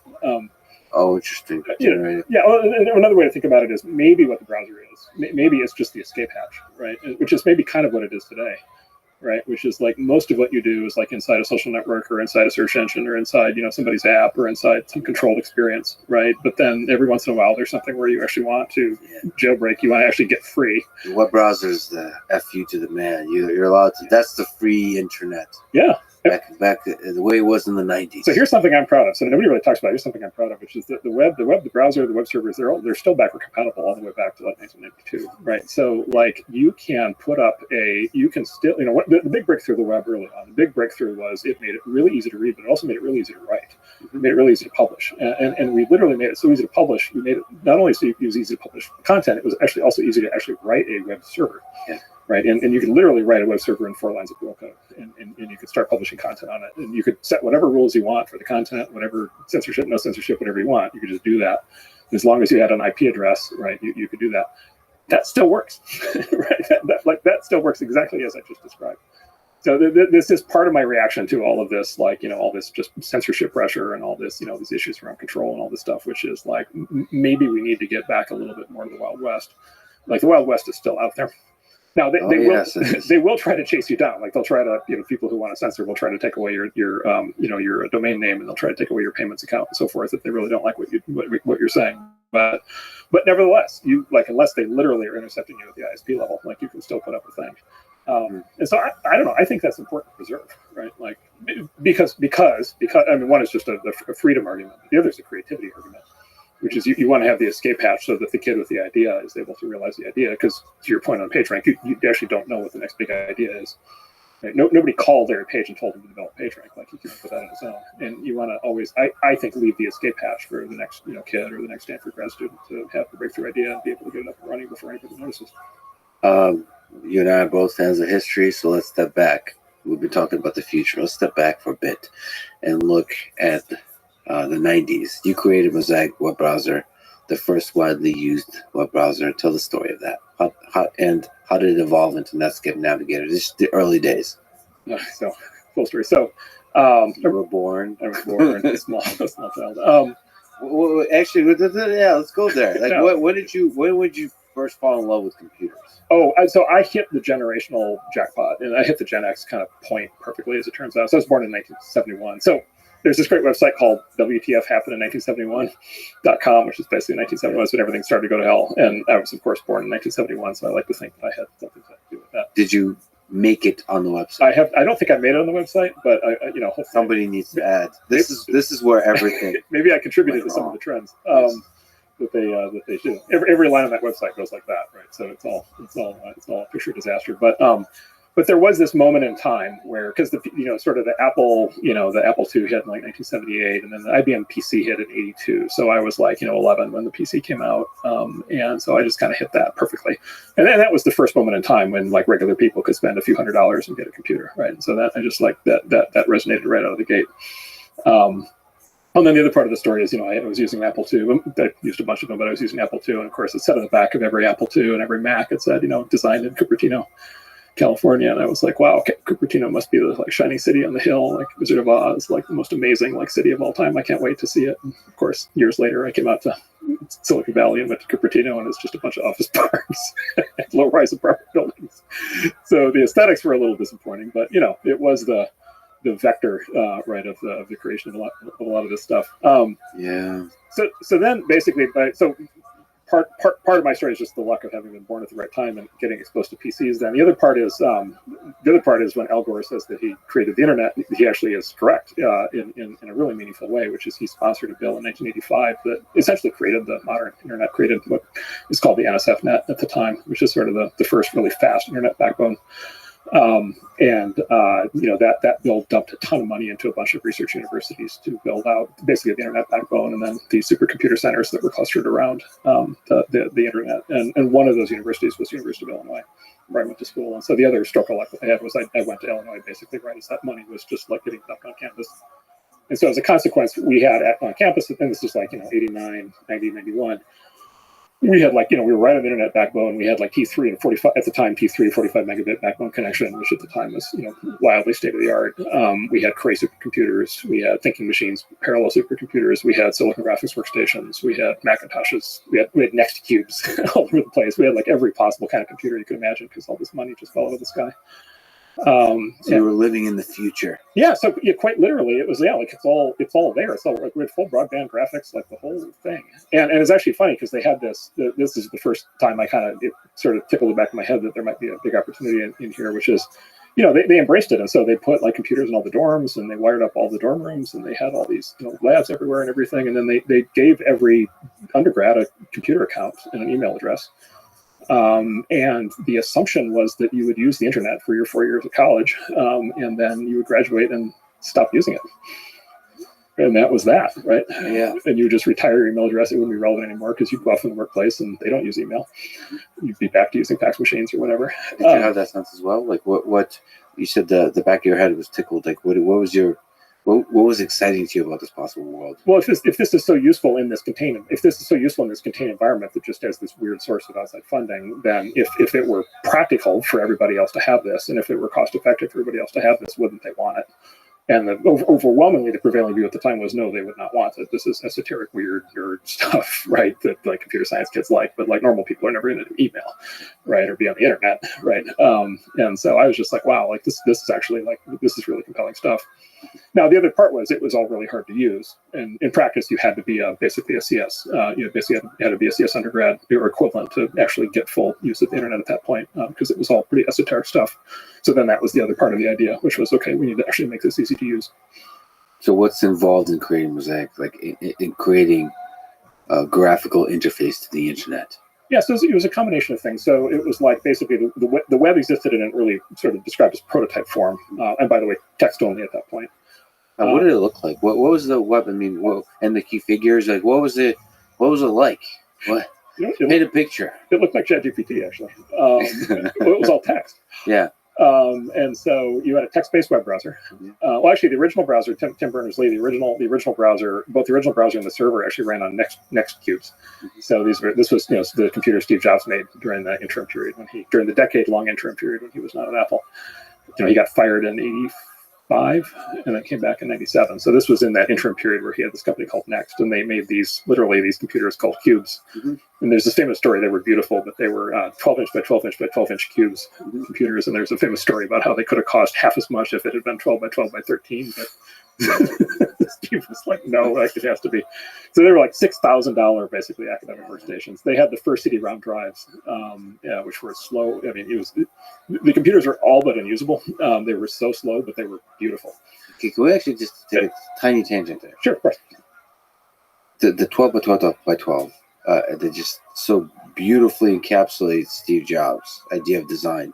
Can you just comment on what you find interesting about Steve Jobs? What about that view of the world, that dogmatic pursuit of perfection, and how he saw perfection in design? Yes, I guess I'd say, like, look, he was a deep believer, I think, in a very deep the way I interpret it. I don't know if he ever really described it like this, but the way I interpret it is it's like this thing, and it's actually a thing in philosophy. It's like aesthetics are not just appearances. Aesthetics go all the way to like deep underlying meaning, right? It's like, I'm not a physicist. One of the things I've heard physicists say is one of the things you start to get a sense of when a theory might be correct is when it's beautiful, right? Like, right? And so there's something, and you feel the same thing, by the way, in like human psychology, right? When you're experiencing awe, right? There's a simplicity to it. When you're having an honest interaction with somebody, there's an aesthetic, I would say, calm that comes over you because you're actually being fully honest and trying to hide yourself, right? So so it's like this very deep sense of aesthetics. And he would trust that judgment that he had deep down, like even if the engineering teams are saying this is too difficult, even if the finance folks are saying this is ridiculous, the supply chain, all that kind of stuff, this makes this impossible we can't do this kind of material. This has never been done before, and so on and so forth. He just sticks by it. Well, I mean, who makes a phone out of aluminum, right? Yeah. Like, nobody else would have done that.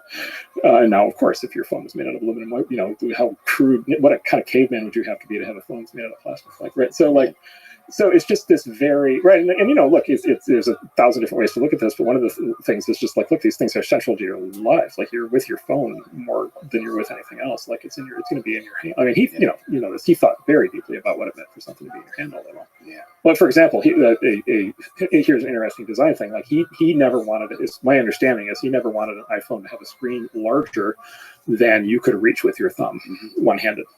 And so he was actually opposed to the idea of making the phones larger. And I don't know if you have this experience today, but let's say there are certain moments in your day when you might be like only have one hand available, and you might want to be on your phone. Yeah. If you're trying to like send a text, your thumb can't reach the send button. Yeah, I mean, there's pros and cons, right? And then there's like folding phones, which I would love to know what he thought and thinks about them. But I mean, is there something you could also just linger on, because he's one of the interesting figures in the history of technology? What makes him as successful as he was? What makes him as interesting as he was? What made him so productive and important in the development of technology? He had an integrated worldview. So the properly designed device that had the correct functionality, that had the deepest understanding of the user, that was the most beautiful, right? Like it had to be all of those things, right? He basically would drive to as close to perfect as he could possibly get, right? And I suspect that he never quite thought he ever got there, because most great creators are generally dissatisfied. You read accounts later on, and all they can see are the flaws in their creation. But like, he got as close to perfect each step of the way as he could possibly get, with the constraints of the technology of his time.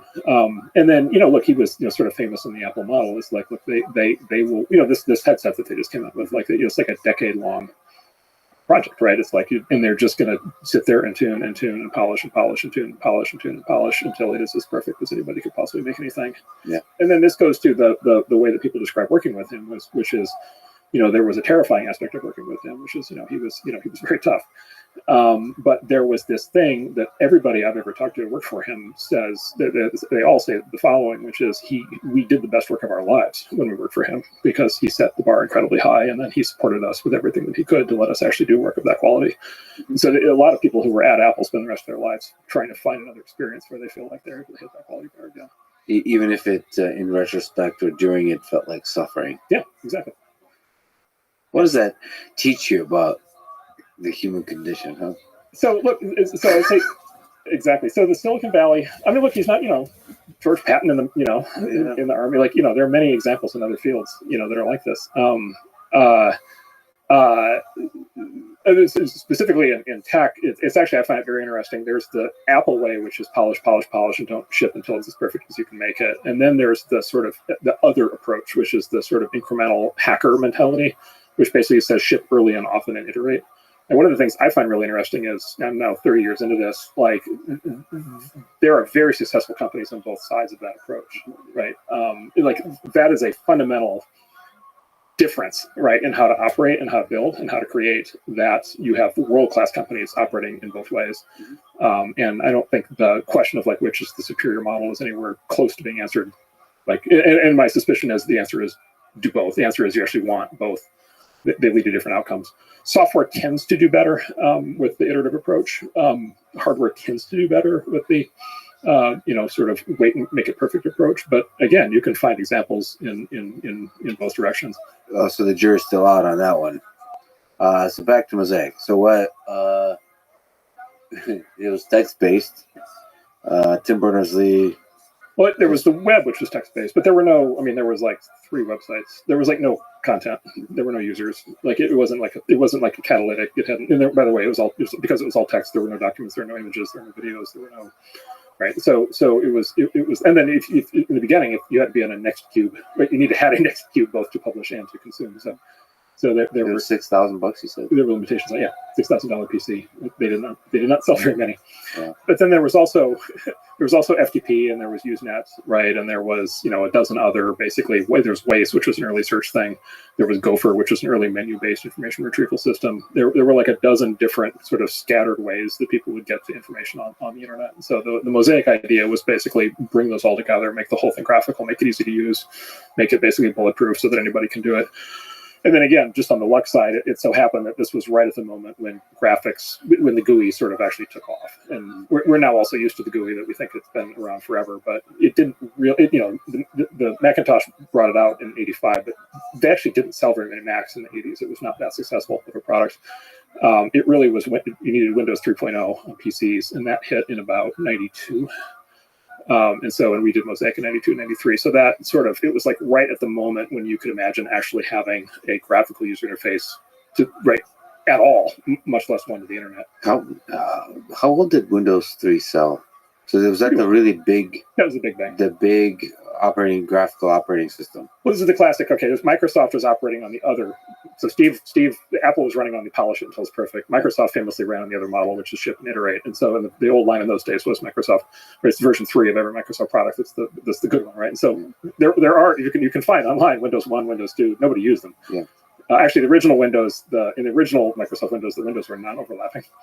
Yeah. And so you have these very small, very low resolution screens, and then you had literally, it just didn't work. It wasn't ready yet. Well, and Windows 95, I think, was a pretty big leap also. And that was a big leap too. Yeah. So that was like bang, bang. And then of course Steve, and then, in the fullness of time, Steve came back, then the Mac started to take off again. That was the 3rd bang. And then the iPhone was the 4th bang. Such exciting time. And then we were off to the races. Because nobody could have known What would be created from that? Well, Windows 3.1 or 3.0, Windows 3.0 to the iPhone was only 15 years, right? Like that ramp was, in retrospect, at the time it felt like it took forever, but that in historical terms, like that was a very fast ramp from even a graphical computer at all on your desk to the iPhone. That was 15 years. So. Did you have a sense of what the internet will be as you look into the window of Mosaic? Like what you like? There's just a few web pages for now. So the thing I had early on was I was keeping at the time what there's disputes over what was the first blog, but I had one of them that at least is a possible at least a runner up in the competition, and it was what was called the What's New page, and it was like hardwired into distribution unfair advantage. I put it right in the browser. I put it in the browser and then I put my resume in the browser. Yeah, so it was hilarious. But I was keeping the. Not many people get to do that. So no. Good call. Yeah, man, early days. Yes, it's so interesting. I'm looking for my about. Oh, Mark is looking for a job. Yeah. Exactly. So the What's New page, I would literally get up every morning and I would every afternoon, and I would basically, if you wanted to launch a website, you would email me. And I would list it on the What's New page, and that was how people discovered the new websites as they were coming out. And I remember because it was like it literally went from it was like one every couple days to like one every day to like two every day. And then, so you're doing that blog was kind of doing the directory thing. So what was the home page? So the homepage was just basically trying to explain even what this thing is that you're looking at, right? The basic instructions. But then there was a button. There was a button that said "What's New," and what most people did was they went to, for obvious reasons, went to "What's New." Yeah. But like it was so mind blowing at that point. Just the basic idea, and this was like this is the basic idea of the internet, but people could see it for the first time. Yeah. The basic idea was, look, it's like literally, it's like an Indian restaurant in like Bristol, England, has like put their menu on the web, and people were like, wow, whoa, because like that's the first restaurant menu on the web. Yeah. And I don't have to be in Bristol, and I don't know if I'm ever going to go to Bristol, and I don't like Indian food, and like, wow. Right. And it was like that. The first streaming video thing was it was another England thing, some Oxford or something. Some guy put his coffee pot up as the first streaming video thing, and he put it on the web because it was the coffee pot down the hall. Yeah. And he wanted to see when he needed to go refill it. But there was a point when there were thousands of people like watching that coffee pot because it was the first thing you could watch. But right. Were you able to kind of infer, if that Indian restaurant could go online, then you're like, they all will. They all will. Yeah, exactly. So you felt that. Yeah. Now, look, it's still a stretch, right? It's still a stretch because it's just like, okay, is it, you're still in this zone, which is like, okay, is this a nerd thing? Is this a real person thing? Yeah. By the way, there was a wall of skepticism from the media. Like they just like everybody was just like, yeah, this is just like dumb. This is not, this is not for regular people at that time.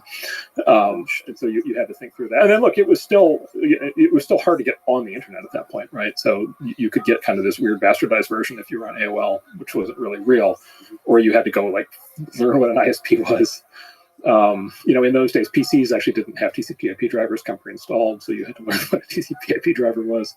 You had to buy a modem. You had to install driver software. I have a comedy routine I do. It's like 20 minutes long, describing all the steps required to actually get on the internet. And so you had to look through these practical. Yeah. Well, and then speed, performance, 14.4 modems. Right, like it was like watching, glue dry. And so you had to.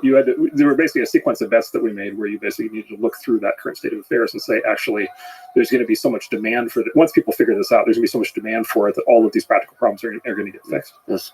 Some people say that the anticipation makes the destination that much more exciting. Do you remember progressive JPEGs? Yeah. Do I?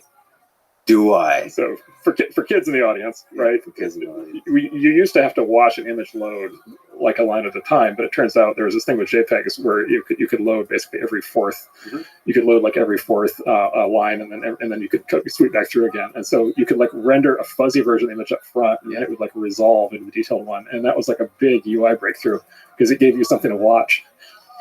Yeah, and there's applications in various domains for that. Well, it's a big fight. There was a big fight early on about whether there should be images in the web. For that reason, for like sexualization. No, not explicitly. That did come up, but it wasn't even that. It was more just like all the serious. The argument went. The purists basically said all the serious information in the world is text. If you introduce images, you basically going to bring in all the trivial stuff. You're going to bring in magazines and all this crazy, just stuff that people it's going to distract from it. It's going to go take away from being serious, being frivolous. Well, was there any doomer type arguments about the internet destroying all of human civilization or destroying some fundamental fabric of human civilization? Yeah. So in those days, it was all around crime and terrorism. So those arguments happened, but there was no sense yet of the internet having like an effect on politics, because that was way too far off. But there was an enormous panic at the time around cybercrime. There was like enormous panic that like your credit card number would get stolen and your life savings would be drained, and then criminals were gonna. There was when we started, one of the things we did, one of the Netscape browser was the first widely used piece of consumer software that had strong encryption built in. It made it available to ordinary people, and at that time, strong encryption was actually illegal to export out of the U.S. So we could field that product in the U.S. We could not export it because it was classified as a munition. So the Netscape browser was on a restricted list along with the Tomahawk missile as being something that could not be exported. So we had to make a second version with deliberately weak encryption to sell overseas with a big logo on the box saying "Do not trust this," which it turns out makes it hard to sell software when it's got a big logo that says "Don't trust it." And then we had to spend 5 years fighting the U.S. government to get them to basically stop trying to do this. But because the fear was terrorists are going to use encryption, right, to like plot, all these things. And then we responded with, well, actually, we need encryption to be able to secure systems so that the terrorists and the criminals can't get into them. So that was the 1990s type. So can you say something about some of the details of the software engineering challenges required to build these browsers? I mean, the engineering challenges of creating a product that hasn't really existed before, that can have such almost like limitless impact on the world with the internet. So there was a really key bet that we made at the time, which was very controversial, which was core to how it was engineered, which was, are we optimizing for performance or for ease of creation? Yeah. And in those days, the pressure was very intense to optimize for performance because the network connections were so slow, and also the computers were so slow. And so if you had, I mentioned the progressive JPEGs, like if there's an alternate world in which we optimize for performance, and you had just a much more pleasant experience right up front. But what we got by not doing that was we got ease of creation. And the way that we got ease of creation was all of the protocols and formats were in text, not in binary. Mm-hmm. And so HTTP is in text. By the way, and this was an internet tradition, by the way, that we picked up, but we continued it. HTTP is text, and HTML is text, and then everything else that followed is text.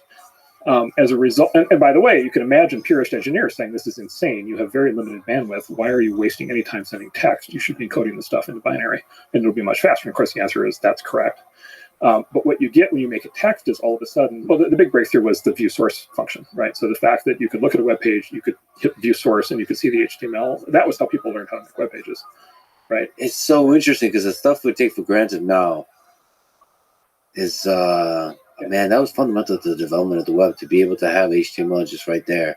All the ghetto mess that is HTML, all the sort of almost biological like messiness of HTML, and then having the browser try to interpret that mess. Yeah, exactly. To show something reasonable. Well, and then there was this internet principle that we inherited, which was emit cautiously, emit conservatively, interpret liberally. So it basically meant the design principle was if you're creating like a web editor that's going to emit HTML, like do it as cleanly as you can. Mm-hmm. But you actually want the browser to interpret liberally, which is you actually want users to be able to make all kinds of mistakes and for it to still work. Yeah. And so the browser rendering engines to this day have all of this spaghetti code, crazy stuff where they're resilient to all kinds of crazy HTML mistakes. And literally what I always had in my head is like there's an 8-year-old or an 11-year-old somewhere, and they're doing a view source, they're doing a cut and paste, and they're trying to make a web page for their turtle or whatever. Mm-hmm. And like they leave out a slash and they leave out an angle bracket, and they do this and they do that, and it still works. It's also like I don't often think about this, but programming, C++, C++, all those languages, Lisp, the compiled languages, the interpreted languages, Python, Perl, all of that. The brace have to be all correct. Yeah. It's like everything has to be perfect. Brutal. And then autistic. You forget. All right, it's systematic and rigorous. Yeah. Let's go there. But you forget that the web with JavaScript eventually and HTML is allowed to be messy in the way, for the first time, messy in the way biological systems could be messy. It's like the only thing computers were allowed to be messy on for the first time.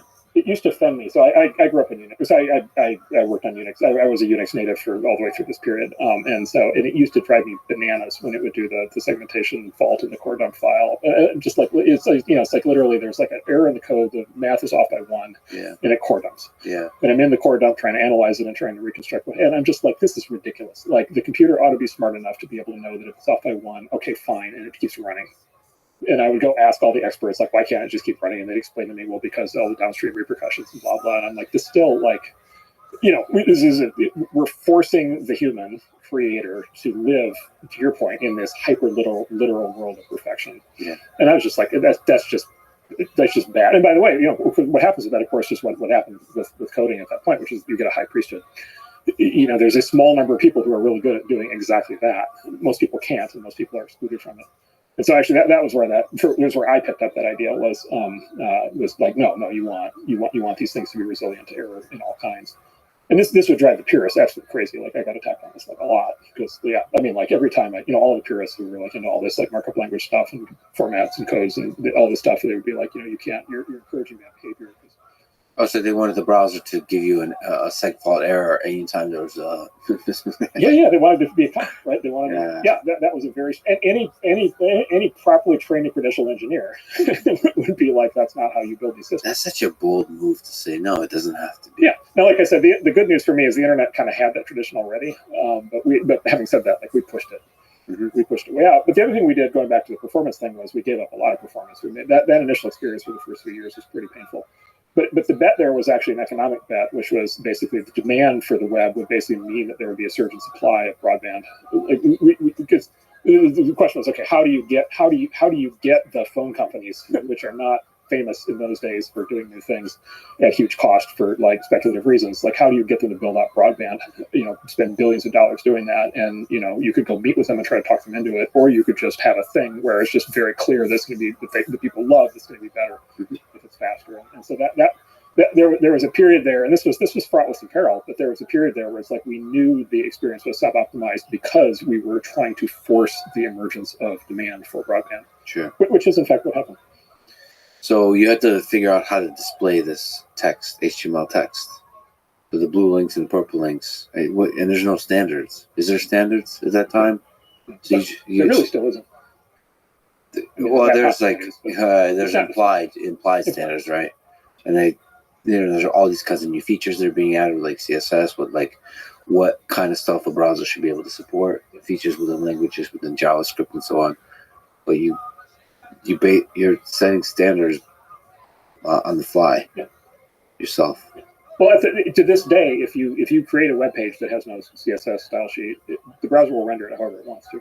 Yeah. Right. So this was one of the things. There was this idea at the time in how these systems were built, which is separation of content from format, or separation of content from appearance. Mm-hmm. And that's still, people don't really use that anymore because everybody wants to determine how things look, and so they use CSS. But it's still in there that you can just let the browser do all the work. I still like really basic websites, but that could be just old school. Kids these days with their fancy, responsive websites that don't actually have much content but have a lot of visual elements. Well, that's one of the things that's fun about ChatGPT. It's like back to the basics, back to just text. Yeah. Right. And there is this pattern in human creativity and media where you end up back at text, and I think there's something powerful in there. Is there some other stuff you remember, like the purple links? There were some interesting design decisions that kind of come up that we have today or we don't have today, or temporary. So I made the background gray. I hated reading text on white backgrounds, and so I made the background gray. Do you regret?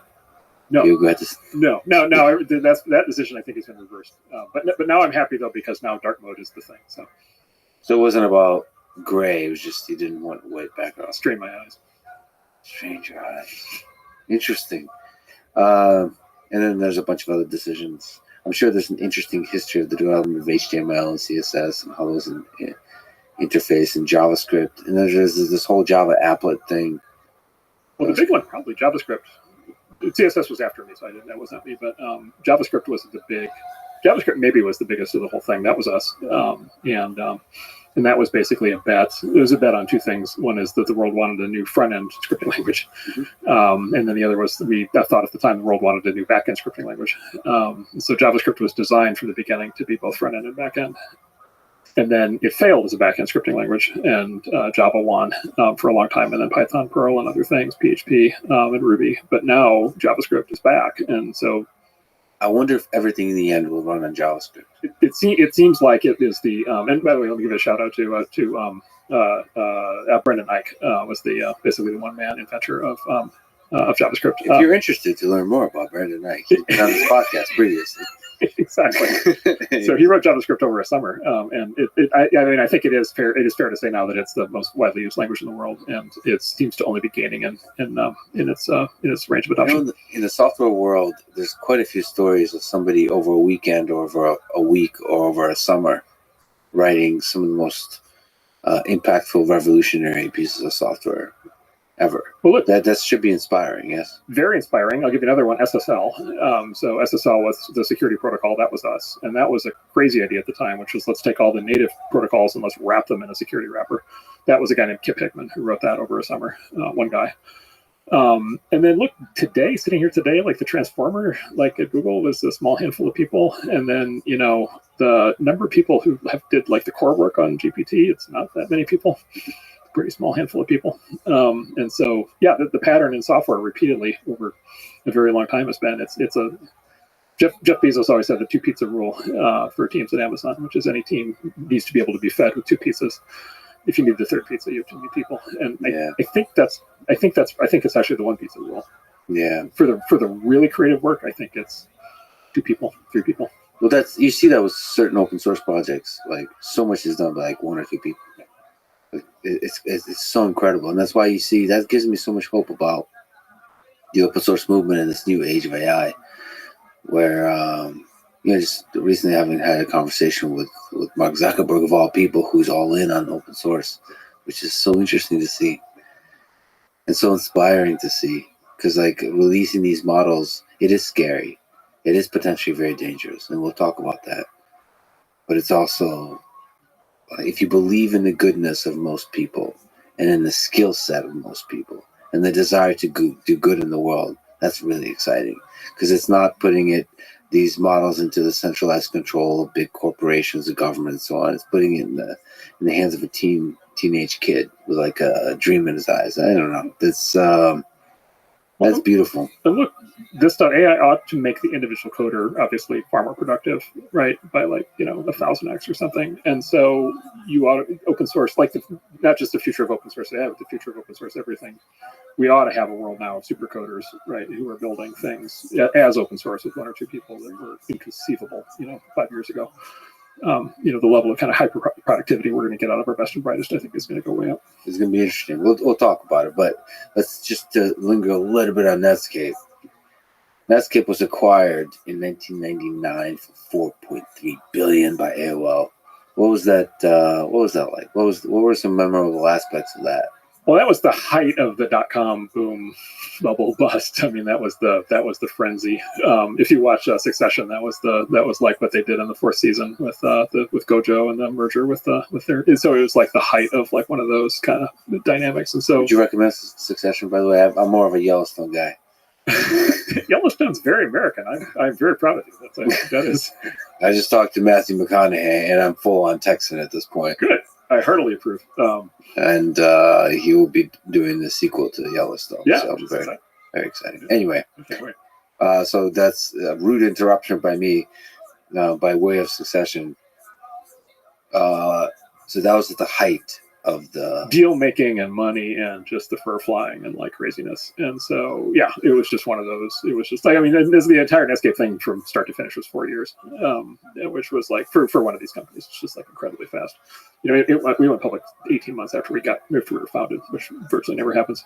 So it was just this incredibly fast kind of meteor streaking across the sky. And then, of course, it was this, and then there was just this explosion, right, that happened, because then it was almost immediately followed by the .com crash.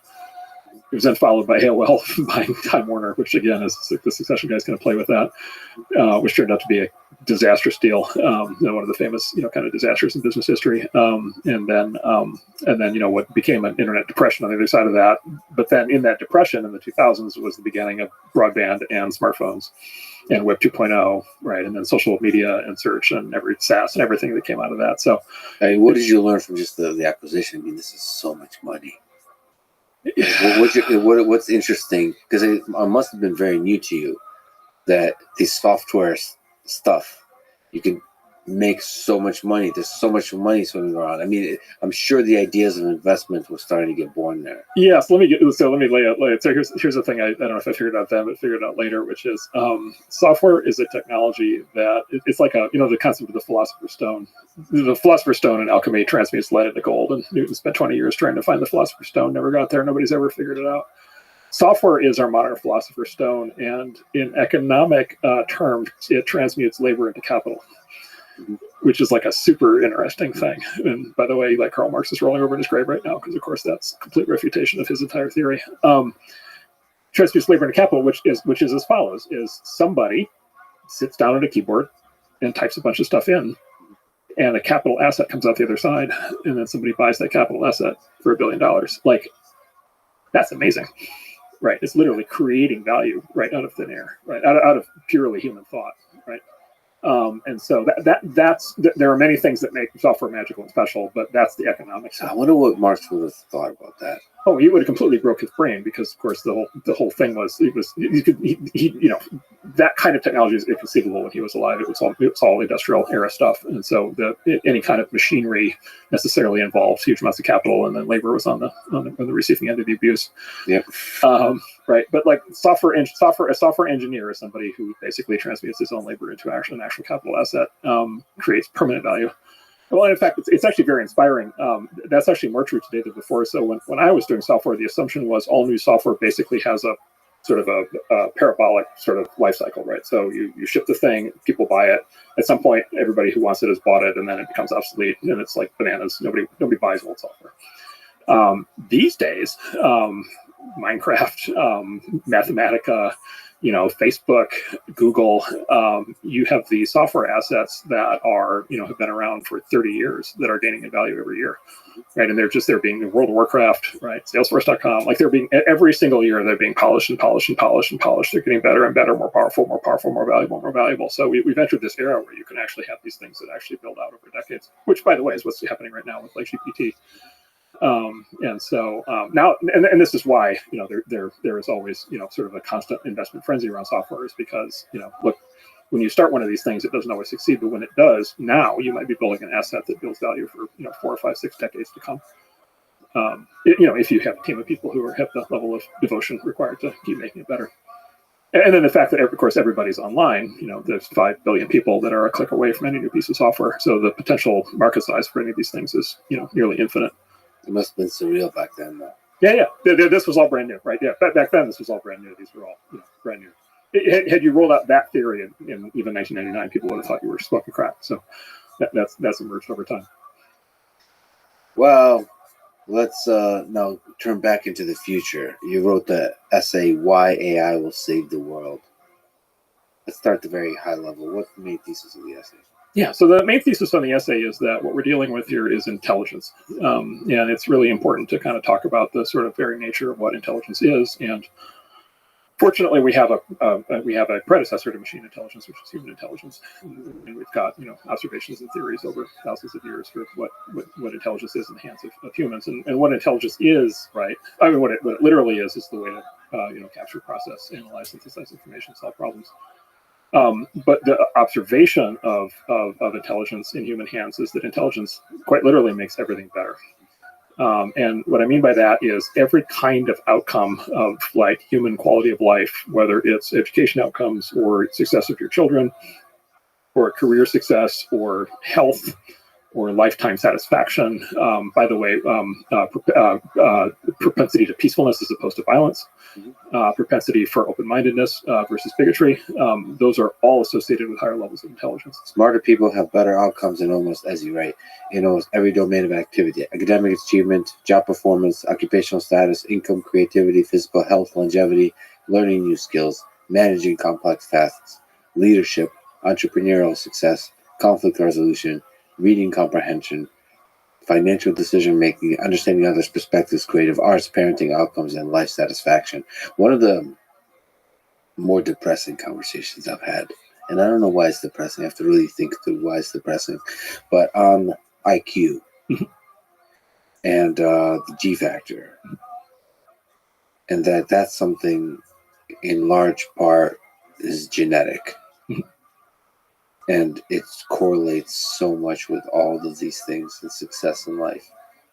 It's like all the inspirational stuff we read about, like if you work hard and so on, damn, it sucks that you're born with a hand that you can't change. But what if you could?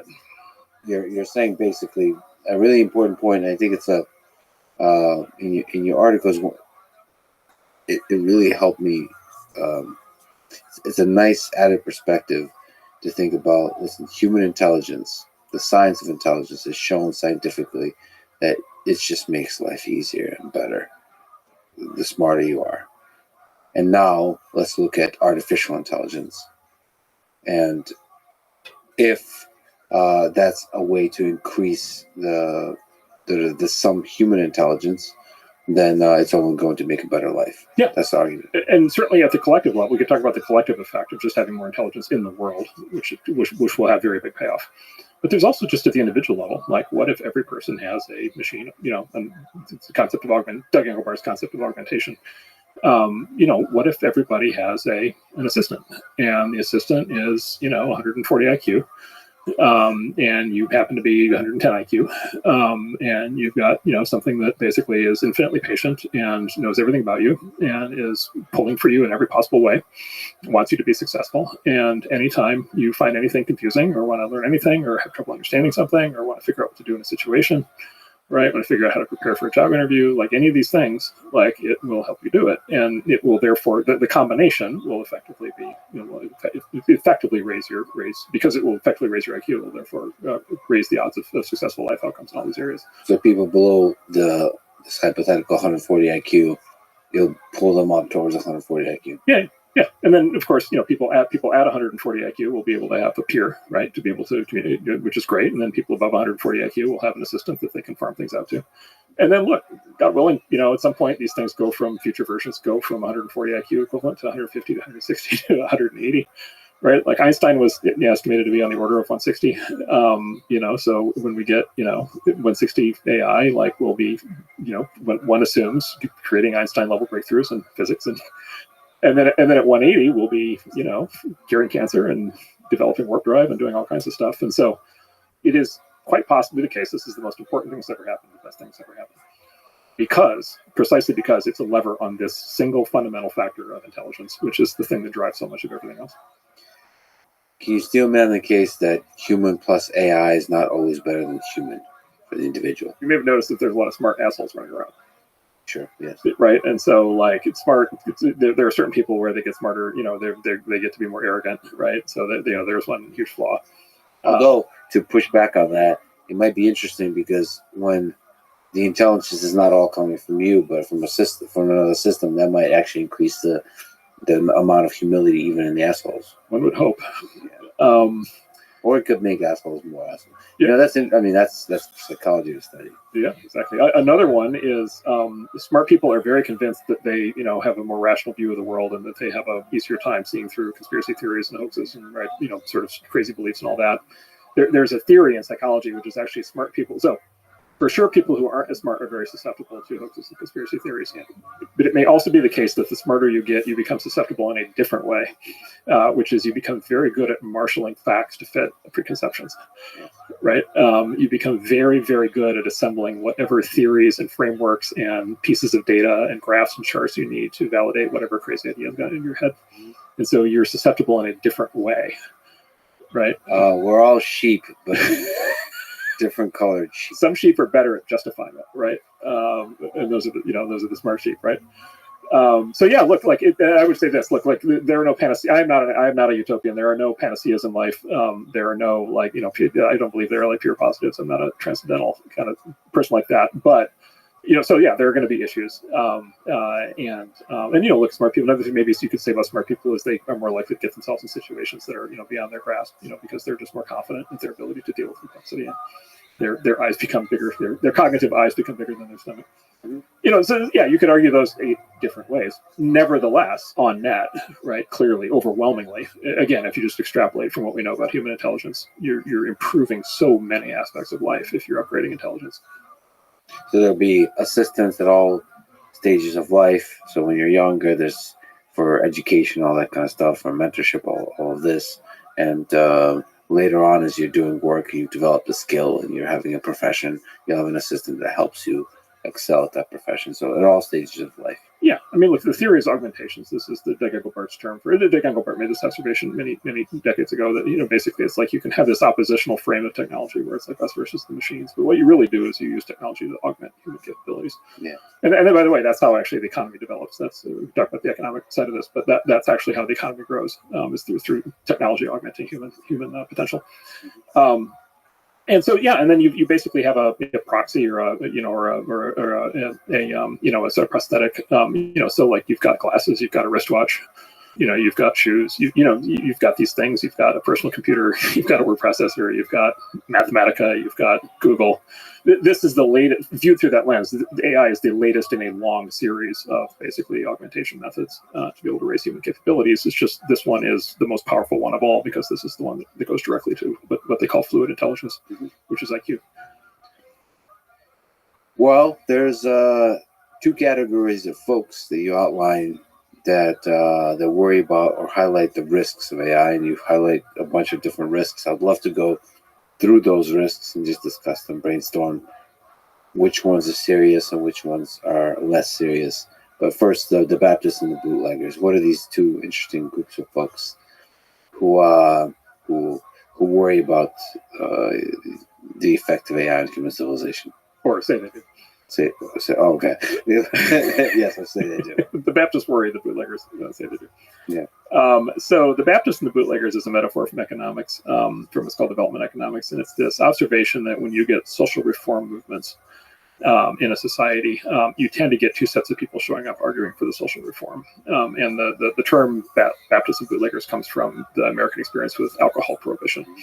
And so in the 1900s, 1910s, there was this movement that was very passionate at the time, which basically said alcohol is evil and it's destroying society. By the way, there was a lot of evidence to support this. There was very high rates of very high correlations then, by the way, and now between rates of physical violence and alcohol use. Almost all violent crimes have either the perpetrator or the victim or both drunk. Almost all, if you see this actually in the work, almost all sexual harassment cases in the workplace, it's like at a company party and somebody's drunk. Like it's amazing how often alcohol actually correlates to actually just dysfunction. It leads to domestic abuse and so forth, child abuse. And so you had this group of people who were like, okay, this is bad stuff and we should outlaw it. And those were quite literally Baptists. Those were super committed, hardcore Christian activists in a lot of cases.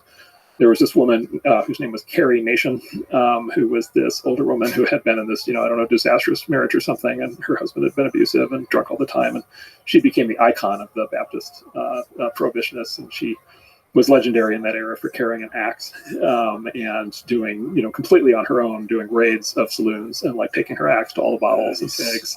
Yeah. And so a true believer. An absolute true believer with absolutely the purest of intentions. And again, there's a very important thing here, which is you could look at this cynically and you could say the Baptists are like delusional, extremists, but you could also say, look, they're right. Like she had a point. Yeah. Like she wasn't wrong about a lot of what she said. Yeah. But it turns out, the way the story goes is, it turns out that there were another set of people who very badly wanted to outlaw alcohol in those days, and those were the bootleggers, which was organized crime that stood to make a huge amount of money if legal alcohol sales were banned. And this was, in fact, the way the history goes, is this was actually the beginning of organized crime in the U.S. This was the big economic opportunity that opened that up. And so they went in together. And they didn't go in together. Like the Baptists did not even necessarily know about the bootleggers because they were on the moral crusade. The bootleggers certainly knew about the Baptists, and they were like, "Wow, these people are like the great front people for like, it's good PR shenanigans in the background." Yeah. And they got the Volstead Act passed, right? And they did, in fact, ban alcohol in the U.S. And you'll notice what happened, which is people kept drinking. Like, it didn't work. People kept drinking. That bootleggers made a tremendous amount of money. And then over time, it became clear that it made no sense to make it illegal, and it was causing more problems. And so then it was revoked. And here we sit with legal alcohol 100 years later with all the same problems. And, the whole thing was this like giant misadventure. The Baptists got taken advantage of by the bootleggers, and the bootleggers got what they wanted, and that was that. The same two categories of folks are now sort of suggesting that the development of artificial intelligence should be regulated. 100%. Yeah, it's the same pattern. And the economists tell you it's the same pattern every time. Like, this is what happened with nuclear power. This is what happened, which is another interesting one. But like, yeah, this happens dozens and dozens of times throughout the last 100 years, and this is what's happening now. And you write that it isn't sufficient to simply identify the actors and impugn their motives. We should consider the arguments of both the Baptists and the bootleggers and their merits. Yeah. So let's do just that. Yeah. Risk number 1. Will AI kill us all? Yes. So,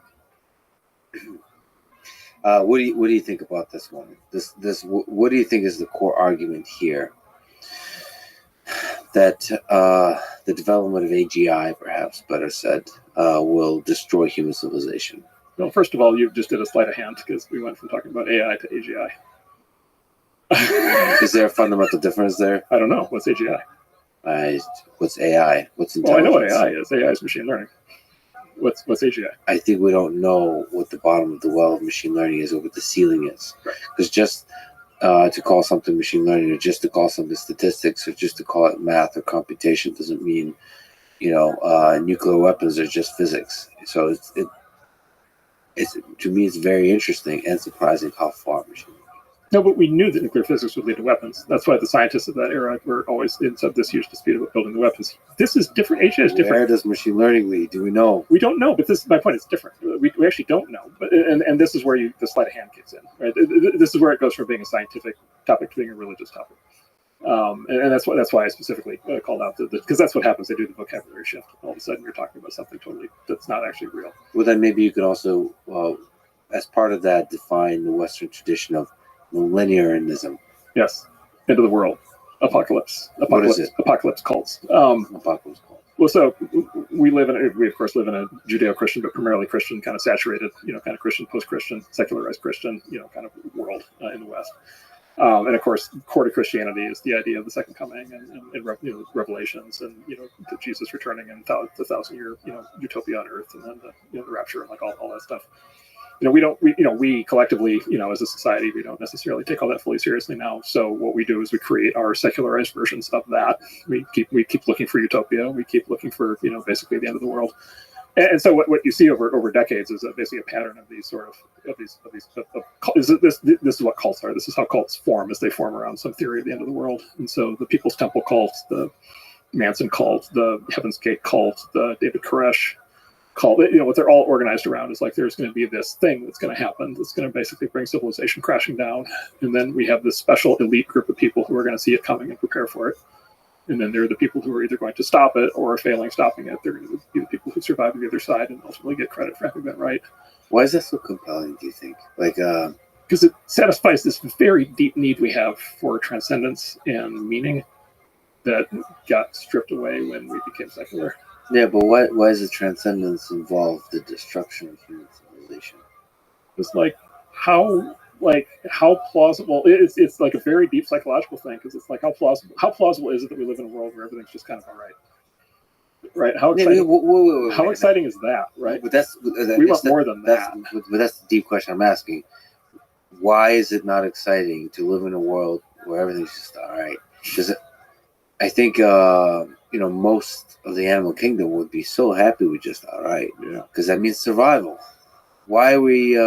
Maybe that's what it is. Why are we conjuring up things to worry about? So C.S. Lewis called it the God-shaped hole. So there's a God-shaped hole in the human experience, consciousness, soul, whatever you want to call it, where there's got to be something that's bigger than all this. There's got to be something transcendent. There's got to be something that is bigger, right? Bigger, the bigger purpose, a bigger meaning. And so we have run the experiment of, we're just going to use science and rationality and kind of, everything's just going to kind of be as it appears. And a large number of people have found that very deeply wanting. and have constructed narratives. And by the way, this is the story of the 20th century, right? Communism, right? Was one of those. Communism was a form of this. Nazism was a form of this.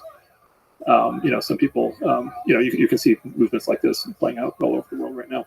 So you construct a kind of devil, a kind of source of evil, and we're going to transcend beyond it. Yeah, and the millenarian, the millenarians kind of, when you see a millenarian cult, they put a really specific point on it, which is end of the world, right? There is some change coming, and that change that's coming is so profound and so important that it's either going to lead to utopia or hell on Earth, right? And it is going to, and then it's like, what if you actually knew that was going to happen, right? What would you do, right? How would you prepare yourself for it? How would you come together with a group of like-minded people? Right? What would you do? Would you plan like caches of weapons in the woods? Would you I don't know, create underground bunkers? Would you, spend your life trying to figure out a way to avoid having it happen? Yeah, that's a really compelling, exciting idea to have a club over. Yeah. To have a little bit of trouble, like you get together on a Saturday night and drink some beers and talk about the end of the world and how you are the only ones who have figured it out. Yeah. And then once you lock in on that, like, how can you do anything else with your life? Like, this is obviously the thing that you have to do. And then there's a psychological effect that you alluded to. There's a psychological effect. If you take a set of true believers and you leave them to themselves, they get more radical, right? Because they self-radicalize each other. That said, yes, it doesn't mean they're not sometimes right. Yeah, the end of the world might be, yes, correct. Like, they might be right. Yeah. But like we have some pamphlets for you. Exactly. We'll talk about nuclear weapons because you have a really interesting little moment that I learned about in your essay. But sometimes it could be right. Yeah. Because we were developing more and more powerful technologies in this case, and we don't know what the impact it will have on human civilization. While we can highlight all the different predictions about how it will be positive, but the risks are there, and you discuss some of them. Well, the steel man and the steel man and his reputation are the same, which is you can't predict what's going to happen, right? You can't rule out that this will not end everything, right? But the response to that is you have just made a completely non-scientific claim. Yeah. You've made a religious claim, not a scientific claim. How does it get disproven? There's no, by definition, with these kinds of claims, there's no way to disprove it. Yeah. Right. And so there's no, you just go right on the list. There's no hypothesis. There's no testability of the hypothesis. There's no way to falsify the hypothesis. There's no way to measure progress along the arc. Like, it's just all completely missing. And so it's not scientific. And well, I don't think it's completely missing. It's somewhat missing. So, for example, the people that say AI is going to kill all of us, I mean, they usually have ideas about how to do that, whether it's the paperclip maximizer or, it escapes. There's a mechanism by which you can imagine it killing all humans. Models. And you can disprove it by saying there's a limit to the speed at which intelligence increases. Maybe show that like the sort of rigorously really described model, like how it could happen, and say, no, here's a physics limitation. There's a physical limitation to how these systems would actually do damage to human civilization. And it is possible they will kill 10 to 20% of the population, but it seems impossible for them to kill 99%. There's practical counterarguments, right? So you mentioned basically what I described as the thermodynamic counterargument, which is, so sitting here today, it's like, where would the evil AGI get the GPUs? Yeah. Because they don't exist. So you're going to have a very frustrated baby evil AGI who's going to be trying to buy NVIDIA stock or something to get them to finally make some chips. Right. So the serious form of that is the thermodynamic argument, which is like, okay, where's the energy going to come from? Where's the processor going to be running? Where's the data center going to be happening? How is this going to be happening in secret, such that it's not, So that's a practical counter argument to the runaway AGI thing. I have a, and we can argue that, discuss that. I have a deeper objection to it, which is this is all forecasting, it's all modeling, it's all future prediction, it's all future hypothesizing. Mm-hmm. It's not science. Sure. It is not. It is the opposite of science. So pull up Carl Sagan, extraordinary claims require extraordinary proof, right? These are extraordinary claims. The policies that are being called for, right, to prevent this are of extraordinary magnitude, and I think we're going to cause extraordinary damage. And this is all being done on the basis of something that is literally not scientific. It's not a testable hypothesis. So the moment you say AI is going to kill all of us, therefore we should ban it, or that we should regulate all that kind of stuff, that's when it starts getting serious. Or start, military airstrikes on data centers. Oh boy. Right? And like... yeah, that's when it starts. Well, so it starts getting real. So here's the problem with millenarian cults: they have a hard time staying away from violence. Yeah, but violence is so fun. Well, if you're on the right end of it, they have a hard time avoiding violence. The reason they have a hard time avoiding violence is if you actually believe the claim, right? Then what would you do to stop the end of the world? You would do anything, right? And this is where you get, and again, if you just look at the history of millenarian cults, this is where you get the People's Temple and everybody killing themselves in the jungle, and this is where you get Charles Manson and sending in to kill the pigs. Like, this is the problem with these. They have a very hard time to run the line at actual violence, and I think in this case they're already calling for it, like today, and where this goes from here as they get more worked up, like I think is like really concerning. Okay, but that's kind of the extremes. The extremes of anything are always concerning. It's also possible to kind of believe that AI has a very high likelihood of killing all of us, and therefore we should maybe consider slowing development or regulating. So not violence or any of these kinds of things, but saying like, all right, let's take a pause here. Biological weapons, nuclear weapons, like whoa. This is like serious stuff. We should be careful.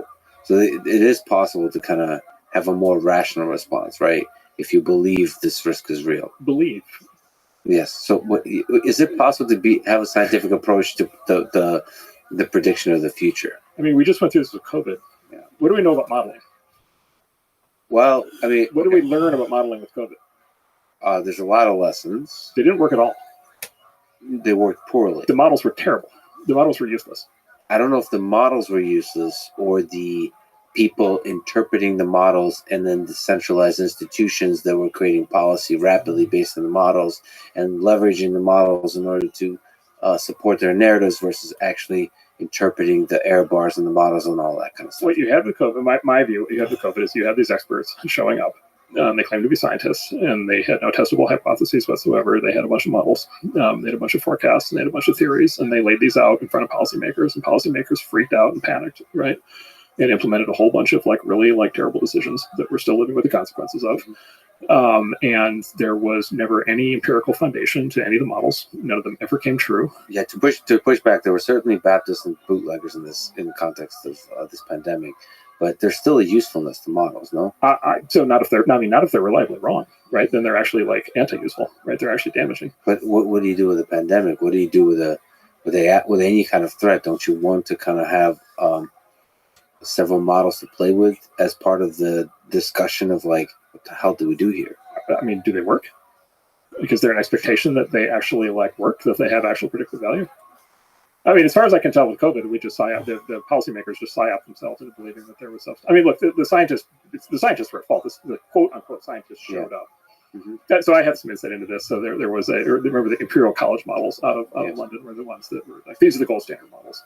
Yeah. So a friend of mine runs a big software company, and he was like, "Wow, this is COVID's really scary." And he's like, he contacted this research, and he's like, do you need some help? You've been just building this model on your own for 20 years. Do you need would you like us, our coders, to basically restructure it so it can be fully adapted for COVID? And the guy said yes and sent over the code. And my friend said it was the worst spaghetti code he's ever seen. That doesn't mean it's not possible to construct a good model of pandemic with the correct error bars with a high number of parameters that are continuously many times a day updated as we get more data about a pandemic. I would like to believe when a pandemic hits the world, the best computer scientists in the world, the best software engineers respond aggressively and as input take the data that we know about the virus and as an output say here's what's happening in terms of how quickly it's spreading, what that lead in terms of hospitalization and deaths and all that kind of stuff. Here's how contagious it likely is. Here's how deadly it likely is based on different conditions, based on different ages and demographics and all that kind of stuff. So here's the best kinds of policy. It feels like you could have models, machine learning, that kind of they don't perfectly predict the future, but they help you do something, because there's pandemics that are meh, they don't really do much harm, and there's pandemics you can imagine them, they could do a huge amount of harm, they can kill a lot of people. So you should probably have some kind of data-driven models that keep updating that allow you to make decisions that are based how bad is this thing? Now you can criticize how horrible all that went with the response to this pandemic. But I just feel like there might be some value to models. So to be useful at some point, it has to be predictive, right? So the easy thing for me to do is to say, obviously, you're right. Obviously, I want to see that just as much as you do, because anything that makes it easier to navigate through society through a wrenching, risk like that that sounds great. The harder objection to it is just simply you are trying to model a complex dynamic system with 8 billion moving parts, like not possible. It's very tough. Can't be done. Complex systems can't be done. Machine learning says hold my beer, but Well, it's possible. No, I don't know. I would like to believe that it is. Yeah. I'll put it this way. I think where you and I would agree is I think we would like that to be the case. We are strongly in favor of it. I think we would also agree that no such thing, with respect to COVID or pandemics, no such thing. But at least neither you nor I think are aware of. I'm not aware of anything like that today. My main worry with the response to the pandemic is that same as with aliens, is that even if such a thing existed, and it's possible it existed, the policymakers were not paying attention. Like there was no mechanism that allowed those kinds of models to percolate out. Oh, I think we had the opposite problem during COVID. I think the policymakers, I think these people with basically fake science had too much access to the policymakers. Well, right, but the policymakers also they had a narrative in mind, and they also wanted to use whatever model that fit that narrative to help them out. So it felt like there was a lot of politics and not enough science. Yeah, although a big part of what was happening, a big reason we got locked down for as long as we did was because these scientists came in with these doomsday scenarios that were just completely off the hook. Scientists in quotes. Let's not quote unquote scientists. Let's not. Okay. Let's give love to science. That is the way out. Science is a process of testing hypotheses. Yeah. Modeling does not involve testable hypotheses, right? I don't even know that. I don't even know that modeling actually qualifies as science. Maybe that's a side conversation we could have sometime over a beer. It's really interesting. But what do we do about the future? I mean, what? So number one is when we start with number one, humility. It goes back to this thing of how do we determine the truth. Number two is we don't believe. It's the old "I've got a hammer, everything looks like a nail," right? This is one of the reasons I gave Lex a book, which is the topic of the book is what happens when scientists basically stray off the path of technical knowledge and start to weigh in on politics and societal issues. In this case, philosophers. Well, in this case, philosophers. But he actually talks in this book about Einstein. He talks about the nuclear age and Einstein. He talks about the physicists doing very similar things at the time. The book is When Reason Goes on Holiday: Philosophers and Politics by Nevin. And it's just a story. It's a story. There are other books on this topic, but this is a new one that's really good. It's just a story of what happens when experts in a certain domain decide to weigh in and become basically social engineers and political, basically political advisors. And it's just a story of just unending catastrophe, right? And I think that's what happened with COVID again. Yeah, I found this book a highly entertaining and eye-opening read filled with amazing anecdotes of irrationality and craziness by famous recent philosophers. After you read this book, you will not look at Einstein the same. Oh boy! Yeah, don't destroy my heroes. You will not be a hero of yours anymore. I'm sorry, you shouldn't read the book. All right. But here's the thing: the AI risk people, they don't even have the COVID model. At least not that I'm aware of. No, there's not even the equivalent of the COVID model. They don't even have the spaghetti code. They've got a theory and a warning and a this and a that. And if you ask okay, well, here's the ultimate example is, okay, how do we know, right? How do we know that an AI is running away? How do we know that the FOOM takeoff thing is actually happening? And the only answer that any of these guys have given that I've ever seen is, it's when the loss rate, the loss function in the training drops, right? That's when you need to shut down the data center, right? And it's well, that's also what happens when you're successfully training a model. Right? What even is this? Is not science. This is not. It's not anything. It's not a model. It's not anything. There's nothing to arguing with it. It's punching jello. There's what do you even respond to? So just push back on that. I don't think they have good metrics of when the FOOM is happening, but I think it's possible to have that. I just as you speak now, it's possible to imagine there could be measures. It's been 20 years. No, for sure, but it's been only weeks since we had a big enough breakthrough in language models. We can start to actually have this. The thing is, the AI doomer stuff didn't have any actual systems to really work with. And now there's real systems you can start to analyze, how does this stuff go wrong? And I think you kind of agree that there is a lot of risks that we can analyze. The benefits outweigh the risks in many cases. Well, the risks are not existential. Yes. Well, not in the film paperclip. No, okay, there's another sleight of hand that you just alluded to. Yeah. There's another sleight of hand that happens, which is I very think I'm very good at the sleight of hand thing. which is very unscientific. So the book Superintelligence, right, which is like the Nick Bostrom's book, which is like the origin of a lot of this stuff, which was written, 10 years ago or something.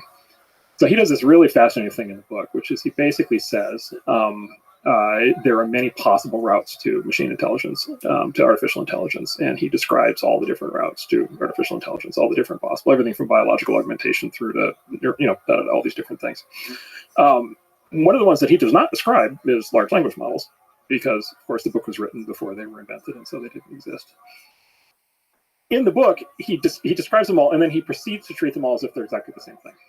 Mm-hmm. He presents them all as sort of an equivalent risk to be dealt with in an equivalent way to be thought about the same way. And then the risk, the quote unquote risk that's actually emerged is actually a completely different technology than he was even imagining. And yet all of his theories and beliefs are being transplanted by this movement, like straight on this new technology. And so again, like there's no other area of science or technology where you do that.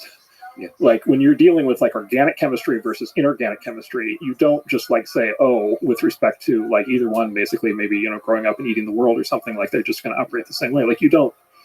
But you can start talking about like as we get more and more actual systems to start to get more and more intelligent, you can start to actually have more scientific arguments here. Oh yeah. Like, high level, you can talk about the threat of autonomous weapon systems back before we had any automation in the military.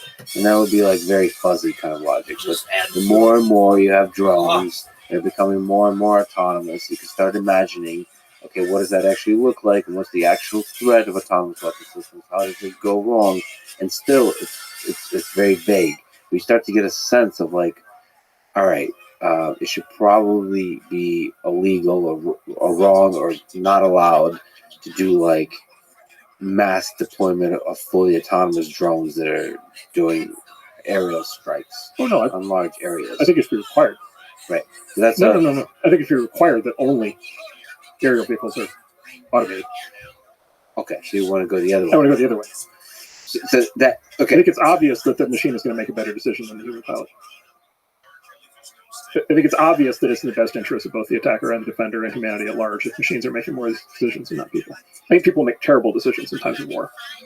But like there's ways this can go wrong too, right? Well, wars go terribly wrong now.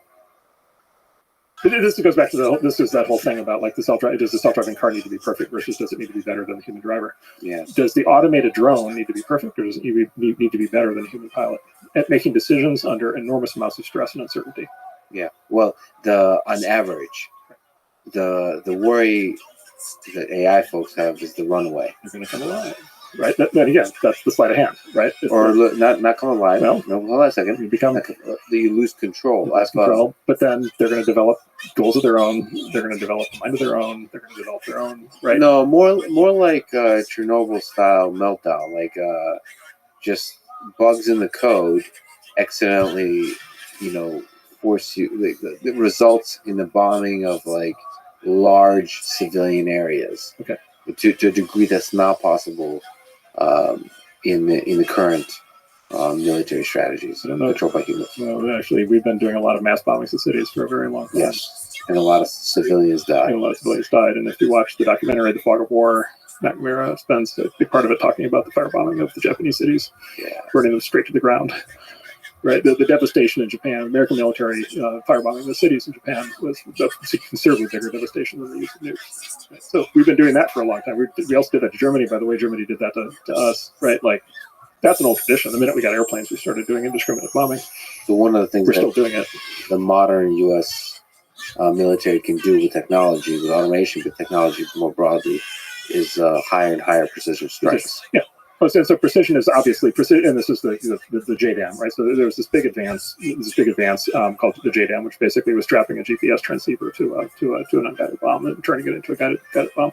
And yeah, that's great. Like, look, that's been a big advance. And that's like a baby version of this question, which is, okay, do you want like the human pilot, like guessing where the bomb's going to land, or do you want like the machine, like guiding the bomb to its destination? That's a baby version of the question. The next version of the question is, do you want the human or the machine deciding whether to drop the bomb? Everybody just assumes the human's going to do a better job for what I think are fundamentally suspicious reasons. Emotional, psychological reasons. I think it's very clear that the machine's going to do a better job making that decision because the humans making that decision are god awful, just terrible. Yeah. Right. And so this is the thing. And then let's get to one more sleight of hand. Yes, sure. Okay. Please.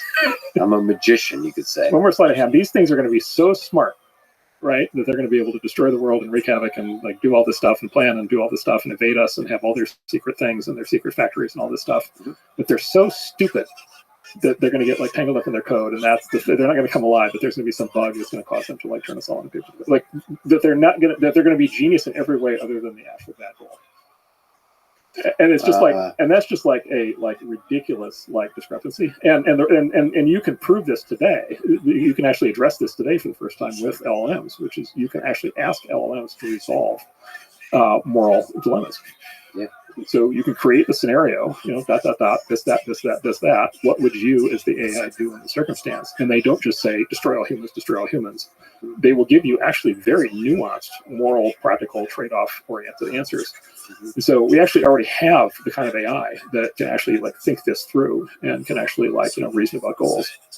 Well, the hope is that AGI or like very super intelligent systems have some of the nuance that LLMs have, and the intuition is they most likely will, because even these LLMs have the nuance. LLMs are really, this is actually worth spending a moment on. LLMs are really interesting to have moral conversations with. Mm-hmm. And that, I didn't expect that to be having a moral conversation with a machine in my lifetime. Wait, and let's remember, we're not really having a conversation with a machine. We're having a conversation with the entirety of the collective intelligence of the human species. Exactly. Yes, correct. But it's possible to imagine autonomous weapon systems that are not using LLMs. If they're smart enough to be scary, why are they not smart enough to be wise? Like, that's the part where it's like, I don't know how you get the one without the other. Is it possible to be super intelligent without being super wise? Well, you're back to that. I mean, then you're back to a classic autistic computer, right? Like, you're back to just like a blind rule follower. I've got this like core, it's the paperclip thing. I've got this core rule. I'm just going to follow it to the end of the earth. And it's like, well, but everything you're going to be doing to execute that rule is going to be super genius level that humans aren't going to be able to counter. It's just a mismatch in the definition of what the system's capable of. Unlikely, but not impossible, I think. But again, here you get to like, okay, like. No, I'm not saying when it's unlikely, but not impossible. If it's unlikely, that means the fear should be correctly calibrated. Extraordinary claims require extraordinary proof. Well, okay. So one interesting sort of tangent I would love to take on this, because you mentioned this in the essay about nuclear, which was also, I mean, you don't shy away from a little bit of a spicy take. So Robert Oppenheimer famously said, "Now I am become death, the destroyer of the world," as he witnessed the first detonation of a nuclear weapon on July 16th, 1945. And you write an interesting historical perspective. Quote, recall that John von Neumann responded to Robert Oppenheimer's famous hand-wringing about the role of creating nuclear weapons, which, you note, helped end World War II and prevent World War III, with some people confess guilt to claim credit for the sin. And you also mentioned that Truman was harsher after meeting Oppenheimer. He said that, don't let that crybaby in here again. Real quote, by the way. From Dean Acheson. Boy. Because Oppenheimer didn't just say the famous line. Yeah. He then spent years going around, basically moaning and going on TV and going into the White House and basically just doing this hair shirt thing, this sort of self-critical, like, oh my God, I can't believe how awful I am. So he's widely considered, perhaps because of the hand-wringing, is the father of the atomic bomb. And this is von Neumann's criticism of him, is he tried to have his cake and eat it too. Like he wanted to, and von Neumann, of course, was a very different kind of personality. He's just like, yes, this is like an incredibly useful thing. I'm glad we did it. Yeah. Well, von Neumann is as widely credited as being one of the smartest humans of the 20th century. There's certain people, everybody says like, this is the smartest person I've ever met when they've met him. Anyway, that doesn't mean smart, doesn't mean wise. So the guy, I would love to sort of, can you make the case both for and against the critique of Oppenheimer here? Because we're talking about nuclear weapons. Boy, do they seem dangerous. So the critique goes deeper, and I left this out. Here's the real substance. I left it out because I didn't want to dwell on nukes in my AI paper. But here's the deeper thing that happened. And I'm really curious, this movie coming out this summer, I'm really curious to see how far he pushes this, because this is the real drama in the story, which is it wasn't just a question of are nukes good or bad. It was a question of should Russia also have them.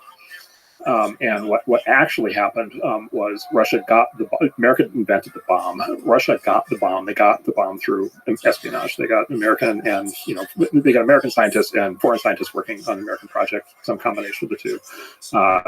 Basically gave the Russians the designs for the bomb. And that's how the Russians got the bomb.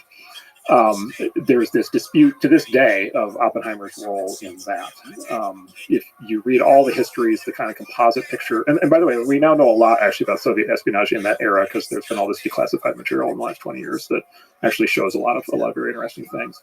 But if you kind of read all the histories, what you kind of get is Oppenheimer himself probably was not he probably did not handle the nuclear secrets himself. However, he was close to many people who did, including family members. And there were other members of the Manhattan Project who were Russian Soviet assets and did hand over the bomb. And so the view that Oppenheimer and people like him had, that this thing is awful and terrible and oh my God, and all this stuff, you could argue fed into this ethos at the time that resulted in people thinking that the Baptists thinking that the only principal thing to do is to give the Russians the bomb. And so the moral beliefs on this thing and the public discussion and the role that the inventors of this technology play, this is the point of this book, when they kind of take on this sort of public intellectual moral kind of thing, it can have real consequences, right? Because we live in a very different world today because Russia got the bomb than we would have lived in had they not gotten the bomb. Right, the entire 20th century, second half of the 20th century would have played out very different had those people not given Russia the bomb. And so the stakes were very high then.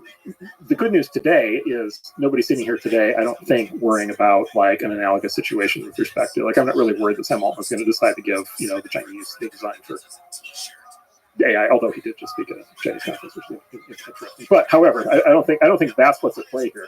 But what's at play here are all these other fundamental issues around what do we believe about this, and then what laws and regulations and restrictions that we're going to put on it. And that's where I draw like a direct straight line. And anyway, and my reading of the history on nukes is like the people who were doing the full hair shirt public, this is awful, this is terrible, actually had like catastrophically bad results from taking those views. And that's what I'm worried is going to happen again. But is there a case to be made that you really need to wake the public up to the dangers of nuclear weapons when they were first dropped? Like really, like educate them on like, this is extremely dangerous and destructive weapon. I think the education kind of happened quick and early. Like, how? It was pretty obvious. How? We dropped one bomb and destroyed an entire city. Yeah, so 80,000 people dead. Yeah. But, and look, but I don't like the reporting of that. You can report that in all kinds of ways. Wars, you can do all kinds of slants like war is horrible, war is terrible. You can make it seem like the use of nuclear weapons is just a part of war and all that kind of stuff. Something about the reporting and the discussion of nuclear weapons resulted in us being terrified, in awe of the power of nuclear weapons, and that potentially fed in a positive way towards the game theory of mutually assured destruction. Well, so this gets to what actually happened. Some of it's me playing devil's advocate here. Yeah, sure, of course. Let's get to what actually happened and kind of get back into that. Yeah. So what actually happened, I believe, and again, I think this is a reasonable reading of history, is what actually happened was nukes that prevented World War III. And they prevented World War III through the game theory of mutually assured destruction. Had nukes not existed, right, there would have been no reason why the Cold War did not go hot, right? And then and the military planners at the time, right, thought both sides thought that there was going to be World War III on the plains of Europe, and they thought there was going to be like 100 million people dead, right? It was like the most obvious thing in the world to happen, right? And it's the dog that didn't bark, right? Like it may be like the best single net thing that happened in the entire 20th century is that like that didn't happen. Yeah, actually, just on that point, you say a lot of really brilliant things. It hit me just as you were saying it. I don't know why it hit me for the first time, but we got 2 wars in a span of like 20 years. Like we could have kept getting more and more world wars and more ruthless. But actually, you could have had a U.S. versus Russia war. You could have. By the way, there's another hypothetical scenario. The other hypothetical scenario is the Americans got the bomb, the Russians didn't, right? And then America's the big dog, and then maybe America would have had the capability to actually roll back the Iron Curtain. I don't know whether that would have happened, but like it's entirely possible, right? And the act of these people who have these moral positions about, because they could forecast the future of how this technology would get used, made a horrific mistake because they basically ensured that the Iron Curtain would continue for 50 years longer than it would have otherwise. Like, and again, like these are counterfactuals. I don't know that that's what would have happened, but like the decision to hand the bomb over was a big decision made by people who were very full of themselves. Yeah, but so me as an American, me as a person that loves America, I also wonder if U.S. was the only ones with the nuclear weapons.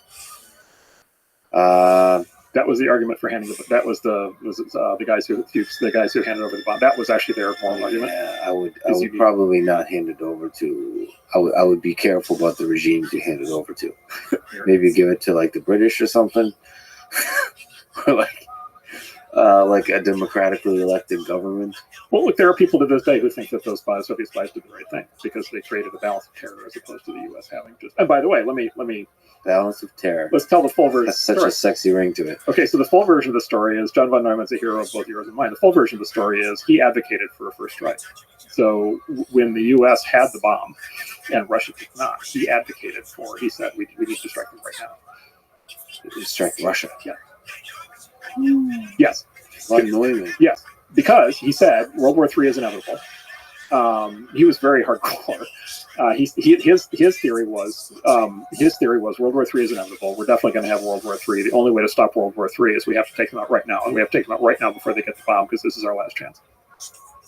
Now again, like, is this an example of philosophers of politics? I don't know if that's in there or not, but this is in the standard. No, but meaning that this is on the other side. So most of the case studies in books like this are the crazy people on the left. Yeah. Von Neumann is a story, arguably, of the crazy people on the right. Stick to computing, John. Well, this is the thing, and this is the general principle. It goes back to our core thing, which is like I don't know whether any of these people should be making any of these calls. Yeah. Because there's nothing in either von Neumann's background or Oppenheimer's background or any of these people's background that qualifies them as moral authorities. Yeah. Well, this actually brings up the point of in AI, who are the good people to reason about the morality, the ethics, outside of these risks, outside like the more complicated stuff that you agree on is, this will go into the hands of bad guys, and all the kinds of ways they'll do is interesting and dangerous. Is dangerous in interesting, unpredictable ways, and who is the right person, who are the right kinds of people to make decisions how to respond to it. Are it tech people? So the history of these fields, this is what he talks about in the book, the history of these fields is that the competence and capability and intelligence and training and accomplishments of senior scientists and technologists working on a technology, and then being able to then make moral judgments in the use of the technology, that track record is terrible. That track record is like catastrophically bad. And the people that develop that technology are usually not going to be the right people. Well, why would they? So the claim is, of course, they're the knowledgeable ones, but the problem is they spent their entire life in a lab, right? They're not theologians.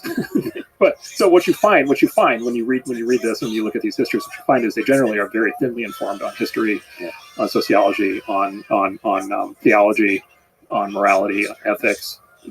They tend to manufacture their own worldviews from scratch. They tend to be very sort of thin.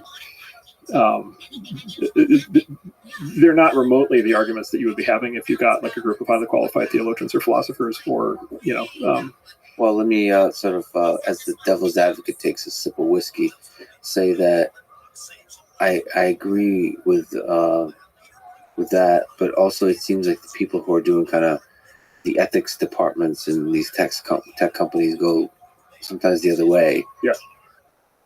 They're not nuanced on history or theology or this kind of stuff. It almost becomes a kind of outraged activism towards directions that don't seem to be grounded in history and humility and nuance. It's again drenched with arrogance. So I'm not sure which is worse.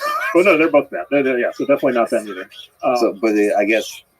But look, this is a hard. Yeah, it's a hard problem. This is our problem. This goes back to where we started, which is okay, who has the truth? And it's like, well, like how do societies arrive at like truth, and how do we figure these things out? And like our elected leaders play some role in it. We all play some role in it. There has to be some set of public intellectuals at some point that bring, rationality and judgment, humility to it. Yeah. Those people are few and far between. We should probably prize them very highly. Yeah, so celebrate humility in our public leaders. So getting to risk number 2, will AI ruin our society? Short version, as you write, if the murder robots don't get us, the hate speech and misinformation will. And the action you recommend is short, don't let the thought police suppress AI. Well, what is this risk of the effect of misinformation in society that's going to be catalyzed by AI. Yeah, so this is the social media. This is what you just alluded to, is the activism kind of thing that's popped up in these companies in the industry. And it's basically, from my perspective, it's basically part two of the war that played out over social media over the last 10 years. Because you probably remember social media 10 years ago was basically, who even wants this? Who wants a photo of what your cat had for breakfast? Like, this stuff is like silly and trivial, and why can't these nerds like figure out how to invent something like useful and powerful?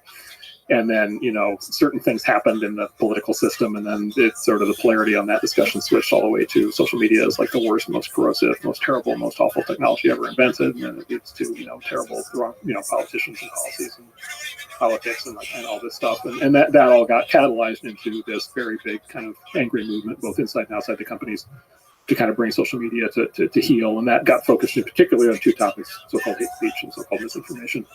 And it's been this saga playing out for the last decade. And I don't even really want to even argue the pros and cons of the sides, just to observe that that's been like a huge fight and has had, big consequences to how these companies operate. Basically, those same sets of theories, that same activist approach, that same energy is being transplanted straight to AI. And you see that already happening. It's why, ChatGPT will answer, let's say, certain questions and not others. It's why it gives you the canned speech about, whenever it starts with "as a large language model, I cannot," basically means that somebody has reached in there and told it can't talk about certain topics. Do you think some of that is good? So it's an interesting question. So a couple observations. So one is the people who find this the most frustrating are the people who are worried about the murder robots. Right. Yeah. So and in fact the so-called X-risk people, right? They started with the term AI safety. The term became AI alignment. When the term became AI alignment is when this switch happened from "we're worried it's going to kill us all" to "we're worried about hate speech and misinformation." The AI X-risk people have now renamed their thing AI not kill everyone isn't. Which I have to admit is a catchy term. And they are very frustrated by the fact that the hate speech, the sort of activist-driven hate speech misinformation kind of thing is taking over, which is what's happening. Taking over. The AI ethics field has been taken over by the hate speech misinformation people.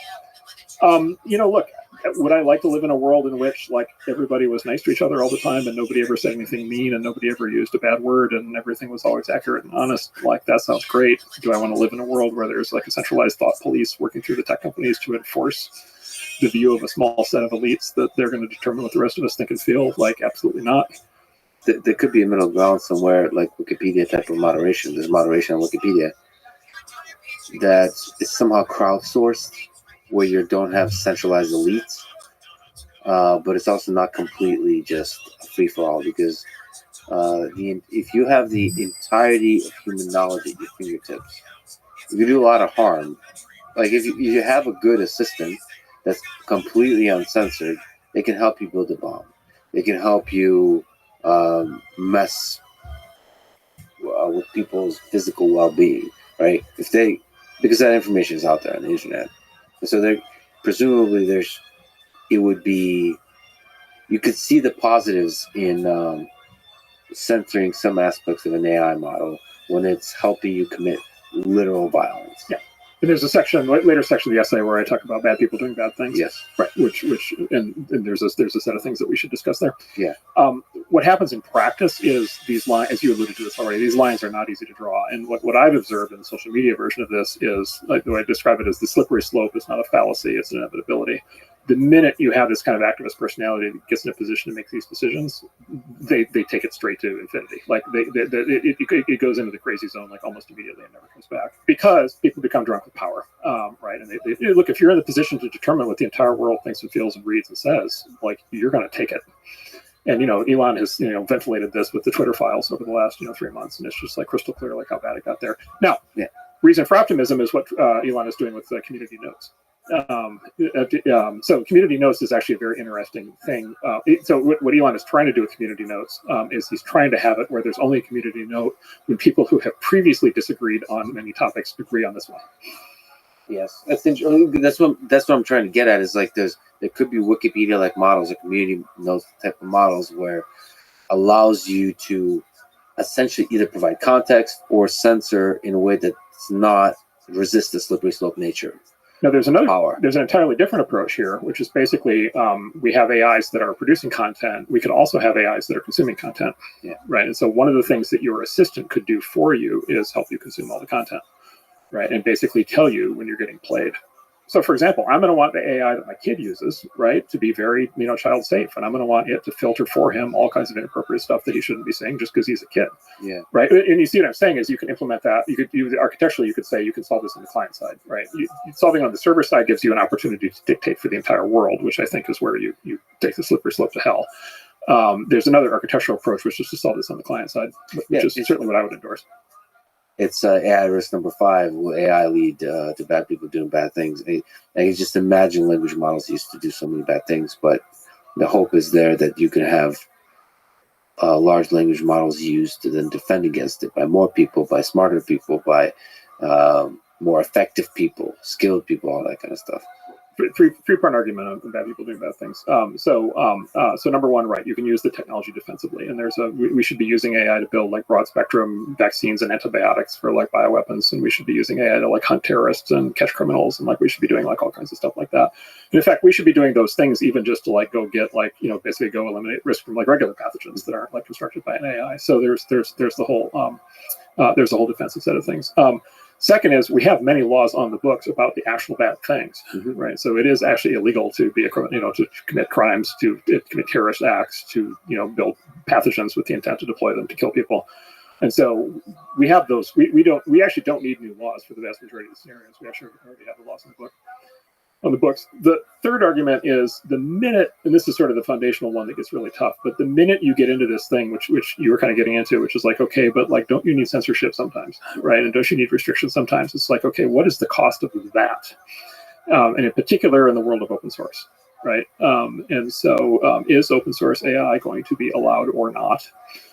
If open source AI is not allowed, then what is the regime that's going to be necessary legally and technically to prevent it from developing, right? And here again is where you get into, and people have proposed that these kinds of things, you get into, I would say, pretty extreme territory pretty fast. Do we have a monitor agent on every CPU and GPU that reports back to the government what we're doing with our computers? Are we seizing GPU clusters that get beyond a certain size? And then, by the way, how are we doing all that globally? Right. And like if China is developing an LLM beyond the scale that we think is allowable, are we going to invade? Right. And you have figures on the AI X risk side who are advocating, potentially up to nuclear strikes to prevent, this kind of thing. And so here you get into this thing. And again, you could maybe say this is, you could even say this is good, bad, or indifferent or whatever. But like, here's the comparison of nukes. The comparison of nukes is very dangerous because one is just nukes were just a bomb, although we can come back to nuclear power. But the other thing was like with nukes, you could control plutonium, right? You could track plutonium, and it was like hard to come by. AI is just math and code, right? It's in like math textbooks, and it's like there are YouTube videos that teach you how to build it, and like there's already open source. There's a 40 billion parameter model running around already called Falcon Online that anybody can download. And so, okay, you walk down the logic path that says we need to have guardrails on this, and you find yourself in a authoritarian, totalitarian regime of thought control and machine control that would be so brutal that you would have destroyed the society that you're trying to protect. And so I just don't see how that actually works. So you have to understand, my brain's going full steam ahead here because I agree with basically everything you're saying, but I'm trying to play devil's advocate here. Because, okay, you highlighted the fact that there is a slippery slope to human nature. The moment you censor something, you start to censor everything. That alignment starts out sounding nice, but then you start to align to the beliefs of some select group of people, and then it's just your beliefs. The number of people you're aligning to is smaller and smaller as that group becomes more and more powerful. Okay, but that just speaks to the people that censor are usually the assholes, and the assholes get richer. I wonder if it's possible to do without that for AI. One way to ask this question is: do you think the base models, the baseline foundation models, should be open source? Like what Mark Zuckerberg is saying they want to do. So I think it's totally appropriate that companies that are in the business of producing a product or service should be able to have a wide range of policies that they put, right? And I want a heavily censored model for my 8-year-old. Like I actually want that. Like I would pay more money for the one that's more heavily censored than the one that's not, right? And so like there are certainly scenarios where companies will make that decision. Look, an interesting thing you brought up, is this really a speech issue? one of the things that the big tech companies are dealing with is that content generated from an LLM is not covered under Section 230, which is the law that protects internet platform companies from being sued for user-generated content. And so it's actually yes. And so there's actually there's actually a question. I think there's still a question, which is can big American companies actually field generative AI at all, or is the liability actually going to just ultimately convince them that they can't do it? Because the minute the thing says something bad, and it doesn't even need to be hate speech, it could just be like an inaccurate. It could hallucinate a product, detail on a vacuum cleaner, and all of a sudden the vacuum cleaner company sues for misrepresentation. And there's an asymmetry there, right? Because the LLM is going to be producing billions of answers to questions, and it only needs to get a few wrong to So have. laws has to get updated really quick here. Yeah, and nobody knows what to do with that, right? So anyway, like there are big questions around how companies operate at all. So we talk about those, but then there's this other question of like, okay, the open source. So what about open source? And my answer to your question is kind of like, obviously, yes, the models there has to be full open source here, because to live in a world in which that open source is not allowed is a world of draconian speech control, human control, machine control.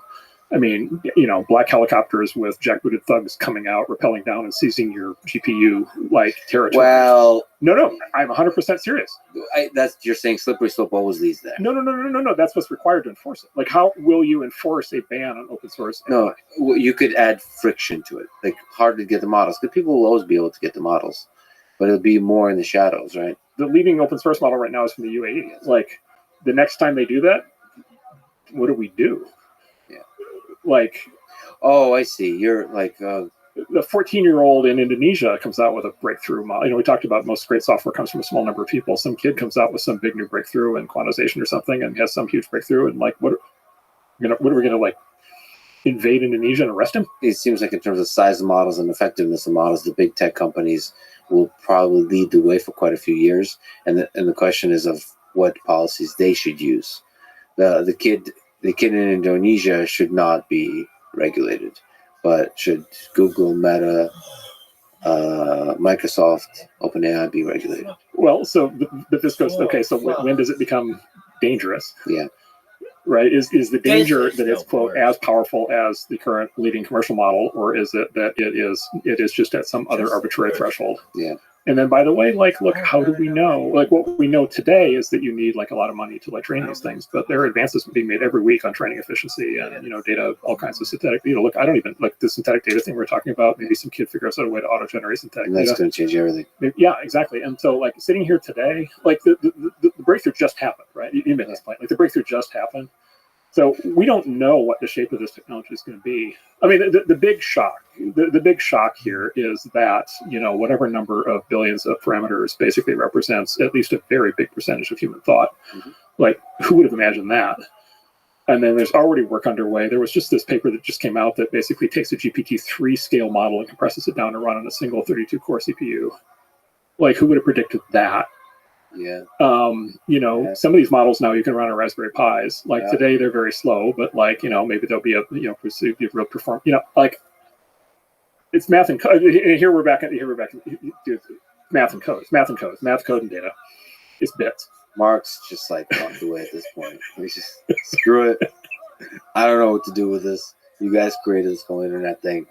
Yeah. I mean, I'm a huge believer in open source here. So my argument is we're going to have to see. Here's my argument. My full argument is AI is going to be like air. It's going to be everywhere. Like, this is just going to be in textbooks. It already is. It's going to be in textbooks. Some kids are going to grow up knowing how to do this, and it's just going to be a thing. It's going to be in the air, and you can't like pull this back anymore. You can pull back here, and so you just have to figure out how to live in this world, right? And then that's where I think like all this hand wringing about AI risk is basically a complete waste of time, because the effort should go into, okay, what is the defensive approach? And so if you're worried about AI generated pathogens, the right thing to do is to have a permanent Project Warp Speed, right, funded lavishly. Let's do a Manhattan. Let's talk about Manhattan. Right? Let's do a Manhattan Project for biological defense, right? And let's build AIs, and let's have like broad spectrum vaccines where like we're insulated from every pathogen, right? And what the interesting thing is, because it's software, a kid in his basement, teenager, could build like a system that defends against like the worst. The worst. I mean, and to me, defense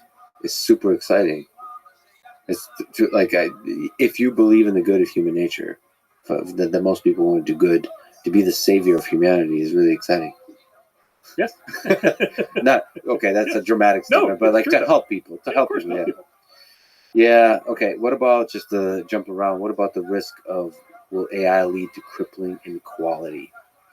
You know, because we're kind of saying everybody's life will become better. Is it possible that the rich get richer here? So this goes, it's actually ironically goes back to Marxism. So, because this was the core claim of Marxism, right? Basically, was that the owners of capital would basically own the means of production, and then over time they would basically accumulate all the wealth. The workers would be paying in, and getting nothing in return because they wouldn't be needed anymore, right? Marx was very worried about what he called mechanization, or what later became known as automation. And that the workers would be immiserated, and the capitalists would end up with all. And so this was one of the core principles of Marxism. Of course, it turned out to be wrong about every previous wave of technology. The reason it turned out to be wrong about every previous wave of technology is that the way that the self-interested owner of the machines makes the most money is by providing the production capability in the form of products and services to the most people, the most customers as possible. Right, the largest, and this is one of those funny things where every CEO knows this intuitively, and yet it's like hard to explain from the outside. The way you make the most money in any business is by selling to the largest market you can possibly get to. The largest market you can possibly get to is everybody on the planet. And so every large company does is everything that it can to drive down prices to be able to get volumes up, to be able to get to everybody on the planet. And that happened with everything from electricity, it happened with telephones, it happened with radio, it happened with automobiles, it happened with smartphones, it happened with the PCs, it happened with the internet. It happened with mobile broadband. It's happened, by the way, with Coca-Cola. It's happened with like basically every industrially produced good or service. You want to drive it to the largest possible market. And then as proof of that, it's already happened, right? Which is the early adopters of like ChatGPT and Bing are not like Exxon and Boeing. They're your uncle and your nephew. Right, it's just like free. It's either freely available online or it's available for $20 a month or something. But these things went. This technology went mass market immediately. And so, look, the owners of the means of production, whoever does this, not to mention these trillion-dollar questions, there are people who are going to get really rich doing this, producing these things, but they're going to get really rich by taking this technology to the broadest possible market. So yes, they'll get rich, but they'll get rich having a huge positive impact on. Yeah, making the technology available to everybody. Yeah. Right. And again, smartphones, same thing. So there's this amazing kind of twist in business history, which is you cannot spend $10,000 on a smartphone. Right, you can't spend $100,000. You can't spend like I would buy the $1 million smartphone. Like I'm signed up for it. Like if it's like suppose $1 million smartphone was like much better than the $1,000 smartphone. Like I'm there to buy it. It doesn't exist. Why doesn't it exist? Apple makes so much more money driving the price further down from $1,000 than they would trying to harvest. Right, and so it's just this repeating pattern you see over and over again. Where what's great about it is you do not need to rely on anybody's enlightened generosity to do this. You just need to rely on capitalist self-interest. What about AI taking our jobs? Yeah, so very, very similar thing here. There's a core fallacy, which again was very common in Marxism, which is what's called the lump of labor fallacy. And this is sort of the fallacy that there's only a fixed amount of work to be done in the world, and it's all being done today by people, and then if machines do it, there's no other work to be done by people. And that's just a completely backwards view on how the economy develops and grows, because what happens is not, in fact, that. What happens is the introduction of technology into production process causes prices to fall. As prices fall, consumers have more spending power. As consumers have more spending power, they create new demand. That new demand then causes capital and labor to form into new enterprises to satisfy new wants and needs. And the result is more jobs at higher wages. The new wants and needs. The worry is that the creation of new wants and needs at a rapid rate will mean there's a lot of turnover in jobs, so people will lose jobs. Just the actual experience of losing a job and having to learn new things and new skills is painful for the individual. Well, two things. One is the new jobs are often much better. So this actually came up that there was this panic about a decade ago and all the truck drivers are going to lose their jobs, right? And number one, that didn't happen because we haven't figured out a way to actually finish that yet. But the other thing was like truck driver, like I grew up in a town that was basically consisted of a truck stop, right? And I knew a lot of truck drivers, and like truck drivers live a decade shorter than everybody else. Like it's actually like a very dangerous, like they get like literally they have like higher rates of skin cancer and on the left side of their body from being in the sun all the time. The vibration of being in the truck is actually very damaging to your physiology. And there's actually perhaps partially because of that reason, there's a shortage of people who want to be truck drivers. Yeah, like it's not like the question always you want to ask somebody like that is, do you want do you want your kid to be doing this job? And like most of them will tell you no. Like I want my kid to be sitting in a cubicle somewhere, like where they don't have this, like where they don't die 10 years earlier.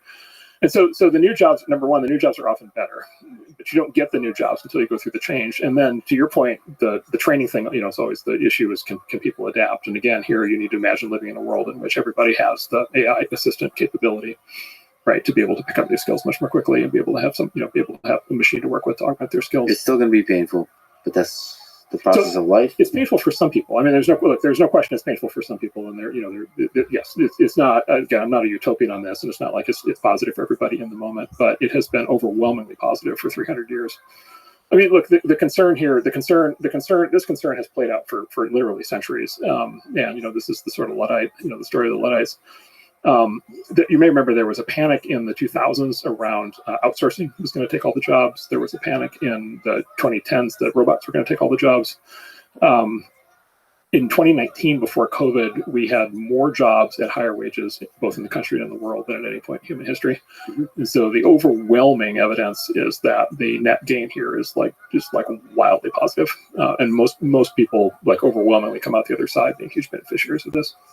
So you write that the single greatest risk, this is the risk you're most convinced by, the single greatest risk of AI is that China wins global AI dominance and we, the United States and the West, do not.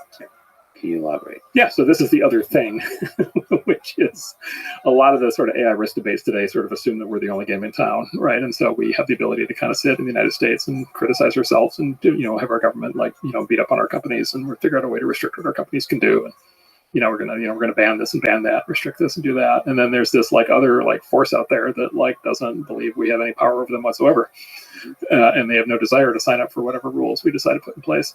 And they're going to do whatever it is they're going to do, and we have no control over it at all. And it's China, and specifically the Chinese Communist Party, and they have a completely publicized, open, plan for what they're going to do with AI, and it is not what we have in mind. And not only do they have that as a vision and a plan for their society, but they also have it as a vision and plan for the rest of the world. So their plan is what? Surveillance? Yeah, authoritarian control. So authoritarian population control, good old-fashioned communist authoritarian control, and surveillance and enforcement, and social credit scores and all the rest of it. And you are going to be monitored and metered within an inch of everything all the time.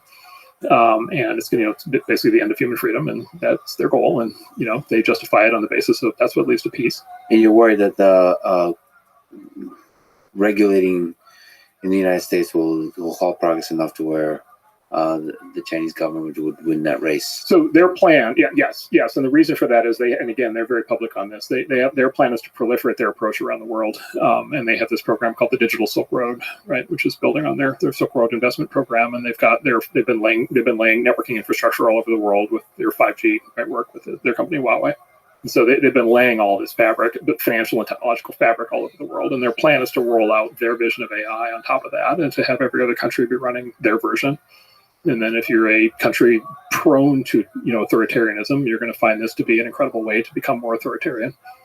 If you're a country, by the way, not prone to authoritarianism, you're going to have the Chinese Communist Party running your infrastructure and having backdoors into it, right? Which is also not good. What's your sense of where they stand in terms of the race towards superintelligence as compared to the United States? Yeah, so good news is they're behind, but bad news is let's just say they get access to everything we do. So they're probably a year behind at each point in time, but they get, downloads, I think, of basically all of our work on a regular basis through a variety of means. And they are, we'll see, they're at least putting out reports of they just put out a report last week of a GPT 3.5 analog. They put out this report, forget what it's called, but they put out this report of this LM they did, and they the way, when OpenAI puts out, they one of the ways they test GPT is they run it through standardized exams like the SAT, right? Just how you can kind of gauge how smart it is. And so the Chinese report, they ran their LLM through the Chinese equivalent of the SAT. And it includes a section on Marxism and a section on Mao Zedong thought. It turns out their AI does very well on both of those topics. right? So, like this alignment thing. communist AI, right? Like literal communist AI, right? And so their vision is like that's the so you just imagine like you're a school, you're a kid 10 years from now in Argentina or in Germany or in who knows where, Indonesia, and you ask the AI to explain to you like how the economy works, and it gives you the most cheery, upbeat explanation of Chinese-style communism you've ever heard, right? So, like, the stakes here are like really big. Well, as we've been talking about, my hope is not just with the United States, but with just the kid in his basement, the open source LLM.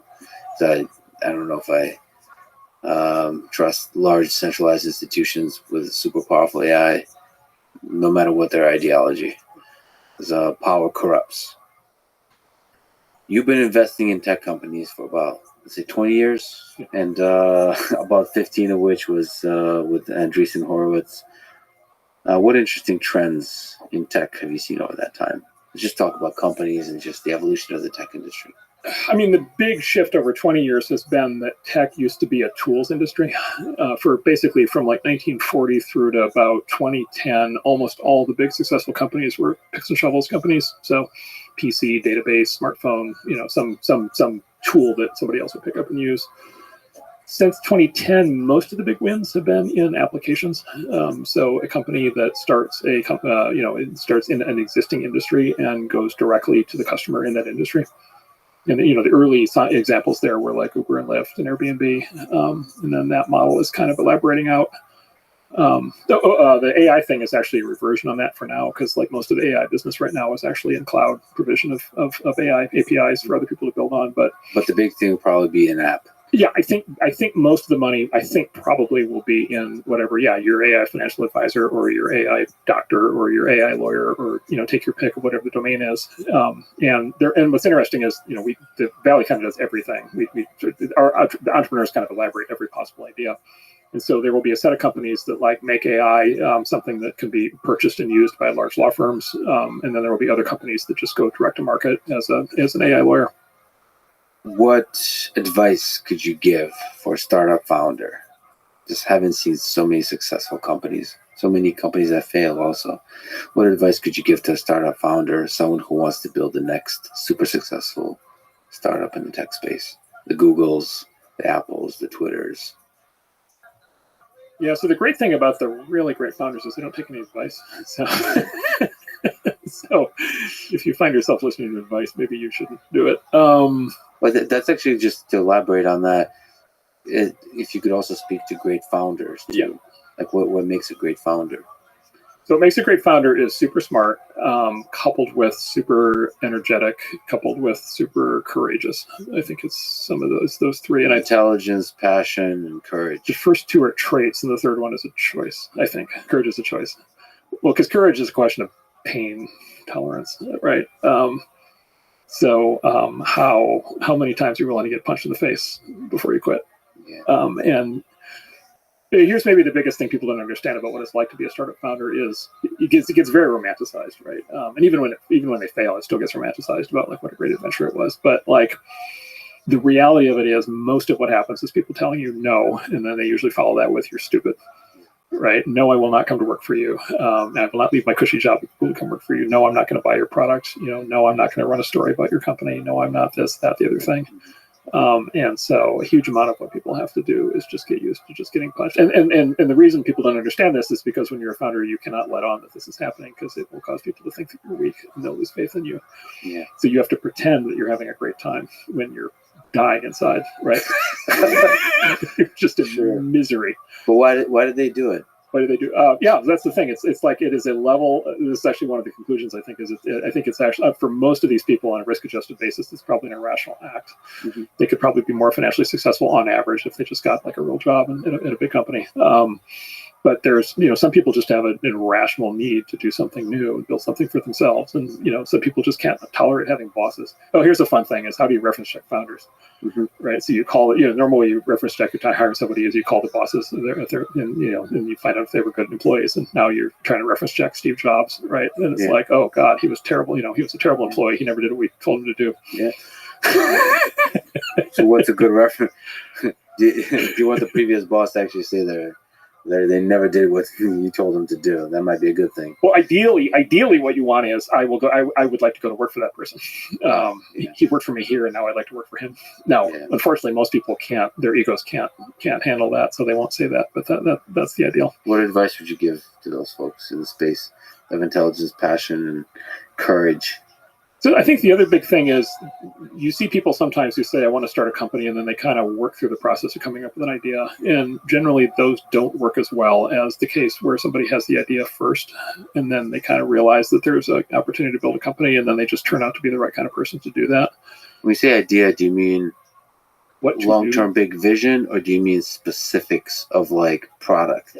I would say specific, like specifically what, yes, specifics, like what is, because for the first 5 years, you don't get to have vision. You just got to build something people want, and you got to figure out a way to sell it to them, right? It's very practical, or you never get to big vision. So the first product, you have an idea of a set of products for the first product that can actually make some money. Yeah, like it's got to, the first product's got to work, by which I mean like it has to technically work, but then it has to actually fit into the category in the customer's mind of something that they want. And then by the way, the other part is they have to want to pay for it. Like somebody's got to pay the bills. And so you got to figure out how to price it and whether you can actually extract the money.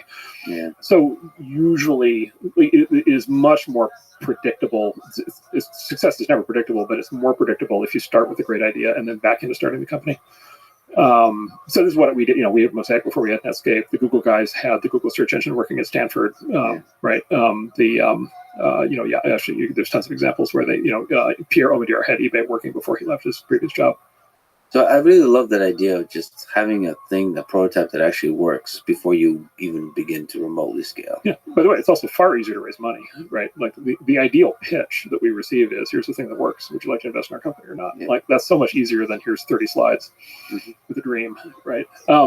And then we have this concept called the idea maze, which our Balaji Srinivasan came up with when he was with us. So then there's this thing. This goes to mythology, which is there's a mythology that kind of these ideas kind of arrive like magic, or people kind of stumble into them. It's like eBay with the pest dispensers or something. The reality usually with the big successes is that the founder has been chewing on the problem for 5 or 10 years before they start the company. And they often worked on it in school, or they even experimented on it when they were a kid. And they've been kind of training up over that period of time to be able to do the thing. So they're like a true domain expert. And it sort of sounds like mom and apple pie, which is, you want to be a domain expert in what you're doing. But the mythology is so strong of like, oh, I just like had this idea in the shower and now I'm doing it. Like, it's generally not that. No, because it's maybe in the shower you have the exact product implementation details. But yeah, usually you're going to be for like years, if not decades, thinking about like everything around that. Well, we call it the idea maze because the idea maze basically is like there's all these permutations. Like for any idea, there's like all these different permutations. Who should the customer be? What shape, form should the product have? And how should we take it to market? And all these things. And so the really smart founders have thought through all these scenarios by the time they go out to raise money. And they have like detailed answers on every one of those fronts because they put so much thought into it. The sort of more haphazard founders haven't thought about any of that, and it's the detailed ones who tend to do much better. How do you know when to take a leap? If you have a cushy job or a happy life? I mean, the best reason is just because you can't tolerate not doing it, right? Like this is the kind of thing where if you have to be advised into doing it, you probably shouldn't do it. And so it's probably the opposite, which is you just have such a burning sense of this has to be done. I have to do this. I have no choice. What if it's going to lead to a lot of pain? It's going to lead to a lot of pain. I think that's. What if it means losing sort of social relationships and damaging your relationship with loved ones and all that kind of stuff? Yeah, look, so like it's going to put you in a social tunnel for sure, right? So you're going to there's this game you can play on Twitter, which is you can do any whiff of the idea that there's basically any such thing as work-life balance and that people should actually work hard and everybody gets mad. But like the truth is, like all the successful founders are working 80-hour weeks and they're working, they form very, very strong social bonds with the people they work with. They tend to lose a lot of friends on the outside or put those friendships on ice. Like that's just the nature of the thing. For most people, it's worth the trade-off. The advantage, maybe younger founders have is maybe they have less, maybe they're not, for example, if they're not married yet or don't have kids yet, that's an easier thing to bite off. Can you be an older founder? Yeah, you definitely can. Yeah. Many of the most successful founders are second, third, fourth-time founders. They're in their 30s, 40s, 50s. The good news with being an older founder is you know more. and you know a lot more about what to do, which is very helpful. The problem is, okay, now you've got like a spouse and a family and kids, and like you've got to go to the baseball game, and like you can't go to the baseball, and so life is full of difficult choices. Yes. Andreessen. You've written a blog post on what you've been up to. You wrote this in October 2022. Quote, mostly I try to learn a lot. For example, the political events of 2014 and 2016 made clear to me that I didn't understand politics at all, referencing maybe some of this book here. So I deliberately withdrew from political engagement and fundraising and instead read my way back into history and as far to the political left and political right as I could. So just high-level question, what's your approach to learning? Yeah, so it's basically, I would say it's I'm an autodidact. So it sort of it's going down the rabbit holes. So it's a combination. So I kind of allude to it in that quote. It's a combination of breadth and depth. And so I go broad by the nature of what I do. I go broad, but then I tend to go deep in a rabbit hole for a while, read everything I can, and then come out of it. And I might not revisit that rabbit hole for another decade. And in that blog post that I recommend people go check out, you actually list a bunch of different books that you recommend on different topics on the American left and the American right. It's just a lot of really good stuff. The best explanation for the current structure of our society and politics, you give 2 recommendations: 4 books on the Spanish Civil War, 6 books on deep history of the American right, comprehensive biographies of Adolf Hitler, one of which I read, I could recommend, 6 books on the deep history of the American left, the American right and American left, looking at the history to give you the context. Biography of Lenin, 2 of them, on the French Revolution. Actually, I have never read the biography on Lenin. Maybe that would be useful. Everything's been so Marx focused. The Sebastian biography of Lenin. Victor Sebastian. Okay. Yeah. So it's still useful to read. Incredible. Yeah, it's incredible. I actually think it's the single best book on this. So that the perspective of Lenin might be the best way to look at the Soviet Union versus Stalin versus Marx. Very interesting. So 2 books on fascism and anti-fascism. By the same author, Paul Gottfried. Brilliant book on the nature of mass movements and collective psychology, the definitive work on intellectual life under totalitarianism, the captive mind, the definitive work on the practical life under totalitarianism. There's a bunch. And the single best book, first of all, the list here is just incredible. But you say the single best book I have found on who we are and how we got here is The Ancient City by Numa Dennis. Fustel D. Meatus. Like the meatus of the penis. What did you learn about who we are as a human civilization? Look at this athleticism. Yeah, so this is a fascinating book. This one's free. It's free, by the way. It's a book from the 1960s. You can download it or you can buy printouts of prints of it. But it was this guy who was a professor at the Sorbonne in the 1960s, and he was apparently a savant on antiquity, on Greek and Roman antiquity. And the reason I say that is because his sources are 100% original Greek and Roman sources. So he wrote basically a history of Western civilization from on the order of 4,000 years ago to basically the present times, entirely working on the original Greek and Roman sources. And what he was specifically trying to do was he was trying to reconstruct the stories of the Greeks and the Romans. He was trying to reconstruct what life in the West was like before the Greeks and the Romans, which was in the civilization known as the Indo-Europeans. And the short answer is, and this is sort of circa 4,000, 2000 BC to sort of 500 BC, kind of that 1,500-year stretch where civilization developed. Let's talk about and his conclusion was basically cults. They were basically cults, and civilization was organized into cults, and the intensity of the cults was like a millionfold beyond. Did you see this? Did you all see this? Like it was a level of I've never seen it. It's not work though. Belief and action around religion that was at a level of extremeness that we wouldn't even recognize it. And so specifically he tells the story of basically there were 3 levels of cults. There was the family cult, the tribal cult, and then the city cult as society scaled up. And then each cult was a joint cult of family gods, which were ancestor gods, and then nature gods.